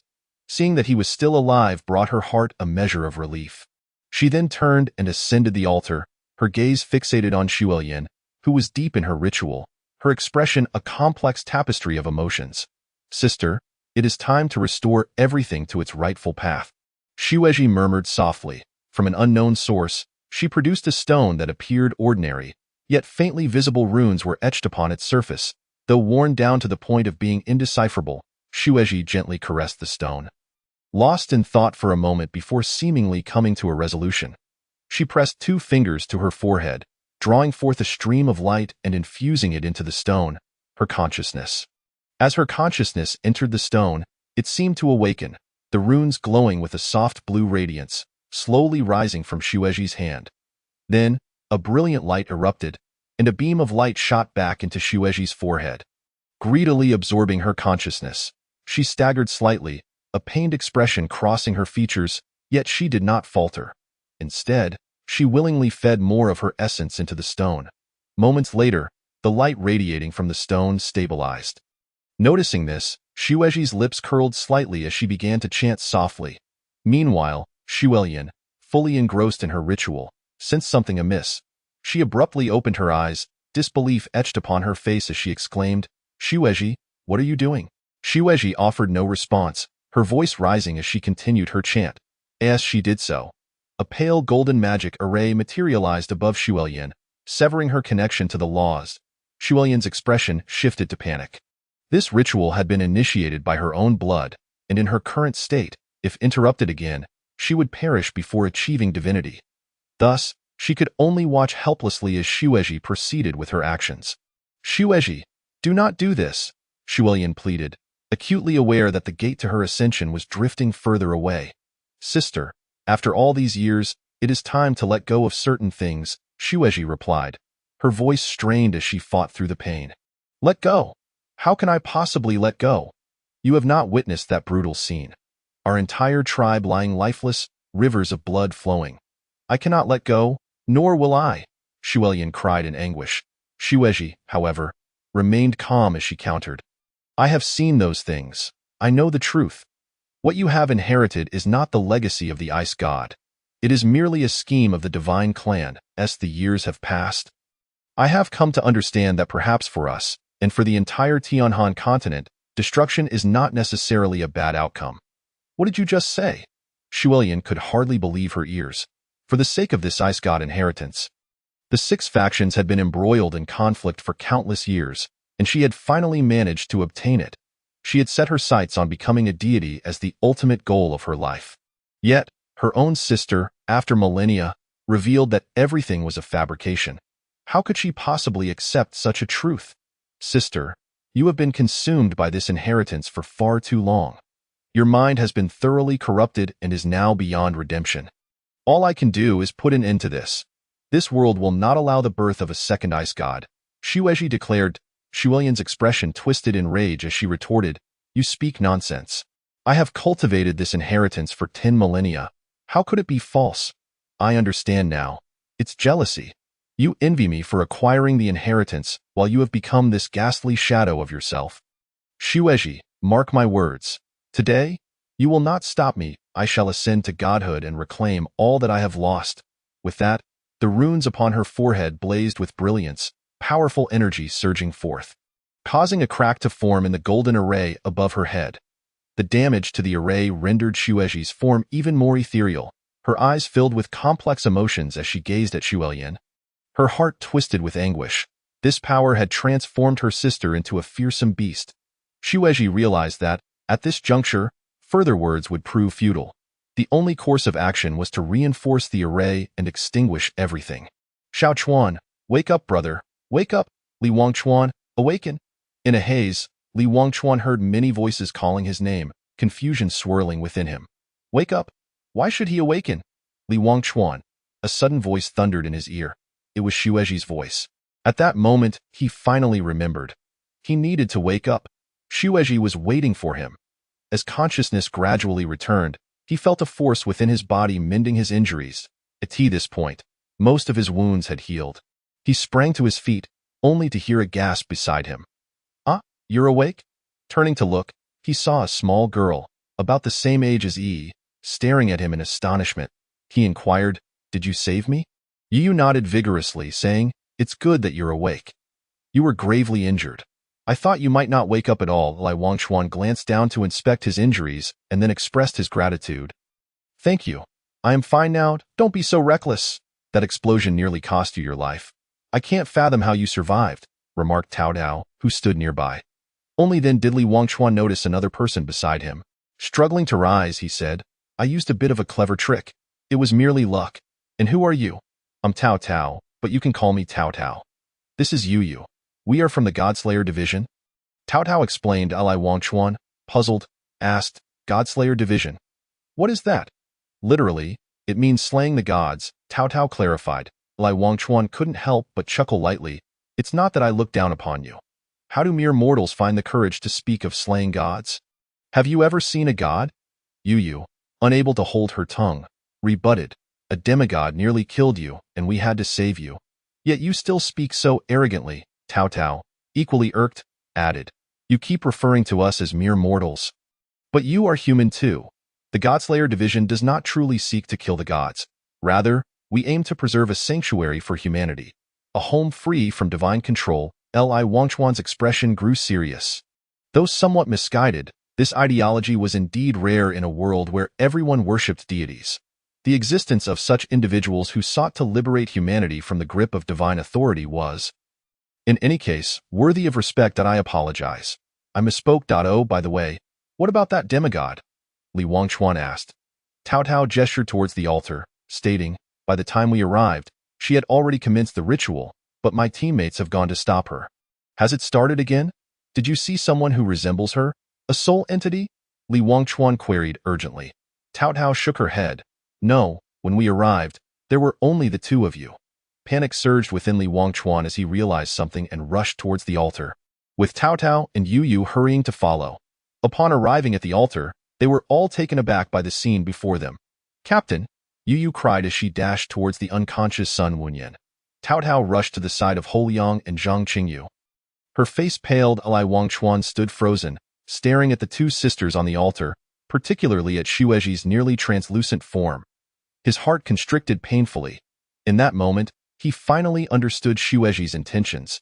She intended to use the soul power she had nurtured for millennia to perish alongside Xuelian. Xueji, stop! You will die! Li Wangchuan shouted anxiously. But Xueji remained indifferent, simply offering him a faint smile before intensifying her energy output. Xueji! Li Wangchuan rushed to the edge of the altar, attempting to pull her down, only to be struck back by an invisible force. Yet he refused to surrender. He redirected the array, unleashing a powerful fire spell that crashed against the energy barrier, sending waves of light rippling.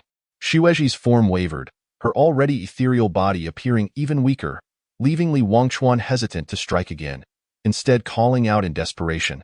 Xueji gazed down at Li Wangchuan, a tear gliding down her cheek, only to vanish in an instant. Wangchuan, may I call you that? Everything has arisen from our sisterhood. What I am doing now is merely resolving the cause that has spanned millennia. After today, you can continue to live the life you desire. While I can finally end this absurd existence of 2 millennia, it is a win-win, is it not? Don't do this.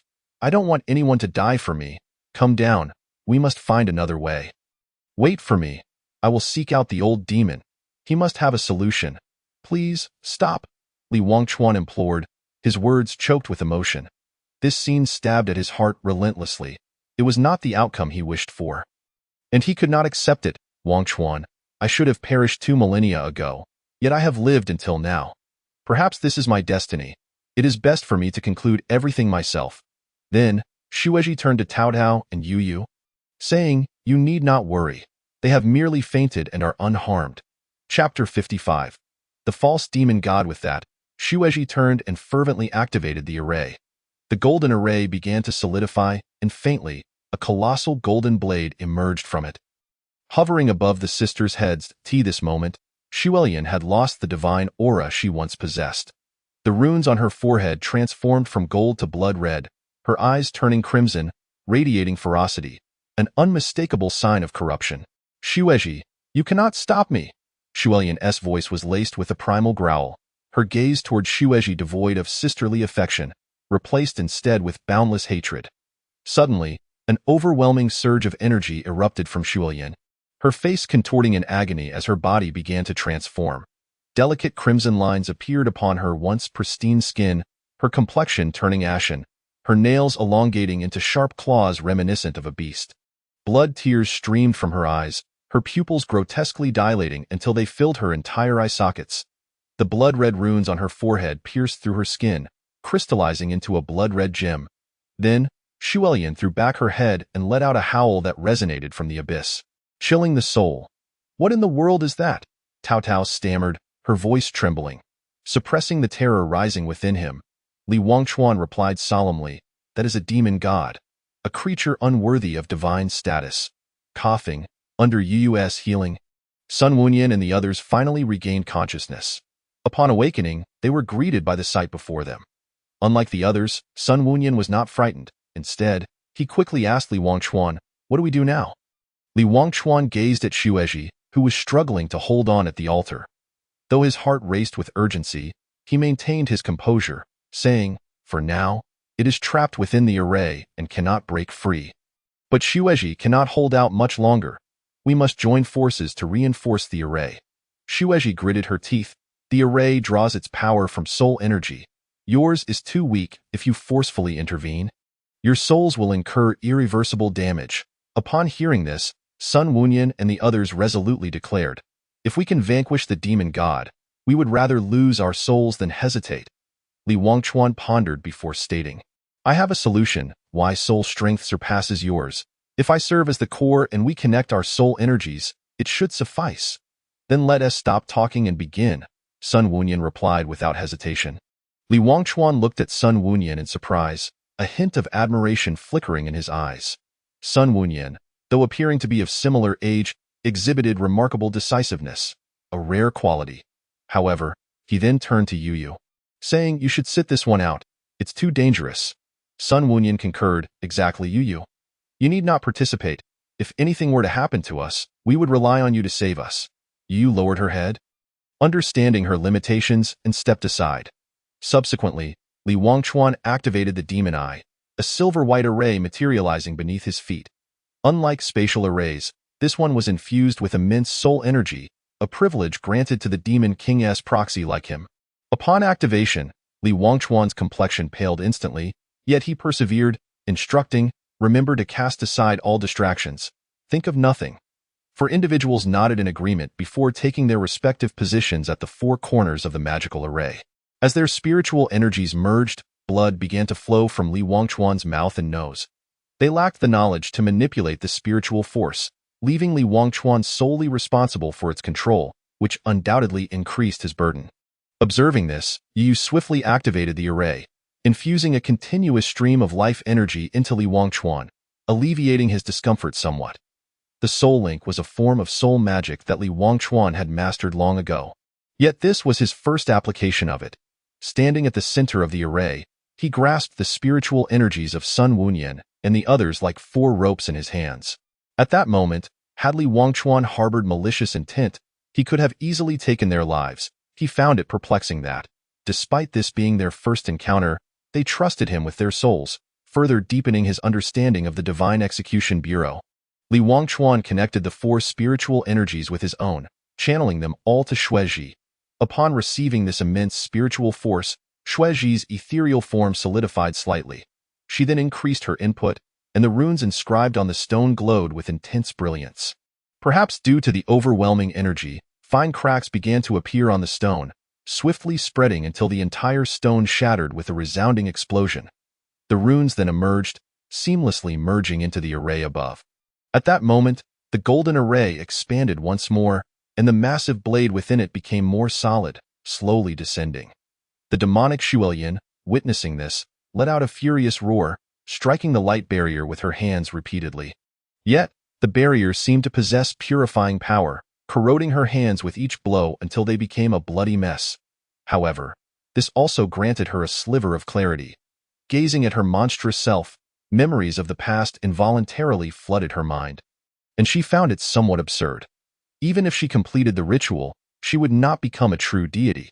She could no longer recall when her objective transformed from mere vengeance to the aspiration of divinity. Shueji was right. 2 millennia had long since eroded her humanity. She loathed Li Wangchuan, yet he had saved her. Though he confined her, he also provided her with an opportunity for revenge. She still remembered his words. if she sought vengeance. She should go 2,000 years into the future, kill him then, and rewrite everything. Yet, after 2,000 years of imprisonment, what she desired was no longer to rewrite history, and a voice within her heart had always urged her to inherit the title of Ice Goddess. Believing that only then could she restore her homeland, Shuilian was acutely aware that she had changed, that she was no longer herself. Shuilian cried out in anguish as the demonic power relentlessly eroded her consciousness. Striving to transform her into a monster, it was only now that she understood the enormity of her mistakes. With the last remnants of her clarity, she looked at Xuezhi and, in a monstrous voice, said, "Xuezhi, you are right. Whether it is becoming a deity or killing Li Wangchuan, the dead cannot return, while latter years have been consumed by a thirst for vengeance, gradually turning me into a mindless beast. The moment I emerged from confinement, Shuilian died. I unleashed the beast within my heart, resulting in all that has transpired. Yet, thankfully, it is not too late."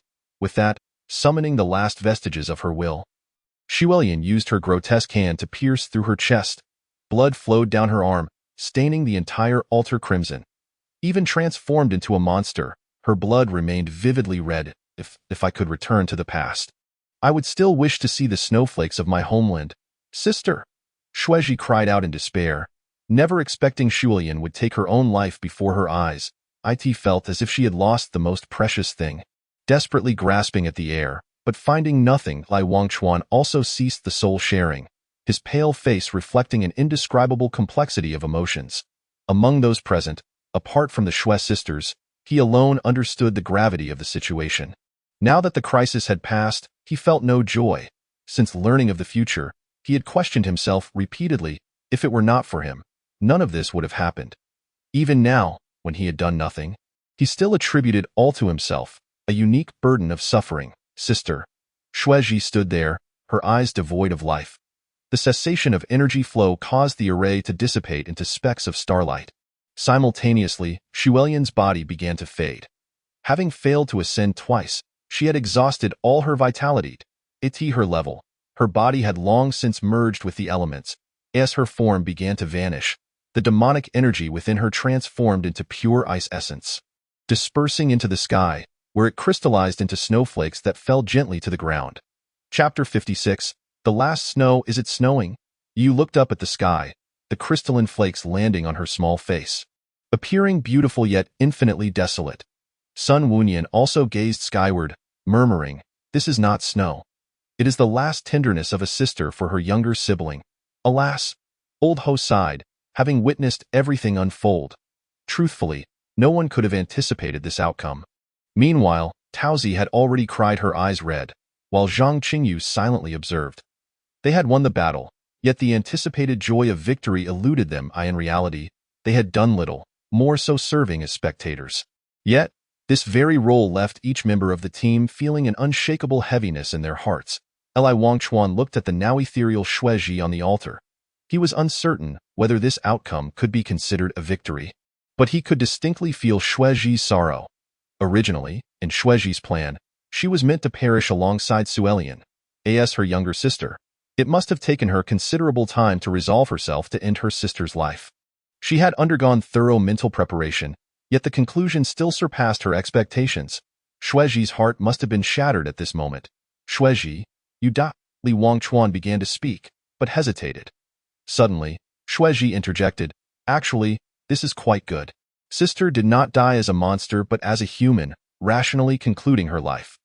Although there are regrets, this is not the worst outcome." Li Wangchuan gazed at Xuezhi, his eyes filled with compassion. He had experienced the anguish of losing a loved one before, and he understood how tormenting such powerlessness could be. He had yet to find closure, while Xuezhi had already accepted it. In this regard, Xuezhi was 100 times stronger than him. "Wangchuan, come with me," Xuezhi said. Leading him toward the cliff, Li Wangchuan hurriedly followed, a sense of foreboding creeping into his heart, reminiscent of the feelings he had when first meeting Xuezhi. An inexplicable anxiety settled in him. Upon reaching the edge of the cliff, he gazed down at the verdant landscape below, contrasting sharply with the devastation atop the mountain. Xuezhi appeared lost in thought until Li Wangchuan's voice broke her reverie. Looking at him, Xuezhi softly asked, "Wangchuan, Don't you want to know how I discovered the hidden dangers of the Ice Goddess inheritance? Li Wangchuan was taken aback and replied, Did you not say it was all a conspiracy of the divine race? Indeed, but I did not uncover it myself, Xuezhi clarified. Then who did? Li Wangchuan inquired, puzzled. Xuezhi smiled faintly, saying, It was you. Li Wangchuan pointed at himself in surprise. Me? Xuezhi seemed to drift into memories. Slowly recounting, That's right. Initially, I was also kept in the dark, completely unaware of these matters. Until that day when I was bound to the altar by my kin, it dawned on me that something was amiss. The so-called Ice Goddess inheritance required a living sacrifice. On that day, I witnessed the children of the tribe perish due to the sacrifices. I was terrified, desperately pleading with my grandfather. But he had become a different person. Cold and heartless, he stated that the Ice Goddess inheritance had reached a critical juncture, requiring the bloodline of the Ice Goddess as a sacrifice to activate the divine power. However, they had sacrificed all the children in the tribe to no avail. Ultimately setting their sights on me, my sister inherited the Ice Goddess legacy, and as her closest blood relative, they believed my sacrifice would yield the desired effect. In that moment, I ceased to be the granddaughter of the chieftain in their eyes. The love the tribe once had for me vanished. You know? My heart had never felt as cold as it did that day. My sister was in seclusion, and you had disappeared, leaving only my grandfather who sought to sacrifice me. I felt as later, as my spirit stabilized somewhat, you brought me to see my sister. Although it was merely a distant glance through a barrier, the knowledge that she was still alive provided me with a measure of solace. The ritual we conducted had indeed borne fruit. However, it was not the inheritance of the Ice God. Regardless of how many were sacrificed, my sister would not ascend to the status of the Ice God. Yet, as a consequence of the ritual, her heart and mind had already been tainted, and even you at that time could not eradicate it. Thus, you chose to confine her there, but you did not take her life. Out of guilt, you offered us a choice. Should we regret our decisions, we could end your current existence, thereby preventing your future self from emerging and averting all tragedies. However, I understood that in my soul state, as long as my essence remained stable, I was immortal and indestructible, free to traverse the world and let time erode all. But my sister could not afford such luxury. The inheritance of the Ice God was a ticking time bomb, threatening to explode at any moment and endanger the world. Hence, she could not be freed. Yet such imprisonment would surely drive a person to madness. Thus, I devised a plan to bring closure to everything. Li Wangchuan, in realization, asked, So, it was all orchestrated by you from the beginning? Xuezhi nodded, then self-deprecatingly remarked, I once believed I could accept it all with composure, yet when the moment arrived, I was filled with profound regret.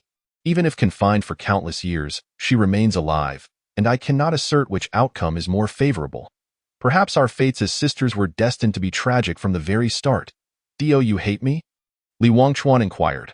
Xuezhi shook her head and smiled, saying, On the surface, everything seems to have originated from you. But in truth, regardless of your presence, the outcome would not change. You may appear to have influenced the course of events. Yet, in reality, you altered nothing. Therefore, there is no need for you to feel burdened. Speaking of which, I have deceived you numerous times. Are you not angry with me? Li Wangchuan also shook his head, responding to me. This all feels like a story with an unsatisfactory conclusion. Though I am embroiled in it, I am not its protagonist. Even now, I still cannot discern which of your words are true and which are false. Yet, regardless of truth or falsehood, I remain indifferent. As I mentioned before, in the future, when I take up the pen to write my story, it shall not conclude in this manner. Suddenly, Xuezhi laughed, a beautiful laugh. After a moment, she looked at Li Wangchuan with a mischievous glint in her eyes and said, I have little time left, so I'll leave you with one last riddle and that illusion. I spoke only one truth. You must ponder which it was. Li Wangchuan maintained his composure and chuckled lightly. Regardless of which it may be, I shall assume all are falsehoods, unless, before he could finish, he felt a gentle breeze pass by him. He did not turn to look, still smiling into the distance, but a tear had unknowingly slipped from the corner of his eye, cascading down his cheek and drifting into the night sky with the wind. Love at first sight, and then a heart captivated upon reunion. How wonderful it would be if life could always remain as it was at first glance. Chapter 57. Happy birthday, brotherly. The matters here have concluded, and we should take our leave. Dio, you need us to escort you? Sun Wunyan inquired from behind. Li Wangchuan gently wiped away the tear from the corner of his eye and smiled. No need, I am grateful for your help today. We shall meet again if fate allows. Sun Wunyan nodded. Very well, until we meet again. With that, Sun Wunyan gathered the gentle wind and departed with his team. While Li Wangchuan continued to gaze into the distance, seemingly still lost in the recent events. Buzz, the phone suddenly rang. Li Wangchuan pulled out his phone and saw it was Lin Man, so he answered. Officer Lin, what brings you here at this late hour? On the other end, Lin Man was so infuriated by his words that she nearly smashed her phone to the ground, forcing herself to suppress her anger. She replied, Did you not send me your location to come here? I have arrived, but where are you? In an instant, Li Wangchuan recalled the moment when he had nearly been killed by the Snow Lotus. To prevent a lack of cleanup, he had preemptively sent his location to Lin Man, but perhaps due to the overwhelming events, he had forgotten. Feeling guilty, he turned to look but found no sign of Lin Man. Then turned back and said, Did you arrive? I didn't TCU. My team is at the base of the mountain. What is your situation? Lin Man asked, her tone lacking patience. Li Wangchuan thought for a moment and replied. Oh, everything is over here. Nothing happened, just a false alarm. What do you mean by nothing happened? Lin Man suddenly retorted. Li Wangchuan sensed something amiss. Her voice seemed not to be coming from the phone, but rather from behind him. He quickly turned around and saw Lin Man glaring at him with icy eyes. Well, weren't you at the base of the mountain? Li Wangchuan stammered. However, Lin Man was clearly unconvinced and pressed. What exactly happened? The entire mountaintop is nearly flattened. What about that Snow Lotus? Realizing he could no longer conceal the truth, Li Wangchuan admitted, She is dead. She had a change of heart and took her own life. She took her own life? Is that a good thing? Lin Man asked, bewildered. Li Wangchuan's anger flared at her words, and he retorted, What do you mean by that? Should I have played the fool with her for your satisfaction? Lin Man, recognizing her own fault, awkwardly replied, That's not what I meant. I just find it strange. She is a demigod. Why would she commit suicide? Li Wangchuan scoffed. Why do you care so much? In any case, she is completely dead, and the matter has concluded. End of story. Suddenly, Li Wangchuan seemed to remember something and looked at Lin Man with suspicion, scrutinizing her before asking, Wait a moment. I recall you mentioning that there are no special departments in your city. What is the story with the God-slaying division? This time, it was Lin Man's turn to feel uneasy. She muttered, I only just found out. My father never tells me about these things. Li Wangchuan instantly felt as if he had lost a fortune, exclaiming, So you were just setting me up? I nearly lost my life, and you were still giving me the cold shoulder, acting as if you had no stake in it. I thought you were truly a bunch of incompetents. Come on, calm down, Bosley. How about I commend you and present you with a banner? Lin Man attempted to placate him. Li Wangchuan raised an eyebrow, saying, What good is that to me? If you truly wish to thank me, just transfer me a couple of 100,000 to soothe my wounded heart. Seeing Li Wangchuan's shamelessness, Lin Man lost her patience, spitting in disdain before turning to leave. Li Wangchuan, seeing his extortion fail, hurriedly called out, Even 10 or 20,000 will do. Don't leave yet. Let's negotiate. Li Wangchuan, I swear your skin is thick enough to be used as a seat cushion. This disaster was caused by you, and I was kind enough to keep the truth from them. What a good deed gone unrewarded. I'm going to tell them you were the target all along and see how you fare. Lin Man retorted angrily. Li Wangchuan panicked, quickly begging, No, no, no. I was wrong. Okay. Just consider it a slip of the tongue. Lin Man scoffed, That's more like it. Fine. I'll take you home. With that, Lin Man walked straight ahead, but she suddenly noticed that Li Wangchuan appeared unusually silent, turning back to see him looking weak and unsteady. Li Wangchuan, are you all right? Lin Man rushed over to support him. Li Wangchuan forced a smile, but then fainted. The earlier battle having taken a tremendous toll on him. Despite Rain's healing, it was but a drop in the bucket. His spirit had been intensely strained until now, and once the tension released, he collapsed like a puddle of mud in Lin Man's embrace. Li Wangchuan, wake up! Li Wangchuan, Lin Man shouted, but he offered no response. With no other choice, she picked him up and began to carry him down the mountain. Uncertain how long he had been unconscious, Li Wangchuan awoke to the sensation of jolting. As he looked around, he realized he was in a vehicle. Awake? Lin Man asked through the rearview mirror. How long was I out? Li Wangchuan croaked. Lin Man glanced at the time and replied, "Not long. Just about 2 hours. I thought you'd be out for at least a day." Li Wangchuan vigorously shook his heavy head, forcing himself to sit up as he exerted himself. The unhealed wounds pulled painfully, causing him to grimace. "Where are we headed?" he asked. "Back to your shop," Lin Man replied. Suddenly, Li Wangchuan seemed to remember something and snapped to attention, urgently saying, "No, not the shop. We need to go to Wenianshan, to the Wenianshan Astronomical Observatory." Lin Man, puzzled, responded, "There's only half an hour until midnight. They've already closed for the day. Besides, you're covered in injuries. Why not return to recuperate instead of running around?" However, Li Wangchuan seemed not to hear her, insisting, "Turn around. Yi is still waiting for me there." Li Wangchuan was acutely aware of Yi's nature. Having promised to wait for him, she would undoubtedly still be atop the mountain. He could not bear to disappoint her. "Your sister? What is she doing there?" Lin Man asked, immediately turning the car around toward Wenianshan. "Today is her birthday, and I promised her I would celebrate with her," Li Wangchuan explained. Upon hearing Li Wangchuan's words, Lin Man couldn't help but glance at him. While he had been unconscious, she learned from Lingwei about the events on the mountain. This young man had risked his life for Donghua City. Yet he still remembered to celebrate his sister's birthday. Li Wangchuan seemed to care for more than just money, despite appearances. If I were to die there today, have you considered what would happen to Yi?"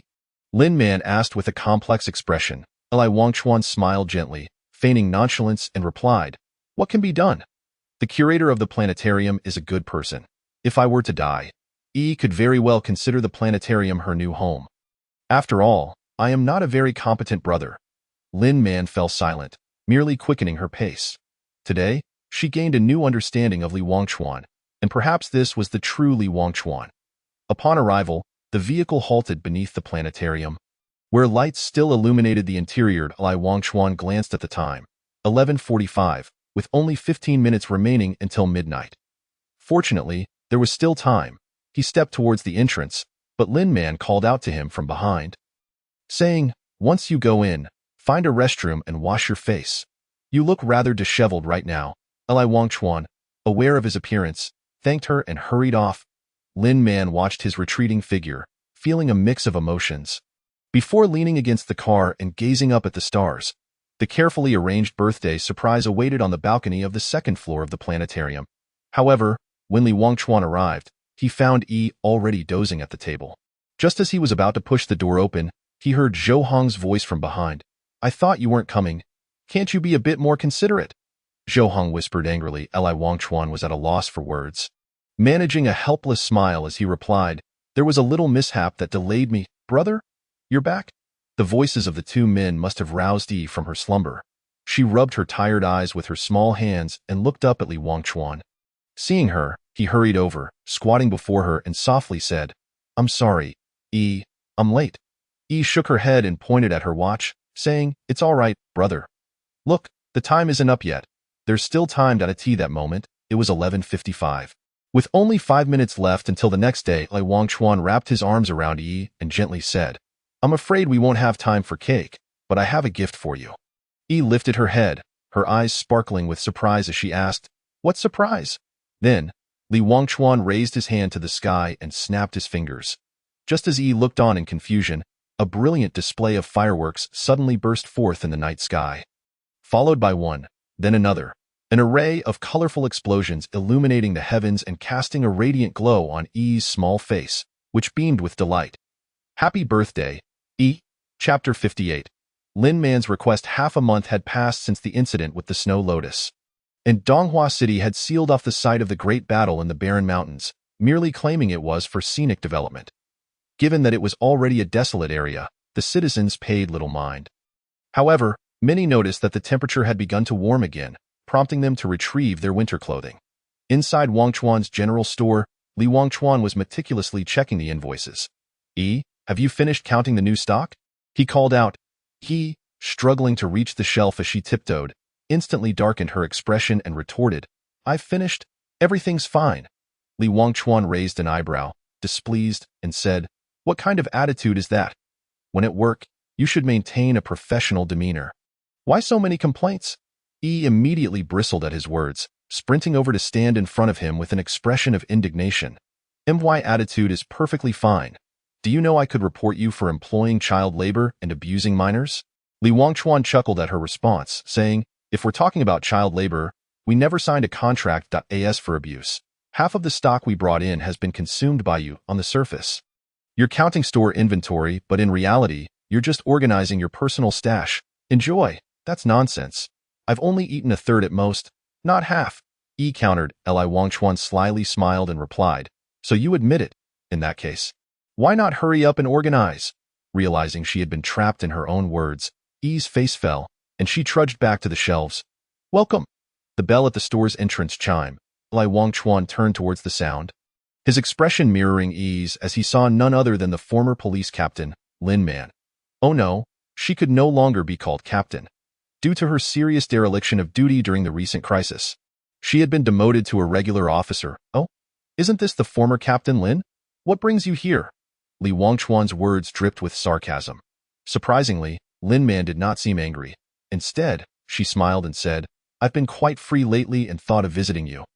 Li boss, please don't. If you're here, it can't be for anything good. Li Wangchuan replied curtly. Lin Man shot him a glare and said, what kind of talk is that? We've known each other for quite some time. Can't I come to see a friend? Save it. I'm just a mere merchant. How could I possibly be your friend? Li Wangchuan's tone remained sardonic. For some reason, he could never muster any goodwill towards Lin Man. Lin Man, not known for her patience, felt her temper flaring at his attitude. Have you taken leave of your senses today? You're partly responsible for my demotion, and while you don't feel guilty, you keep throwing shade at me. Let me tell you, the previous case isn't over yet. I still have the authority to arrest you. Li Wangchuan shrugged nonchalantly and replied, if you have evidence, then by all means, arrest me. I'd like to see what an interrogation room looks like. Lin Man's words were not entirely a threat.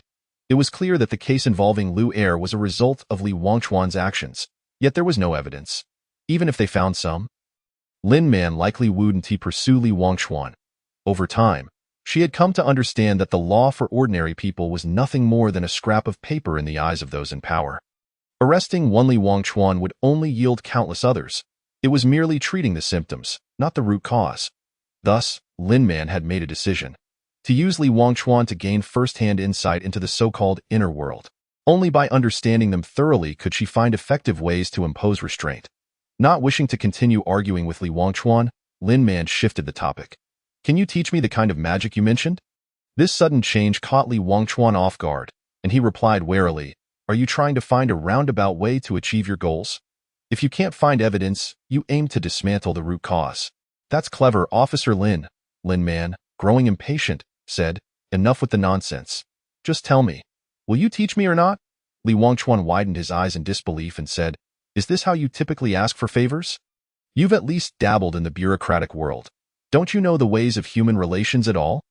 We prioritize efficiency in solving cases and require capability without all the convoluted pleasantries. Lin Man declared proudly. Li Wangchuan feigned realization and sighed. No wonder you've been demoted. Not even the best father can pave your way. What do you mean? Lin Man asked, puzzled. Li Wangchuan shook his head, saying, nothing. You wouldn't understand if I told you. Lin Man chose not to press further, casually strolling over to the shelves and grabbing a drink. She took a sip before reiterating, so, about that question. Will you teach me or not? Li Wangchuan smiled helplessly and said, I want to pry into your thoughts, but on the subject of magic, I'm merely a novice myself. Rather than seek me out, you might as well approach the Jushin division. They might be more reliable. You think I haven't tried? They only accept geniuses. Someone like me, in my 20s with no foundation, stands no chance, Lin Man replied with a wry smile. Quite self-aware, aren't you? It's probably for the best that you don't go to the Jushin division, lest you lose your life. Those people aren't known for longevity, Li Wangchuan remarked. Is there a reason for that?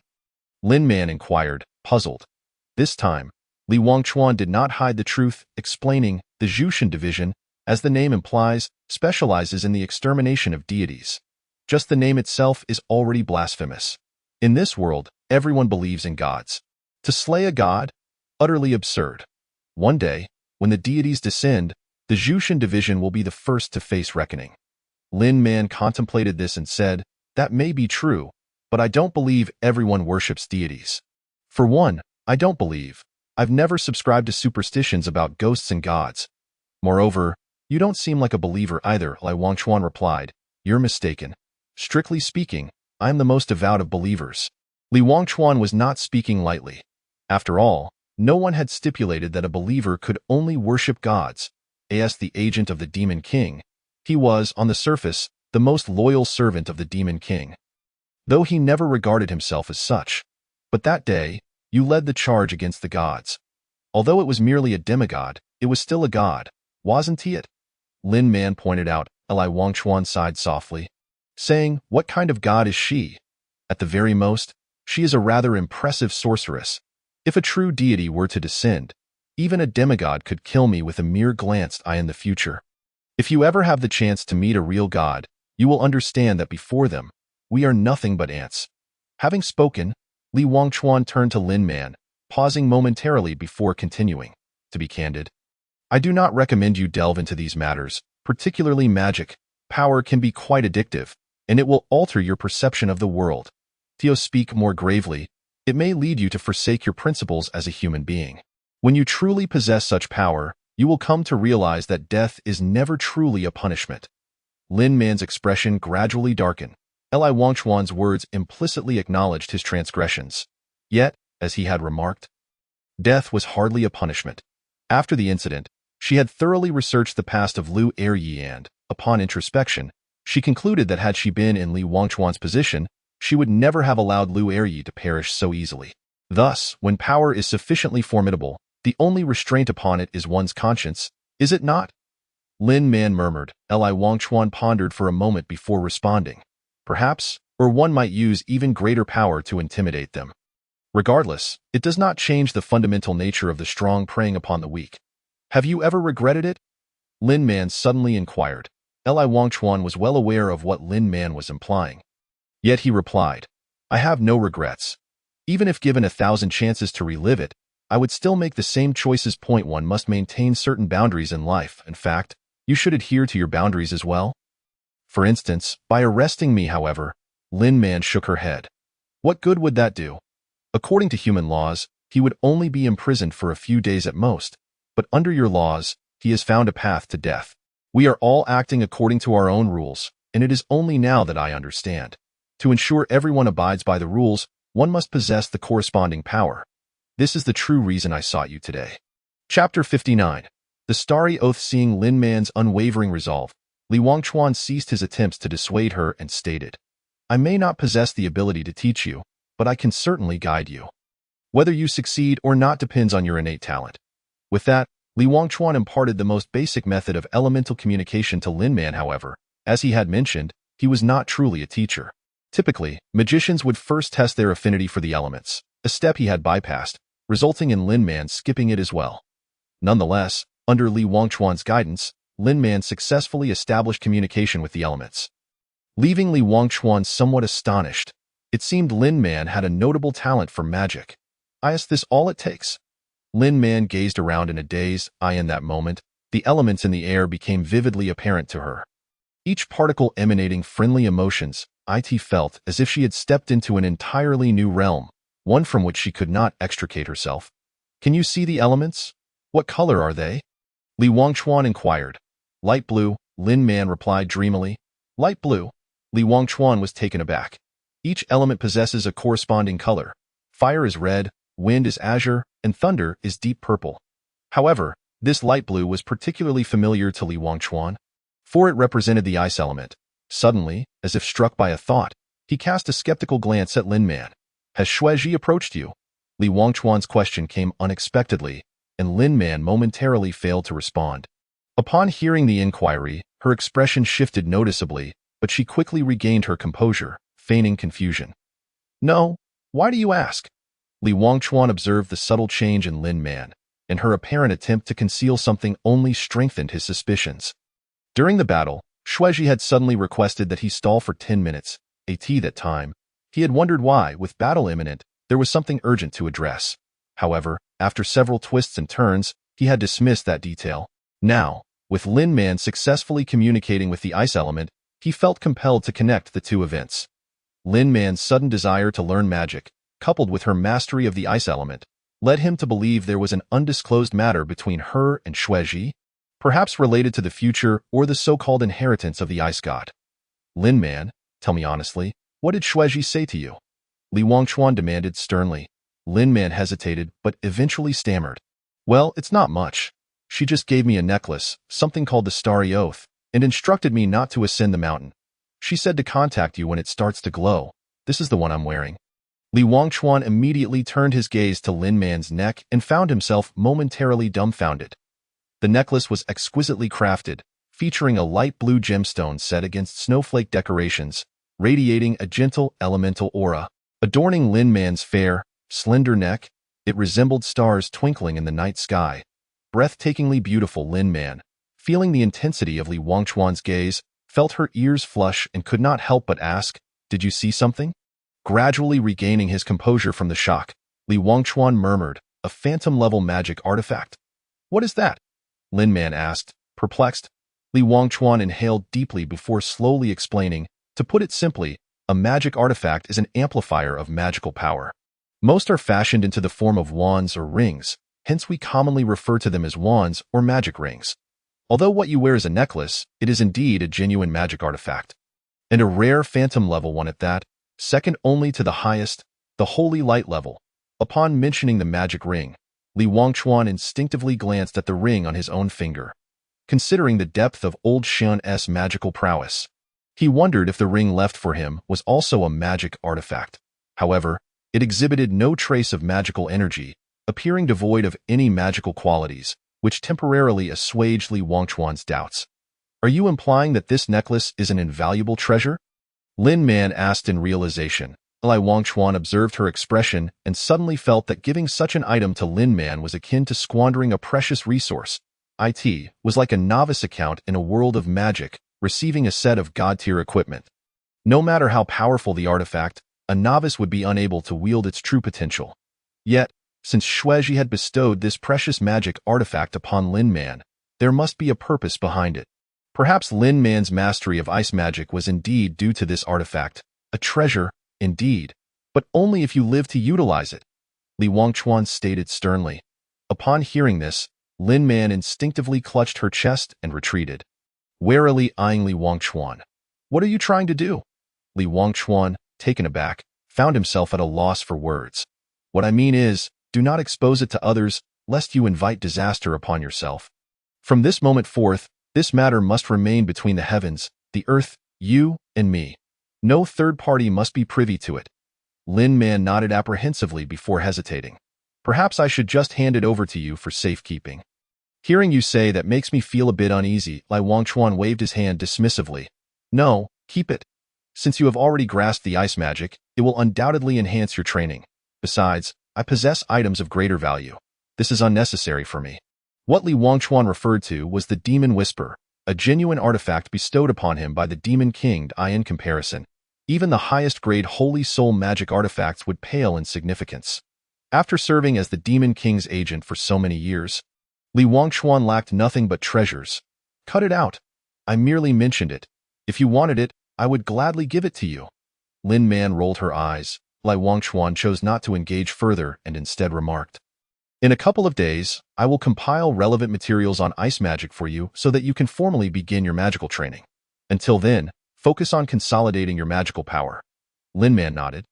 Though she seemed somewhat confused, she then inquired, "How long do you usually train? You know, I have a busy job and might not have much time." Li Wangchuan pointed to himself in surprise. "Me? I generally do not train." "Not train? How do you increase your magical power?" Lin Man asked, astonished. Li Wangchuan smiled faintly, adopting an air of profundity. "Since you have entered this realm, I might as well enlighten you. Magic varies in strength, and individuals possess different capabilities. There is no basis for comparison between us." Lin Man's lips twitched. She realized how little she understood about magic, leading her to forget just how audacious Li Wangchuan could be. At that moment, Li Wangchuan's expression suddenly changed, and he swiftly glanced towards the door, then, with a speed almost imperceptible to the eye, pulled Lin Man aside. Boom! The instant they moved aside, a deafening explosion reverberated, and a violent shockwave shattered windows and doors, sending debris flying. In an instant, the storefront was reduced to ruins, flames rapidly engulfing the space, threatening to consume the entire shop. Chapter 60. The Attack, Cough Cough. Are you all right? Li Wangchuan shielded Lin Man beneath him, his body covered in dust and remnants of the dissipating fire crystal shield, which was now riddled with fine cracks. This was the result of his protective maneuver. I am fine, Lin Man replied, her face soiled with dust as she coughed. Suddenly, Li Wangchuan's expression shifted to one of panic as he dashed towards the second floor without a second thought. Not for any other reason than that Yi was still upstairs. Li Wangchuan shouted anxiously, as billowing smoke surged violently into his mouth and nose. Yet, he could not afford to dwell on such matters. His sole desire was to ensure Yi's safety. I am here, came Yi's loud response from the corner, tinged with tears. Upon hearing her voice, Li Wangchuan hurriedly searched around until he pinpointed Yi's location. A dead corner beside the shelves, perfectly situated outside the explosion's reach, thus sparing her from harm. Li Wangchuan dashed to her side, meticulously checking for any injuries before enveloping her in his embrace. Are you both all right? Lin Man had also arrived on the second floor, and upon seeing the siblings unscathed, she let out a sigh of relief. Li Wangchuan cradled Yi, his eyes ablaze with barely contained fury. In the industry, the location of his shop was hardly a secret. Many were aware of it, yet it was the first time someone had the audacity to vandalize his establishment, particularly when it almost harmed Yi. This crossed a line for him. Sensing the murderous intent radiating from Li Wangchuan, Lin Man quickly redirected their focus, saying, "Let us not worry about anything else for now. We must find a way to hide your merchandise. With such a significant explosion, the police will undoubtedly investigate, and being discovered would be disastrous." With Lin Man's reminder, Li Wangchuan gradually suppressed his anger, casting a surprised glance at her. It was unexpected to hear such words from Lin Man, who seemed to have forgotten that she was a police officer herself. However, he had no time to jest with her. Although the store's inventory was not extensive, it could not be moved in an instant. Just as he was at a loss, a glimmer of light flashed from the ring on his finger. Looking down, a hypothesis formed in his mind. He slowly infused magical energy into the ring, and in an instant, a powerful sense of familiarity surged within him. It was indeed the power of space. Seeing this, a look of great joy spread across Li Wangchuan's face. Everything was as he had surmised. Not only did this ring contain the magical tomes left by Old Man Shun, but it was also an exceedingly precious magical artifact, a space ring. Crafted by spatial mages, these rings contained a small space for storing items, making them incredibly convenient. However, due to the rarity of spatial mages, and the even fewer capable of creating such rings, they became a coveted rarity among sorcerers. Often unattainable, this space ring was precisely what Li Wangchuan needed to resolve his predicament. With a gentle wave of his hand, the goods on the second floor vanished in an instant. After confirming through his mental probing that the items were safe and sound, he finally felt a sense of relief. The explosion had been fierce, yet curiously, it had only destroyed about half of his shop. Though it appeared devastating, the actual danger was not as severe as it seemed. It seems someone intends to warn me in this manner, Li Wangchuan thought as he held Yi, gazing through the shattered wall of the second floor towards the street. His expression hardened when he spotted a white luxury car parked directly opposite his shop, where a finely dressed young man was watching him with a mocking smile. Their eyes met, and the young man made a gesture across his throat before driving away. Lin Man also noticed this scene and cast a worried glance at Li Wangchuan, but he remained unusually calm, as if devoid of any anger. Yet, Yi, familiar with her brother, understood that this was a precursor to his wrath, reminiscent of the day he dealt with Lu Eryi. Brother Yi spoke timidly, unsure how to dissuade the furious Li Wangchuan. Lin Man, drawing upon her years of experience in handling cases, astutely sensed Li Wangchuan's thoughts and urged, "Li Wangchuan, calm down." In response, Li Wangchuan shot Lin Man a cold, indifferent glance and replied, "The sins of fury and arrogance are unforgivable." Lin Man, a bit anxious, insisted, "Do not act rashly. Let us handle this matter. We will surely provide you with an explanation." Li Wangchuan looked down upon Lin Man with disdain, coldly stating, "You? Do you remember what I told you? Some matters are beyond your control." With that, he pulled out his phone and dialed a number. Moments later, the call connected, and a languid voice greeted him. "Li Wangchuan, you finally remembered to call me. I thought you had forgotten about your brother." Someone vandalized my shop and nearly harmed Vandalized? Who has the audacity? Are they insane? I didn't see what they look like. But he was a young man, quite wealthy, driving a white Bentley. I need to know who he is and where he is within a day. I await your news. Dio, you need me to come over? No need. Changing identities is not easy.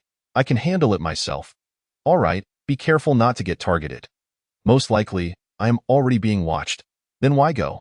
The reason a bottom line exists is to inform others that once crossed. There will be consequences, I must remind you. Old Zhao had an incident recently. His entire family of 5 perished. You and I are not worried, but you should consider Yi. Those people are even more devilish than we are.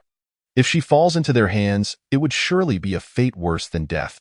Rest assured, I will ensure they understand what a true demon is. Fine. I'll make a trip then. I truly cannot rest easy.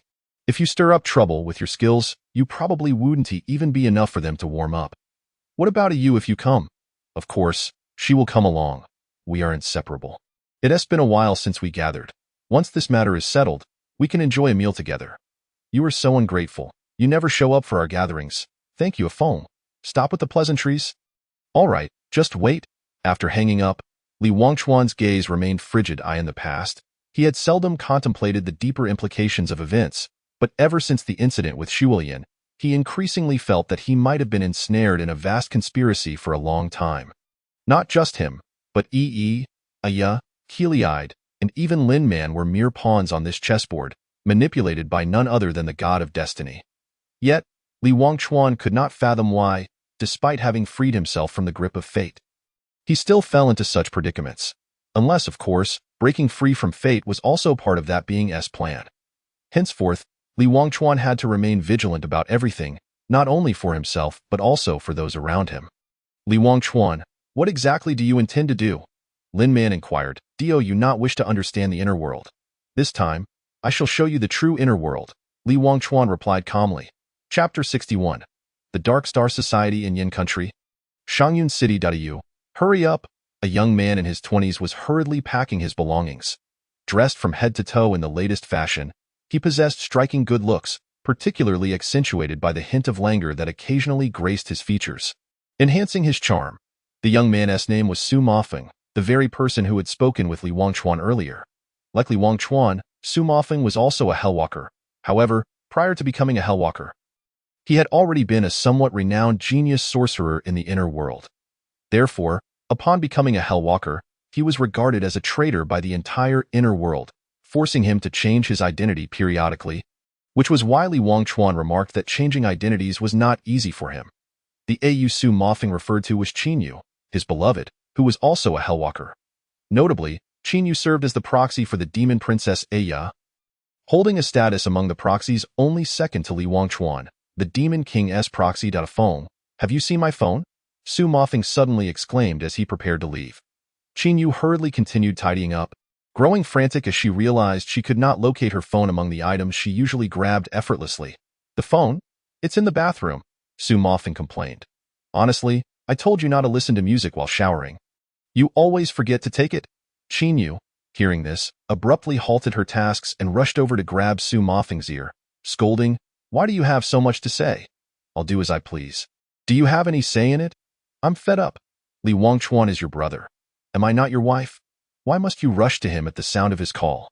If you care for him so much, why not just go with him?" Su Mafeng winced in pain, nearly jumping up, and quickly begged for mercy. "Wife, I was wrong, truly wrong. It hurts." Qinyu released Su Mafeng, placing her hands on her hips, glaring at him in fury. Moments later, tears welled up in her eyes, and her voice quivered as she said, "Su Mafeng, you truly are a failure." Su Mafeng was at a loss upon seeing her distress, unsure of what had caused it, and could only tentatively inquire, "You? What's wrong? Don't cry." Qinyu seemed to recall something painful, her tears flowing uncontrollably as she trembled, saying, "What's wrong? What do you think is wrong? When we parted ways, you were the one who said you would have nothing to do with him, Li Wangchuan. Yet, within a week, you were back in contact with him. Are you that cheap?" At this moment, Su Mafeng understood what Qinyu was referring to and sighed. "Yes, I did say that, but those were just words said in anger, weren't they? We both know that incident cannot be blamed on Wangchuan. He was the one who suffered the most." Qin Yu looked at Su Mofeng with disappointment, saying, "Suffered? He doesn't he show a shred of sorrow? 3 years ago, he could have saved Xiao Lu, yet he merely stood by and watched as Xiao Lu perished beneath the sacred sword. Yes, I understand he had his reasons. But when we proposed avenging Xiao Lu, what did he do? He disbanded the Dark Star Society and ordered us to leave. People claim that the Hellwalker is a demon of the mortal realm, but we too are human, with emotions. Yet he, Li Wangchuan, is different. He possesses no heart and is a true demon. Enough. Qin Yu. While the world may choose not to understand him, we cannot. At that time, the entire Dark Star Society was under scrutiny, and those scoundrels from the Divine Ring sought to draw us out through Xiao Lu's death. Among the 12 of Dark Star, he was the weakest, yet he managed to preserve our lives. How can you not comprehend this? Su Mofeng spoke. Qin Yu forced a sorrowful smile and replied, "Indeed, he traded Xiao Lu's death for our survival. For years, I have dared not dream. Whenever I close my eyes, I see the moment Xiao Lu died. I understand everything you say, but what I cannot fathom is how Li Wangchuan has lived so carefree these years, while we suffer in anguish. He, once the leader of the 12 Dark Stars, now willingly plays the role of a petty businessman in the mortal realm. What kind of demon king is he?" Su Mofeng's expression darkened as well. He too found Qin Yu's sentiments perplexing. Since Xiao Lu's death, despite maintaining contact with Li Wangchuan, most of his efforts had been directed at gathering information. As Qin Yu pointed out, it seemed that Li Wangchuan had completely cast aside the past, absorbed only in his mundane life. However, upon learning of Yi's existence, Su Mofeng suddenly realized that Li Wangchuan had never truly escaped the shadows of that year. On the contrary, he had sunk deeper, to the point of being unable to extricate himself. Yi was a child Li Wangchuan had rescued, just as he had Xiao Lu, who was 4 years younger than Li Wangchuan and regarded as a younger brother, now forever lost to him. Thus, when Yi appeared before Li Wangchuan, she became a beacon of redemption, soothing his shattered heart. Consequently, anyone who harmed Yi over the years met with particularly grim fates. When Li Wangchuan called to say Yi had narrowly escaped an explosion, Su Mofeng understood that this time, a life must be claimed to quell the turmoil. He resolved to travel to Donghua City to find Li Wangchuan, fearing he might commit an act that would lead to another tragedy to you. I know you are troubled, but you must believe me. One day, we shall reclaim all that we have lost, Su Mofeng declared solemnly. Qin Yu's emotions gradually calmed, and after a prolonged silence, she asked, "Does he truly regard Yi as his sister?" Su Mofeng reflected before responding, "Not merely a sister, but his last remaining vestige of sanity." "Do you have leads on who bombed the grocery store?" Qin Yu inquired. "Some, but I cannot confirm if it was the same person until we investigate further," Su Mofeng replied. Qin Yu nodded, saying, "Then what are we waiting for? Let us go." "Huh?" Su Mofeng was taken aback by Qin Yu's sudden shift. "What do you mean? There's no need to pack. Li Wangchuan is wealthy enough to cover all expenses. We can go and teach him a lesson." Qin Yu declared indignantly. Su Mofeng chuckled helplessly, recognizing that Qin Yu remained unchanged, her emotions evident on her face. Her anger flared quickly but dissipated just as fast. This was preferable, as it would prevent them from arguing upon meeting. Su Mofeng then channeled his magical energy, and a spatial array materialized in the room. Qin Yu stepped into the array, and in a flash of light, their figures vanished, leaving only a faint residue of magic. In Donghua City, at Wangchuan Grocery, shortly after the explosion, police and firefighters hurried to the scene, led by Lin Man's father, Ling Gui. Upon arrival, the police swiftly cordoned off the area while the firefighters set up hoses to extinguish the flames. Meanwhile, Li Wangchuan had already brought Lin Man and Yi to the street. Seeing Lin Man, Ling Gui rushed over, inspecting her closely, worry evident in his eyes. "Dad, I'm fine." Lin Man forced a smile and gently hugged Ling Gui. Relieved that Lin Man was unharmed, Lin Gui sighed deeply. He was aware that Lin Man had come to find Li Wangchuan, and upon receiving the emergency call, he had rushed over, nearly fainting from anxiety. Neglecting his duties. "Who did this?" Ling Gui asked coldly, his gaze icy, determined not to let anyone who harmed his daughter go unpunished. Lin Man glanced at Li Wangchuan, hesitating before saying, "I don't know, but the person who caused the explosion likely didn't intend to harm anyone." "I can see that," Ling Gui noted. "The explosion, while fierce, only damaged the front half of the store. Its purpose seems to be a warning directed at someone." He then turned his attention to Li Wangchuan. The implication clear, Li Wangchuan had been observing the situation nearby, and upon noticing Lin Gui's gaze, he feigned shock.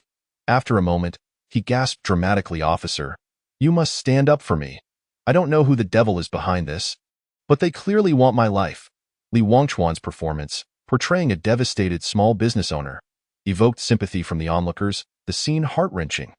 Lin Gui knew Li Wangchuan well but chose not to expose him, instead asking, "Have you recently offended anyone?" Li Wangchuan appeared taken aback, pondering for a moment before shaking his head vigorously. "No, this is a small business, and I maintain good relations with my neighbors. Why would I offend anyone?" "Then this is strange. The person who set off the bomb clearly had you in mind. To say you have no enemies is hard to believe," Lin Gui mused. "Who knows? Why must such misfortune befall me? My shop is gone. How am I to survive now?" "Oh, I can't go on," Li Wangchuan lamented, causing Lin Man to stare in disbelief. Had she not been aware of the truth, she might have been convinced by his performance, which rivaled that of a professional actor. Chapter 62. Reunion. Lin Gui's lips twitched, suddenly overwhelmed by an urge to strike Li Wangchuan. This guy was truly adept at acting. "Enough. We will investigate this matter thoroughly. Please accompany us to the station to take a statement," Lin Gui interrupted. Li Wangchuan was momentarily stunned. Under the current circumstances, he could not afford to go to the police station, not to mention the numerous issues he faced, any one of which could lead to serious trouble. However, with Lin Gui's insistence, refusing to go would only raise suspicion. Officer Lin, my shop has been reduced to this state. I truly cannot leave. Please, feel free to ask your questions here, and I will answer truthfully," Li Wangchuan suggested tentatively. Lin Gui regarded him with a knowing look before agreeing. "Very well then, Li Boss. You may continue your work. Should you uncover any leads, please inform me. I will be waiting at the station." "Certainly, absolutely. Please take care," Li Wangchuan replied with a smile. As Lin Gui approached the police car, a subordinate quietly asked, "Chief Lin, are we just leaving like this?" Lin Gui glanced back at Li Wangchuan and Lin Man. Chuckling slightly, Man Man was also present. She must have seen something, yet she chose to withhold information. Given the previous circumstances, it is not difficult to deduce that this incident is beyond our jurisdiction. It stems from internal conflicts among certain individuals, and we should not interfere. The subordinate nodded, then asked, "What if the higher-ups inquire about this? Simple. A gas explosion or something else. We can fabricate a story to suffice. Oh, by the way, I recall that Li Hao has nearly recovered." "Correct?" Lin Gui inquired. The subordinate replied, "Yes, he was discharged yesterday and will report for duty tomorrow." Lin Gui pondered for a moment, then stated, "Once Li Hao returns, inform him about this incident. Remember, he must be told the truth." The subordinate nodded in understanding. "Understood." Meanwhile, Li Wangchuan observed Lin Gui from a distance, sensing something unusual about him. It felt as though Lin Gui was aware of something, but chose not to expose him. "Lin Man, does your father know about the previous incident?" Li Wangchuan suddenly asked. Lin Man, not grasping his intent, truthfully replied, "Yes, I told him, which is why the people from the Divine Punishment Bureau came to assist you." "Oh, that makes things interesting," Li Wangchuan responded. Intrigued, he began to reflect. When he first met Lin Man, he had assumed she was an ordinary person. Although she had brought a group to surveil him, they were merely regular police officers. The Divine Clan established divine rings in every city, yet over the years, he had never encountered any divine emissaries. Lin Man, when bringing her team, must have consulted with Lin Gui beforehand. Given Lin Gui's position, he would have had some contact with the divine rings. However, whether regarding him or Xuelian, Lin Gui had not sought out a divine emissary. Instead, he had allowed a group claiming to seek divine retribution to handle the situation. This seemed somewhat illogical. It appeared that the entire Donghua city held a certain disregard for the divine. "What do you find interesting?" Lin Man's voice interrupted Li Wangchuan's thoughts. He turned to her and smiled slightly, saying, "Nothing much. I just find the entire situation rather amusing. Aren't you going to follow them?" Lin Man replied with a hint of bitterness, "I'm just a lowly officer now, with little to do. Besides, I need to keep an eye on you. As long as I'm here, you won't get away with any wrongdoing." Upon hearing these words, Li Wangchuan felt utterly exasperated and replied helplessly, "Which ear of yours heard that I intended to commit murder? Do not deceive me. Lu Eryi merely slapped Yi once, and he perished the very same day. That individual nearly obliterated both of you siblings. Would you not wish to dismember him into 1,000 pieces? Lin Man retorted with annoyance. Wang Chuan gazed at Lin Man in disbelief and said, "Is this truly the image I project in your eyes?" Lin Man shot him an icy glare and replied, "Have I spoken incorrectly?" Li Wangchuan, disinterested in further discourse with Lin Man, occasionally pondered whether there was a string misaligned in her mind. If one were to claim she adhered to principles, she had repeatedly tacitly approved of his actions. If one were to assert she was irresponsible, she nonetheless fixated on him with unwavering attention. After much contemplation, he could only conclude that it was a false boundary instilled by academic theory. You should return home. Refrain from visiting these next few days, Li Wangchuan instructed Yi. However, Yi stubbornly shook her head and declared, "No, I refuse to leave. Sister Lin Man is correct. I must keep an eye on you. You are undoubtedly harboring ill intentions right now, so do not think to dismiss me." Li Wangchuan feigned anger and insisted, "Yi, be obedient. This matter is quite troublesome. Should anything occur, I cannot guarantee your safety. I do not require your protection. Having Sister Lin Man is sufficient for me," Yi proclaimed as she clung to Lin Man's arm. Li Wangchuan, growing anxious, exclaimed, "Lin Man is utterly useless. She cannot even protect herself." "Hey, Li Wangchuan, you can say what you wish, but do not drag me into this. Yi is concerned for you. Be a bit more amiable." Lin Man expressed her dissatisfaction. Li Wangchuan shot a sour look at Lin Man and retorted, "I said she did not accuse you, did I not? Do you not have any self-awareness? Do you really need to join in the childish antics of this little one? What do you mean by childish antics? We call this supervision. In any case, neither Yi nor I feel secure with you going alone. You may do as you see fit," Lin Man countered while wrapping her arm around Yi, casting a slightly threatening glance at Li Wangchuan. "Goodness, you two are something else. Fine. Do as you please, but if trouble arises, do not come to me with that." Li Wangchuan turned and left, unconcerned about whether the shop was still aflame.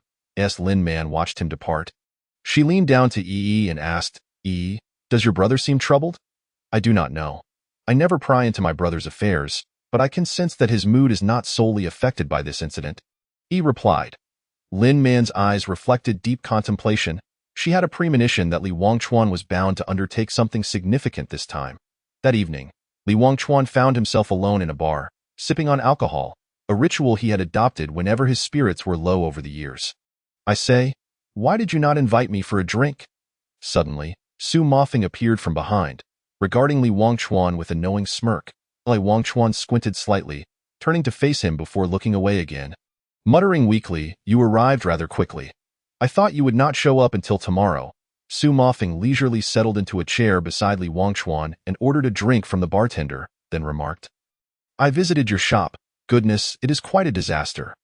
Yi mentioned you were feeling down and had left alone, so I guessed you would be here, and lo and behold, I was right." Li Wangchuan chuckled lightly. "What of it? This is not our first drink together. Do we not always come here? You truly have a remarkable disposition. Your shop was blown to smithereens, yet you still find time to drink?" Su Mofeng teased. "What else can I do? It hasn't been completely razed to the ground. In a couple of days, I will find a construction crew to fix it," Li Wangchuan replied. Su Mofeng could not help but exclaim, "No wonder you were once the boss. That mentality is truly unparalleled. Where is Yi? Did she not say she was coming with you?" Li Wangchuan diverted the topic. Su Mofeng sighed lightly and said, "She is with Yi. She had a quarrel with me before leaving due to this matter, and is presently quite irked. It would be best for you two to avoid each other for the time being." Li Wangchuan let out a self-deprecating laugh. "It seems she has yet to forgive me. I understand, as I cannot forgive myself either at a phone. Do you think I truly erred? What are you saying? Your struggles are understood by your brothers. Do not dwell on trivial matters with women," Su Mofeng consoled. "Do not attempt to comfort me. Wrong is wrong. Over the years, I have always believed that one should live a peaceful life, avoiding unnecessary troubles. You know me. I lack ambition, by some twist of fate. I became an agent, yet I still yearned for my quiet life. After achieving some success, I felt compelled to do something meaningful, lest I live aimlessly. And what was the result? An impulsive act led to a lifetime of regret. I now find myself remorseful. Had I not established the Dark Star Society or encountered Xiao Lu, perhaps none of this would have transpired." Li Wangchuan choked on his words, taking another swig of alcohol. Su Mofeng snatched the cup from him and steadied him. saying, "Do not think of those things. You are intoxicated. I shall take you home." "I am not drunk. I am quite lucid. Never have I felt so clear-headed, so acutely aware of how absurd my life has been. When I found E in the corner, I was terrified. When Xiao Lu died, E was of similar age. If something were to happen to E today, I truly do not know how I could bear to live." Tears streamed down Li Wangchuan's face as he buried his head in Su Mofeng's shoulder. Sobbing silently, Su Mofeng gently patted Li Wangchuan's back, attempting to soothe his emotions, yet he too found tears escaping his own eyes. The 4-year gap between them mirrored the 4 years between Li Wangchuan and Xiao Lu. They were as close as brothers. Li Wangchuan attributed Xiao Lu's death entirely to himself, but Su Mofeng understood that at that time, Li Wangchuan was merely a 15-year-old boy. Chapter 63. Grievances. Uncertain how long he had slept, Li Wangchuan groggily awakened to the enticing aroma of food. Struggling to open his eyes, he was momentarily blinded by the brilliant sunlight. Thanks to a sense of familiarity, he realized he was in his own home. But who could be cooking? "Oh dear, young master, you are finally awake. If you do not rise soon, it will be time for dinner," came Su Mofeng's all-too-familiar and infuriating voice from the doorway. Li Wangchuan reached for his phone by the window, discovering it was only 11 o'clock. He then angrily tossed his slipper at Su Mofeng, who deftly dodged it just as Lin Man entered the room. Consequently, Li Wangchuan was once again subjected to Lin Man's furious outburst. "Li Wangchuan, are you trying to get yourself killed? I kindly called you for dinner, and you dare throw your slipper at me?" After being struck, Lin Man's hair appeared somewhat disheveled, her voice booming as if to lift the roof off. "It was a misunderstanding. Purely a misunderstanding. It was him. I intended to hit him." Li Wangchuan hastily pointed at Su Mofeng. Su Mofeng feigned shock, dramatically lamenting, "Oh, Li Wangchuan, how could you betray our brotherly bond? I carried you back from the bar last night, and this is how you repay me. Tsk, Min, oh for heaven's sake, will you please shut your mouth? It is utterly nauseating," Li Wangchuan retorted with disdain. "Pfft, you heartless wretch, just last night, you were weeping on my shoulder, and now you refuse to acknowledge me." Su Mofeng continued to provoke, causing Li Wangchuan to feel nauseous. Meanwhile, Lin Man had lost her ire and was watching the two with a gossiping grin, tentatively asking, "Li Wangchuan, did you cry yesterday? Is that true?" "Nonsense. Do not listen to his nonsense." Li Wangchuan immediately denied it, for he had been so inebriated the previous night that he hardly recalled his actions. Even if he had cried, it would have been a fleeting whim and not worth considering. When Li Wangchuan refused to respond, Lin Man turned to Su Mofeng and inquired, "Su Mofeng, do enlighten me as to what transpired." Su Mofeng grinned mischievously and replied, "Well, that is quite a tale. When I first met him, he was just a little brat, and crying was a common occurrence. Su Datu, I will end you," Li Wangchuan exclaimed in frustration, lunging at Su Mofeng, who swiftly sidestepped him. Upon hearing the name Su Datu, Su Mofeng grew furious and retaliated. "You are the big head.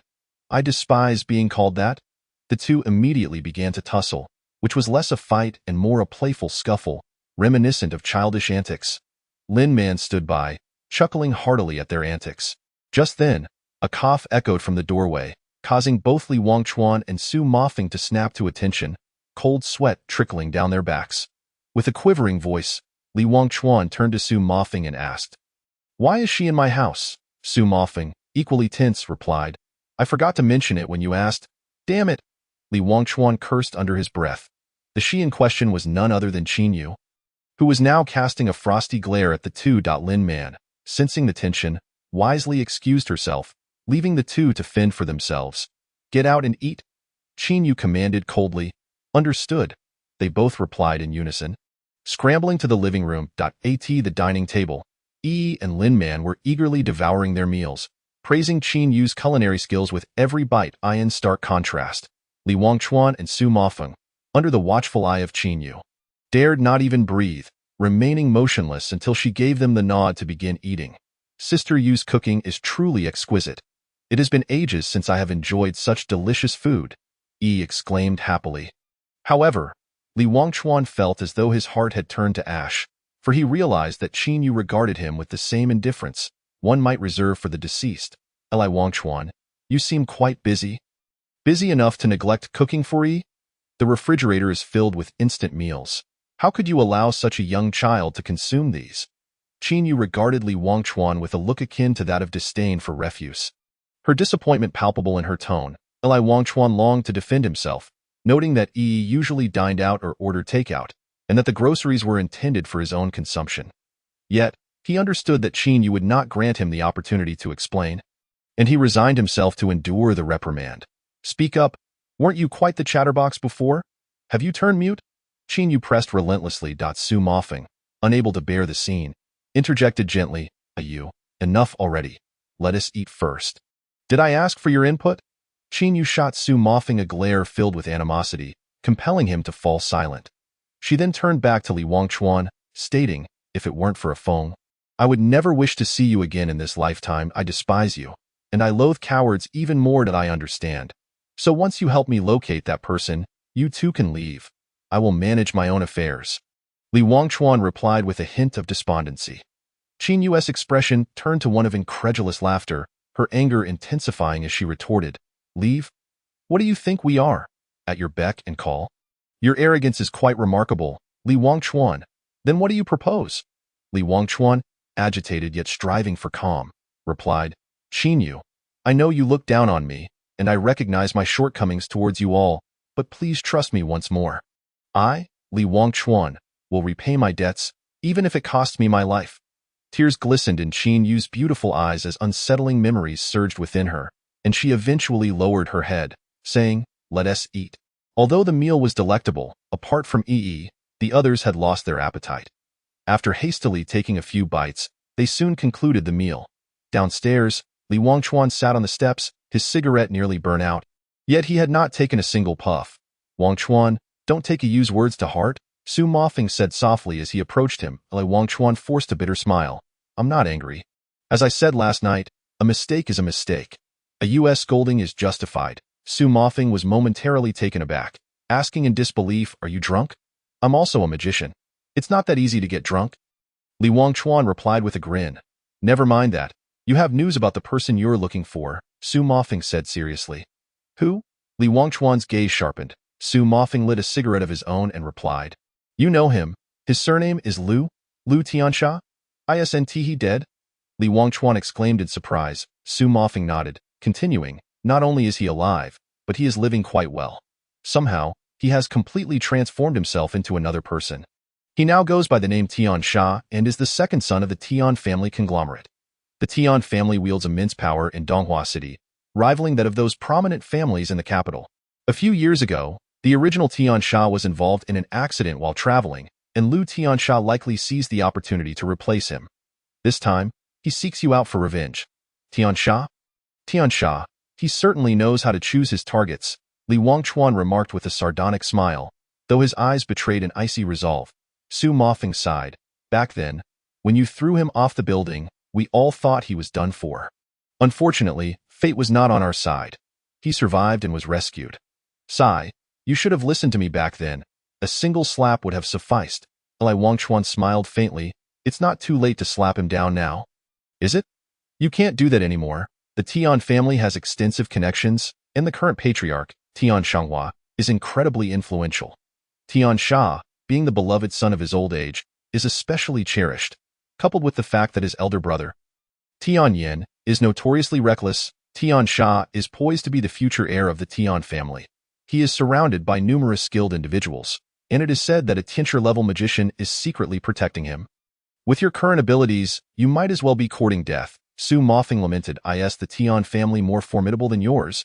Li Wangchuan inquired. Su Mofeng frowned, displeased. I'm discussing serious matters here. Why bring them up? Besides, my Su family is also a significant entity in the inner world. What is the Tian family to us? Then it's not a big deal. Even if trouble arises, you'll be there to back me up. Li Wangchuan chuckled. Su Mofeng, now agitated, exclaimed, Li Wangchuan, I'm trying to help you here, and you're deliberately rubbing salt in my wounds. Aren't you? Li Wangchuan suddenly grew serious. Haven't you thought about going back to visit after all these years? Su Mofeng's expression dimmed as he forced a smile. Go back? As what? The devil's agent. Don't be ridiculous. It's impossible to go back. Suit yourself. But after wandering for so long, one inevitably yearns for home. After all, a fallen leaf returns to its roots, Li Wangchuan stated. Then let us wait until the leaves have fallen, Su Mofeng replied. Chapter 64. Business is negotiated. What did you say? You want to go undercover? Lin Man abruptly stood up, raising her voice. Li Wangchuan felt a headache coming on. Please sit down.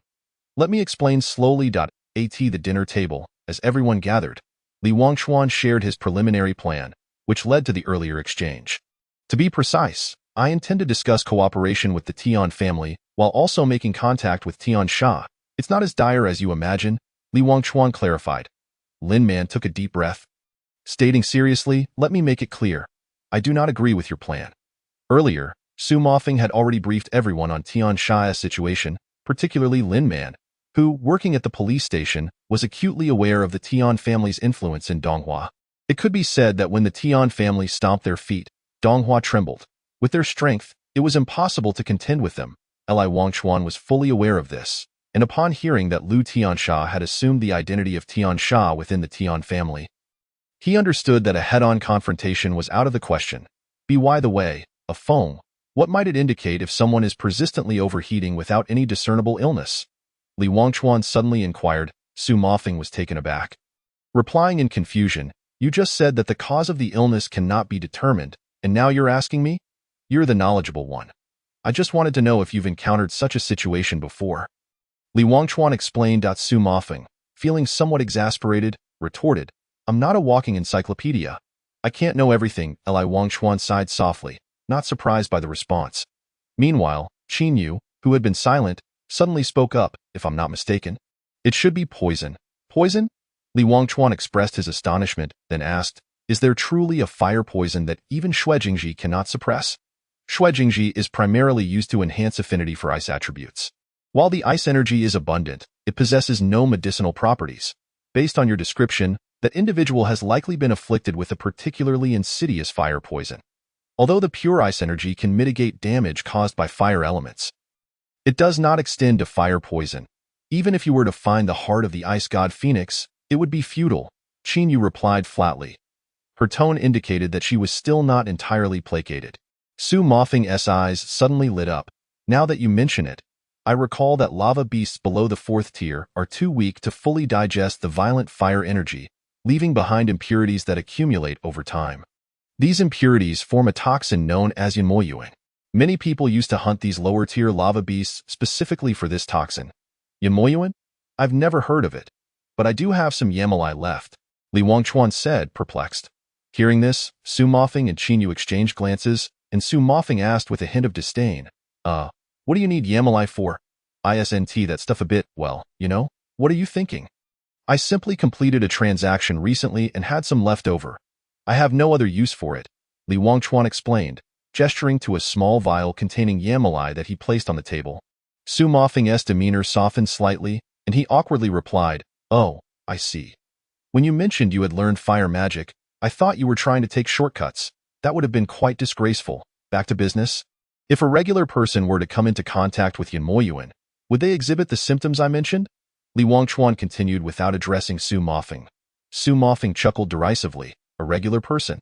If they were to come into contact with that, even a trace would incinerate them to ash in an instant. Although I can't say for certain if the individual you mentioned has been infected with Yanmoyuan. If they have, it must have been diluted.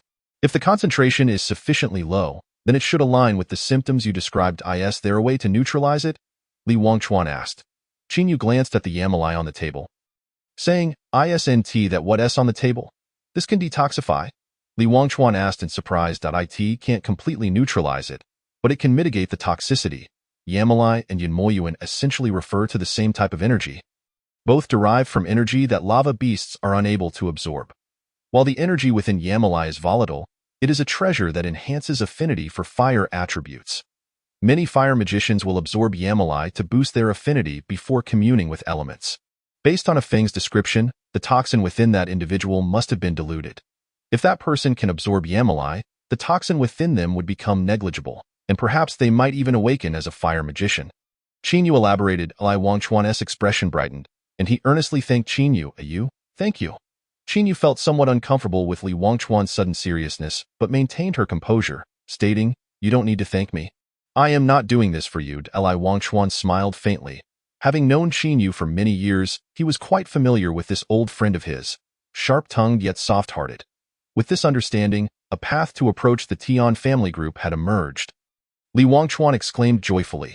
Although Lin Man could not comprehend much of the previous conversation, she instantly grasped the implication of Li Wangchuan's words and remarked, Li Wangchuan, you are not considering negotiating a collaboration with the Tian family through the Zhu family, are you?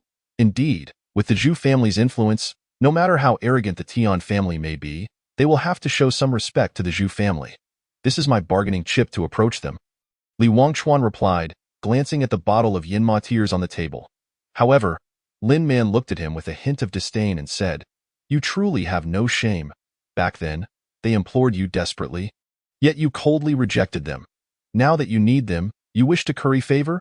It's simply business, Li Wangchuan retorted nonchalantly. The essence of a merchant is to seek profit. Everything is a transaction. If Zhu Xian had no need for me, do you think she would demean herself so?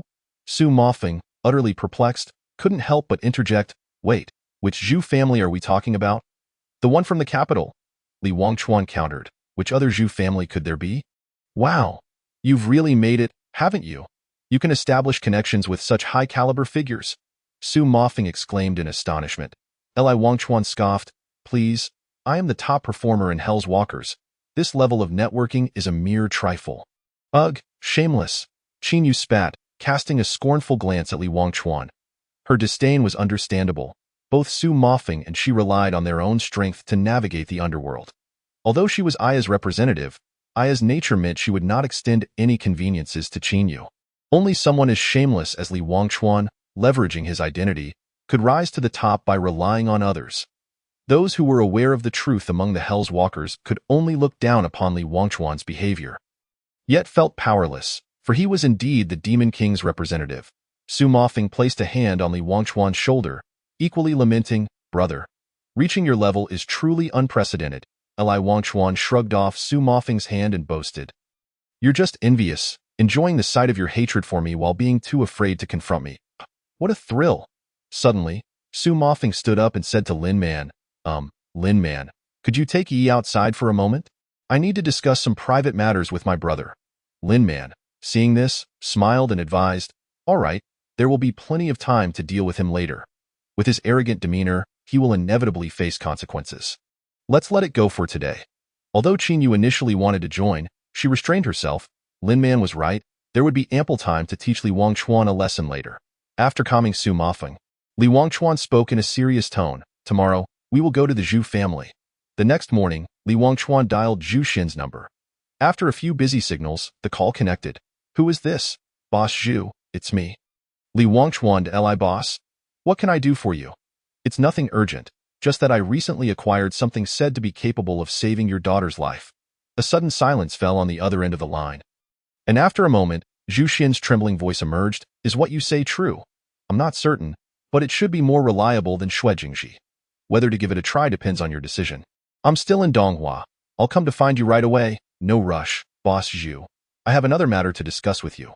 Please, go ahead. I heard that the Zhu family intends to expand its business in Donghua, but I'm curious if there is a designated person in charge for this venture. Expand our business? I doubt I understand. Yes, we do have such plans. What insights do you have, Li Boss? I wouldn't call them insights. Just give me an address, and let's meet to discuss. After saying this, Li Wangchuan promptly hung up the phone, and not long after, he received a location from Zhu Xian. A smile crept onto his face. Although taking advantage of the situation was not entirely honorable, it proved remarkably effective.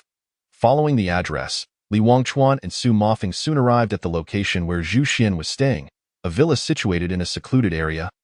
But it was quiet and serene. Ding dong. The doorbell rang, and moments later, an elderly man opened the door, presumably Zhu Xian's butler. Mr. Li, the boss has been expecting you for quite some time, the elder said kindly. Li Wangchuan bowed slightly and replied, thank you for your efforts. The two then followed the elder into the villa, which was exquisitely decorated but revealed an air of orderliness, suggesting it was a temporary accommodation for Zhu Xian. Boss, Mr. Li has arrived, the butler announced to the upstairs. Zhu Xian quickly descended, appearing somewhat haggard. Although her makeup was still meticulous, it lacked the elegance she once had. likely due to the toll her daughter's illness had taken on her and her lack of rest. "Li boss, please come up," Zhu Xian said, turning to re-enter the room. After exchanging glances with Su Mafeng, Li Wangchuan followed her upstairs. There was only one door ajar on the upper floor, and the sounds of medical equipment could be heard from within. Beep, beep, beep, seemingly narrating the tale of a girl's life nearing its end. Upon entering the room, a wave of icy chill enveloped them, causing both Li Wangchuan and Su Mafeng to shiver involuntarily. The room lacked sunlight and contained minimal furniture. Only a bed, a cabinet, a lamp, and a chair. It was less of a room and more akin to a hospital ward. Yet even a hospital ward would possess more vitality. In this room, despair reigned supreme. Su Mafeng, unable to bear it, whispered to Li Wangchuan, "Wangchuan, isn't it a bit heartless to take advantage of the situation like this?" Li Wangchuan, however, dismissed the notion, saying, "Sometimes, what is free is the most expensive. Saving a life and conducting business are not mutually exclusive." "Li boss, you mentioned on the phone that you could truly save my daughter," Zhu Xian inquired urgently. Li Wangchuan replied gravely, "To be honest, when you first sought my assistance, I declined out of lack of capability and the trouble it would entail.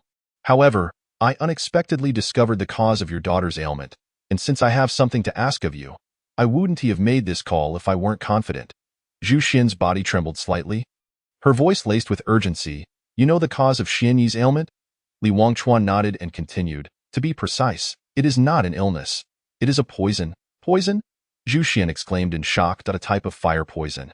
It occurred to me that if this relentless heat were truly an ailment, the Zhu family, with its resources, would surely be able to find a skilled doctor. Hence, it must be poison," Li Wangchuan explained. Zhu Xian grew anxious. "Do you have a method to detoxify?" "Whether it is the kind of poison I suspect can only be determined after examination," Li Wangchuan replied.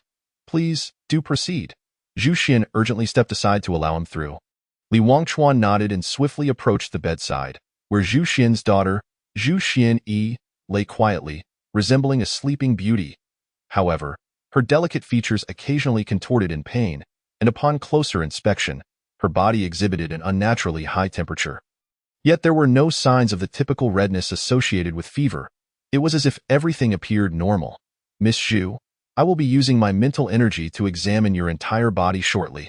The process may be somewhat painful, so please bear with it," Li Wangchuan stated seriously.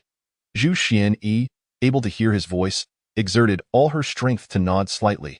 Seeing this, Li Wangchuan wasted no time and immediately channeled his mental energy to envelop her.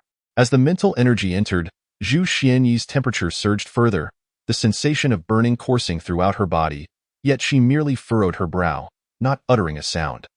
Qin Yu had informed Li Wangchuan that regardless of the type of fire poison, they were exceptionally adept at concealing themselves, lurking in various parts of the body like maggots in bones, and could only be extracted through meticulous examination. As Li Wangchuan's mental energy probed within Zhu Xianyi's body, he found nothing amiss. However, the more he searched, the more resolute he became in his suspicion that the source of Zhu Xianyi's suffering was undoubtedly fire poison. Suddenly, an idea struck Li Wangchuan. Since he could not find the fire poison, he would compel it to reveal itself. The elemental fire energy contained within the Yinma tears was exceedingly pure, regardless of whether the fire poison was the vengeful spirit of the flame. He was confident that by using the Yinma tears as bait, it would not remain hidden. Thus, he withdrew a drop of Yinma tears from the small vial. Just that single drop banished the chill from the room, and the fire poison within Zhu Xianyi's body seemed to respond, suddenly radiating an intense heat. This further convinced Li Wangchuan that the hidden affliction was indeed the flame's vengeful spirit. However, this caused Zhu Xianyi to falter, unable to endure the pain any longer, and she cried out, "Miss Zhu, hold on just a moment longer. It will be over soon," Li Wangchuan urged solemnly to his words. Zhu Xianyi displayed a determined expression, suppressing the cry that threatened to escape her lips. Li Wangchuan dared not delay further. He intensified his mental energy output, frantically searching within her body. Finally, he located the concealed fire poison just beneath her sternum. Where it was drawn in by the Yinma tears, its greedy intent unmistakable, Li Wangchuan cautiously encapsulated the ball of fire poison with his mental energy, then withdrew it. After completing this, Li Wangchuan let out a long sigh and slowly addressed Zhu Xian. "It is confirmed. It is indeed fire poison, why mental energy has surrounded it, which should help mitigate the effects of the heat. Is there truly no way to eradicate it? At this moment, Zhu Xian was filled with impatience. Ever since her daughter fell ill last month, she had been dreaming of a cure. Now that hope was within reach, she could not afford the slightest misstep. The fire toxin was like a seed, already taking root within Miss Zhu, and to forcibly remove it would cost her life, Li Wangchuan remarked. Upon hearing this, Zhu Xian's tears streamed down her face. Li Wangchuan's words were the last straw that broke her spirit. If the fire toxin remained, Zhu Xian would gradually suffer a painful demise. Yet if it were to be eradicated, Zhu Xian would die instantly. In any scenario, death was inevitable, a cruel reality for a mother to bear. Do not be alarmed, Li Wangchuan quickly reassured her. While I cannot eliminate the fire toxin, I can integrate it with Miss Zhu. If successful, the toxin will exist but no longer pose a threat. How shall we proceed? Zhu Xian inquired. What I possess is called the Tears of the Flame Demon, he explained, referring to the item he had just shown. It is a treasure of a sorcerer's practice. Through my investigation, I have confirmed that the fire toxin within Miss Zhu is of the same origin as these tears. If she can absorb the tears and become a sorceress, she will be able to dissolve the toxin on her own. Become a sorceress? How is that even possible? As far as I know, the threshold for becoming a sorceress is exceedingly high, and my daughter has shown no aptitude for such abilities, Zhu Xian exclaimed in shock. Before Li Wangchuan could respond, Su Mofeng hastily covered his mouth. Coming from a family of sorcerers, he understood the arduous journey toward becoming one and knew that his good brother could not be discussed in conventional terms. If Li Wangchuan were to explain, he would surely trivialize the complexities involved. Boss Zhu, while the path to becoming a sorceress is steep, given the circumstances, the success rate is not negligible. With proper execution, I assure you that you will have a prodigious daughter again. Wouldn't you agree, Wangchuan? Su Mofeng suggested. Finally freeing himself from Su Mofeng's grasp, Li Wangchuan looked at him with a mixture of confusion and anger. Unsure of his intentions, but realizing he could not undermine his friend's support, he merely nodded in agreement. Indeed, becoming a sorceress is not insurmountable. Do not worry. As long as there is a chance for recovery, I can endure any amount of pain. Zhu Xian's weak voice echoed from the bed. Xian, how are you feeling? Zhu Xian rushed to her daughter's side, concern etched on her face. Mother, cough, I am fine, Zhu Xian replied feebly. Meanwhile, Li Wangchuan seized the opportunity to quietly ask Su Mofeng, why did you stop me earlier? Su Mofeng whispered back, the art of sorcery is profoundly intricate. With your limited knowledge, how could you hope to grasp its depths? Who are you looking down upon? Just watch, Li Wangchuan retorted. He then presented the tears of the flame demon to Zhu Xian. Adopting a serious tone, Miss Xian, shortly I will guide you in absorbing this. The process will be far more agonizing than before, so you must prepare yourself mentally. Zhu Xian nodded slightly, determination gleaming in her beautiful eyes as she resolutely declared, I am ready. Casting another glance at Zhu Xian, who also nodded in agreement, Li Wangchuan swiftly approached Zhu Xian, channeling his magical energy into her.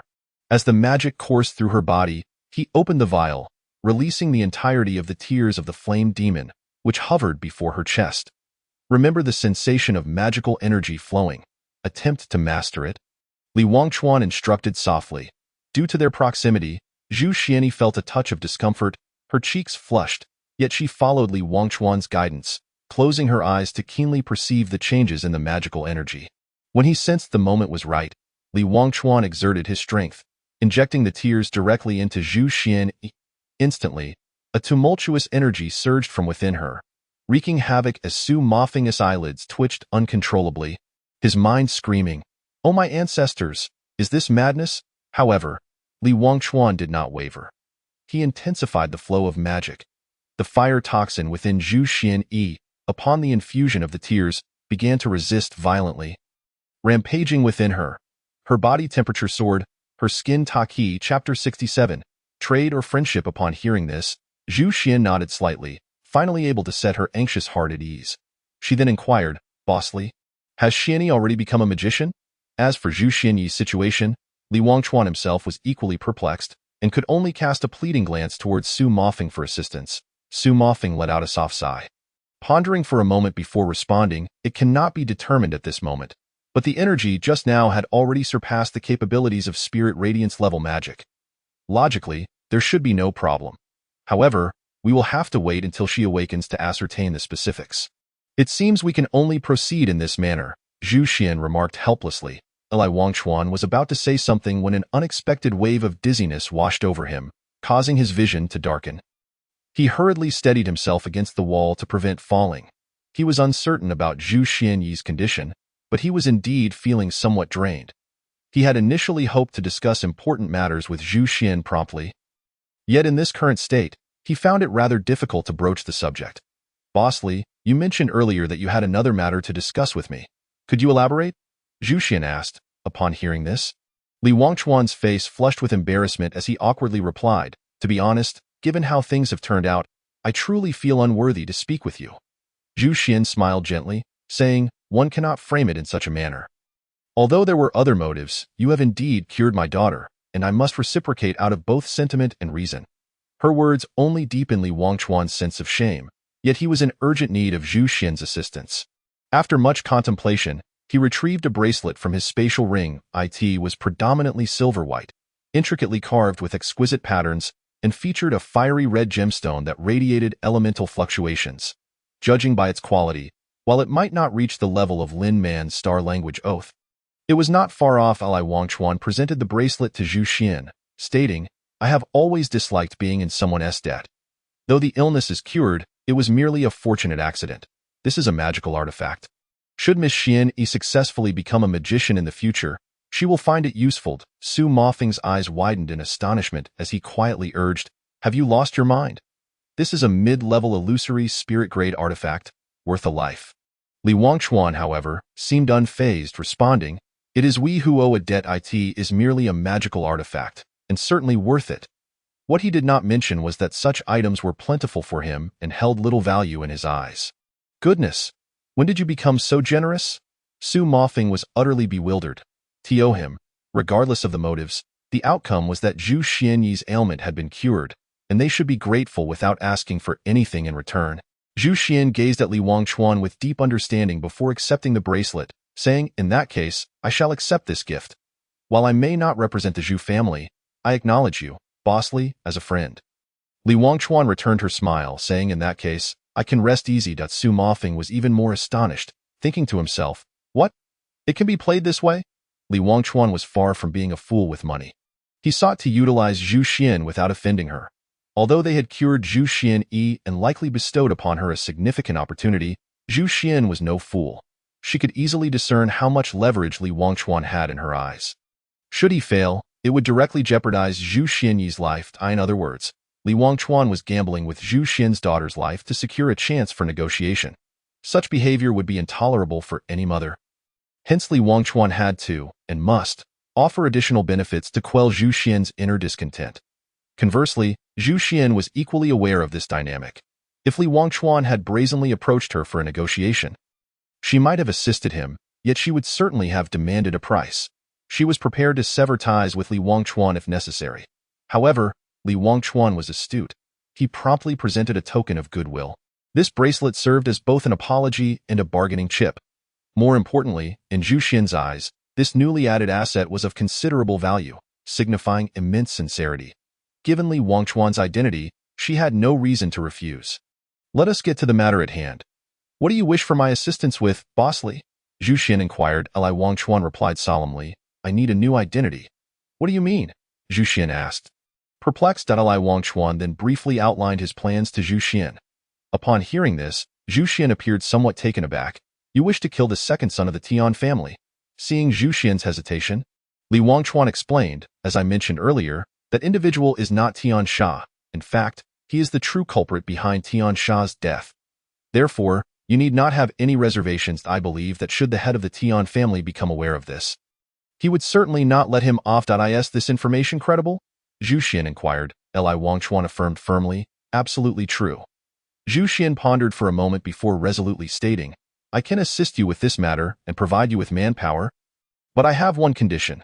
Please, go ahead. Li Wangchuan replied, I want Tian Shenghua dead. Li Wangchuan was taken aback, having anticipated that Zhu Xian would propose a request for discretion or something of the sort. But never did he expect her ambition to be so great. "I need a reason," he stated, his expression grave. Zhu Xian's face clouded over as she hesitated for a moment before saying, "Li Wangchuan, once I disclose the reason, it will no longer be a negotiation. Are you certain you wish to take this risk?" Su Mofeng cautioned. "Wangchuan, think carefully." Li Wangchuan was also hesitant. According to his character, he should have avoided stirring trouble. However, if he did not agree, the negotiation would falter. The situation had already exceeded his initial plan. Zhu Xian remained patient, quietly awaiting Li Wangchuan's response.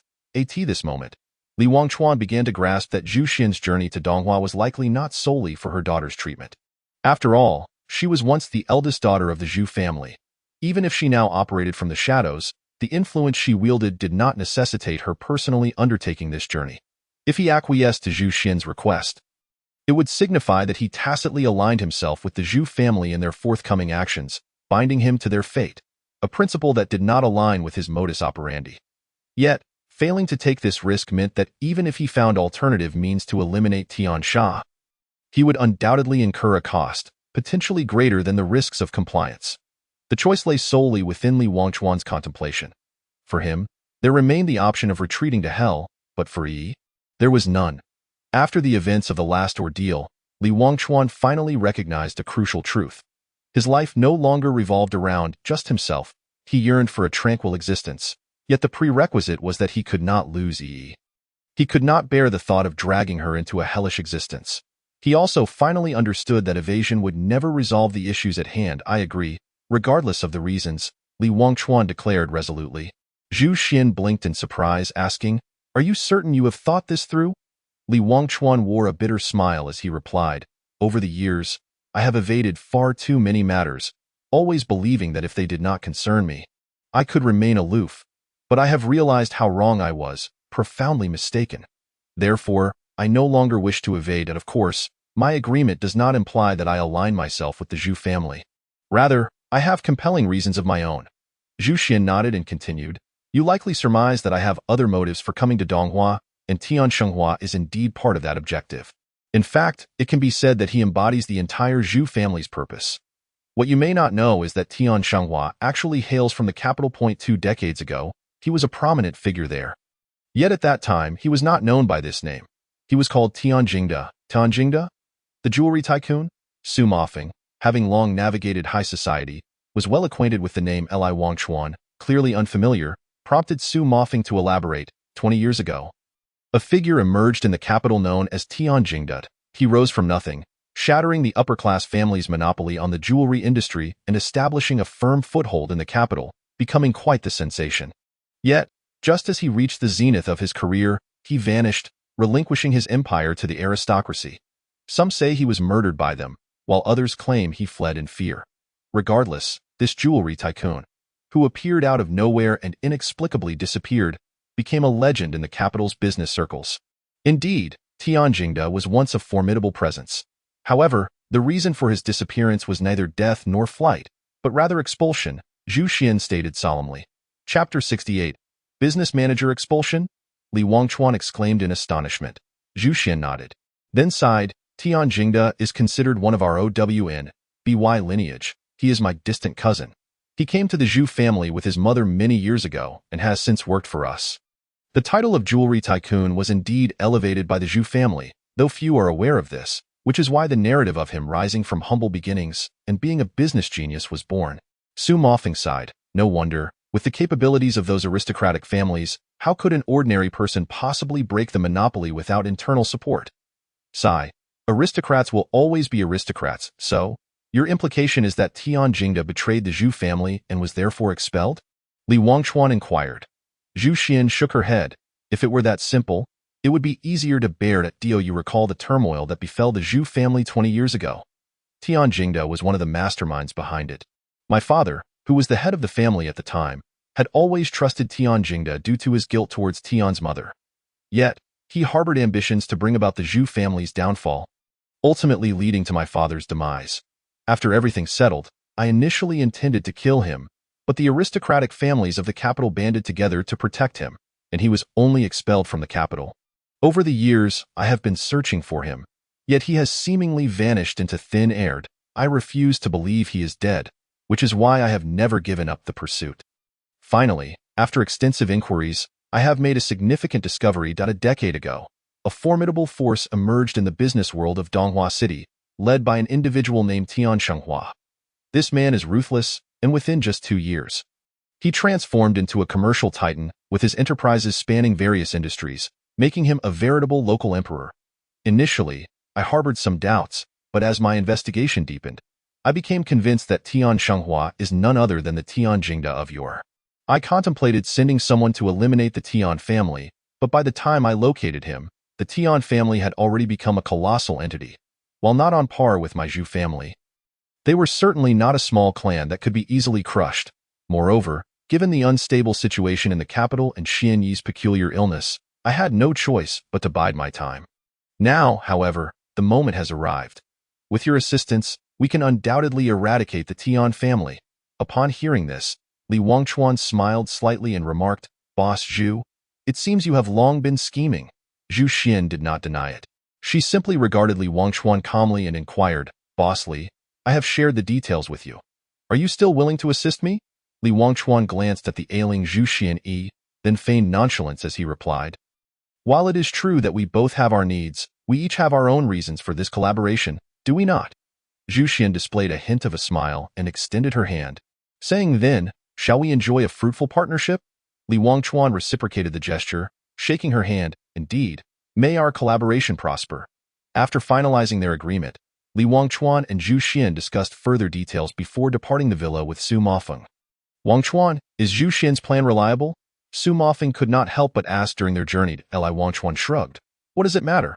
Our only responsibility is to eliminate Tian Sheng. If anything goes awry, let Zhu Xian bear the consequences. Damn it, the life of this Tian is rather valuable, requiring both healing and gifts, not to mention murder. I'm losing out immensely this time.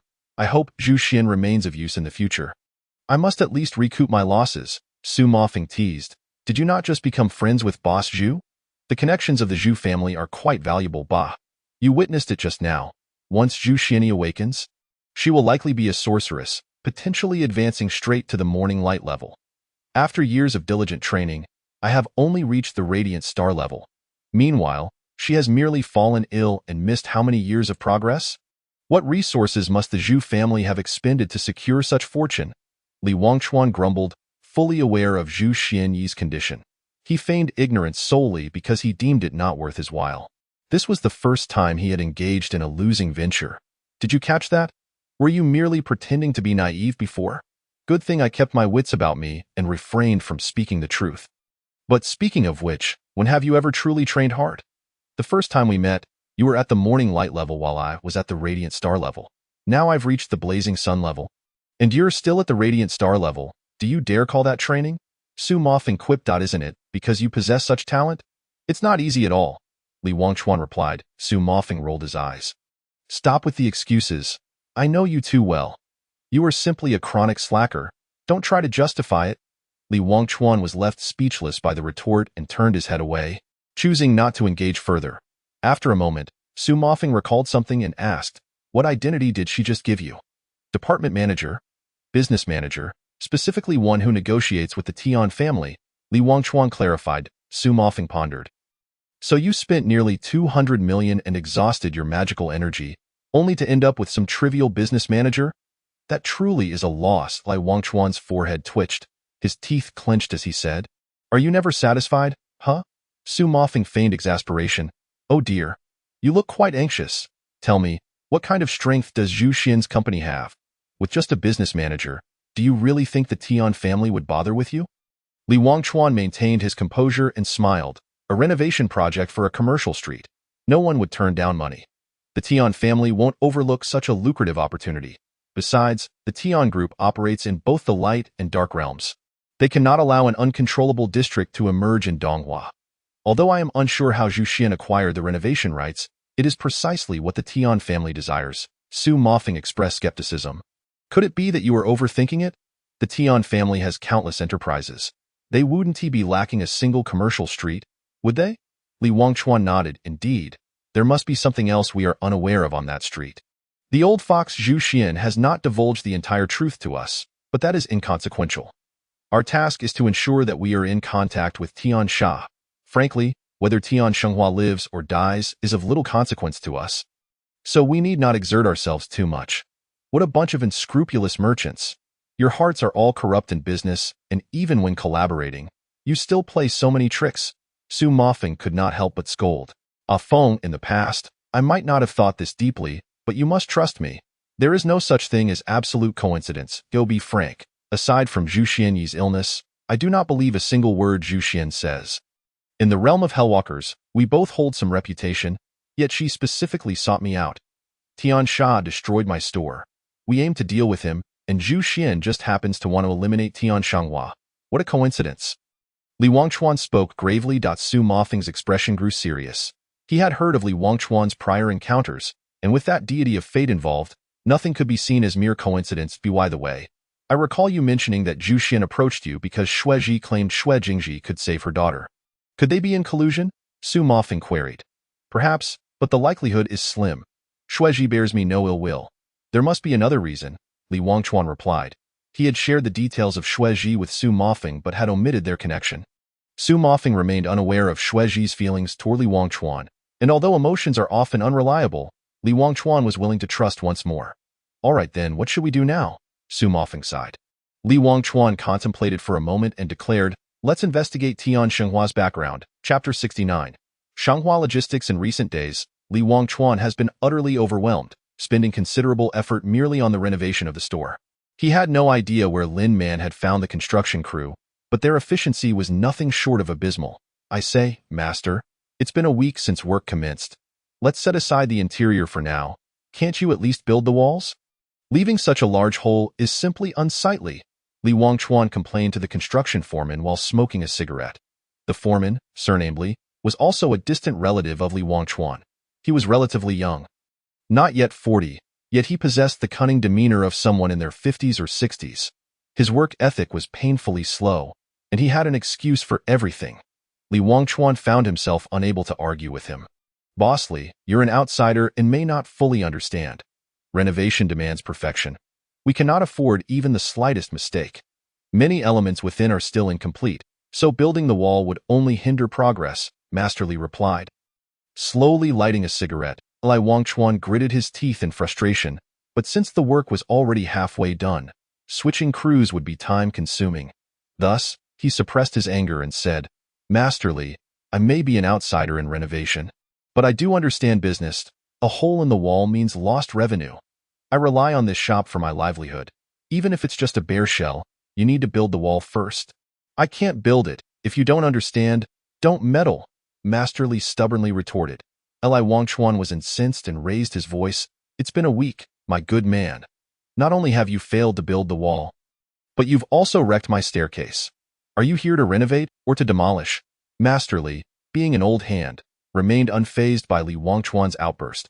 He maintained a laid-back demeanor, replying, Young man, one must remain composed while working. To achieve success, one cannot rush. This shop is an old building and inherently unstable. If it doesn't collapse with just one blast, consider it fortunate. Besides, there are neighbors nearby. Any disturbance could affect the entire area, and one careless move could bring down all the houses around here. Li Wangchuan was rendered speechless by the response. After a long pause, he finally said, Let us not prolong this discussion. I'll give you one more week. If that wall is still in disrepair after a week, you and your crew can pack up and leave. With that, Li Wangchuan stormed off, immediately dialing Lin Man's number. He needed an outlet for his frustrations. Hello? What is the matter? Lin, where on earth did you find this construction crew? If I didn't know better, I'd think they were here to fix a grave instead of my store. It has been a week, and they can't even patch up a wall. When I ask, all I get are excuses. Damn it, am I supposed to pay them and treat them like royalty? Lin Man was left bewildered by the tirade and retorted, Are you taking your anger out on me? I was just trying to help you find a construction team, and now you're blaming me? The people you found are at fault. If there's a problem, who else should I blame? Oh, I see now. You must have been harboring ill intentions all along, since you couldn't catch me in a misstep before. You taking it out on me with this useless crew, right? Let me tell you, whether you meant well or not, this is on you. Li Wangchuan, you son of a... Are you going to curse me again? Hello? Hello? Beep, beep, Beep. Before Li Wangchuan could finish his sentence, Lin Man hung up the phone. Instead of venting his anger, he only accumulated more frustration, fuming as he stuffed his hands into his pockets and scratched his head, nearly smashing his phone in the process. Damn it, Li Wangchuan muttered under his breath. Before long, the phone rang again. Li Wangchuan initially thought it was Lin Man, but upon glancing at the screen, he discovered it was Su Mafeng. Hello, what is the matter? It's me, Qin Yudato. What is up? There's something I want to say to you. What is it? You truly are a piece of work. Beep, beep, beep, hello? This time, Li Wangchuan was left utterly bewildered. He had no recollection of having crossed paths with Qin Yu. What was going on? Suddenly, the phone rang once more, and it was still Su Mafeng. I say, Qin Yu, I didn't provoke you, did I? Wangchuan, it's me, Su Mafeng. What are you two up to? Taking turns berating me. It's not like that. Earlier, you asked me to look into Tian Shanghua, and I have some results. Dio elaborate. Although the Tian family is the leading enterprise in Donghua, Tian Shanghua made his fortune through logistics, specifically through Shanghua Logistics. Moreover, all of the Tian family's various industries are reliant on this logistics company. One could say Shanghua Logistics is the lifeblood of the entire Tian family. Logistics? This old fellow wouldn't he be using logistics for smuggling, would he? Hard to say. Shanghua Logistics is the largest logistics company in Donghua. They handle all the logistics and transportation in the city. Even goods coming from outside are transferred through them. Whatever the Tian family wishes to accomplish, this is the best transportation channel available. Indeed, it seems that the Tian family has effectively seized control of the entire Donghua transportation network, creating a monopoly that is hardly surprising. Exactly. Therefore, starting the investigation from Shanghua Logistics will yield significant results. All right, I'll come find you right away. By the way, there's another piece of news. Do you remember the commercial street that Zhu Xian mentioned? What about it? The first branch of Shanghua Logistics is located right there. In a way, Zhu Xian is quite something. Going straight for the enemy's DEN.it appears that this street was originally intended to be the core of the Tian family's layout in Donghua. However, since Donghua is not a Tian domain, when the government announced plans to demolish it, they had no choice but to comply. One must say, Zhu Xian's move is remarkably swift, precise, and ruthless. This makes sense. Zhu Xian's actions have forced the Tian family into a corner. However, the more we know, the more leverage we possess, which is advantageous for us. Oh, right. I also have something to tell you. Huh. You really are quite a piece of work. Before Li Wangchuan could respond, Su Mafeng hung up. Pondering over this, Li Wangchuan arrived at only one conclusion. Lin Man must have informed on him. These past few days, he had been bustling about. And somehow, Lin Man had become friends with Qin Yu, frequently going out shopping together. Just after he had vented his frustration on Lin Man, he was scolded by Qin Yu, with Su Mafeng joining in the rebuke. Apart from Lin Man's complaint, Li Wangchuan could think of no other reason. Shanghua Logistics? As Li Wangchuan contemplated, he suddenly noticed the large boxes of building materials at the entrance of the shop. Prominently emblazoned with the words Shanghua Logistics, an idea struck him, and he turned to walk into the store. Inside the general store, Master Li was calmly directing the construction.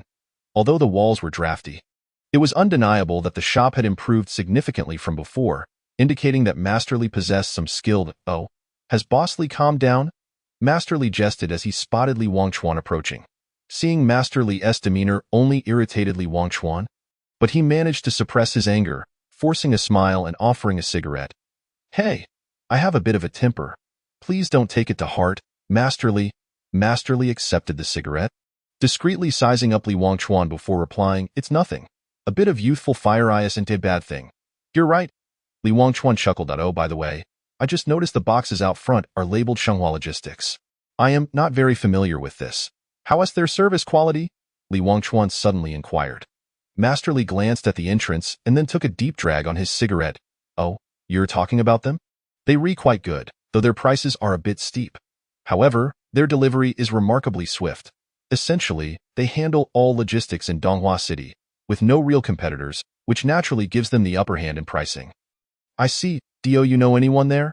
I have quite a bit of cargo to move, and with the store renovation, I can't conduct any business. I was thinking of sending it via express delivery, but the costs are a bit high. If you have any contacts, could you introduce me and perhaps get an internal rate? Li Wangchuan said. Chapter 70. Investigation. Well, Master Li rubbed his chin, feigning hesitation. Seeing this, Li Wangchuan promptly pulled out several hundred yuan bills and pressed them into Master Li's hand. I know you have your troubles, but we're all in the same boat. The more friends, the more paths to take. Master Li's eyes brightened, and after glancing around to ensure no one was watching, he nonchalantly tucked the money into his pocket. Then, feigning reluctance, he said, "Ah, you're the only one who could do this. For others, no amount of money would suffice. I do have a connection. You know that commercial street at the eastern end of the city, right? Their headquarters is right there, and the manager is a little brother of mine. I helped them renovate their store not long ago. Just mention my name when you go, and it'll be taken care of." Li Wangchuan raised an eyebrow, thinking to himself, could it really be that coincidental? He then feigned surprise and said, "That's wonderful, however. I heard that street is slated for demolition. How come they're still renovating?" Upon hearing this, Master Li threw the cigarette butt to the ground. Understanding the cue, Li Wangchuan handed him another cigarette. After lighting it and taking a couple of puffs, Master Li replied, "You wouldn't understand. Shenghua Logistics is the lifeblood of the Tian family. Here in Donghua, when the Tian family speaks, who dares to contradict them? Although the government claims they will demolish it, in reality, it's merely for show. For the past decade, that entire street has been controlled by the Tian family. It's just another round of rectification, at most a way to squeeze more money." Li Wangchuan was astonished. What kind of influence does the Tian family wield that even the government cannot manage them? Master Li scoffed dismissively. Government? What a joke. Being able to curry favor with the celestial powers is the real skill, and no matter how powerful the government is, they're just a bunch of ordinary folks. If they provoke those divine beings, who knows, one day Donghua might truly bear the Tian surname. Divine beings? The Tian family can really connect with some deities. Which deity are we talking about? Li Wangchuan asked. Intrigued, Master Li suddenly adopted a grave expression. Forgive me, divine being, forgive me. This lad is ignorant. Please do not hold it against him. Li Wangchuan was taken aback, realizing that Master Li was a believer.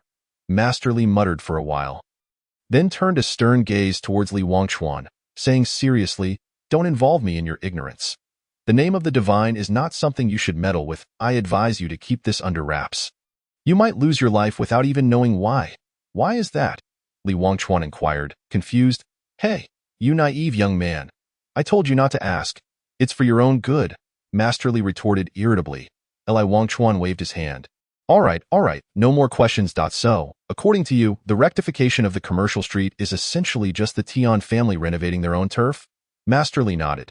Exactly. So, if you want to transport goods, go to their headquarters. It's not like the other branches. That's where the real Shenghua Logistics operates. Li Wangchuan suddenly understood. All right then, I'll head over there right now. With that, Li Wangchuan turned and left the store. Master Li called after him. Remember to mention my name when you go. I'll be helpful. Sure thing. I'll treat you to a meal later. Li Wangchuan waved back as he walked away. As Li Wangchuan's figure grew distant, Master Li suddenly murmured, Tian Shenghua. Tian Jingda? Hee. After hiding for so many years, someone has finally found him. Don't blame me. If you must blame someone, blame your own deep-rooted sins. This is divine retribution. As Li Wangchuan walked down the street, observing the towering buildings on either side, he couldn't help but feel a sense of nostalgia. All these years, he had remained within a small area, never truly experiencing the prosperity of Donghua City. However, he didn't particularly care. Even if he had silently saved this city once, in his heart, Donghua City remained inconsequential. Unbeknownst to him, Li Wangchuan had already reached the entrance of the commercial street. Looking inside, he saw various large machines rumbling away, many shops already shuttered. Yet, one shop stood out conspicuously. Aside from it, the rest of the street had been demolished, but their property remained untouched, clearly marked as Shenghua Logistics. Shaozhong, where's the fish I asked for? The headquarters of Shenghua Logistics was exquisitely decorated, with an open-plan office. Inside, a man in his 30s wore a sullen expression as he reprimanded a younger man. Manager Song, the entire street is being torn down. It'll take several streets to buy that fish, and by the time it arrives, it won't taste good anymore, Shaozhong said, distressed. Manager Song raised an eyebrow and slapped his hand. Do you want to quit? I told you to get a fish. Why so much nonsense? If you're worried it'll get cold, just tuck it under your arm. If I don't get my fish, then you can get lost. Understood? Shaozhong stammered. Manager Song kicked out again, cursing. If you heard me, Why aren't you moving? Damn it. I shouldn't have hired you in the first place. No wonder your father abandoned you. Upon hearing this, Xiao Zhang clenched his fists, a flash of hatred crossing his eyes, but he released his grip and said, I'll go right away. Make it snappy. Manager Song shouted. Li Wangchuan happened to be standing at the entrance of the store and witnessed the scene. As Xiao Zhang hurriedly ran out, Li Wangchuan stepped aside to make way. However, for some unknown reason, as Xiao Zhang brushed past him, he suddenly slipped and was sent sprawling towards the door. Quick as a flash, Li Wangchuan caught him. Are you all right? Li Wangchuan inquired. Xiao Zhang, getting up, looked at Li Wangchuan with gratitude and said, I'm fine, thank you. Li Wangchuan released his grip, replying, as long as you're okay. What a foolish thing. Can't he even walk without falling? Manager Song shouted from a distance. Upon hearing this, a flicker of shadow crossed Xiao Zhang's eyes, but he quickly regained his composure and responded, Got it. With that, he hurried out of the store. Li Wangchuan smiled helplessly, gaining a new perspective on Shanghua logistics. Hey, that person at the door, what is he doing? Manager Song called out to Li Wangchuan. Ignoring him, Li Wangchuan stepped into the store and aimlessly gazed at the decor. Damn it, I'm asking you a question. What is he doing? Manager Song scolded again. This time, Li Wangchuan finally spoke, albeit not in response to the question, saying, the store's decor is quite decent. There's some skill involved. It seems I misjudged Oldly. Seeing Li Wangchuan's provocation, Manager Song's anger flared, and he rushed downstairs, pointing a finger at Li Wangchuan, cursing, You son of a bitch, are you deaf? Li Wangchuan feigned surprise, glancing at Manager Song. Are you talking to me? Manager Song, infuriated, pointed at him and said, You brat, do you think you can mess with me? Li Wangchuan impatiently swatted away Manager Song's hand. Quit calling me that. It's really rude. Manager Song, laughing in rage, retorted, Rude? You should know who I, Song Guangmin, need to be polite too. When have I ever needed to show courtesy to someone like you? Li Wangchuan, somewhat irked, replied, You really have a unique way of speaking. Is it forbidden for customers to come in and take a look when you're running a business? I'm a customer. The customer is king. Doesn't your company teach this? Be careful, or I might complain about you. Song Guangmin rubbed his nose and, pointing at Li Wangchuan, said helplessly, All right then, esteemed customer. What brings you here? Do you know Oldly? The one from Guanghua Home Decoration? Li Wangchuan said. Song Guangmin nodded, Yes, he is my older brother. Taking a deep breath, Li Wangchuan replied, That's right. Your brother sent me. I have a batch of goods to transport and said you could offer a fair price. Upon hearing that it was a referral from Oldly, Song Guangmin eased his arrogant demeanor, stating, Since it's an introduction from my brother, the price is naturally negotiable. However, I'd like to know what kind of goods you're transporting. Manager Song, there are rules on the road. You'll get your benefits, but don't pry into the rest, Li Wangchuan replied nonchalantly. Song Guangmin scoffed, Little brother, you think you can lecture me on rules? Didn't he only tell you who I am? If not, it doesn't matter. You must have seen the sign at the door, right? In Donghua, the Tian family is the rule. The Tian family? I haven't heard of them. Are they very impressive? Li Wangchuan asked, puzzled. Song Guangmin looked at him with a hint of mockery, as if gazing at a corpse, and said, Impressive? Not really, but it's quite easy for them to make you disappear. A flash of crimson glimmered in Li Wangchuan's eyes, and he smiled, saying, Manager Song, please don't be angry, I was just joking. What I'm transporting is anything special. It's just some documents. A gleam of interest appeared in Song Guangmin's eyes, and he immediately asked, What documents? Li Wangchuan pretended to think, I'm not exactly sure. It seems to be some past information about someone named Tian Shanghua. Oh, by the way, your company is Shanghua Logistics. Do you have any connection to this Tian Shanghua? Song Guangmin's expression darkened immediately, and he said in a low voice, Friend, you're not here to discuss business. Are you? Li Wangchuan was somewhat taken aback and countered, What makes you say that? I'm very sincere. In a swift motion, Song Guangmin pulled out a handgun from his waist and aimed it at Li Wangchuan's head. I think you're here to seek death. Li Wangchuan, feeling anxious, said, Don't be impulsive. I've seen that information. Tian Shanghua had quite a few dirty dealings in the past. That information could sell for a good price. If you want it, we can split it 50-50, kid.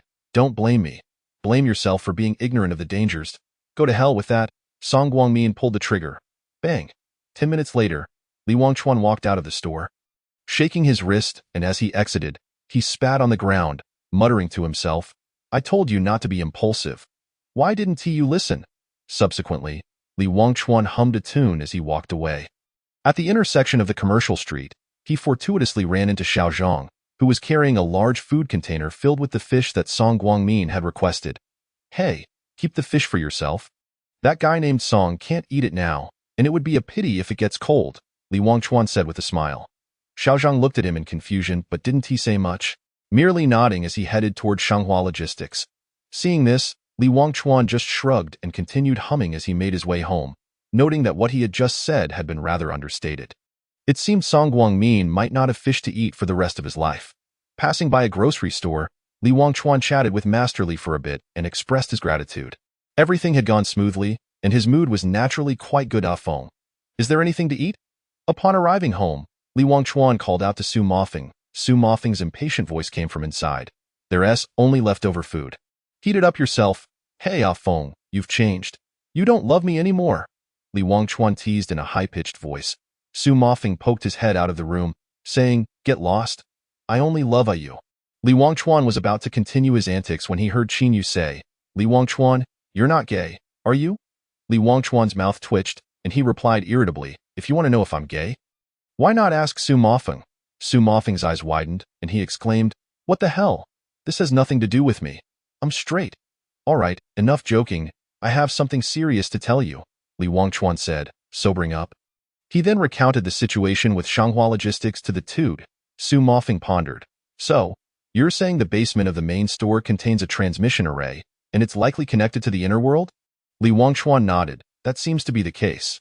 That manager was so scared he nearly wet himself. He shouldn't be lying, Su Mofeng remarked. Given this situation, the Tian family is somewhat of a competitor to us? No wonder they managed to dominate Donghua in such a short time. It turns out they're delivering goods to those guys in the inner world.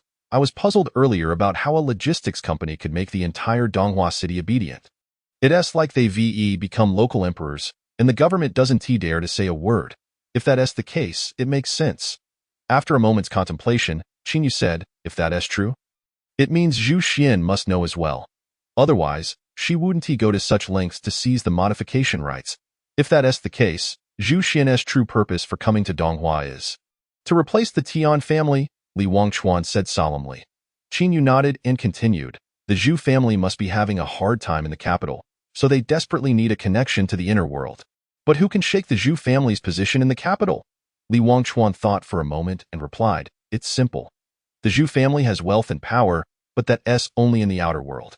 If the inner world's forces intervene, the Zhu family might feel overwhelmed. If I'm not mistaken, the Zhu family's past enemies must have found a way to gain support from the inner world. The Tian family is likely allied with them, but relatively weaker. If the Tian family can be eliminated, the Zhu family can not only reduce an enemy, but also seize the Tian family's connections, gaining multiple benefits. If I were Zhu Xian, I would do the same. Su Mofeng suddenly had a realization and said, so, in that case, aren't we being used as pawns by Zhu Xian? Li Wangchuan nodded. Exactly, but the enemy of my enemy, even if they aren't friends, can still cooperate, right? I'm determined to take Tian Sha's life. We have already become adversaries with the Tian family, Su Mofeng sighed softly. If I had known this earlier, I should have just killed him back then, Li Wangchuan chuckled. This sentiment sounds familiar. I believe I've said it before, Su Mofeng suddenly said in a serious tone.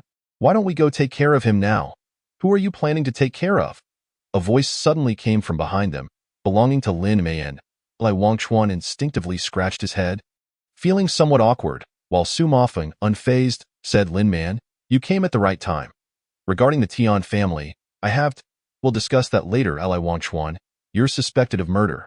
Come with us, Lin Man interrupted. Li Wangchuan was shocked and looked up, only to realize that not only Lin Man had arrived, but also 4 or 5 police officers, one of whom he recognized as Li Hao, who had been injured and hospitalized previously. Li Wangchuan laughed awkwardly. Oh, isn't this Captain Li? Are you healed? When did you get discharged? Lin Man stepped forward and said sternly, Li Wangchuan, please come with us. Li Wangchuan, confused, asked, what on earth am I going with you for? What did I do? Lin Man, didn't I just scold you a couple of times? Is that really necessary? Did you just visit Shanghua Logistics on the East City Commercial Street? Lin Man inquired solemnly. Li Wangchuan nodded and replied, yes, what's the matter? I went to ask the manager a few questions and left right after. Lin Man sighed. As long as you admit it, that's enough. The manager of Shanghua Logistics, Song Guangmin, has been murdered, and you are the prime suspect. Come with you. Lai Wangchuan took a step back. Song is dead? I didn't kill him. It wasn't me, Lin Man, somewhat exasperated, said, whether it was you or not. We'll find out once you return to the station with you with Lai Wangchuan. Do not resist. Don't make this difficult for me. Lai Wangchuan was utterly speechless. It felt as though Lin Man was a jinx to him. However, if things escalated, it could lead to a fatal outcome, leaving him at a loss. Seeing this, Su Mofeng patted Li Wangchuan on the shoulder. Wangchuan, just go with them. We are here for you. Reluctantly, Li Wangchuan had to agree. Before leaving, Lin Man turned to Su Mofeng and said, although this matter does not concern you, it would be wise not to leave Donghua for the time being.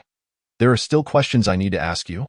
And Yi also needs your care. Su Mofeng exchanged a glance with Qin Yu, both displaying a hint of helplessness, yet they acquiesced. Chapter 72. Interrogation. Most interrogation rooms in the world share a common layout. One-way glass. 2 tables, a glaring light, a pair of handcuffs, and a cacophony of dubious accusations. Name. Li Wangchuan. Age, 17 or 18. I've forgotten. Occupation, grocery store owner. Anything else? Nothing more. Answer me. I said there's nothing more. If you don't believe me, go check. Lin Man furrowed his brow, slamming the table and demanding, Li Wangchuan, adjust your attitude. Li Wangchuan, resigned, responded, all right, Officer Lin. Lin Man shot him a glare before continuing, why did you kill him? Li Wangchuan was momentarily taken aback. What the hell? Who did I kill? Lin Man shifted her line of questioning. What was your relationship with Song Guangmin? Li Wangchuan's lips twitched, thoroughly impressed by Lin Man's professional acumen. He was perplexed as to how such a foolish person could become a police officer. Father-son relationship. Is that sufficient? Li Wangchuan retorted. Lin Man, now irritated, exclaimed, Li Wangchuan, I warn you, it would be best to tell the truth. If there is no evidence, we will not come after you. Li Wangchuan waved his hand dismissively. Oh, so you finally have evidence this time. I must say, Officer Lin, you're considered a top student among the police. Can you use your brain a little? If I truly intended to commit murder, would I leave you any incriminating evidence? Besides, I have no grudge against him. Why would I kill him? Lin Man scoffed. That's hard to say, considering you are quite capable of killing without a second thought. Li Wangchuan, growing impatient, replied, fine, then tell me. Why would I want to kill him? Lin Man lowered her gaze in contemplation before looking back at Li Wangchuan. From what we understand, you approached Song Guangmin to negotiate internal pricing for shipping. Correct? However, we've learned that the internal channels at Shanghua Logistics are only accessible to insiders. Your sudden visit would surely have been met with refusal from Song Guangmin, who is known for his arrogance and would likely have provoked you. Given your temperament, it would not be surprising if you killed him. Li Wangchuan found this rather amusing and clapped his hands. Brilliant. Absolutely brilliant. Why didn't I think of that? You really are a master at fabricating stories. Then, locking eyes with Lin Man, he chuckled. Lin Man, has water seeped into your brain? If you're going to pin something on me, could you at least provide some evidence? You police officers operate this way? Beside them, Li Hao could no longer hold his tongue and admonished, Li Wangchuan, watch your words. This is the police station. You cannot be so reckless. Li Wangchuan waved his hand nonchalantly. All right, wow. I'm truly in awe of you all. If you believe I'm the culprit, then so be it. Do as you please. It won't hold me. Li Hao was about to erupt but was stopped by Lin Man, who said, Li Hao, turn off the equipment and step outside. I need to talk to him alone. Li Hao expressed his concern. Lin Man, this guy is very dangerous. Lin Man smiled slightly, patting Li Hao's hand. Don't worry. I know what I'm doing. Seeing this, Li Hao had nothing more to say, only responding, all right, I'll be right outside. Call me if you need anything. Lin Man nodded, rest assured. Once Li Hao left, the atmosphere in the interrogation room grew tense. Lin Man glared coldly at Li Wangchuan, her eyes filled with disappointment. Boyfriend? Not much of one. Li Wangchuan jested. Lin Man retorted sharply, what does that have to do with you? Without evidence regarding Lu Er's case, I can overlook it, but what do you want this time? Did Song Guangmin offend you too? Li Wangchuan, do you truly lack any humanity? Lin Man said, exasperated. Li Wangchuan took a deep breath and then calmed himself. Saying things in anger is pointless, I can assure you. I did not kill him. I want to ask him about the Tian family. True, He was uncooperative, but I only gave him a beating when I left. He was still alive and well. Lin Man's expression deepened as she pondered for a moment before asking, "Do you have any evidence?" Li Wangchuan thought for a moment. There's one.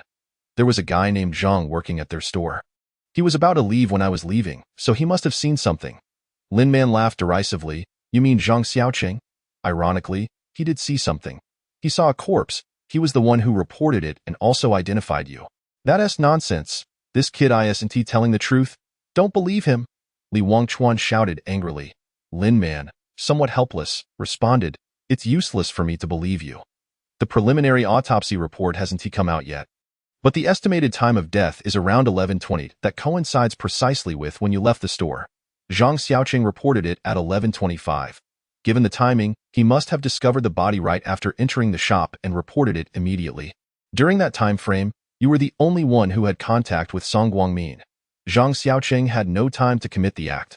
Furthermore, when I arrived at the scene, there was still a residue of magical energy on Song Guangmin, particularly concentrated around the fatal wound. It's evident he was killed by magic. As I am a mage now, I can assure you this is accurate. Zhang Xiaoqing is merely an ordinary person and does not possess such capability. Thus, as things stand, the only suspect is you. Fuck. This is all nonsense, Lin Man. Can you honestly say that I could do something like that? Li Wangchuan exclaimed. Lin Man gazed at Li Wangchuan and sighed. What do you think? I doubt Li Wangchuan was momentarily at a loss for words. He nearly forgot that Lu Er had recently been killed by him. In Lin Man's eyes, he was, in fact, a murderer. I will further investigate the grievances between Zhang Xiaoqing and Song Guangmin. But until then, you must remain here and not entertain thoughts of escape. After all, you wouldn't want to attract the attention of those people, would you? Lin Man asserted. Li Wangchuan realized that any explanation at this moment would be futile. He understood precisely who Lin Man was referencing. However, with the impending actions against the Tian family, this incident felt like a deliberate setup against him, likely due to his discoveries regarding the Tian family. Lin Man, I want to elaborate, but you need to be cautious of anyone connected to the Tian family, especially Yi. If anything happens, Su Mofeng and Qin Yu will undoubtedly be restrained. You must promise me to keep Yi safe. Li Wangchuan urged. Lin Man's expression turned serious. What do you know? It's too complicated to explain in just a few words. In short, there's a problem with the Shanghua Logistics headquarters on the commercial street. And now that the head, Song Guangmin, is dead, the Tian family will undoubtedly take action. Just to be safe, you should inform your father and have him contact the Divine Slayers. That Zhu Xian wants the Tian family to be eradicated. And I fear they might retaliate by dragging the entire Donghua down with them, Li Wangchuan warned. Lin Man hesitated. What if you're just overthinking it? Overthinking would be the better scenario, but if the Tian family truly does something, don't blame me for not warning you. Consider this a small repayment for your help, Li Wangchuan replied.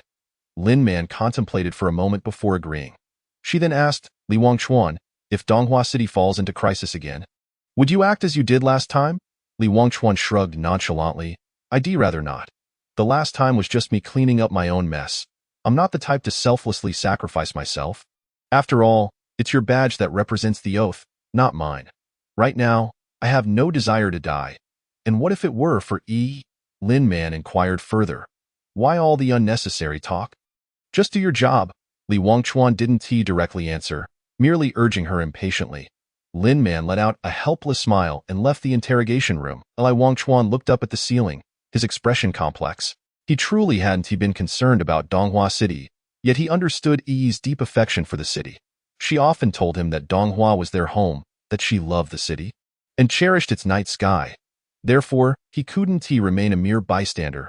If that day were to come, he would likely take action, albeit not out of personal desire. Chapter 73. The third player's sister Qin Yu? Where is my brother? Yi returned home, searching the surroundings but finding no trace of Li Wangchuan. She turned to Qin Yu and inquired, Where is my brother? Qin Yu feigned ignorance and speculated. He must still be busy, right? No, when I passed by the grocery store on my way back, Uncle Li from the construction team mentioned that my brother had returned long ago. Where could he be? Yi pressed on. A pang of anxiety gripped Qin Yu's heart, and she hurriedly added, he has probably tied up with something else. Anyway, I haven't seen him come back. Well, he promised to accompany me to the park. But I guess that's not going to happen now, Yi said. Her mood visibly dampened. Observing her dejection, Qin Yu silently cursed Li Wangchuan again, then plastered on a cheerful smile and said, "It's all right. That's just how your brother is. If he doesn't take you, I will." "How does that sound?"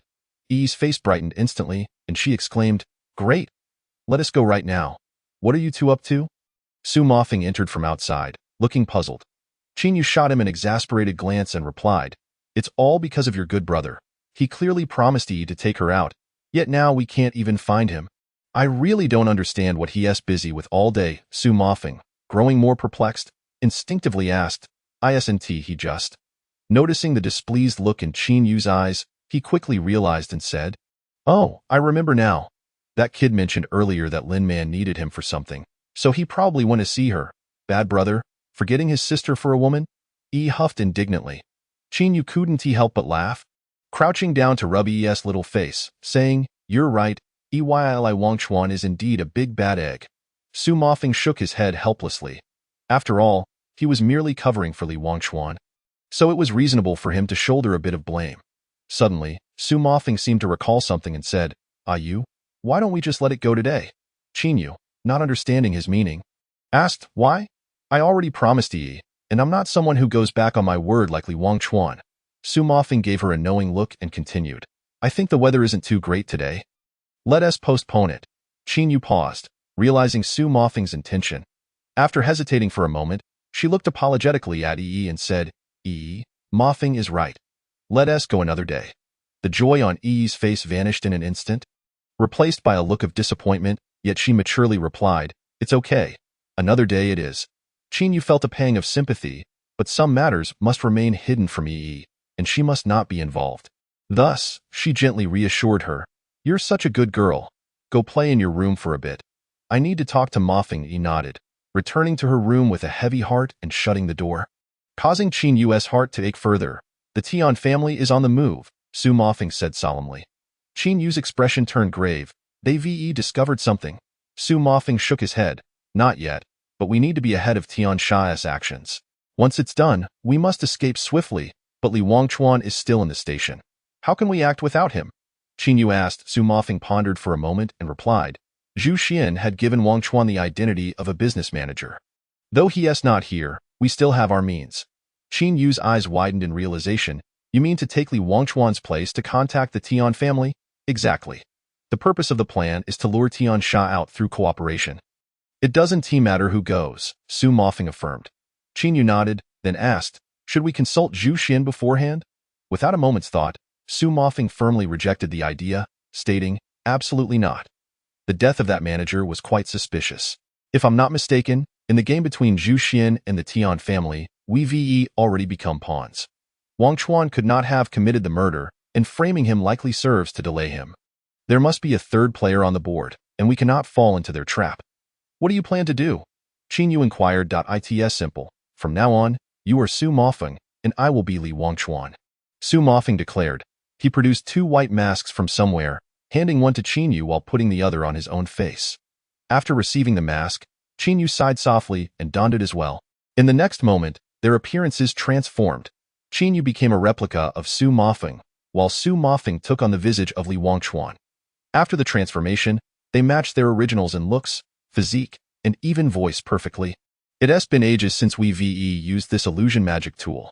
I feel a bit nostalgic." Su Mofeng, now in Li Wangchuan's form, remarked. Su Mofeng, sporting Li Wangchuan's face, replied, "Indeed, it's been a while. But this is my first time becoming Wangchuan. I feel a bit of a drop in attractiveness." Qin Yu shot him an incredulous glance and retorted, "When you turned into a 300-pound behemoth back then, I didn't see you resist much." Subsequently, Qin Yu ignored Su Mofeng and approached Yi's door, calling out with her own voice, "Yi, Mofeng, and I need to step out for a moment. You be a good girl and stay home. Don't wander off, got it?" Came Yi's voice from inside the room, sounding somewhat listless. In the suburban villa, Zhu Xian remained by her daughter Zhu Xianyi's side, just as she had in previous days. Days had passed, yet Zhu Xianyi showed no signs of awakening. Although her vital signs were stable, Zhu Xian felt uneasy. She had concealed certain truths from Li Wangchuan and feared he might be hiding things from her too.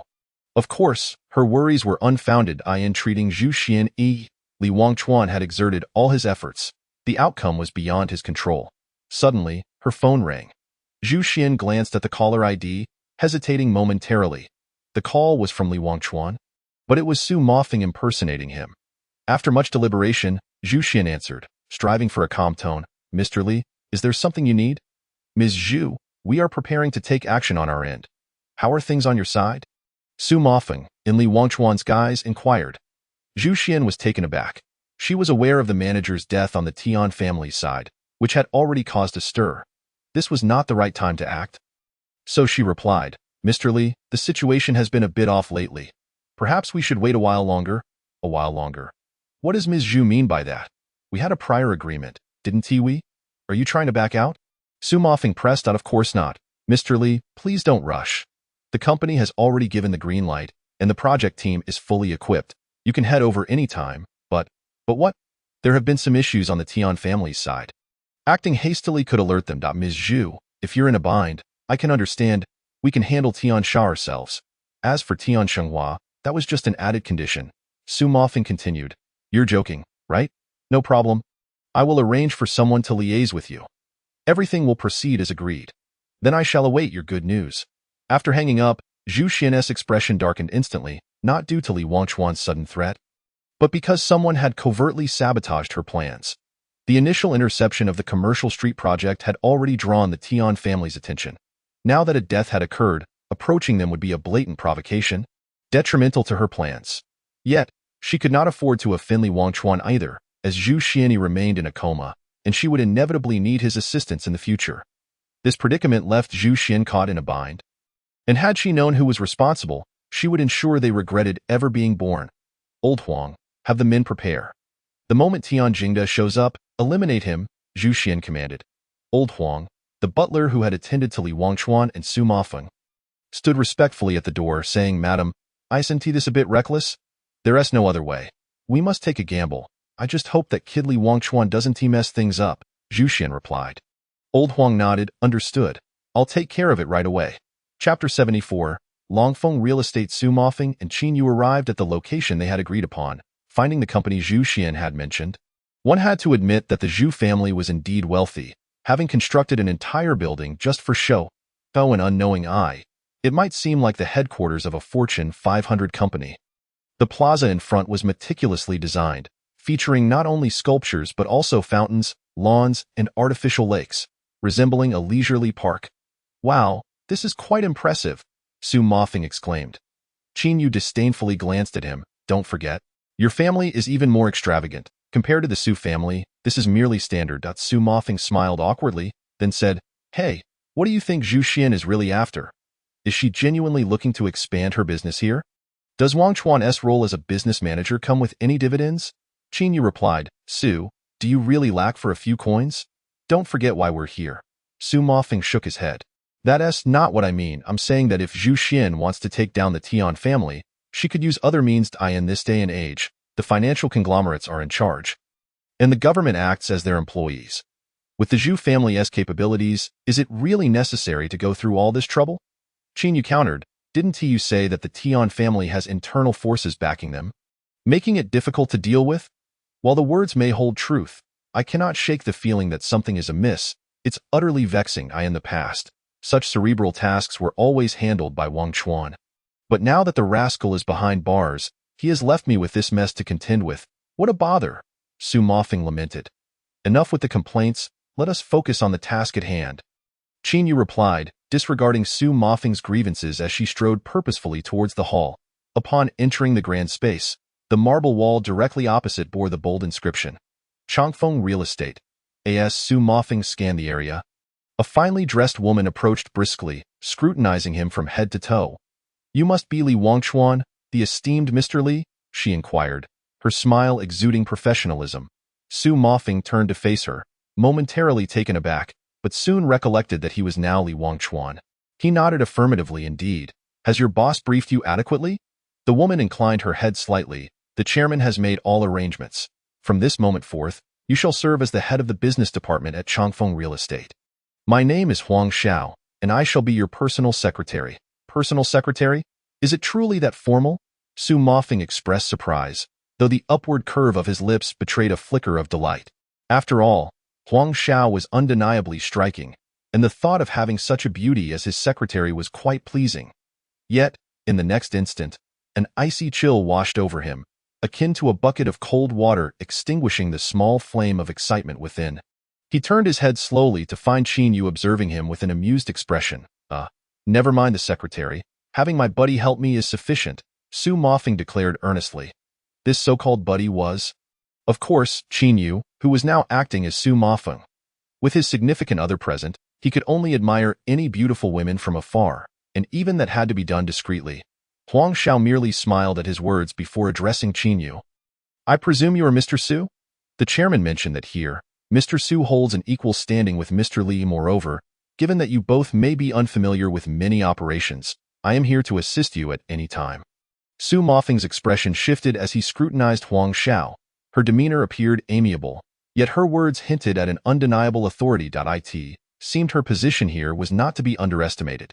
To Su Mofeng's surprise, Qin Yu unexpectedly concurred with Huang Xiao. Miss Huang is correct. We shall rely on you, Miss Huang. Qin Yu responded with a smile that Su Mofeng, already possessing good looks, found that Qin Yu's inherent grace made her smile all the more impactful, akin to a bullet striking Huang Xiao's heart. Huang Xiao could distinctly feel her heart racing, her cheeks flushing slightly as she feigned composure. Of course, that's only to be expected. The business department is located on the 10th floor. Please follow me. Su Mofeng, dissatisfied, glanced at Qin Yu and muttered under his breath. You 1T let me see? Yet you're using my face to flirt?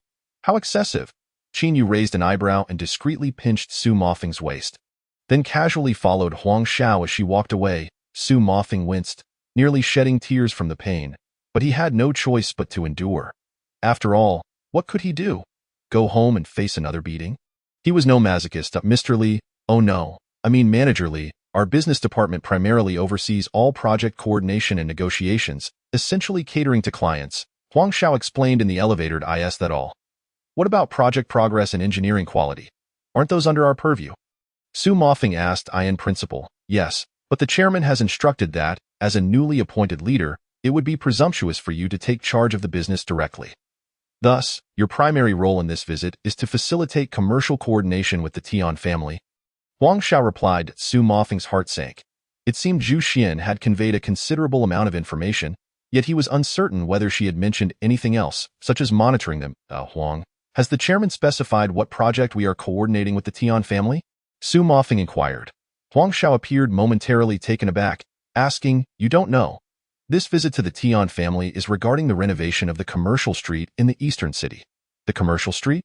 Isn't that our own project? Su Mofeng questioned. How could that be?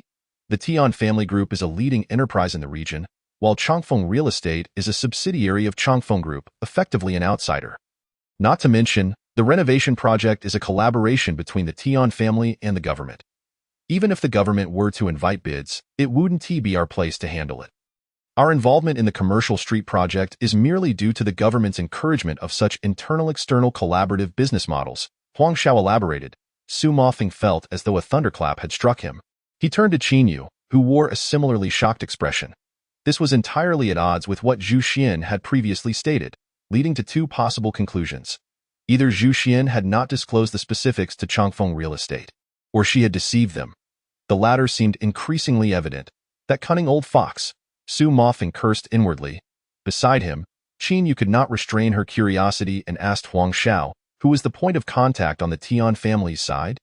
Huang Xiao pondered for a moment before responding. As per the preliminary list, it was noted that the second son of the Tian family, Tian Sha, would be in charge. However, I am aware that the chairman of the Tian family, Tian Shenghua, will also be present, though it's uncertain whether he will make an appearance. Upon hearing this, Qin Yu and Su Mofeng exchanged glances, both feeling an ominous premonition rising within them. Once they exited the elevator, Huang Xiao continued to elaborate on the intricacies of the business department, eventually leading them to the manager's office. This will be your office, and here is your identification badge, she stated, retrieving a badge from her pocket and handing it to Su Mofeng. Upon examining the badge, Su Mofeng noticed the name Sun Tao inscribed upon it, prompting him to question, Who is this Sun Tao? Huang Xiao smiled and replied, That is your alias for this assignment. The chairman specified that your true identity should remain concealed, hence the provision of a new identity. Your chairman certainly is thorough in his arrangements, Su Mofeng remarked, laden with meaning. Huang Xiao maintained her professionally polite demeanor. Her words impenetrable. Naturally, the chairman has stated that you... All right, enough with the chairman. Tell me, what time is our meeting with the Tian family? Su Mofeng interrupted impatiently. Huang Xiao glanced at her watch and stated, the scheduled time is 3 p.m. We should arrive half an hour early. It is currently 1:20 p.m., so you still have some time to rest. Su Mofeng waved his hand dismissively. Understood. You may carry on with your duties. Call me if there's anything. After dismissing Huang Xiao, Su Mofeng and Qin Yu entered the office, locking the door behind them. He turned to Qin Yu, his expression grave. I sense trouble brewing. Did you notice that Huang Xiao's watch? That's some high-end piece, a limited edition, worth at least 2 million. Her status is anything but ordinary. Qin Yu nodded in agreement. Furthermore, did you observe the individuals seated at the desks? They appeared excessively composed. After all, you are ostensibly their superior, yet not one displayed even a hint of curiosity. Instead, each remained utterly unperturbed, and with less than an hour remaining until the Tian family meeting, not a single person appeared busy, not even tidying their files. Li Wangchuan was right. Zhu Xin's approach to him was no coincidence. Shall we find an opportunity to withdraw? We can devise a plan to deal with Tian Sha once Wangchuan is out, Su Mofeng suggested. Qin Yu shook her head. No, you mustn't forget. That is not Tian Sha, but Lu Tian Sha, a man pursued by internal forces for decades, yet living luxuriously. He would not grant you a second chance.